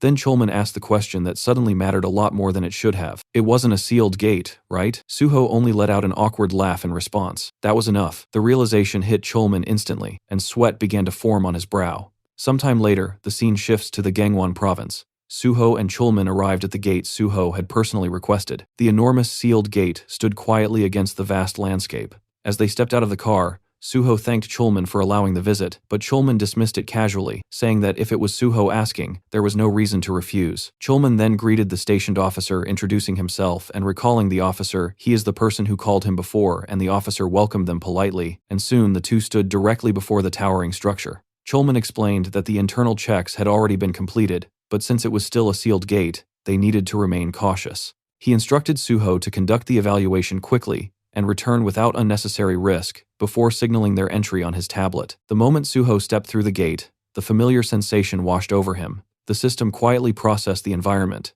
identifying its name, Valley of Iron, with an entry restriction for individuals below level 99 and a maximum capacity of 40 people. As Suho looked around, recognition settled in. Everything was exactly as it had been in his previous life. Standing beside him, Chulman asked if he was satisfied. Suho let out a small laugh and admitted that thanks to him, he had finally been able to return to this place. Without wasting time, they decided to begin the field evaluation. Sometime later, Chulman completed Suho's field evaluation, his eyes moving steadily across the tablet as he reviewed each result. He announced that the external management method had been passed, followed by the square check method, and finally confirmed that Suho had cleared the internal inspection as well. Lowering the tablet, Chulman let out a quiet sigh, one filled more with amazement than exhaustion. He remarked that it was exactly what he had expected from Suho, yet it still didn't make sense. This was supposed to be Suho's first time on site, so how was he performing at a level that even seasoned personnel struggled to reach? Suho answered calmly, without a hint of pride, saying he had simply followed the theory book exactly as it was written. Amused, Chulman pulled a thermos from his inventory and poured cold coffee into the cup, joking that Suho reminded him of the top student who relied solely on textbooks. Curious, Suho asked about the thermos, and Chulman, offering him a cold coffee, explained he had brought coffee for fun. Suho accepted the cup, and soon the two sat together on the grass, quietly taking in the scenery. The view stretched endlessly, untouched by the crowded chaos of the outside world. Chulman remarked that gates often revealed sights no city could offer, which was why Chulman preferred the management division among all departments. When Suho asked whether that was still true despite the demanding work, Chulman smiled awkwardly and admitted every department believed theirs was the hardest. Still, as he gazed up at the sky with bright eyes, he said this place simply suited him. Suho immediately recognized the tone. It was the classic line Chulman used to lure rookies into the management division, a romantic pitch that happened to be Chulman's specialty. As Suho quietly sipped his coffee, he suddenly spoke up, addressing Chulman in a calm voice. He said he wanted to join the gate division. For a moment, Chulman thought he had misheard. His eyes widened as confusion washed over him. The statement had come completely out of nowhere, yet Suho continued as if it were the most natural thing in the world. He explained that he was fully aware of the rumors surrounding him, that he was some kind of prodigy being groomed by the Special Division, practically treated like royalty. Even Deputy Director P. Seung-yeol had been spreading that narrative. But the truth, Suho admitted, was that he wanted to work in the Gate Division far more than in the Special Division. He added that Chulman had been the first person he met after joining the association, and maybe that was exactly why the Gate Division felt more appealing. As he finished speaking, Suho gave an awkward, almost shy smile. Seeing that expression made Chulman's heart sink. Suho was openly expressing a sincere desire, yet there was nothing Chulman could realistically do to grant it. A bitter taste crept into his mouth. For a fleeting second, an absurdly dramatic thought crossed his mind. Was this what Romeo and Juliet must have felt like? After a long pause, Chulman resolved that if nothing else, he could at least offer a few comforting words, so the disappointment wouldn't cut as deeply. But before he could speak, Suho called out to him again, and asked whether, if there were a way for him to enter the Gate Department instead of the Special Division, Chulman would help. Chulman's eyes widened even further. What was Suho planning now? The seriousness in Suho's gaze made it clear this wasn't a joke. In the long run, he knew joining the Special Division might be the correct move, but right now, the Gate Department offered far more opportunities. If he went straight into the Special Division, he would likely spend his days chasing people rather than gaining the kind of growth he sought. After a heavy silence, Chulman asked if he truly meant it. Suho answered immediately, saying he wasn't in a position to joke about something like this. Chulman exhaled slowly and admitted that no matter how he looked at it, he couldn't yet see how he could help, but he asked Suho to explain his plan first. Suho agreed and said the idea was actually quite simple. Director Pai Seung-yeol was already making his intentions public, ensuring everyone knew he planned to bring Suho into the Special Division the moment training ended. Chulman had noticed it too. After all, they had witnessed it together. Chulman couldn't deny that. With years of public service behind him, he was more than capable of reading such signals. Suho continued, saying that if Director Pai had the authority to appoint personnel however he wished, then the answer was obvious: they would counter him with someone who held even greater authority. Chulman frowned, thinking it through. Officially, only 2 people in the association outranked a director. Slowly, a possibility formed in his mind, and he cautiously asked if Suho meant the vice president. Suho crushed his empty coffee cup in his hand, a sharp smile spreading across his face as he shook his head. Not the vice president. He was thinking of the big dog of the association, the president. Suho calmly explained that the association president was preparing to move into an even higher position, which meant he likely had little interest in the internal faction conflicts. But if those internal issues threatened his promotion, things would change. Chulman rested his chin on his hands, thinking it through before answering that the president would probably step in to resolve the matter himself. Suho nodded. Exactly. That was why he intended to move the president through media play. He suggested a headline, something dramatic enough to stir public curiosity: the Korean Hunter Association's Royal Talent and the Special Division. The mere idea made Chulman uneasy. Watching the scenery ahead, Suho continued, saying that if a so-called royal truly existed, and the standard path for such a figure was assignment to the Special Division, the outside world would erupt with noise. Chulman let out a long sigh, agreeing that it wouldn't just be noise. Sensational articles would flood the media every single day. Suho went on to explain that if, at that exact moment, he were assigned to the Gate Department instead of the Special Division, the controversy would disappear almost instantly, buried under a different narrative. Chulman admitted that it sounded ideal,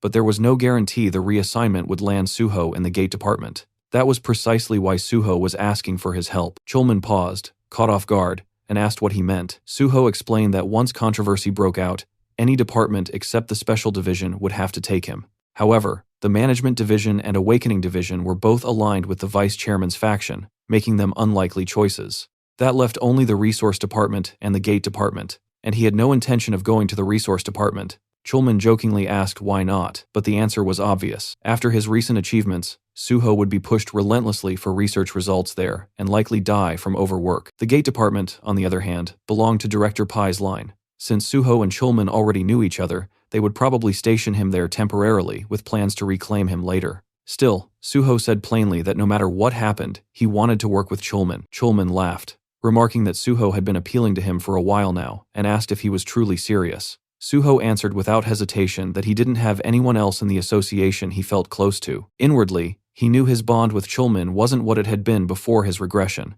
If he wanted that trust again, he needed to join the Gate Department and rebuild it quickly. Trying to lighten the mood, Chulman pointed out that everyone liked Suho and even reminded him that he had a fan club. Suho brushed it off, saying, Being liked and being close were completely different things. The attention only made him uncomfortable. Besides, his ultimate goal was to end the gates themselves. If he worked in the gate department, he could access them faster than anyone else, making it the most efficient path toward that objective. Chulman studied him for a moment before letting out a small laugh. He agreed to help as much as he could, but warned that he couldn't guarantee anything. The title of team leader sounded impressive, but it carried far less authority than people imagined. Suho simply laughed and said he trusted him anyway. Scratching his head, Chulman muttered that he wasn't anyone special, and told Suho not to place too much faith in him. But Suho only laughed again, repeating that he would trust him. Just then, Chulman pulled a cigar from his pocket and said he was going to smoke one. As he raised it to his lips, Suho casually added that aside from the gate department's usual romance strategy, choosing this place had been entirely his own decision. The comment startled Chulman, who quickly asked where Suho had heard about that. Suho replied that people had warned him not to fall for the scenery and sweet lines during the gate department exam.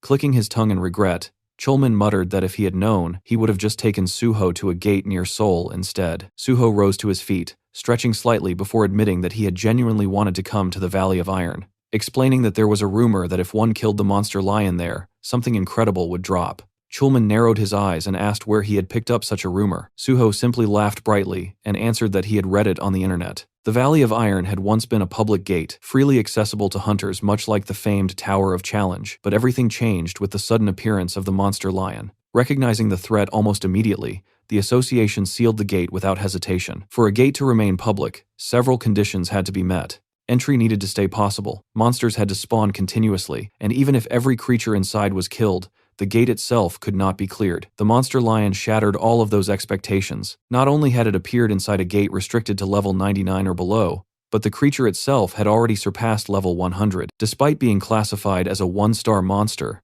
its overwhelming power destroyed the entire ecosystem within the gate. Hunters who challenged it never stood a chance. Many died without managing to leave even a scratch on its diamond-hard hide. Chulman exhaled slowly as he explained that the creature was the very reason the Valley of Iron had been sealed. But that wasn't even the worst part. Its defense and magic resistance were already a nightmare, yet the beast continued to grow stronger. Now it had climbed beyond level 110. Dropping his cigar to the ground and crushing it beneath his boot, Chulman muttered in frustration that the entry condition capped participants at level 99. How was anyone supposed to defeat a monster that far above the limit?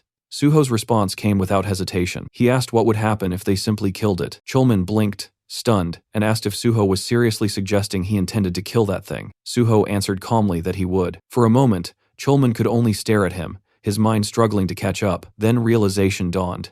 The monster lion had been Suho's target from the very beginning. Suho confirmed it with a small laugh. Pressing a hand to his forehead, Chulman muttered that this was unbelievable. But Suho stepped closer and asked if he couldn't somehow make it happen. Training had kept him away from running gates for too long, and his body had grown stiff from inactivity. Chulman nearly lost his composure, asking if Suho truly wanted to clear a sealed gate just because he felt stiff. Lowering his voice, Suho said that was exactly why he was asking quietly. The formal procedures would be complicated, and more importantly, wasn't Chulman curious? Curious about what? Chulman asked. About how he fought inside a gate. Sweat slowly gathered along Chulman's brow as he studied Suho. Suho knew that look well. His true combat style had never been revealed publicly, and despite the path circumstances had forced him onto, Chulman had once been a proper player. The desire for battle still burned inside him far stronger than in most hunters. Suho suggested they think about it simply. As long as the result was good, the Korean Hunter Association rarely pressed questions about responsibility. If things became even slightly dangerous, he promised he would leave the gate immediately. Chulman questioned if that was a promise. Suho smiled and assured him it was. Chulman finally gave in. He admitted he wasn't the type to approve something like this, but because it was Suho asking, he would agree. Suho replied lightly that there was no way he could refuse, once Chulman put it that way. Then, almost casually, he asked what class Chulman belonged to now. Chulman explained that he had changed classes and was currently an archer, asking why it mattered. Instead of answering directly, Suho summoned his blood weapon, the crimson energy forming sharply in his grasp. He said he was just asking because if things turned dangerous, which probably wouldn't happen, Chulman would need to run without looking back. Then Suho added one final warning. What Chulman was about to witness inside that gate would remain strictly between the two of them. Soon after entering deeper into the Valley of Iron, Suho began his killing spree. The lower-level valley lion beasts stood no chance. He ran across the field like a streak of red lightning, his blood weapon carving clean arcs through the air as monsters fell one after another. Each slash was precise, efficient, and merciless. In a single fluid motion, Suho drove his blade into another charging lion, the sheer force of the strike knocking the creature down instantly. As its body hit the ground, he activated another skill, Blood Jade, crimson energy spear summoned in his hands. Behind him, Chulman landed moments later, dropping into a crouch as he caught his breath. His eyes scanned the battlefield, disbelief spreading across his face. The lions weren't just losing, they were being erased. Watching Suho move brought back memories of the healer exam, when he had effortlessly slaughtered several lizard beasts. But this was different. Now Suho was faster, sharper, far more intense. He looked less like a hunter and more like a force of nature. As Suho stood over the corpse of yet another valley lion, a massive shadow suddenly swallowed his figure. Another beast lunged from behind, claws poised to tear him apart. Chulman shouted a warning, but Suho had already seen it.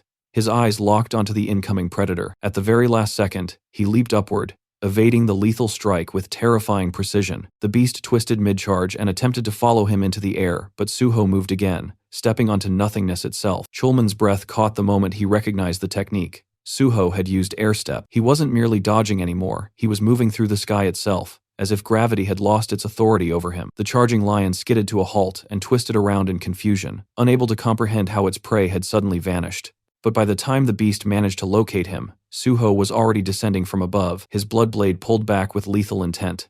The strike flashed once through the air, steel met flesh, and the lion's neck split cleanly before the creature even understood what had happened. Watching the scene unfold, Chulman could only stare, his jaw slack with shock. A single thought repeated itself in his mind. This wasn't a hunter stepping into the Valley of Iron. It was a disaster that had descended upon it. There were no words capable of capturing what he was witnessing. Meanwhile, Suho calmly surveyed the destruction surrounding him. Corpses of fallen beasts littered the field, and the metallic scent of blood drifted heavily through the air. After measuring the chaos he had created, he remarked that causing this much disturbance should be enough to draw out the boss monster. Almost as if the valley itself had heard him, the atmosphere abruptly shifted. From the far distance, something enormous began to move. Each step sent a tremor through the ground, the vibrations growing stronger as the presence approached. Then it revealed itself a lion, far larger than any they had faced so far, its overwhelming aura pressing down on the surroundings like an invisible weight. When it roared, the sound ripped across the gate like thunder, shaking the very space around them. At that same instant, a crimson alert surfaced before Suho, the system quietly informing him in stark clarity that the boss monster had appeared. The monster lion stood high upon the rocky ridge, its massive frame silhouetted against the sky, while Suho waited below with his bloodied sword gripped firmly in his hand. The beast roared, its eyes blazing with fury, and at that moment the system quietly revealed its true strength level, 113. Seeing the number, Chulman froze, shocked to see the level the monster had risen again. His mind raced as he stared at Suho, wondering how someone still in double-digit levels could possibly defeat something like that. It didn't make sense. The gap was monstrous. Yet a faint smile appeared on Suho's face. He calmly judged the difference, thinking that a 40-level gap was still manageable. Then he shouted toward Chulman, telling him to keep his distance so he wouldn't get caught in the boss monster's attack range. From that point on, Suho warned he wouldn't be able to watch over him. To Suho's surprise, Chulman had already moved several kilometers back, shouting that he understood and telling Suho not to worry about him. For a moment, Suho blinked in confusion, wondering when Chulman had gotten that far away. Then it clicked. As expected of someone nicknamed Spinwheel, his judgment was quick and precise. From behind Suho, the monstrous lion continued to watch him, its throat emitting a low, guttural gurgle. Suddenly, it snapped, unleashing a deafening roar that activated its boss-level fear. The resulting shockwave sent violent gusts of wind toward Chulman, stirring up clouds of dust and debris. Meanwhile, Suho remained perfectly still in front of the beast. His system indicated that, due to the dragon blood effect, the fear failed to apply to him. Suho simply smiled. He remarked that he was just getting hot from moving around, and that the roar had actually cooled him off. Pointing a finger at the lion, he signaled the beast to come at him. Taking this as a direct challenge, the lion instantly stepped forward. Suho canceled his blood weapon summon, noting that those blades would be useless against such a monster. Instead, he summoned his ghost shadow spear. He gripped the weapon and prepared to throw it, musing with a smile that he wanted to see for himself just how tough the creature's famous, diamond-hard hide truly was. With a surge of full force, he launched the ghost shadow spear. The blade tore through the air, aiming straight for the beast's head. Realizing the attack was imminent, the lion braced itself for defense. The moment the shadow spear struck its forehead, the weapon split apart, proving the monster's hide was far stronger than the attack. Suho watched, amazed by the sheer toughness of the hide. Having successfully defended against the strike, the lion stood its ground, its eyes bloodshot as it bared its razor-sharp fangs and teeth. It was then that Suho realized the truth. This was indeed the Nemean lion. The Nemean lion, the first of the 12 labors, completed by the legendary demigod Hercules. Just as in the myth, defeating this beast grants one of Hercules' powers. In other words, this was the qualification test to become a Hercules candidate. Suho reflected on his previous life, remembering a hunter named Bless who had completed the 12 labors faster than anyone else. Bless was a man of justice and action, a good friend who had taught Suho much about the nature of Hercules' power. Sorry, Bless, Suho thought, but this time, I'm not leaving it to someone else. I'm taking Hercules' power for myself. He activated his blood skill, clenching his fists as blood swirled and solidified around his arms. The system announced the summon: blood weapon, blood gauntlets. The crimson armor encased him from shoulder to fist, just as the lion charged with blinding speed and murderous intent. From the background, Chulman shouted a desperate warning, reminding Suho that close combat was suicide against a beast that possessed the ultimate spear and shield in its claws and hide. Chulman's desperate pleas for Suho to avoid a frontal assault went unheeded. As the lion closed the distance and reared up to deliver a crushing blow with its massive claws, Suho stood his ground. Instead of retreating, he reached out and caught both of the beast's paws in mid-air. The lion's eyes widened in sheer shock. It began to tremble as it realized it could not overpower Suho's grip. Suho observed that while the claws were undeniably powerful, they were ultimately useless if they couldn't even graze his skin. As the beast continued to strain against him, Suho let out a smirk and decided to test if his own strikes would prove more effective. With a surge of immense strength, he shoved the lion back using his blood gauntlets, forcing an opening. He stepped forward, anchoring his weight for a decisive assault. The monster attempted a frantic counterattack, swinging wildly, but Suho vanished from its field of vision with a sudden leap.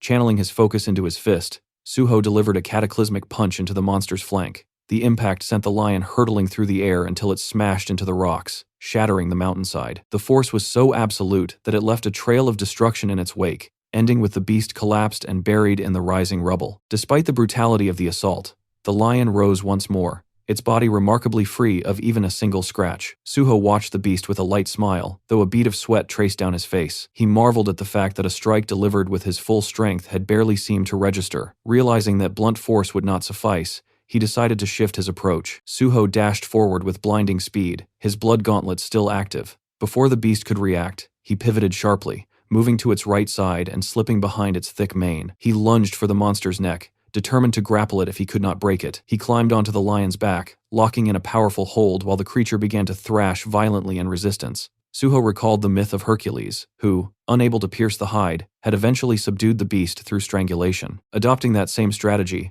Suho maintained a relentless grip while the lion used every ounce of its strength to shake him off. A mixture of thrill and excitement surged through him as he steeled himself, mentally declaring that there would be no tapping out until the very end. In a desperate attempt to break the hold, the boss monster unleashed its fierce skill, but Suho's dragon blood intervened once again, nullifying the effect. The lion began a frantic rampage through the mountains, slamming its back against the stone walls in an effort to crush its rider. Suho tightened his grip even further, knowing that if he lost his hold for even a second, there would not be another opportunity. He clung to the beast's neck as it smashed into cliffs and outcroppings, refusing to be dislodged. From the background, Chulman watched the struggle with his mouth agape, shouting words of encouragement and urging Suho to hold on just a little longer. Though his stamina was rapidly draining, Suho kept his grip firm until the beast finally began to lose consciousness. After a grueling chokehold, the lion finally collapsed. The moment the beast was defeated, Chulman rushed forward. His eyes widened as a system window appeared in the air, announcing that the ruler of the Iron Valley had been defeated. Chulman let out a cheer of pure happiness and called out to Suho with a triumphant smile to check if he was all right. Exhausted and hazy, Suho lay down on the ground beside the fallen monster as the system declared him the MVP of the gate clearance. Once the battle had concluded, Suho drove his ghost shadow spear into the ground beside the Nemean lion's corpse, intending to let the weapon absorb the fallen beast's shadow. He addressed the spear by the name Yongcheng, urging it to feed well. The ghost shadow spear reacted instantly, and a system notification confirmed that it was absorbing the shadow and becoming enhanced. Suho mused that the weapon was like an expensive pet to maintain, expressing his hope that this would be the final feast needed to reach the third stage together. He then accessed his system window to distribute his 2 bonus stat points into strength. Just as he finished, Chulman arrived and gave him a triumphant thumbs up. Chulman reported that the other lions had vanished along with the boss, confirming that the gate had been perfectly cleared. Suho laughed, offering praise for their combined efforts. but Chulman insisted that Suho had carried the entire burden. He then asked, with lingering disbelief, how Suho had even found the courage to face such a beast head-on. Suho calmly explained that he had read about the technique in a martial arts novel a long time ago. He recalled a scene where an indestructible enemy was subdued through strangulation, and decided to apply that same logic. Chulman stared at him in disbelief, questioning if he had truly bypassed a professional strategy guide in favor of a fictional story. Suho merely remarked that such novels often contained the wisdom of life. While Chulman privately wondered if his companion was a bit unhinged, Suho realized he was being judged. He noted to himself that being perceived as a bit crazy was far better than admitting he had seen the solution in a past life. Suho then expressed his gratitude to Chulman for the opportunity to clear the sealed gate. Chulman deflected the thanks, insisting that he and the citizens should be the ones thanking Suho for saving the taxpayers' hard-earned money. Watching him, Suho reflected that Chulman was likely the only person who genuinely cared for the country and its people in such a selfless way. He knew that if news of the gate clearance broke, most others would only be interested in lining their own pockets with the loot. He then pointed toward the lion's corpse and asked the team leader if he could collect its byproducts. Under current regulations, loot from gates cleared by civil servant hunters technically belong to the state. While Suho knew these laws would eventually be overturned during a massive reform of the Great Hunter Association, the restrictive rules were currently in full effect. However, he had no intention of handing over the Nemean lion's remains. Rather than deceiving Chulman, he chose to be direct, valuing their mutual trust over the materials themselves. Chulman took a moment to consider the request while looking at the massive corpse. He eventually gave Suho his blessing to take the byproducts. When Suho pointed out that the rules strictly prohibited it, Chulman noted that since Suho was still a probationary civil servant and not yet an official employee, there was some wiggle room. He turned away with a joking remark, claiming that since he had been running far away at the time, he couldn't possibly have seen anyone collecting loot. Suho laughed and thanked him for the gesture. The system soon issued a notification. The Ghost Shadow Spear had completely absorbed the Nemean lion's shadow, and its mana supply was now sufficient. The weapon underwent an enhancement, awakening a portion of its consciousness. Observing the system window with a smirk, Suho felt a wave of satisfaction at the breakthrough. The panel displayed the Ghost Shadow Spear's new rank as S+, noting that with its third stage consciousness awakened, all its abilities had been significantly enhanced. Most notably, it could now use Shadow Spear S, a skill allowing for an unconditional piercing strike against any target covered in shadows. Suho recognized the technique as Shadow Pierce, one of the Spirit King's primary abilities which he had utilized extensively in his previous life. The spear's consciousness was divided into 5 total stages, and he had managed to unlock the third much faster than anticipated. His reflections were interrupted by Chulman, who asked how he planned to harvest the loot from such a massive corpse, especially since no separate items had dropped. Summoning his blood weapon, Suho assured him he had a way. He attempted to use his steel-cut skill on the beast's hide, but the material proved too resilient to be damaged. Chulman noted that the indestructible hide lived up to its reputation, resisting even the sharpest blades. Suho agreed, but clarified that while the hide itself could not be cut by normal means, that didn't make the entire beast invulnerable. Moving to the lion's paws, Suho used his blood weapon to sever one of its own claws. When Chulman asked what he intended to do with it, Suho explained that the Nemean lion's hide could only be torn by its own claws. As he began the work, Chulman wondered aloud if this trick had also come from a martial arts novel. Suho successfully sliced through the hide and explained that this time, the knowledge came from mythology. He recalled that Hercules had stripped the hide using the beast's own talons. Reaching inside the carcass, Suho grabbed the lion's heart and crushed it. The system immediately confirmed his accomplishment. He had completed the first of the hero's 12 labors. He was granted the qualification to wield the power of Hercules, and received a new trait, Hercules Candidate. For achieving such a legendary feat, the system also rewarded him with 10 bonus stat points. The system provided detailed information regarding the Hercules Candidate trait, explaining that Suho had met the minimum qualifications to obtain the hero's power. It noted that among all candidates, only the first to accomplish the 12 labors would become the true Hercules. While holding this trait, Suho will gain a 100% increase in bonus attack power for barehanded combat, swords, blunt weapons, and bows. Observing his system window, Suho noted that more options would be added as he completed each labor. He reflected on the fact that he hadn't even reached a 1-star rank yet, but already possessed dual traits. Looking at the harvested hide and claws, he realized he had also secured incredibly rare materials. Chulman asked if the hide and claws were the only items worth taking, and Suho confirmed they were. When Suho suggested they head out, Chulman cautioned that they needed to prepare their excuses, as it was likely total chaos outside. Indeed, outside the gate, observers watching security cameras were shocked to see the gate disappearing. They were reluctant to believe that such a high-level gate had actually been cleared. When Suho and Chulman emerged, They were immediately swarmed by people demanding to know what had happened. Chulman had explained to the administrators that they were suddenly attacked and that Suho had fought desperately to ensure their escape. He claimed they were in such a rush to survive that they hadn't been able to collect any loot. Later, Suho thanked Chulman for his help, noting that they had managed to slip away without raising suspicion. Chulman noted that as the person in charge, he would handle the remaining formalities. As they moved toward the car, he warned that the incident might cause the gate department to change its tradition of letting hunters choose their own gates. Suho thought of Park Kyuman, deciding that if public opinion shifted, he would have to pull some strings to ensure they could still select their assignments, excluding sealed gates. Suho expressed his regret that a precious department tradition might disappear because of him. Chulman assured him he wasn't trying to make him feel guilty. He explained the difference between a corporate employee and a civil servant, noting that while a company pursues profit, a group that doesn't need to generate profit like civil servants or the military unconditionally prioritizes its own safety. He cited an example of a military ban on cup noodles simply because one soldier got sick, calling it a way for officers to avoid risk since they had nothing to lose. Suho called it an ignorant response, and Chulman agreed. He explained that he had turned a blind eye to the rules this time, because he judged that closing a dangerous sealed gate was more important than strictly maintaining management traditions. Suho reflected that while Chulman was meticulous in weighing pros and cons, his decisions were always rooted in the public good rather than personal gain. As they sat in the car, Suho thanked Chulman for the lesson. Chulman laughed, noting that talking like that often got people labeled as boomers. Suho replied that he truly had learned a lot and asked Chulman to speak more comfortably with him, since they would soon be working together officially. Chulman agreed to drop the formalities once Suho was under his direct command, emphasizing the need to separate public and private matters.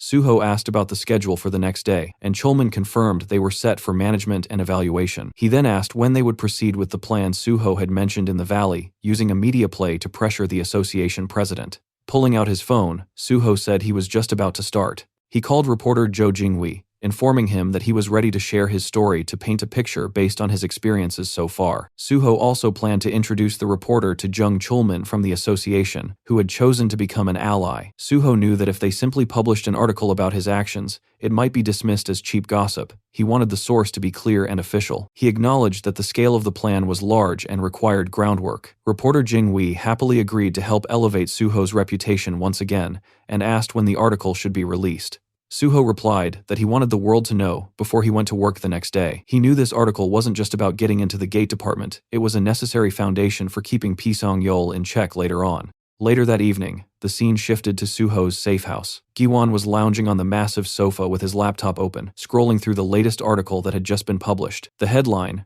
written by reporter Jo Jinghui, covered Suho's newest feat, and the internet was already exploding with reactions. Comments poured in non-stop, filled with followers praising him and congratulating him on defeating the monster lion. Watching the flood of responses, Giwon leaned back and muttered that the reaction was as intense as ever. Just then, Suho stepped out of his room. Giwon immediately looked up and asked how he had managed to kill the monster lion when even elite raid teams had failed. While talking, he swung his hands in the air like swords, jokingly demonstrating how Suho must have slashed it down. Suho simply shook his head and calmly replied that he hadn't used a sword at all. He had defeated it in hand-to-hand combat. The answer stunned Giwon. He blinked and asked if Suho meant actual martial arts, wondering if he was joking, but Suho confirmed it casually, explaining that he had finished the fight with ground combat. As he walked over to the window, his thoughts drifted to the report he had already sent to Chief Pisong-yeol before the article went public. With that done, Pai wouldn't be able to nitpick about the incident afterward. Now the next step was informing Park Kyuman. Suho took out his phone and called the vice president, asking if he had seen the article about him that day. Park Kyuman replied that he had already confirmed the news through military reports as well. Suho then mentioned that the rumors about him being royalty of the Special Division had probably reached him too, along with the expectation that he would start as a deputy team leader there once training ended. From the other end, Park Kyuman said it would actually be strange if he didn't know about it, then asked why Suho was bringing it up. Suho replied by asking if Park Kyuman would be fine with him joining the Special Division. The vice president grew suspicious and demanded to know what he was trying to imply. Suho explained that he was planning to put pressure on Pisong-yeol. Soon an article would circulate about the so-called Special Division royalty, and to the public it would look like a corruption scandal involving power-based appointments. Pisong-yeol himself might not care about public opinion, but the association president certainly would. After a moment of silence, the vice president asked if Suho wanted him to persuade the president to send him somewhere else instead. Suho confirmed it and told him to simply place him in the gate department. At the same time, Park Hyun should stay close to the president, offer advice, and slowly build his own influence. Suho added that he would prepare several proposals to help strengthen that position. While speaking, Suho thought quietly to himself that Park Kyumon was only a temporary piece on the board. One day he would discard him, but for now he was far too useful to waste. On the other end of the call, Park Kyumon asked what kind of proposals Suho was preparing. If he knew in advance, he could start dropping hints to the president. Suho simply replied that he would explain everything when the time came and that he would contact him again soon. As soon as the call ended, the door to one of the rooms suddenly burst open. Haewon rushed out, jumping with excitement and shouting for Suho. Both Suho and Giwon turned in surprise. Haewon stood there, drenched in sweat, breathing heavily, but his face was glowing with triumph. Clutched tightly in his hand was a blue stone. Between gasps, he proudly announced that he had finally done the slime stone synthesis. The system panel appeared before Suho, displaying the information of the newly completed item. The blue stone in Haewon's hand was identified as Meta Slime Stone, an S-grade item. Its description explained that it was a body fragment of the Meta Slime, often called the Ultimate Slime. Meta Slimes were known as the embodiment of regeneration, composition, and expansion, a material so rare that most people only heard about it in theory. Seeing the result, Suho praised Haewon, telling him he had truly worked hard. Haewon's eyes watered as he complained that all he had done for days was synthesize. Other than eating, sleeping, and going to the bathroom, he hadn't stopped working once,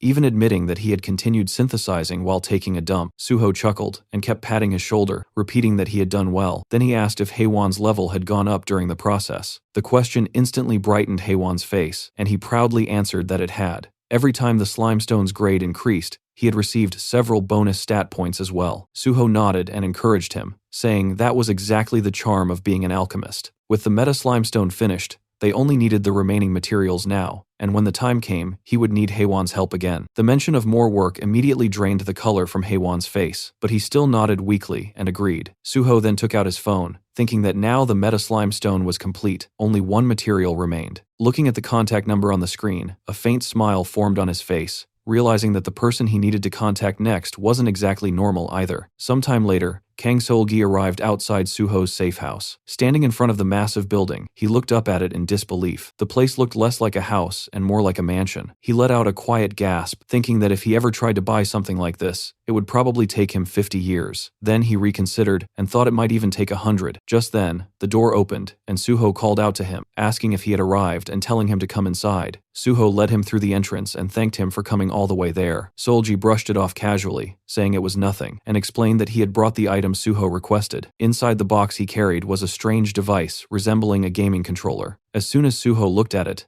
the system panel revealed its name and description. It was called the Third-Person Pilot Perspective Device. The description added that excellent pilots were extremely difficult to create and even harder to preserve, as most of them died alone alongside their machines on the battlefield. Suho examined the device and thought that, judging from that rather unfriendly description, it really was a piece of triple-type technology. Taking the box into his hands, Suho praised Seol-gi for finding it and said he had done good work. Seol-gi replied that he had only followed orders from above and earned his share of the work. He explained that while testing Suho's newly discovered 20-second purification method, the device's curse option had suddenly activated. Because of that, he had written a report stating that the item had to be destroyed. Suho nodded approvingly, saying that was exactly what he expected from the deputy team leader. Then he suggested they immediately proceed with removing the Mega Crusher. Hearing that, Kang Seol-gi brightened instantly and eagerly agreed. Suho guided him deeper into the house, eventually leading him to an underground area. Seol-gi looked around in shock, realizing the mansion even had a basement. Suho then instructed him to sit on the mechanical chair placed in the center of the room. The moment Seol-gi sat down, the chair locked him firmly in place, making him panic. Suho calmly told him that it might hurt a little. He explained even removing a tumor from the body was painful, and the Mega Crusher had been occupying his entire lower abdomen. Standing over the now frightened Seol-gi, Suho explained that the Mega Crusher's parasitism skill caused abnormal status effects within its host. He planned to separate it using a recovery skill that could treat such conditions. In his mind, Suho briefly considered another possible method, feeding the device to a steel-eating Bulgasari, but he dismissed it immediately as far too dangerous.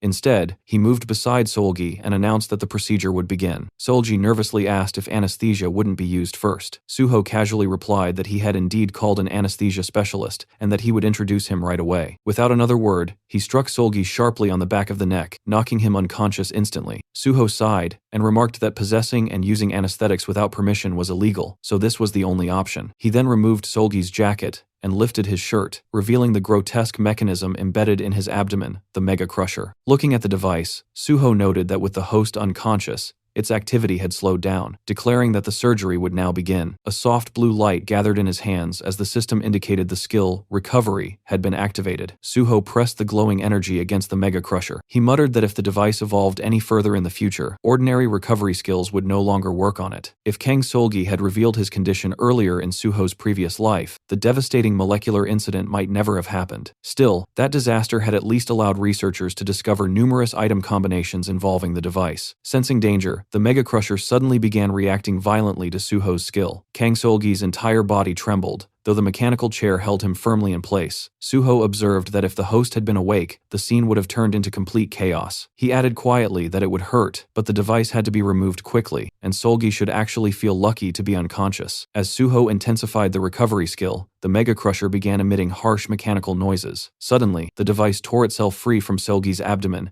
and lunged straight towards Suho. Suho sidestepped the attack smoothly, allowing the object to fly past him and crash onto the floor behind. The device turned toward him, producing distorted mechanical sounds, but within moments, its energy faded, and it reverted into a seemingly harmless item. The system classified it as a B-grade artifact, describing it as advanced technology from another world, capable of grinding any item. Suho crouched down and picked it up. He commented that the moment the Mega Crusher left its host, it always pretended to be a normal item. He smiled slightly and said that it was quite an amusing thing and that he would make very good use of it.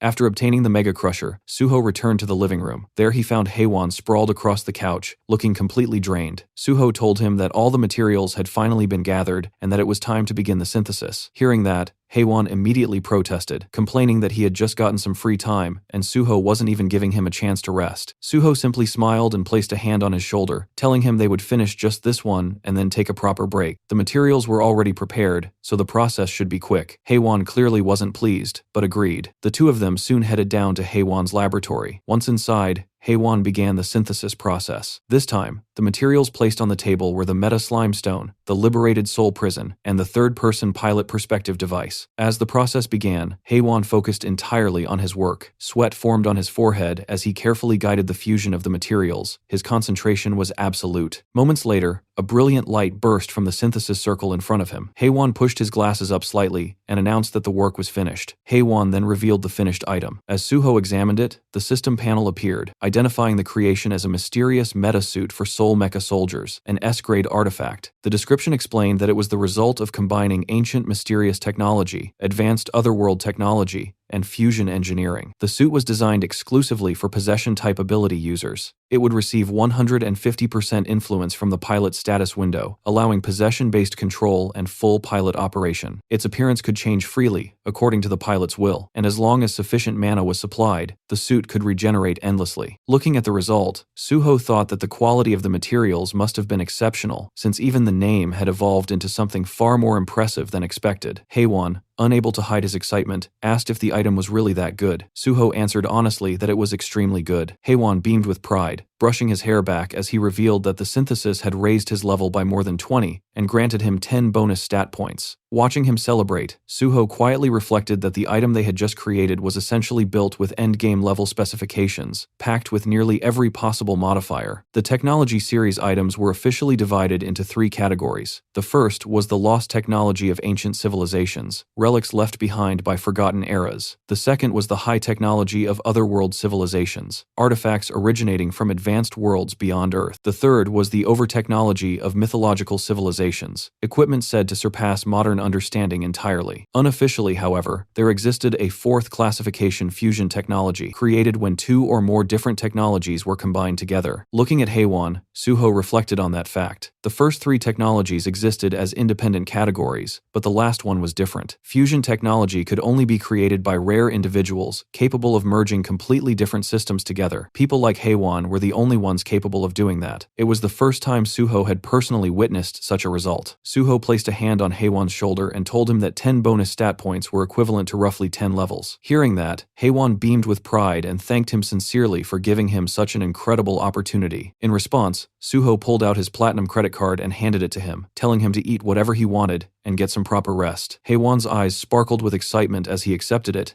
and happily thanked him again. Meanwhile, down in the underground basement, Kang Solgi slowly began to regain consciousness. He suddenly woke with a sharp gasp and immediately looked down at his stomach. When he realized that the Mega Crusher was gone, disbelief spread across his face. Just then, Suho arrived and calmly greeted him, saying that the treatment had gone well and asking how his body felt. Overwhelmed, Kang Solgi immediately dropped to his knees in front of him, thanking him desperately and saying he would never forget this kindness. Suho simply brushed it off, replying that he had only helped in exchange for compensation. But Kang Solgi shook his head, still filled with gratitude. Even if money was involved, he said, patients still thanked their doctors. Suho had approached him first and saved him when he had no one else to rely on. To him, Suho was nothing short of a lifesaver. Suho laughed lightly and told him that if he felt that way, then he should take good care of him while they were both working at the association. Kang Solgi immediately agreed, promising that he would help Suho with anything he could. Watching him, Suho quietly thought that in the resource department, he had successfully recruited someone worth nurturing. Once Pi Sang-gyeol's faction was pushed out, this man would become extremely useful. The groundwork was already mostly finished. The next day, the scene shifted to the Korean Hunter Association headquarters. Outside the building, reporters had completely swarmed the entrance. Cameras, microphones, and broadcasting vans filled the area as journalists waited eagerly for Suho to appear and give an interview about his clearing of the Valley of Iron Gate. But what they didn't realize was that Suho had already arrived. Using a concealment skill, he moved quietly through the crowd, slipping past the reporters without anyone noticing his presence. As he walked toward the building entrance, he briefly thought that he was sorry for disappointing them today, but he would soon give them even better material to report on. Once inside the association building, Chulman was the first to notice him. Suho greeted him with a casual "good morning," and Chulman returned the greeting while looking slightly surprised. He pointed out that reporters were completely covering the entrance outside, yet Suho had somehow made it in anyway. Suho simply replied that he had managed to avoid them and slipped inside. Chulman frowned slightly and commented that the reporters outside didn't look like the kind of people who could be avoided so easily. The two of them stepped into the elevator together. While the doors closed, Suho asked if Chulman was starting his training with the detection department that day. Chulman confirmed that he was, explaining that he only needed to meet the department chief before beginning the evaluation process. Soon after, they met the chief of the detection department,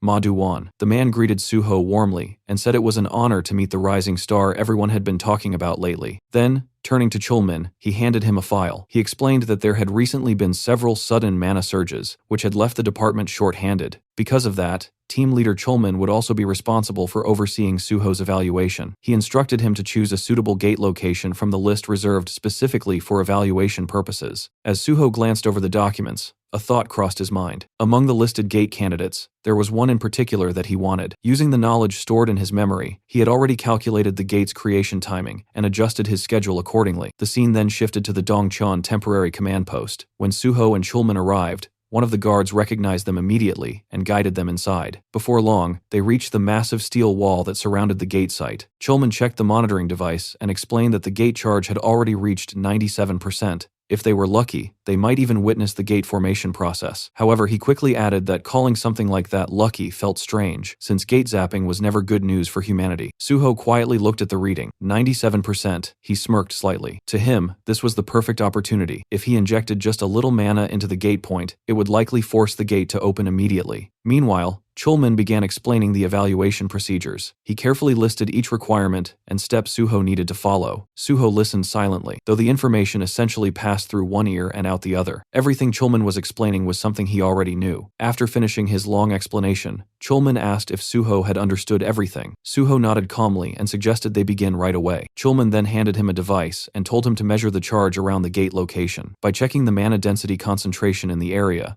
they could estimate how long it would take before the gate opened. The system quietly identified the object as a mana measuring device, a tool designed to measure mana density near a gate and determine its charging rate. Holding the device, Suho thought to himself that he needed to approach the exact gate point in order to stimulate it. This evaluation task worked perfectly as an excuse. While pretending to measure the charge, he could secretly inject his own mana and force the gate to activate. He knelt down and planted the device's antenna into the ground. At the same time, he quietly poured his mana into the spot. Almost instantly, the device began screaming with warning signals as its readings shot straight to the maximum level. The sudden alarm startled the surrounding officers, who began shouting in confusion, wondering what the detection signal meant and what was happening. Then the ground trembled. Right where Suho had placed the device, a purple gate suddenly began to form. A blinding flash burst outward as violet mist spread through the air. Officers nearby instinctively shielded their eyes in fear as the gate rapidly stabilized into a full structure. Chulman stared in complete shock. Before him stood a fully formed purple gate, its intense light flooding the area. He shouted Suho's name in panic, but it was already too late. Suho had already stepped inside. The bright light forced him to cover his eyes for a moment. When his vision cleared, he opened his system window. Normally, a system message describing the gate would appear just before entering, but this time nothing appeared. Suho quickly realized why he had forcibly entered the gate before the system could register it properly. Then he saw a towering structure rising before him. A massive, tower-like building stood in the center of the area. Suho immediately recognized it. He had entered the martial arts library, exactly as he had planned.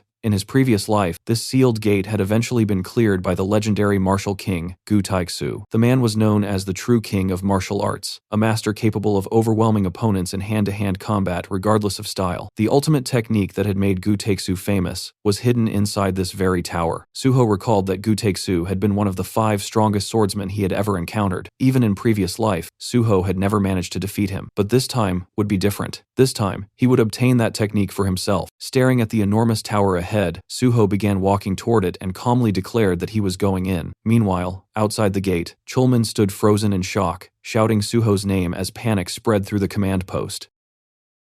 The scene briefly shifted to the past. In that moment, Suho stood over the defeated martial king, Gu Taixu. After yet another hard-fought battle, the martial king let out a small laugh as he admitted that, as expected, it wasn't easy to defeat Suho in pure swordsmanship. Suho responded calmly, acknowledging that his opponent was the martial king, but he himself was the sword god. Gu Taixu then dropped to one knee, still smiling, and wondered aloud if he might finally win after 1,000 matches. Back in the present, Suho was climbing the massive stone tower of the martial arts library. His body moved steadily upward, gripping ledges and pulling himself higher with controlled precision. As he climbed, he muttered that Gu Taixu had always been the most persistent person in the world. Someone like him must have scaled this exact tower with nothing but his bare hands. Even for Suho, the climb was exhausting. Each movement demanded strength, balance, and endurance. Despite his overwhelming abilities, he found himself struggling, realizing that the martial king must have gone through the same hardship before earning his title. After a long climb, Suho finally reached the top. Pulling himself over the edge, he jumped onto the rooftop and let out a deep breath of relief. He muttered that he had barely made it, recalling how he had almost slipped near the very end. If his stamina hadn't reached red grade levels, he wouldn't have been able to complete the climb at all. He remembered how things had unfolded in his previous life. Back then, no one had managed to conquer the stone tower. In the end, the opportunity had gone to Gu Taixu through an auction, allowing him to claim the reward. Standing there now, Suho reflected that if he hadn't accessed the gate first this time, the same outcome would have repeated itself. Gu Taixu would have conquered it again. Suho realized that there was no better environment for rapid growth than the Korean Hunter Association. Even if he couldn't directly profit from gates in the usual way, the opportunities they provided were far more valuable. With that thought, he looked upward, eyes sharp with determination. He had already cleared the first trial, the climb. As Suho reached the top, the scenery finally revealed itself. A bright blue moon hung high in the sky, casting a cold, almost surreal glow across the entire area. In front of him stood a massive, old-school-style martial arts library, its structure ancient yet imposing. Beneath it spread a huge blue magic circle, quietly pulsing with energy. This place was known as Seogopyeong. Suho stared at the library and immediately understood this wasn't the end yet.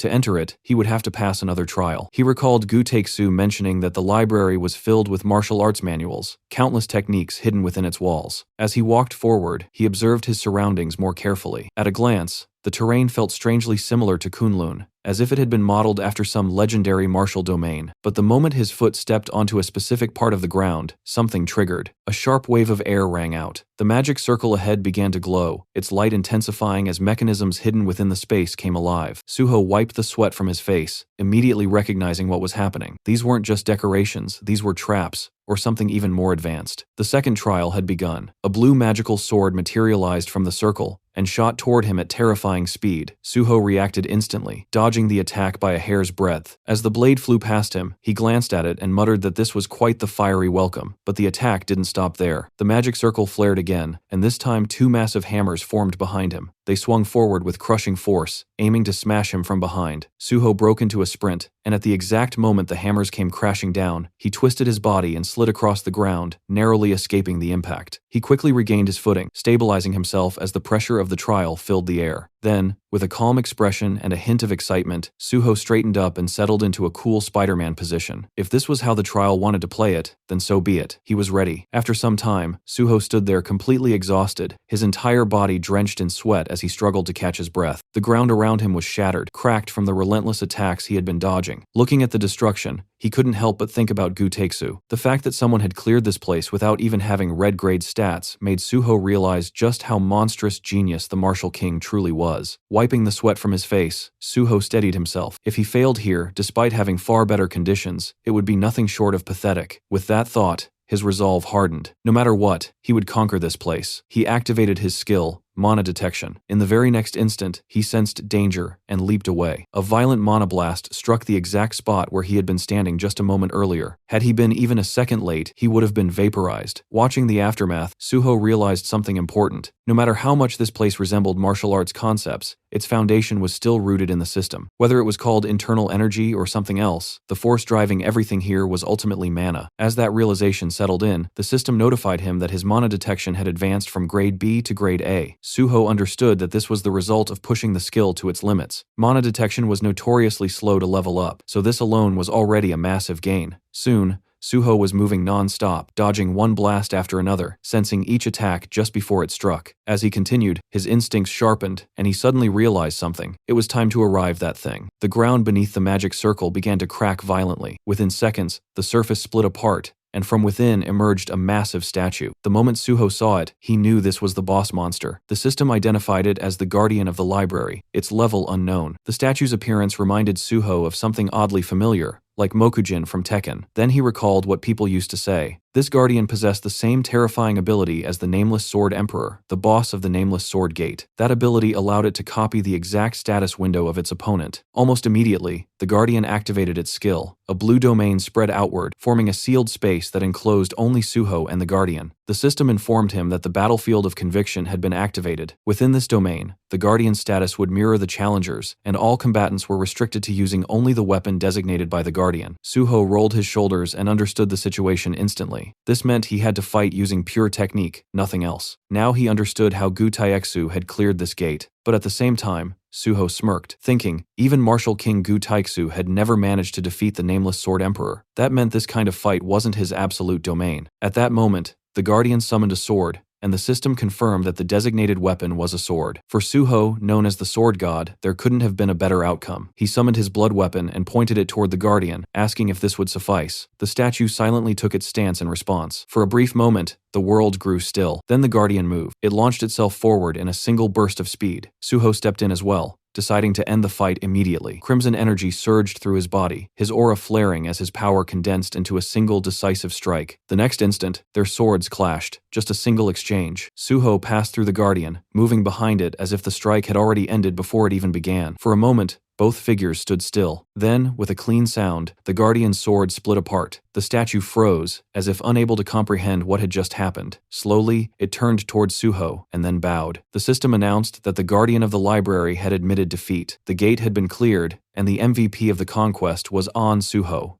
The system provided him extra experience points for being MVP, and his level went up. Suho looked at the guardian and commented that it had accepted defeat quickly, just like a true martial artist. Then, shifting his gaze toward the towering library ahead, he let out a small breath and said that now that the martial trial was over, it was time to move on to something else. It was time to cultivate knowledge.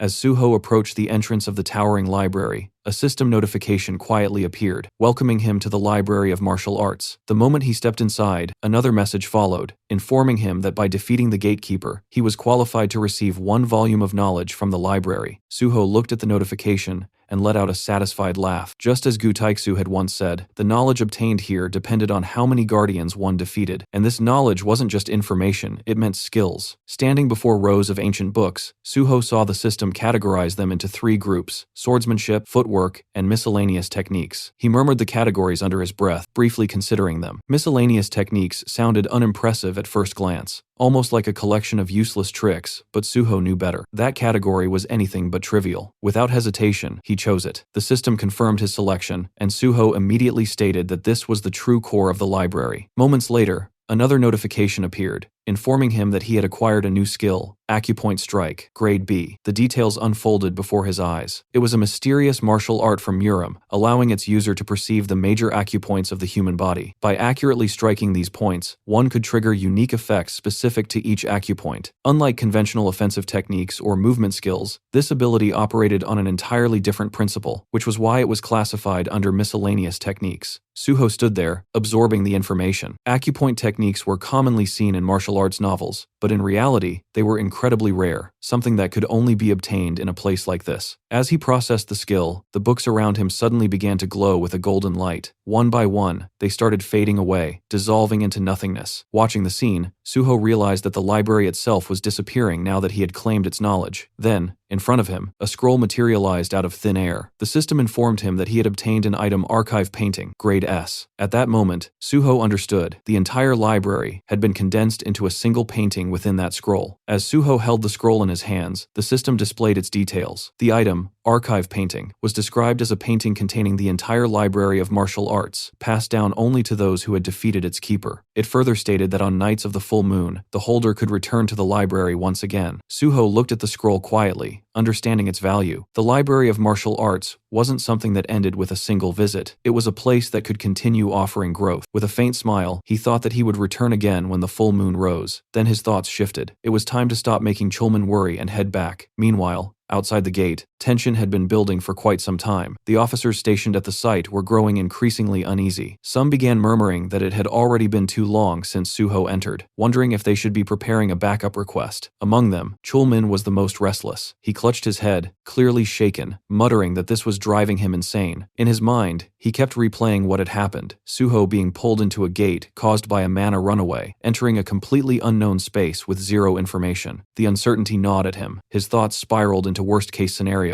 A gate with no data, filled with unpredictable dangers. What if something had gone wrong? For a moment, he even imagined Suho dead. Unable to calm himself, Chulman clasped his hands together and silently prayed, hoping Suho would come out safely. Then suddenly, one of the officers shouted. Everyone turned at once, watching as the structure began to destabilize. Someone yelled that the gate line was breaking and wondered if it meant the gate had been cleared. And at that exact moment, Suho stepped out. He looked around casually and remarked that quite a crowd had gathered. The moment Chulman saw him, he rushed forward without hesitation, a mix of anger and relief flooding his expression. He grabbed Suho and demanded to know what had happened, shouting about how worried he had been and how reckless it was to suddenly enter a gate like that. Suho calmly explained that there had been a mana runaway, so it couldn't be avoided. He added that, fortunately, the gate hadn't been too difficult, so he managed to come out safely. Hearing that, Chulman let out a long breath of relief and grabbed Suho's shoulder, saying how thankful he was that nothing had happened. Suho apologized for causing trouble, but then immediately asked what would happen to his field evaluation now. Chulman stared at him for a moment, almost speechless, and asked if that was really what mattered right now. The important thing was that he had come back alive. Suho agreed on the surface,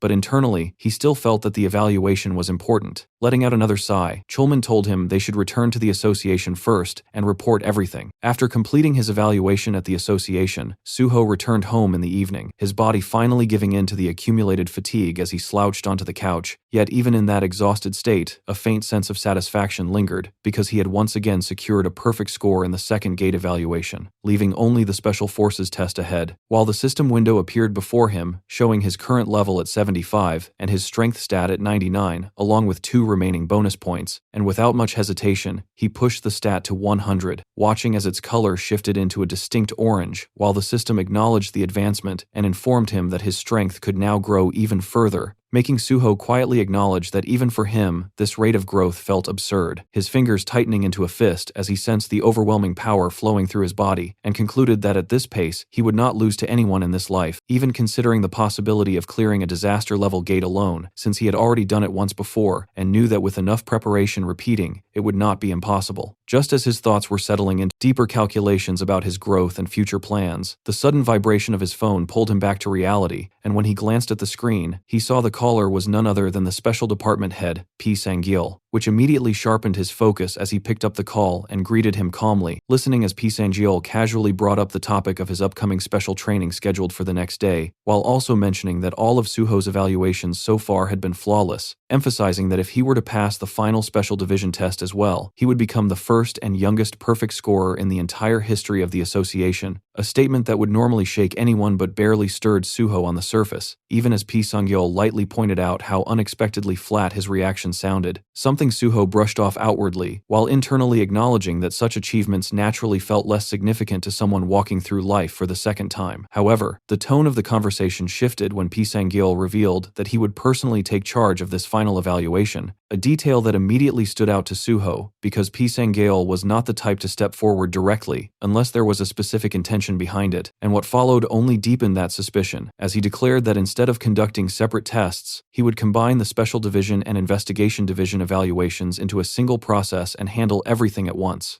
The Special Forces were divided into two distinct branches, one focused on investigating criminal players, and the other handling large-scale operations with greater authority, meaning there had never been any precedent for merging their evaluations like this, making it clear that this was not just a matter of efficiency but a deliberate use of power to control the situation. Even so, Suho maintained his composed demeanor and accepted the arrangement without hesitation, asking about the assignment only to be told that he would find out the details the next day. After the call ended, Suho remained still for a moment before his expression hardened slightly, his mind already moving ahead as he analyzed the implications of this sudden change, realizing that if things unfolded unfavorably, he could be forced into the Special Division before his preparations were complete, something that would disrupt the entire path he had carefully been building. And with that realization, he leaned forward, resting his chin on his hand as his thoughts sharpened into a clear conclusion that timing was now critical, and that external pressure needed to be applied before the association could finalize anything. Without hesitation, Suho picked up his phone once again and dialed reporter Jo Jinhui, fully aware that controlling the narrative through media would be the most effective way to influence the situation from the outside, and in that moment his priority became simple and absolute as he focused on bringing the article forward first, ensuring that the board would be shaken before anyone could move against him. The next day, Suho arrived at Chief Lee Sang-yeol's office and greeted him as he stepped inside, finding the man casually looking at his phone before acknowledging him and gesturing for him to sit, while Suho quietly recalled how Pai had already moved things forward without even informing Chulman, confirming that he had simply pushed ahead on his own authority without hesitation, a decision that made Suho internally note just how forceful and bulldozing his personality truly was. Lee Sang-yeol then shifted the conversation, mentioning that he had heard Suho had also caused a stir in the detection division, brushing it off lightly as Suho responded in a calm and understated manner, only for Pai to laugh at his modesty and remark that the world clearly didn't see it that way, before sliding a document across the table and telling him to take a look. And as Suho's eyes fell on the contents, he saw a photograph of Kim Kyung-won, with Pai explaining that the man was now rotting away in Blue Prison, a detail that immediately made Suho question the intent behind bringing him up at this moment, his thoughts sharpening as he asked whether the upcoming evaluation was connected to this case. Pai Sang-yeol answered in an ambiguous tone, implying that it was indeed related, then brought up the incident when Suho had gone to capture Kim Kyung-won, specifically mentioning that Sun Baek-jeom had been present at the scene as well. He told Suho him to review the back page and calmly questioning why Suho had chosen to leave Baek-jeom behind at that time, prompting Suho to repeat his earlier explanation that the scale of the situation had been beyond what he could handle alone, while Pai lit a cigarette, acknowledging the reasoning before quietly shifting the pressure by asking what would happen if Suho could handle it now, his gaze steady and probing as he watched for any reaction. Suho remained composed,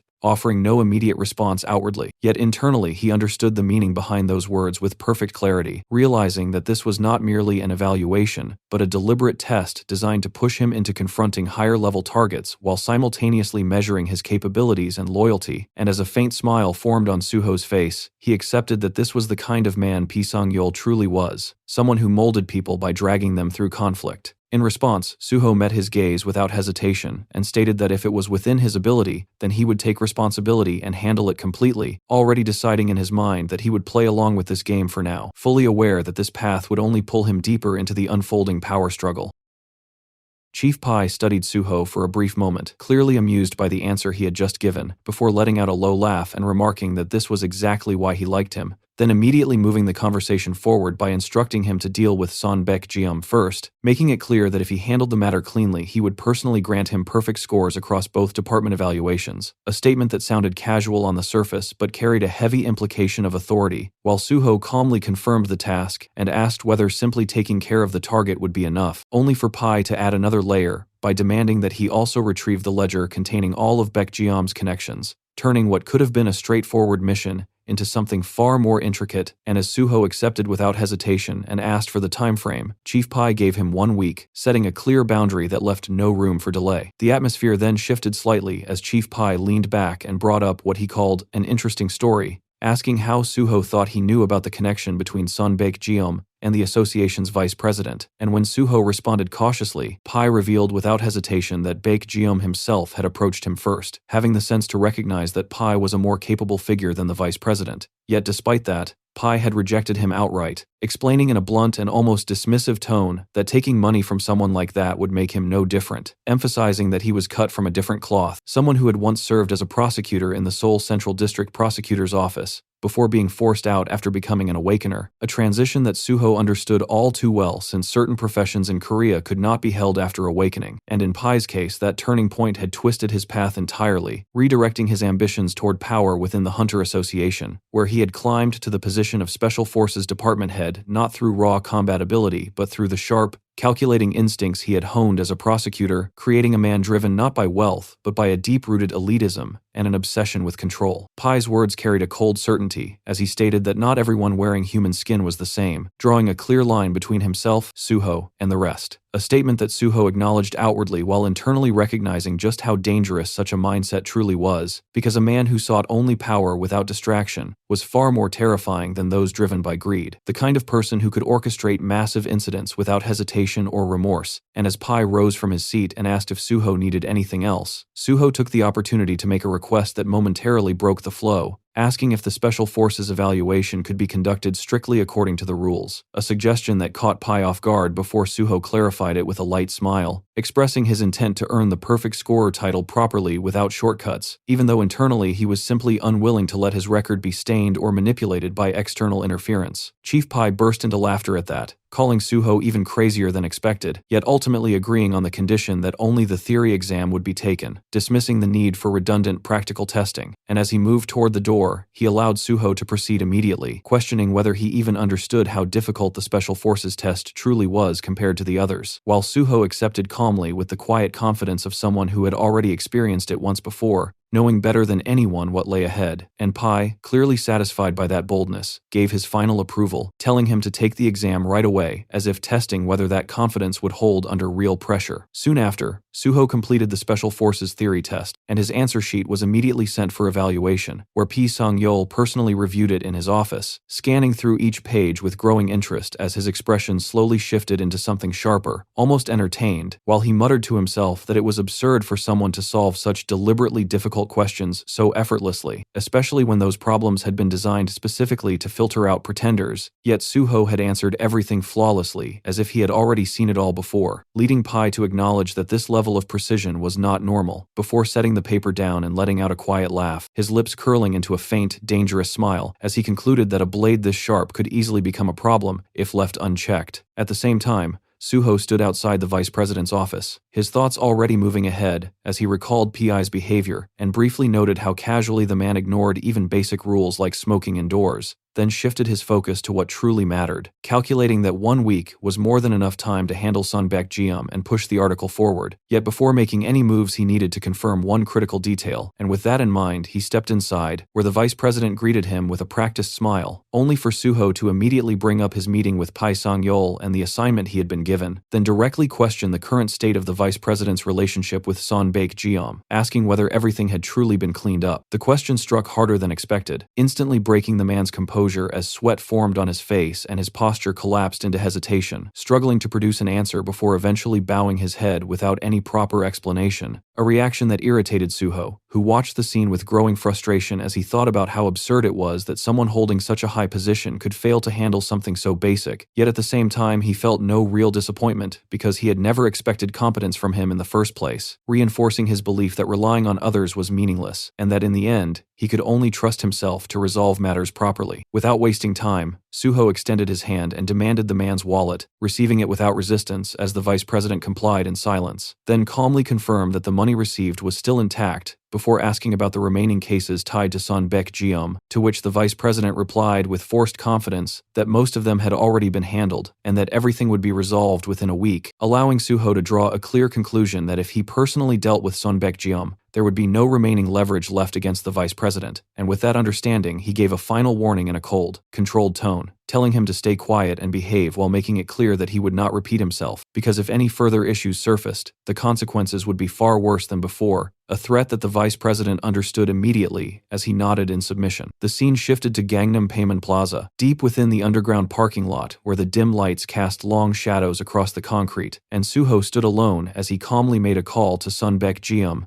informing him of his presence and ordering him to come down immediately, his tone casual yet leaving no room for refusal, and not long after, the elevator doors slid open to reveal Baek-jeom stepping out along with nearly 20 armed men, their presence filling the space with tension as Suho looked at them and simply laughed, as if the numbers meant nothing to him. Without even acknowledging the hostility, Suho casually tossed his car keys toward one of the bald men, treating him like a valet and instructing him to park the car and handle the fee separately, an act so dismissive that it instantly provoked anger. Yet before the man could properly react or speak, Suho moved in a flash and grabbed his jaw with overwhelming force, silencing him instantly, while coldly remarking that he clearly did not understand his place, tightening his grip as the man's resistance turned into panic. And although the surrounding thugs instinctively reached for their weapons, the situation froze when Baek-jeom shouted at them to stand down, fully aware of the gap in power between them and Suho, who then released the man with a flick and commented that it was absurd for them to even think they could win, casually noting that those beaten earlier had apparently failed to pass along the warning. The atmosphere shifted as Baek-jeom led Suho upstairs to a luxurious two-floor suite that radiated wealth, complete with a grand chandelier and wide sofas. Yet even in such an environment, Suho remained completely unfazed as he took a seat like he owned the place, observing that Baek-jeom seemed to be using it as a full residence, before moving straight to the point and questioning why, despite the association president returning the money, Baek-jeom had refused to take it back, a question that struck deeply as the man admitted that accepting it would have been meaningless, revealing his anger and resentment toward being discarded after everything he had invested, believing that if he was destined to be thrown away anyway, then dragging others down with him was the only choice left. Suho listened without interruption, his expression calm, but his presence growing heavier, and after acknowledging the reasoning without any real interest,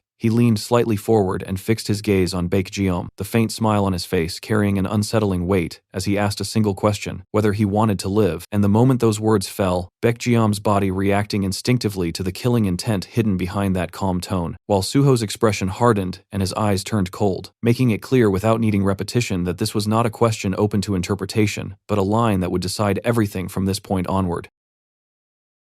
After hearing Suho's warning, Baek-jeom suddenly stood up from the couch and excused himself for a moment, while Suho quietly watched without understanding what he was about to do. Baek-jeom immediately gave an order to his servant and told Suho that he would be right back, and only a few seconds later he returned carrying a large bag, which he slammed onto the table before opening it to reveal stacks of cash, clearly attempting to resolve everything through a bribe. Seeing this, Suho found the situation ridiculous and questioned whether he had ever asked for money, which left Baek-jeom visibly confused as he hesitated, wondering if that was not what Suho wanted. As Suho slowly rose to his feet, the shift alone made Baek-jeom uneasy, and Suho coldly pointed out that he clearly did not understand what was being said, deciding that words alone would not be enough and that it was time to make him understand properly. Cracking his knuckles, Suho remarked that people who overthink always fail to solve simple problems, then looked down at Baek-jeom and told him to start thinking simply, because the pain he was about to feel would be the price for failing to do so. In the next instant, Suho moved and struck with his acupoint technique, pressing precise points on the left chest and upper right chest, using only his index finger, instantly triggering unbearable pain that forced Baek-jeom to cry out,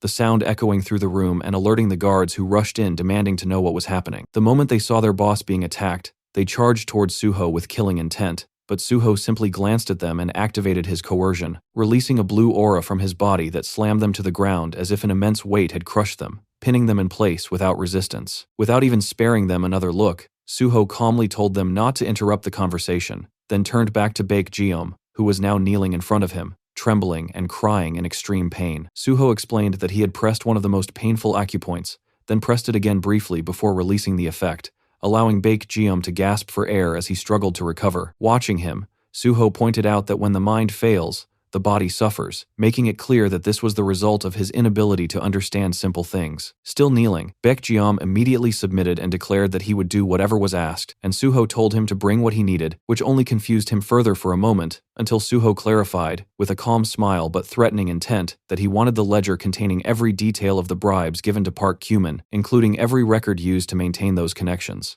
After some time, Baekjeom returned with the ledger and handed it over, and Suho sat down on the couch while flipping through the documents, noting how widely the money had been distributed across institutions like the prosecution and the police. As he examined the pages, something caught his attention and he recognized that there was a significant amount of useful information within it, then stood up and approached Baekjeom to give him a final piece of advice, stating that no matter how hard it was for someone to abandon their habits, survival required change, especially when it came to dangerous dealings like drugs, warning that if he heard anything related to such activities again, he would personally step in next time. After that, Suho gave a direct order for Baekjeom to leave the country immediately for about a week, telling him to treat it like a short break and take the earliest flight available while reporting the return schedule and airport details, making it absolutely clear that he must not speak a single word about what had happened and that, officially, Suho had never been there and Baekjeom had simply chosen to travel abroad on his own. Once Baekjeom agreed, Suho stored the ledger in his inventory and then struck him once more from a distance with another precise acupoint attack aimed at his abdomen, embedding a hidden condition as insurance. Baekjeom collapsed to the ground in confusion, unable to understand what had just been done, while Suho calmly explained that it would not cause pain but would prevent him from engaging in night activities for a while, revealing that he had targeted a specific point to ensure compliance. The realization hit Baekjeom with horror that he had become impotent. Suho turned and walked toward the exit, leaving behind a final condition that if Baekjeom wished to return to normal, he would have to keep his promise without fail. After finishing things with Baekjeom, Suho settled back into his car and parking lot. He immediately made a call to reporter Jinwi, telling him that he had forwarded the file he had just secured and instructed him to dig out every piece of personal information connected to the names listed inside, making it clear that the work needed to be completed within a week if possible. Jinwi responded with visible excitement, saying he had been itching for something like this. And as the call ended, Suho pulled out the ledger again, briefly scanning it, while thinking that the next 7 days would require precise and efficient movement. Just then, another call came through, this time from Kim Jeon, and Suho picked it up without hesitation, only to hear that Jeon had just finished dealing with his own situation and wanted to speak before making any decisions. Suho immediately asked whether Nexus had contacted him, and when Jeon confirmed that they had, but that he chose to speak with Suho first, Suho decided to head over personally, mentioning that he had something to give him. Not long after, Suho arrived and knocked on Kim Jeon's door, and when it opened, Jeon commented on the effort it must have taken to come all the way there, stepping aside to let him in as Suho walked into the room and observed him carefully. Suho noted that Jeon was still in his original body and remarked on whether he was intentionally maintaining that state, to which Jeon explained that he was trying to get used to it and only switched when necessary to care for his sibling, a response that Suho acknowledged as a good mindset. With that, Suho brought out the item he had prepared, stating that he had kept his promise, and presented the compact form of the item he had made earlier, combining multiple items, and explained that while it appeared simple, it was capable of transforming when used properly. The moment Jeon realized it was an S-rank item, his expression shifted into shock and confusion, unable to understand why something so valuable was being handed to him, but Suho calmly reminded him that he had promised to give him a path forward and wanted him to return as an active hunter. Holding the item, Jeon hesitated for only a moment before agreeing to try it, placing it beside the bed and activating his possession ability as instructed, allowing a purple light to form around his hands as the energy wrapped itself around the object. And in the next instant, the transformation triggered, the suit materializing around him in a seamless motion until it fully enveloped his body in a sleek, assassin-like form. As the process completed, Jeon trembled slightly while adjusting to the sensation, and Suho observed him closely as he tested his movements, quickly realizing that the suit responded as if it were a natural extension of his own body, something Jeon himself confirmed as he experienced a level of control he had not felt before. Watching this, Suho felt satisfied that there would be no issues even if Jeon engaged in real combat from this point onward. Suho then stated that before heading to Nexus, there was something that needed to be handled first, and Jeon asked what it was, only for Suho to directly state his intention to recruit him. Jeon felt flattered, pointing out that he had not even fully understood the capabilities of the suit yet, and that joining something like Nexus felt too soon. But Suho clarified that this had nothing to do with Nexus. It's a personal call from him, proposing that they work together directly. Hearing this, Jeon was left stunned, unable to immediately process the idea, as the weight of the offer settled in.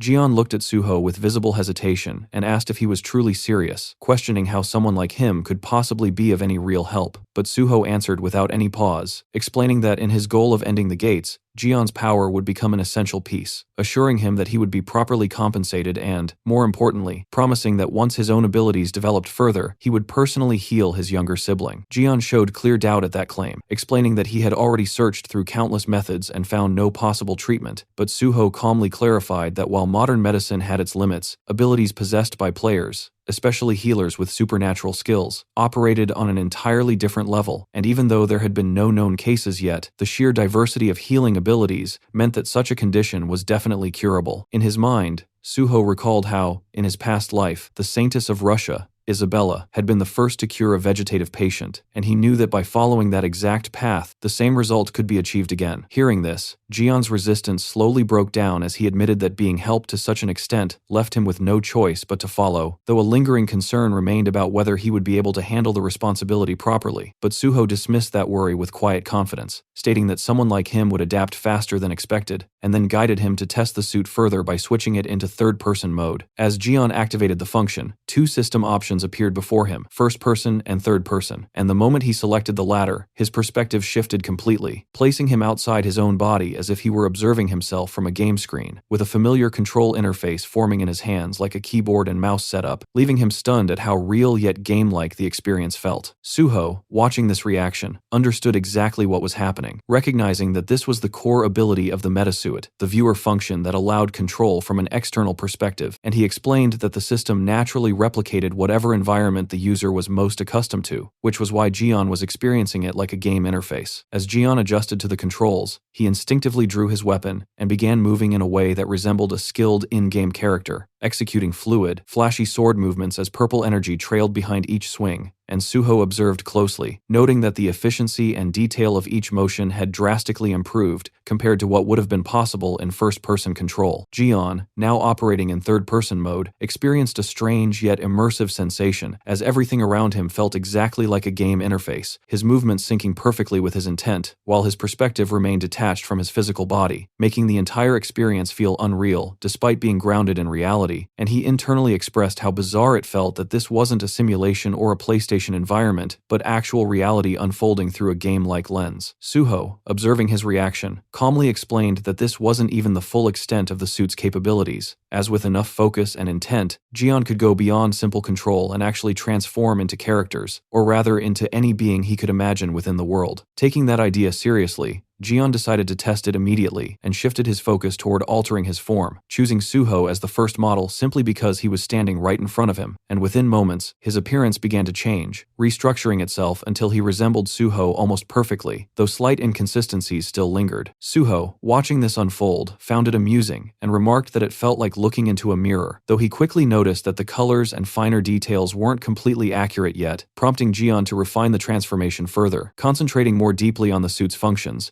Jian adjusted every detail, and in the next instant, he stood there as a flawless copy, matching Suho's appearance with complete precision down to the smallest detail. Suho acknowledged that the result was now indistinguishable, to the point where anyone would believe they were twins if they saw them side by side. Then, without letting the moment linger too long, Suho shifted the focus forward, indicating that it was time to head Nexus, while Jian hesitated briefly, wondering if he should continue in that copied form, but Suho advised him to return to his original appearance, keeping things straightforward as they prepared to move ahead. The scene shifted to Nexus Academy, where the executive carefully examined Jian, while asking Suho whether this was truly the individual he had mentioned with the possession ability, questioning if this was his real form or merely an altered appearance created through some kind of item. But Suho clarified without hesitation that while changing appearances itself was one thing, in this case the appearance itself was the item, making it fundamentally different. Suho then signaled Jian to demonstrate, and Jian nodded calmly before activating his trait, releasing a surge of purple aura that wrapped around his body, and in a single instant, his form shifted completely into the character Kenji from the game, the transformation clean and seamless, without any delay. To further prove his capability, Jian followed up by executing several blade techniques, his movements sharp and controlled as purple slashes cut through the air with precision, and Suho, watching from the side, noted how much more natural his control had become compared to the first time he had seen it. The executive, however, was no longer just observing but reacting with overwhelming excitement as he suddenly recognized the movement pattern, identifying it as Kenji's tornado strike and linking it to a specific high-level playstyle. And before anyone could react further, he rushed forward and grabbed Jian's hand, shaking it vigorously with pure enthusiasm as recognition fully set in, realizing that Jian was none other than the legendary Overstrike player known by the username Railgun. The executive's excitement only grew as he explained that his own main character had been Kenji, and that once someone had seen the #1 ranked skills in the world, they were impossible to forget, making this realization even more impactful. Completely convinced now, the executive declared that there was nothing more to evaluate and immediately pushed for signing the contract, though his excitement didn't settle as he slipped back into his fanboy mode, asking Jian if he could also transform into other characters such as Leonhardt or Banjo, still clearly fascinated by the possibilities. Suho, watching the situation unfold, calmly redirected the conversation back to business, suggesting that they discuss the contract first before anything else, and after some time Jian stepped out, leaving Suho and the executive to handle the details privately. The executive asked whether Jian would be assigned to Suho's personal strike team, and Suho confirmed that he would, prompting the executive to proceed with structuring the contract under the same conditions as before. Then the executive asked Suho if he had already decided on a name for his personal unit. Suho answered that he had chosen the name Banshee, adding that there was an additional request he wanted to make separately, which the executive accepted without much concern,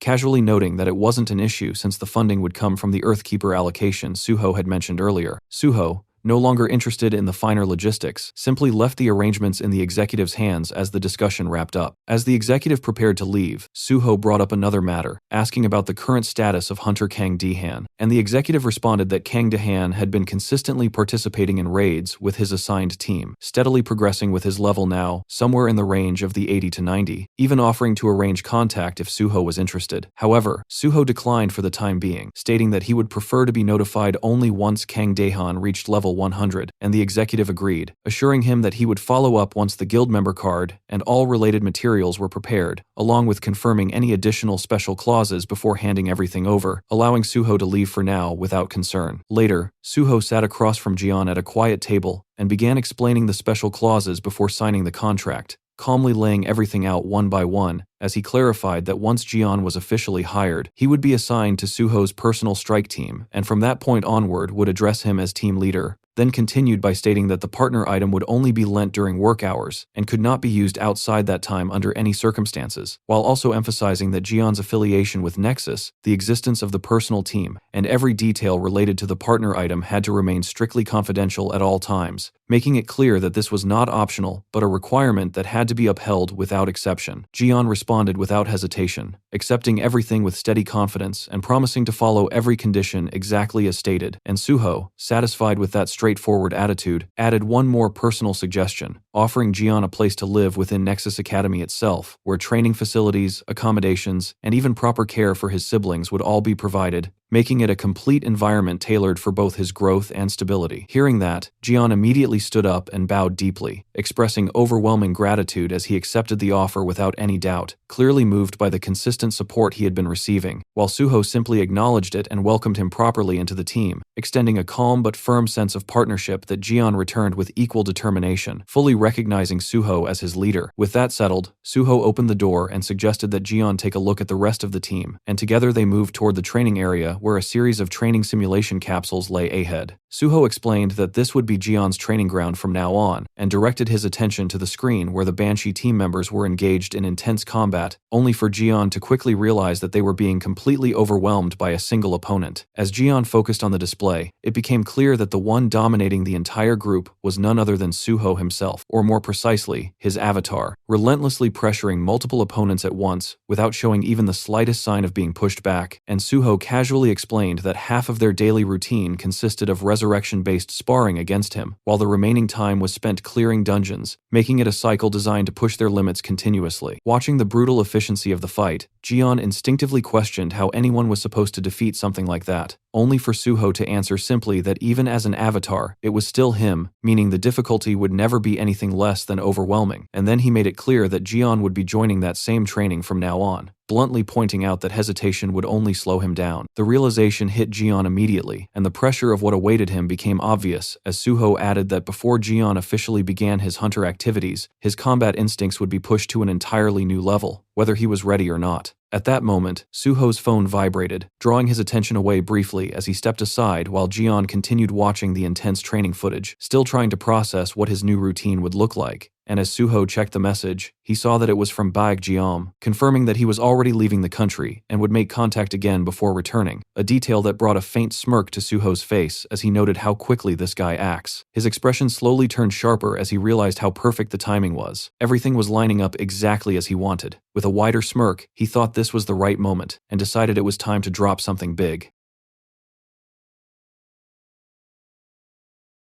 Later, Suho made a call and calmly introduced himself as a hunter affiliated with the Great Hunter Association, asking if the person had time to meet for a cup of coffee that day, then adding that he had something important to share regarding former prosecutor Pi Sung-yeol. The person on the other end was prosecutor Kim Seung-hwan, and the mention of Pi immediately gave weight to the conversation, enough for him to accept the meeting without delay. Soon after, Prosecutor Kim arrived, and Suho already recognized him as someone capable of exerting influence outside the association, a figure quietly connected to Lee Sang-yul and the power structure surrounding him. As they greeted each other, Suho casually joked as if testing the atmosphere, implying whether Kim had suspected him of being an impersonator, but the prosecutor instead focused on a sharper concern, questioning how Suho knew about his connection with Pi Sung-yeol. Suho brushed it off lightly, remarking that no secret in the world ever stays perfectly hidden, keeping his tone relaxed while revealing just enough. As they walked together, Suho continued in the same calm manner, pointing out that there were clearly more than just one or two people who held Pi Sung-yeol as an enemy, and then openly included himself among them without hesitation. The bluntness of that statement caught Prosecutor Kim off guard, making him question whether Suho was revealing too much too quickly, especially considering they had barely been speaking for even a few seconds. They took their seats on a quiet bench under a dim night lamp, and Suho handed Prosecutor Kim a drink he had prepared in advance, already knowing his preference for an iced cafe mocha without whipped cream, a detail that immediately put the prosecutor on edge. Kim reacted with irritation, interpreting it as a display of power, but Suho calmly dismissed that idea, explaining that it wasn't about showing power but about demonstrating his intelligence-gathering ability, since there was nothing to gain from trying to intimidate a prosecutor. The prosecutor warned that this kind of conversation could easily take place in a much more formal setting, hinting at consequences, but Suho remained relaxed, pointing out that there was no reason to waste energy on empty threats, especially since as a hunter he fell outside normal prosecutorial authority anyway. Kim then brought up the possibility of informing Pi Sung-yeol about this meeting, testing Suho's confidence, but Suho responded without hesitation, stating that he said everything precisely because he knew Kim was not the kind of person to act that way. That remark caught Kim off guard, but Suho continued, describing him as someone who avoided internal politics and focused solely on his work,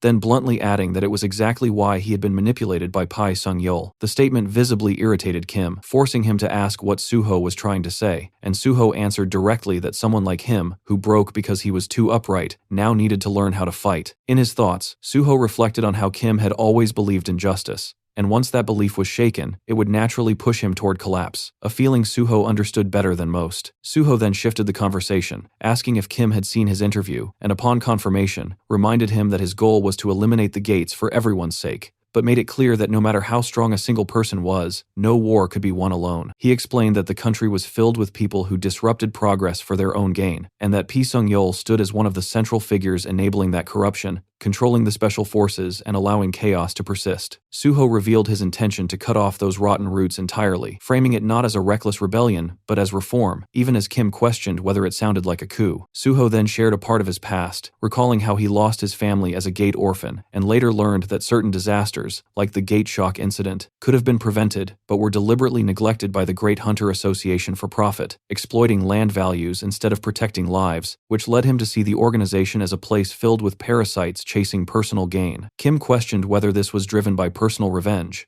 but Suho denied it, explaining that if it were, he would have already acted without caring about the consequences, and instead emphasized that true change required control over power itself, comparing it to a sword whose purpose depended entirely on the one who wielded it. He declared his intention to take hold of that power, not for revenge, but to eliminate the gates completely, knowing that to achieve this, he needed to gather trustworthy people whose goals aligned with his own. Kim expressed doubt, calling it an idealistic dream, and questioning why he had been chosen, but Suho answered simply that dreams claims exist to be pursued, and among all the people he had investigated, Kim stood at the opposite extreme of Pi Sung-yeol, making him uniquely suitable. With a light remark about his intelligence network, Suho hinted that Kim already understood the weight of that selection, before clarifying that he needed someone like him to act as a force within the prosecution, while Suho himself would act as the blade keeping the association in check. Kim then asked if Suho's ultimate goal was to become the president of the Great Hunter Association, but Suho dismissed the idea entirely, stating that he had no interest in such positions, and only wanted the system to function properly on its own. After a moment of silence, Kim finally calmed, acknowledging that he understood Suho's intentions, and as the tension between them settled, Suho raised his cup toward him, signaling that now that they stood on the same side, it was time to move forward together. Suddenly, Suho's phone rang, and he pulled it out of his pocket, briefly showing the screen to Prosecutor Kim with a faint remark about how things always appeared at the right time, as if summoned, though the caller was none other than Pi Sung-yeol. Suho stood up from the bench and answered calmly, addressing him with respect, while on the other side Pi Sung-yeol asked directly about Baek Jeom. Suho explained that he had gone to catch him but found that he had already left the country, adding that the man would return in a few days, and that he planned to intercept him at the airport, since he currently lacked the authority to forcibly bring him back, ending with a composed apology. Hearing this, Pi Sung-yeol's expression hardened, and he immediately asked if Suho had seen the news, and just as Suho had anticipated, the article had already been published, exposing the special recruitment controversy within the Special Forces, and stirring attention around the so-called royal treatment inside the Great Hunter Association. Suho responded that he had just checked it and he would follow his instructions regarding that matter, and Pi Sung-yeol, clearly amused yet controlled, told him to ignore the news and simply bring the ledger once Baek Jeom returned, ending the call with a calm directive. After the call ended, Suho reflected that Pi Sung-yeol must have already been pressured by the association president due to the scale of the article's impact, while behind him, Prosecutor Kim stood up and asked if the call was related to the news. Suho confirmed indirectly, noting that being told not to worry meant the situation was serious enough to require thought, and Kim commented on how surprising it was that Suho seemed to understand Pi Sung-yeol better than he did, despite joining the association only recently. Suho internally acknowledged that such understanding came from years of suffering under him in a previous life, but outwardly brushed it off by saying he had simply studied well, adding with a faint smile that knowing both oneself and the enemy ensured victory in every battle, and that sometimes living could be more painful than dying, something he intended to make Pi Sung-yeol experience firsthand. That statement left Kim unsettled, prompting him to remark that Suho was not someone he should ever make an enemy of, to which Suho calmly replied that it was never wise to make enemies in the first place. Suho then shifted the conversation by handing Kim the ledger he had obtained from Baek Jeom, asking if he was familiar with the Gangnam faction led by him, and after Kim acknowledged it, Suho explained that Pi Sung-yeol had ordered him to retrieve this bribery ledger as part of his evaluation, a task that shocked Kim given its scale and danger, something even a rookie prosecutor would never be assigned. Suho clarified that he was an exception, and explained the real purpose behind the order, which was to control powerful figures through leverage.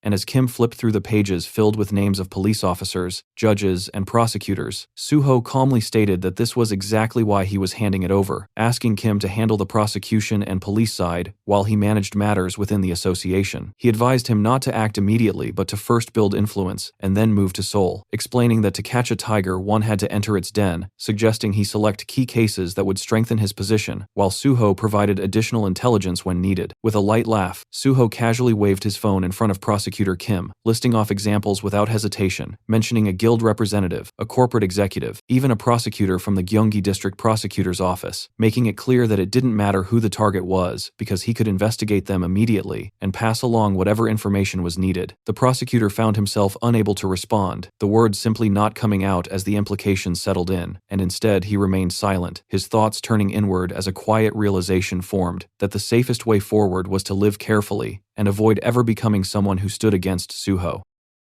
Sometime later, Pi Sung-yeol walked into the president's office for a meeting. As he stepped in, the president immediately asked if he knew why he had been called, and Pi Sung-yeol confirmed that he did before taking his seat without hesitation. The president then spoke in a measured tone, explaining that although Pi Sung-yeol was being nitpicked for attempting to fast-track a candidate, the public had no interest in the technicalities and was instead busy criticizing him relentlessly, essentially making the situation more about perception than truth. He then proposed a solution, suggesting that An Suho's appointment to the Special Forces be postponed for the time being, adding that once public opinion settled down, they could could simply bring him in later under the excuse of job rotation. Pai Sung-yeol showed no visible reaction on the surface, but the slight tightening of his clenched fist under the table revealed his dissatisfaction, while his gaze briefly shifted toward the vice president, only to see him nodding in agreement, as if the decision had already been finalized before he even entered the room. Accepting the situation outwardly, Pi Sung-yeol calmly asked where Suho would be assigned instead, his tone neutral but carrying an edge that hinted he was already calculating his next move. Sometime later, the scene shifted to Suho, who was on a call with Chulman, and Chulman informed him that his assignment had been confirmed, stating that Suho would be placed in the gate department, a decision he had heard directly from Pi Sung-yeol himself. There was a clear sense of relief in Chulman's voice, as he expressed that he was glad they would be working together, and Suho responded in a relaxed manner, saying the feeling was mutual, while casually adding that from now on, Chulman would technically be his subordinate, so he should feel completely comfortable. Chulman, adjusting to the idea, replied that he would see Suho's performance soon enough, mentioning that they would meet again in about a week. As the conversation continued, Suho asked whether there was a fixed schedule once he officially joined the gate department, which caught Chulman slightly off guard, prompting him to question why Suho was already thinking ahead while still in the middle of his training evaluation. Suho, maintaining a calm smile, explained that since the tasks related to the gate department had not yet been fully explored, he was considering taking initiative and looking into them himself, casually mentioning field gate clearing as an example. That single suggestion caused Chulman to jolt in surprise, his reaction immediate before he quickly lowered his voice, acknowledging that field gates were indeed part of their responsibilities, but questioning why Suho seemed so intent on jumping straight to the most dangerous path. Suho responded in a composed manner, implying that someone had to take on that role anyway, leaving Chulman momentarily speechless before he finally accepted it, admitting that he had expected this kind of attitude ever since Suho expressed interest in joining the gate department. With a resigned but supportive tone, Chulman agreed to prepare for it, telling Suho to inform him if anything was needed, and that they would meet soon. And as the call ended, Suho reflected that things were rolling along perfectly, with Park Kyumon playing his part just as expected. Suho sat casually on the couch when he noticed Giwon and Haewon getting ready to leave, and he asked where they were headed. Giwon explained that he had training scheduled, and was heading to Paju along with Haewon, though Suho's attention sharpened slightly, as he followed up with another question, asking whether Giwon still had what he had told him to give up earlier. Giwon glanced at his phone and casually replied that he had already handed over all the data last time, but Suho immediately corrected him with a grin, clarifying that he wasn't talking about the data, pointing out that Giwon must have also uncovered Kim Gung-won's hidden assets along the way. That single remark hit its mark perfectly, and Giwon's half-laugh froze midway as he realized he had been completely seen through, leaving him no room to dodge. Suho didn't press aggressively. He simply stated that he needed it now and told him to hand it over, which was somehow even more effective. Giwon laughed awkwardly for a second before suddenly bolting toward one of the rooms at full speed, hurriedly claiming that he had already prepared everything anyway, as if trying to turn the situation into a planned reveal, instead of being caught red-handed. Within moments, he came back holding a black card and announced that, as a start, there was about 3.2 billion won secured. Suho took the card without much reaction, casually noting that while it was a large amount in general terms, it felt relatively small compared to what he had dealt with in his past life, a thought he kept to himself while Giwon quickly added that it was a physical withdrawal card, making it easy to use, and nervously insisted that he had no bad intentions in keeping it. Suho simply smiled and reassured him in a light tone, saying he knew Giwon wouldn't do something like that, especially knowing what kind of ability user he was, casually reinforcing the lie he had fed him earlier about being a foresight user. He placed a hand on Giwon's shoulder and told him to do well. Giwon stiffened for a moment, clearly aware he had been completely red, yet he still responded energetically as if trying to recover his dignity, promising to keep such things in mind from now on. With that, Suho waved them off and told them to have a good training session, thinking him as a cute punk. Meanwhile, Giwon, on the other hand, walked away with dread, feeling like he became billionaire to beggar in few hours. Sometime later, the car came to a smooth stop in front of a cold, imposing building known as the Establishment of Order and Peace. As they stepped out, an officer approached immediately and introduced himself as Kim Gil-yeon, the warden of the Blue Prison, greeting the first person he saw with clear respect, none other than Pi Sung-yeol, who acknowledged him calmly and thanked him for handling the request. From the other side of the car, Suho stepped out as well, quietly observing everything, while Pi Sung-yeol gave a short command to move, and the warden quickly complied, guiding them inside with a polite gesture. Once inside the visiting area, Pi Sung-yeol took complete control of the situation without hesitation, ordering the staff to bring in inmate number 1 and instructing everyone else to clear the room immediately. He emphasized that no one was allowed to hear what was about to be discussed, and the warden bowed obediently before carrying out the order. Meanwhile, Suho sat inside the interrogation room, and through the speaker, Pi Sung-yeol's voice confirmed that everyone had left, which brought a subtle smile to Suho's face, because the man everyone believed to be Pi Sung-yeol was actually Kim Ji-yeon, perfectly disguised using his transformation ability. The setup worked flawlessly, allowing them to bypass every layer of restriction without raising suspicion, and Suho couldn't help but feel a quiet sense of satisfaction as he realized how smoothly things had gone. It felt almost absurd how easily they had been escorted into a high-security area without any formal process, simply because of the identity they were wearing. He reflected on how they had passed through the guardhouse earlier without even needing a countersign, and the realization hit him that this was exactly what it felt like to move with the authority of a high-ranking official, where doors opened before questions were even asked. The Blue Prison, being a subordinate organization directly managed by the Special Forces Division of the Great Hunter Association, treated Pi Sung-yeol's presence as absolute authority, and because of that, the disguise had effectively turned into a master key, unlocking everything in their path without resistance. Soon, the person they had come to meet was brought in, and the man let out an amused chuckle the moment he saw Suho, casually remarking that it was quite the sight, the national star who had personally caught him now sitting across from him again. The man was none other than Kim Gung-won, restrained in cuffs yet still wearing that same smug smile, as if prison had done little to shake his confidence. He took his seat comfortably and asked how it looked, whether he seemed to be doing well. Suho observed him calmly and remarked that judging by how well kept he looked, even inside one of Korea's harshest awakened prisons, it seemed he had been living just fine. Kim Gung-won replied with a grin, saying that thanks to Suho he was now stuck there enjoying himself, adding that wherever one went, money still solved everything. Suho, however, dropped the honorifics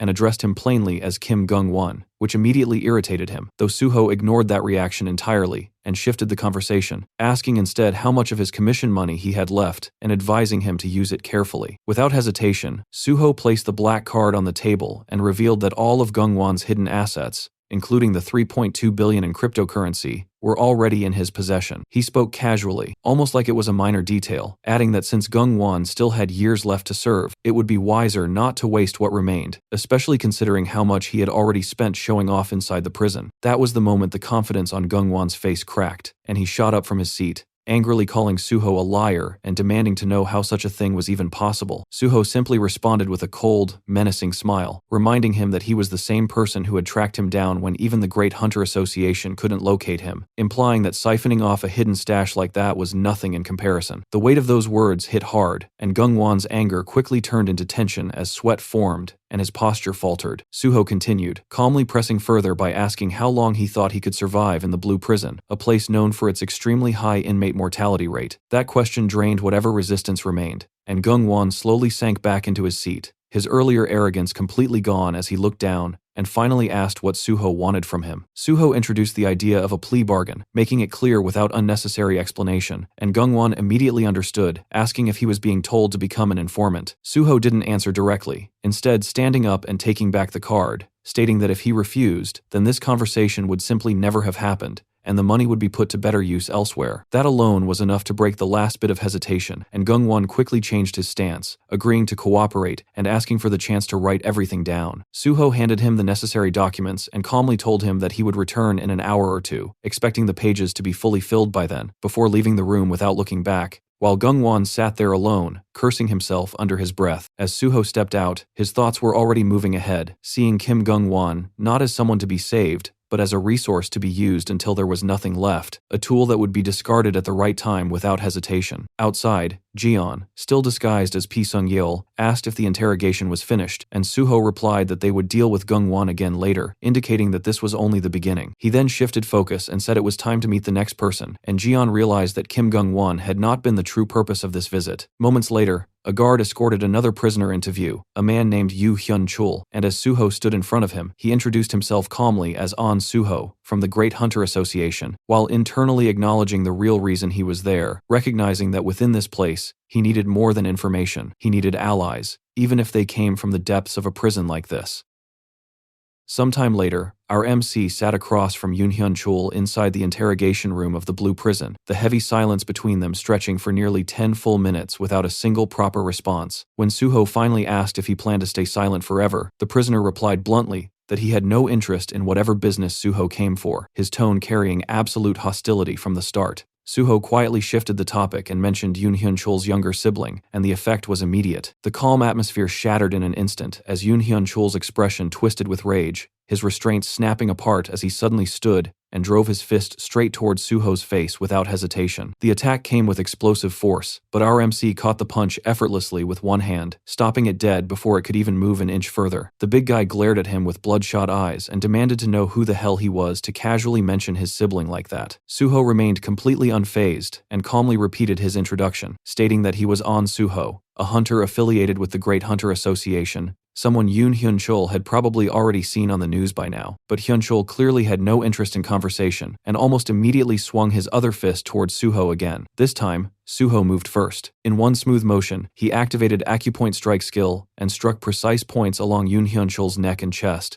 while calmly remarking that if he refused to talk, then he should at least sit quietly and listen. The effect activated instantly. Yoon Hyun-chul's body locked up on the spot before collapsing heavily onto the floor, completely paralyzed and unable to move even a finger. Standing over him calmly, Suho explained that he had heard there were two monsters inside the blue prison that nobody dared to touch, and one of them was Yoon Hyun-chul himself. Suho then revealed that he had come to make a deal with him, not to threaten him, and quietly told him to hear the offer first before deciding whether to reject it or not. In Suho's past life, Yoon Hyun-chul had been infamous under the title Hidden Dragon, one of the two true monsters of the blue prison, a man feared even among awakened criminals. Suho remembered clearly that in the distant future, Yoon Hyun-chul would eventually lose control completely, going berserk and earning the terrifying nickname Mad Dragon, becoming a disaster-level existence that even high-rank hunters hesitated to confront, and that was exactly why Suho had come personally. Sitting across from Yoon Hyun-chul in the present, Suho quietly thought that among all the inmates inside the blue prison, there had never been anyone stronger than this man. If he wanted reliable strength for the future, then this was someone he absolutely needed to pull to his side before everything spiraled out of control. Meanwhile, Yoon Hyun-chul continued glaring at Suho with burning hostility, though his body still couldn't move due to the acupoint restraint locking his muscles in place. Suho looked completely relaxed in comparison, and casually asked why he was so angry when he had even seated him properly in a chair so they could talk comfortably like civilized people. Then his tone shifted slightly as he revealed that he already knew why Yoon Hyun-chul had become a wandering inmate in the first place. Before that incident, Yoon Hyun-chul had apparently never caused serious trouble, but everything changed after he hunted down and brutally beat to death the awakened hunters who had gang-raped his girlfriend. That single act turned him into a criminal sentenced to death, feared and isolated even inside prison walls. As Suho observed the hatred still lingering on Yoon Hyun-chul's face,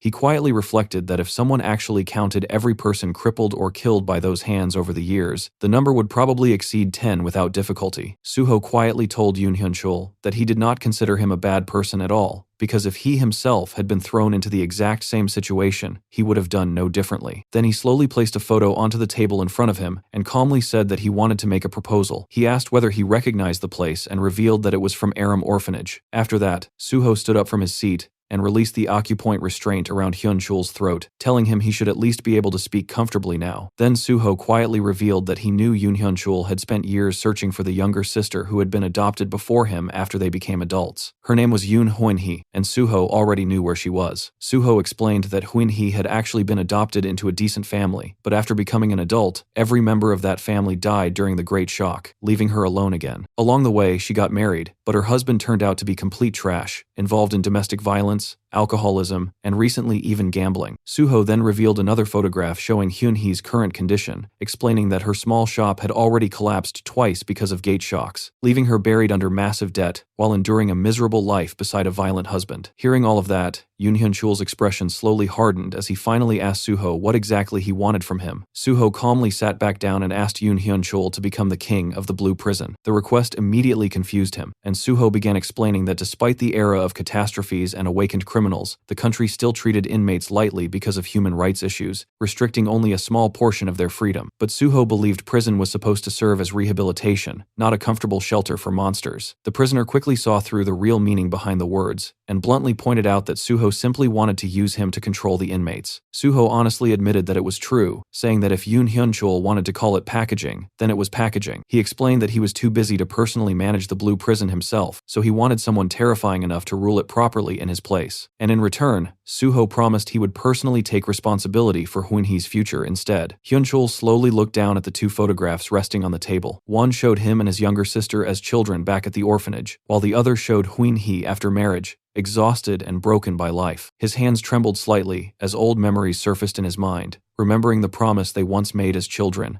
that even if their parents abandoned them, they would at least remain family until the end. Suho quietly told him that whatever responsibilities he still carried in his heart, he would take care of them instead. Hyunchul finally asked if Suho was truly promising him that much, and Suho casually replied that he was someone who appeared on television now, so lying about something this serious would only create massive problems for him later. He even promised to make arrangements so Huinhee could visit if needed, but Yoon Hyun-chul immediately refused, asking only that Suho never tell her about him, and instead, quietly protect her from the shadows. Suho accepted that request without hesitation. After that, Suho revealed he would attach someone useful to assist him inside the prison, a man named Kim Gung-won, the same guy constantly throwing money around and living comfortably inside Blue Prison. Hyun-chul dismissed the idea, saying he had no need for subordinates, but Suho explained that even a tyrant needed someone to handle useless errands, so he might as well use him. Internally, Suho already planned to leave Kim Gung-won trapped inside Blue Prison forever, by blocking parole and stacking additional charges, until the man became nothing more than a permanent tool. Then Suho suddenly pulled out a banana milk drink from his inventory, and casually handed it over while explaining that becoming the king of Blue Prison did not simply mean ruling through brute force. He wanted Hyunchul to become such a terrifying tyrant that inmates would rehabilitate themselves purely because they never wanted to return there again, while people outside would hear his name and fear committing crimes in the first place. Hyunchul quietly asked about Iron Fiend, the inmate currently controlling factions inside the prison, but Suho dismissed him immediately, saying that bastard only created factions for his own comfort and treated whoever paid him well. Then Suho raised his drink slightly and honestly admitted that if it had been anyone else, he never would have made this request in the first place. He was asking precisely because it was Yoon Hyunchul. The world and circumstances had merely turned him into a criminal, but at his core, Suho still believed he was a good person. Yoon Hyun-chul brushed the words off awkwardly and muttered that such compliments were meaningless now, but in the end, he still lifted his own drink. The two quietly clinked their bottles together, and with that small gesture, Yoon Hyun-chul finally accepted Suho's deal. Sometime later, Suho came face to face with Jo Gwang-ho, the inmate infamous inside Blue Prison under the alias Iron Fist. The massive man stood confidently in front of him, clearly amused after recognizing Suho's face from the media, and casually remarked that he never expected his reputation to reach a celebrity-level hunter like An Suho. But before the conversation could continue any further, Suho moved instantly. Using acupoint strike without hesitation, he precisely struck several points around Jo Gwang-ho's forehead, chest, and manicore. The moment the attacks landed, the large man violently tore apart his own restraints while collapsing onto the ground at the same time, screaming in agony as unbearable pain spread throughout his body. Suho calmly watched him rolling on the floor and casually asked if this was his first time experiencing pain like this. Internally, Suho thought it was fortunate he had continued raising his strength stat, because acupoint strike became useless if the opponent's defense grew too high. Still, someone like Jo Gwang-ho was nowhere near enough to resist him. Even if the man was slightly above 1-star level and possessed a characteristic that hardened his body like reinforced steel, he was still insignificant compared to monsters like Yoon Hyun-chul, the future Mad Dragon of Blue Prison. Unlike Yoon Hyun-chul, who had been twisted by circumstances, Jo Gwang-ho was rotten from the very beginning, a man who committed rape and murder entirely for his own selfish pleasure. Suho slowly crouched in front of trembling criminal and quietly remarked that he had lived far too comfortably all this time. Jo Gwang-ho shakily asked what he meant, and Suho calmly began listing his crimes one after another, saying that a bastard worse than an insect had accidentally awakened, gained power, murdered his comrades, raped innocent people, and then entered Blue Prison, only to continue living like a king instead of receiving proper punishment. Suho then grabbed him by the collar and lifted him off the ground while coldly stating that Jo Gwang-ho had enjoyed far too much freedom for a violent criminal.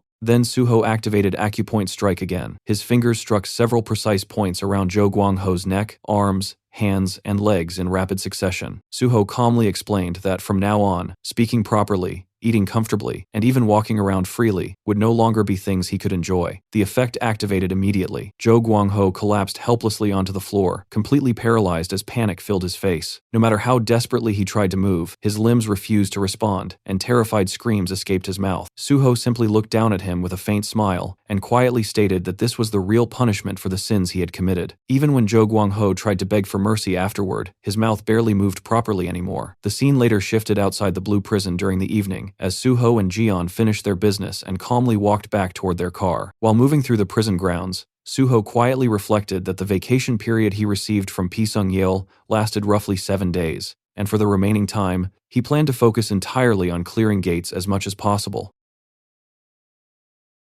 Sometime later, Suho arrived at the gate site where Choi Yoon greeted him with a bright smile, clearly curious about what he was planning. Just a few hours earlier, Suho had called her and asked her to reserve a very specific type of gate under strict conditions, leaving her wondering what exactly he intended to do with it. Now standing there, Suho casually stated that he knew she would find one quickly, and assured her that money would not be an issue this time. Choi Yoon laughed lightly at that, commenting that she liked how he always got straight to the point, though she reminded him there would be a late-night surcharge for arranging something like this. Then, she gestured toward the gate ahead, and explained that based on his requirements, this one specialized in rapid leveling and was tied to the cycle of the full moon. Before the conversation could continue, a voice suddenly called out to them. Both turned to see a man approaching confidently. He introduced himself as Kim Won-ho, the owner of the gate, and greeted Suho with a businesslike smile. Without wasting time, he proposed a deal, saying he would prefer selling the entire gate as a lump sum buyout rather than offering simple entry access. He suggested handing over full rights for 10 sheets, which translated to 1 billion won. Hearing that, Suho internally scoffed at the ridiculous price, thinking that amount was nowhere near worth it when he could just use the same money elsewhere for more efficient returns. Outwardly, however, he calmly countered with his own offer, proposing 100 million won instead, but adding a condition. Kim Won-ho frowned slightly, confused by the sudden condition, and asked him to explain. Suho stated that Kim's team could keep every single monster drop inside the gate. The man was clearly taken aback, and warned Suho that he might regret such a decision once he realized what kind of gate this actually was. But Suho simply brushed it off, showing no hesitation. Kim Won-ho then added his own condition in return, stating that his team would not assist Suho at all once inside. Suho accepted immediately, even welcoming that restriction, and clarified that the only thing he wanted in exchange was full rights to the boss monster. Internally, Suho remained completely calm. He knew he could have easily wiped out everyone involved and taken everything by force if he wanted to, but doing something like that would only ruin his relationship with Choi Yoon, and she was far too useful as a broker to lose over something like this. Meanwhile, Choi Yoon stood behind him in disbelief, quietly asking what he had just done. As they moved back toward the car, she openly criticized the deal, calling it a massive loss, and pointing out that this was a werewolf-type gate, where pelts, teeth, and claws alone were worth a fortune. Suho already knew all of that, but right now, money meant far less to him than experience points. He calmly reassured her that it was fine, and explained that they would continue making similar low-cost buyouts moving forward. Choi Yoon let out a long sigh, clearly giving up on arguing, though she admitted that a deal like this was only possible because it was Suho, since brokers usually did not even step inside gates alongside clients. Suho simply responded that she did not need to worry, because handling situations like this was exactly his specialty. Meanwhile, Kim Won-ho called out again, informing Suho that they needed about an hour to prepare their gear and gather their team. Suho casually acknowledged it,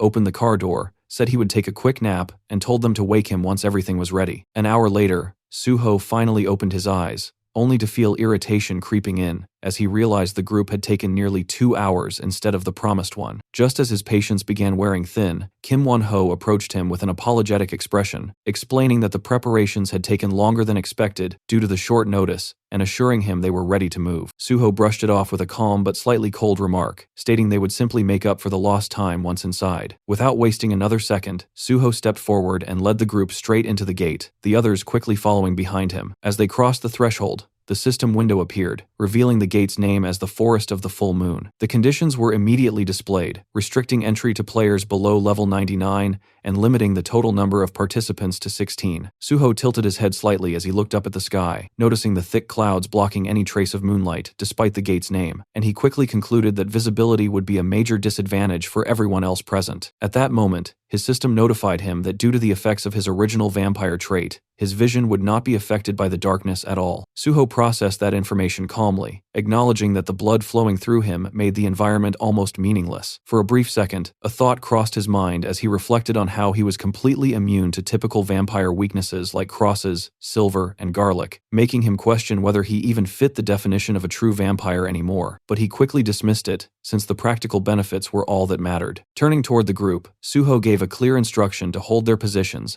and wait for his signal before beginning any movement, warning them in advance that he would not be responsible for their safety. Kim Won-ho responded with a confident smirk, stating that his team was not made up of amateurs who would panic under pressure. Suho gave a faint nod and immediately pulled out some arrows from his inventory, preparing to begin. In the next instant, he formed a blood-crafted bow and infused arrows with flames before firing them deep into the forest. Within seconds, fire erupted violently, spreading through the trees and turning the entire area into a blazing sea of flames. The special arrows, reacting to mana instead of oil, burned far more aggressively than normal fire, ensuring the flames would continue expanding as long as there was fuel to consume. Kim Won-ho shouted in shock, asking what Suho thought he was doing, but Suho calmly answered that he was simply hunting wolves, explaining that the fire would force the werewolves out of hiding. Kim, still stunned, pointed out that such a massive blaze would trap them as well, but Suho had already knocked additional arrows and fired them into key positions, reinforcing the inferno, stating bluntly that this was the fastest method available and that he had no intention of wasting more time after their delay. Immediately after, Suho activated mana detection through his enhanced vision. The burning forest lit up with traces of murky purple mana, revealing the hidden positions of the monsters trying to conceal themselves. No matter how well they hid, that corrupted aura could never be fully masked. Without hesitation, he summoned his Ghost Shadow Spear and launched it toward one of the targets. The spear pierced straight through a werewolf's chest, killing it before it even had time to react. The remaining monsters were caught off guard, but before they could process what was happening, Suho had already moved. Using aerial momentum, he descended onto another werewolf with his blood-forged blade and drove it straight through the creature's skull, killing it instantly. Then, standing amid the flames and corpses, Suho glanced back at the group and calmly told them that if they were scared, they should stay close behind him. Kim Won-ho and his team stood frozen for a moment, visibly shaken yet unable to hide their amazement at Suho's overwhelming combat ability. In the next instant, Suho dashed forward at high speed, diving deeper into the burning forest. Realizing the danger of being left behind, Kim Won-ho's team quickly followed after him, pushing themselves to keep pace, knowing that straying even slightly would mean getting swallowed either by the flames or the monsters lurking within them. The flames continued spreading through the forest, devouring everything in their path as heat waves distorted the air itself. From within a burning bush, a werewolf suddenly lunged out in a surprise attack aimed straight at Suho. The timing was sharp, but Suho reacted instantly. As he swung his sword to intercept, the beast snapped its jaws shut and caught the blade between its teeth. Suho stared at it with a light smile and dismissed it as stubborn, calmly stating that something like this would not work. In the very next instant, he forced his strength through the blade and cut straight through the werewolf's mouth, splitting it apart before it could even react. The corpse dropped to the ground while the surrounding flames continued rising higher. Suho glanced at the expanding fire and concluded that there was no longer any need to spread it further, since the monsters were already being flushed out exactly as intended. Without slowing down, he dashed deeper into the forest and began cutting down every werewolf that appeared in his path. His movements were smooth and efficient. To him, the hunt is easy as fuck, and he decided to increase his pace even further. Meanwhile, behind him, Kim Won-ho and his team struggled to keep up. Their breathing grew heavier with every step as they pushed themselves just to stay within sight. Kim could not hide his disbelief, internally calling Suho insane as he tried to understand how someone could move that fast while actively fighting at the same time. Around them, the ground was already littered with the corpses of werewolves. Realizing the value of what was being left behind, Kim immediately ordered his subordinates to begin retrieval operations without falling too far back. Then suddenly, the atmosphere shifted. The clouds parted slightly, revealing the moon hanging above the forest. Its surface carried faint red patches, casting an eerie glow over the burning land below. As the light spread, a system notification appeared, announcing that the moonlight had begun shining upon the forest. Suho stopped for a brief moment and looked up at it, a faint smile forming on his face as he quietly acknowledged that it had finally begun. In the next instant, a deafening roar echoed through the entire forest. The sound alone carried enough force to make the surrounding flames tremble. From within the shadows, a massive werewolf emerged, far larger and far more powerful than any of the others they had faced so far. Its presence alone distorted the air around it, marking a clear difference in level. Right after its appearance, the system confirmed it. The boss monster had arrived,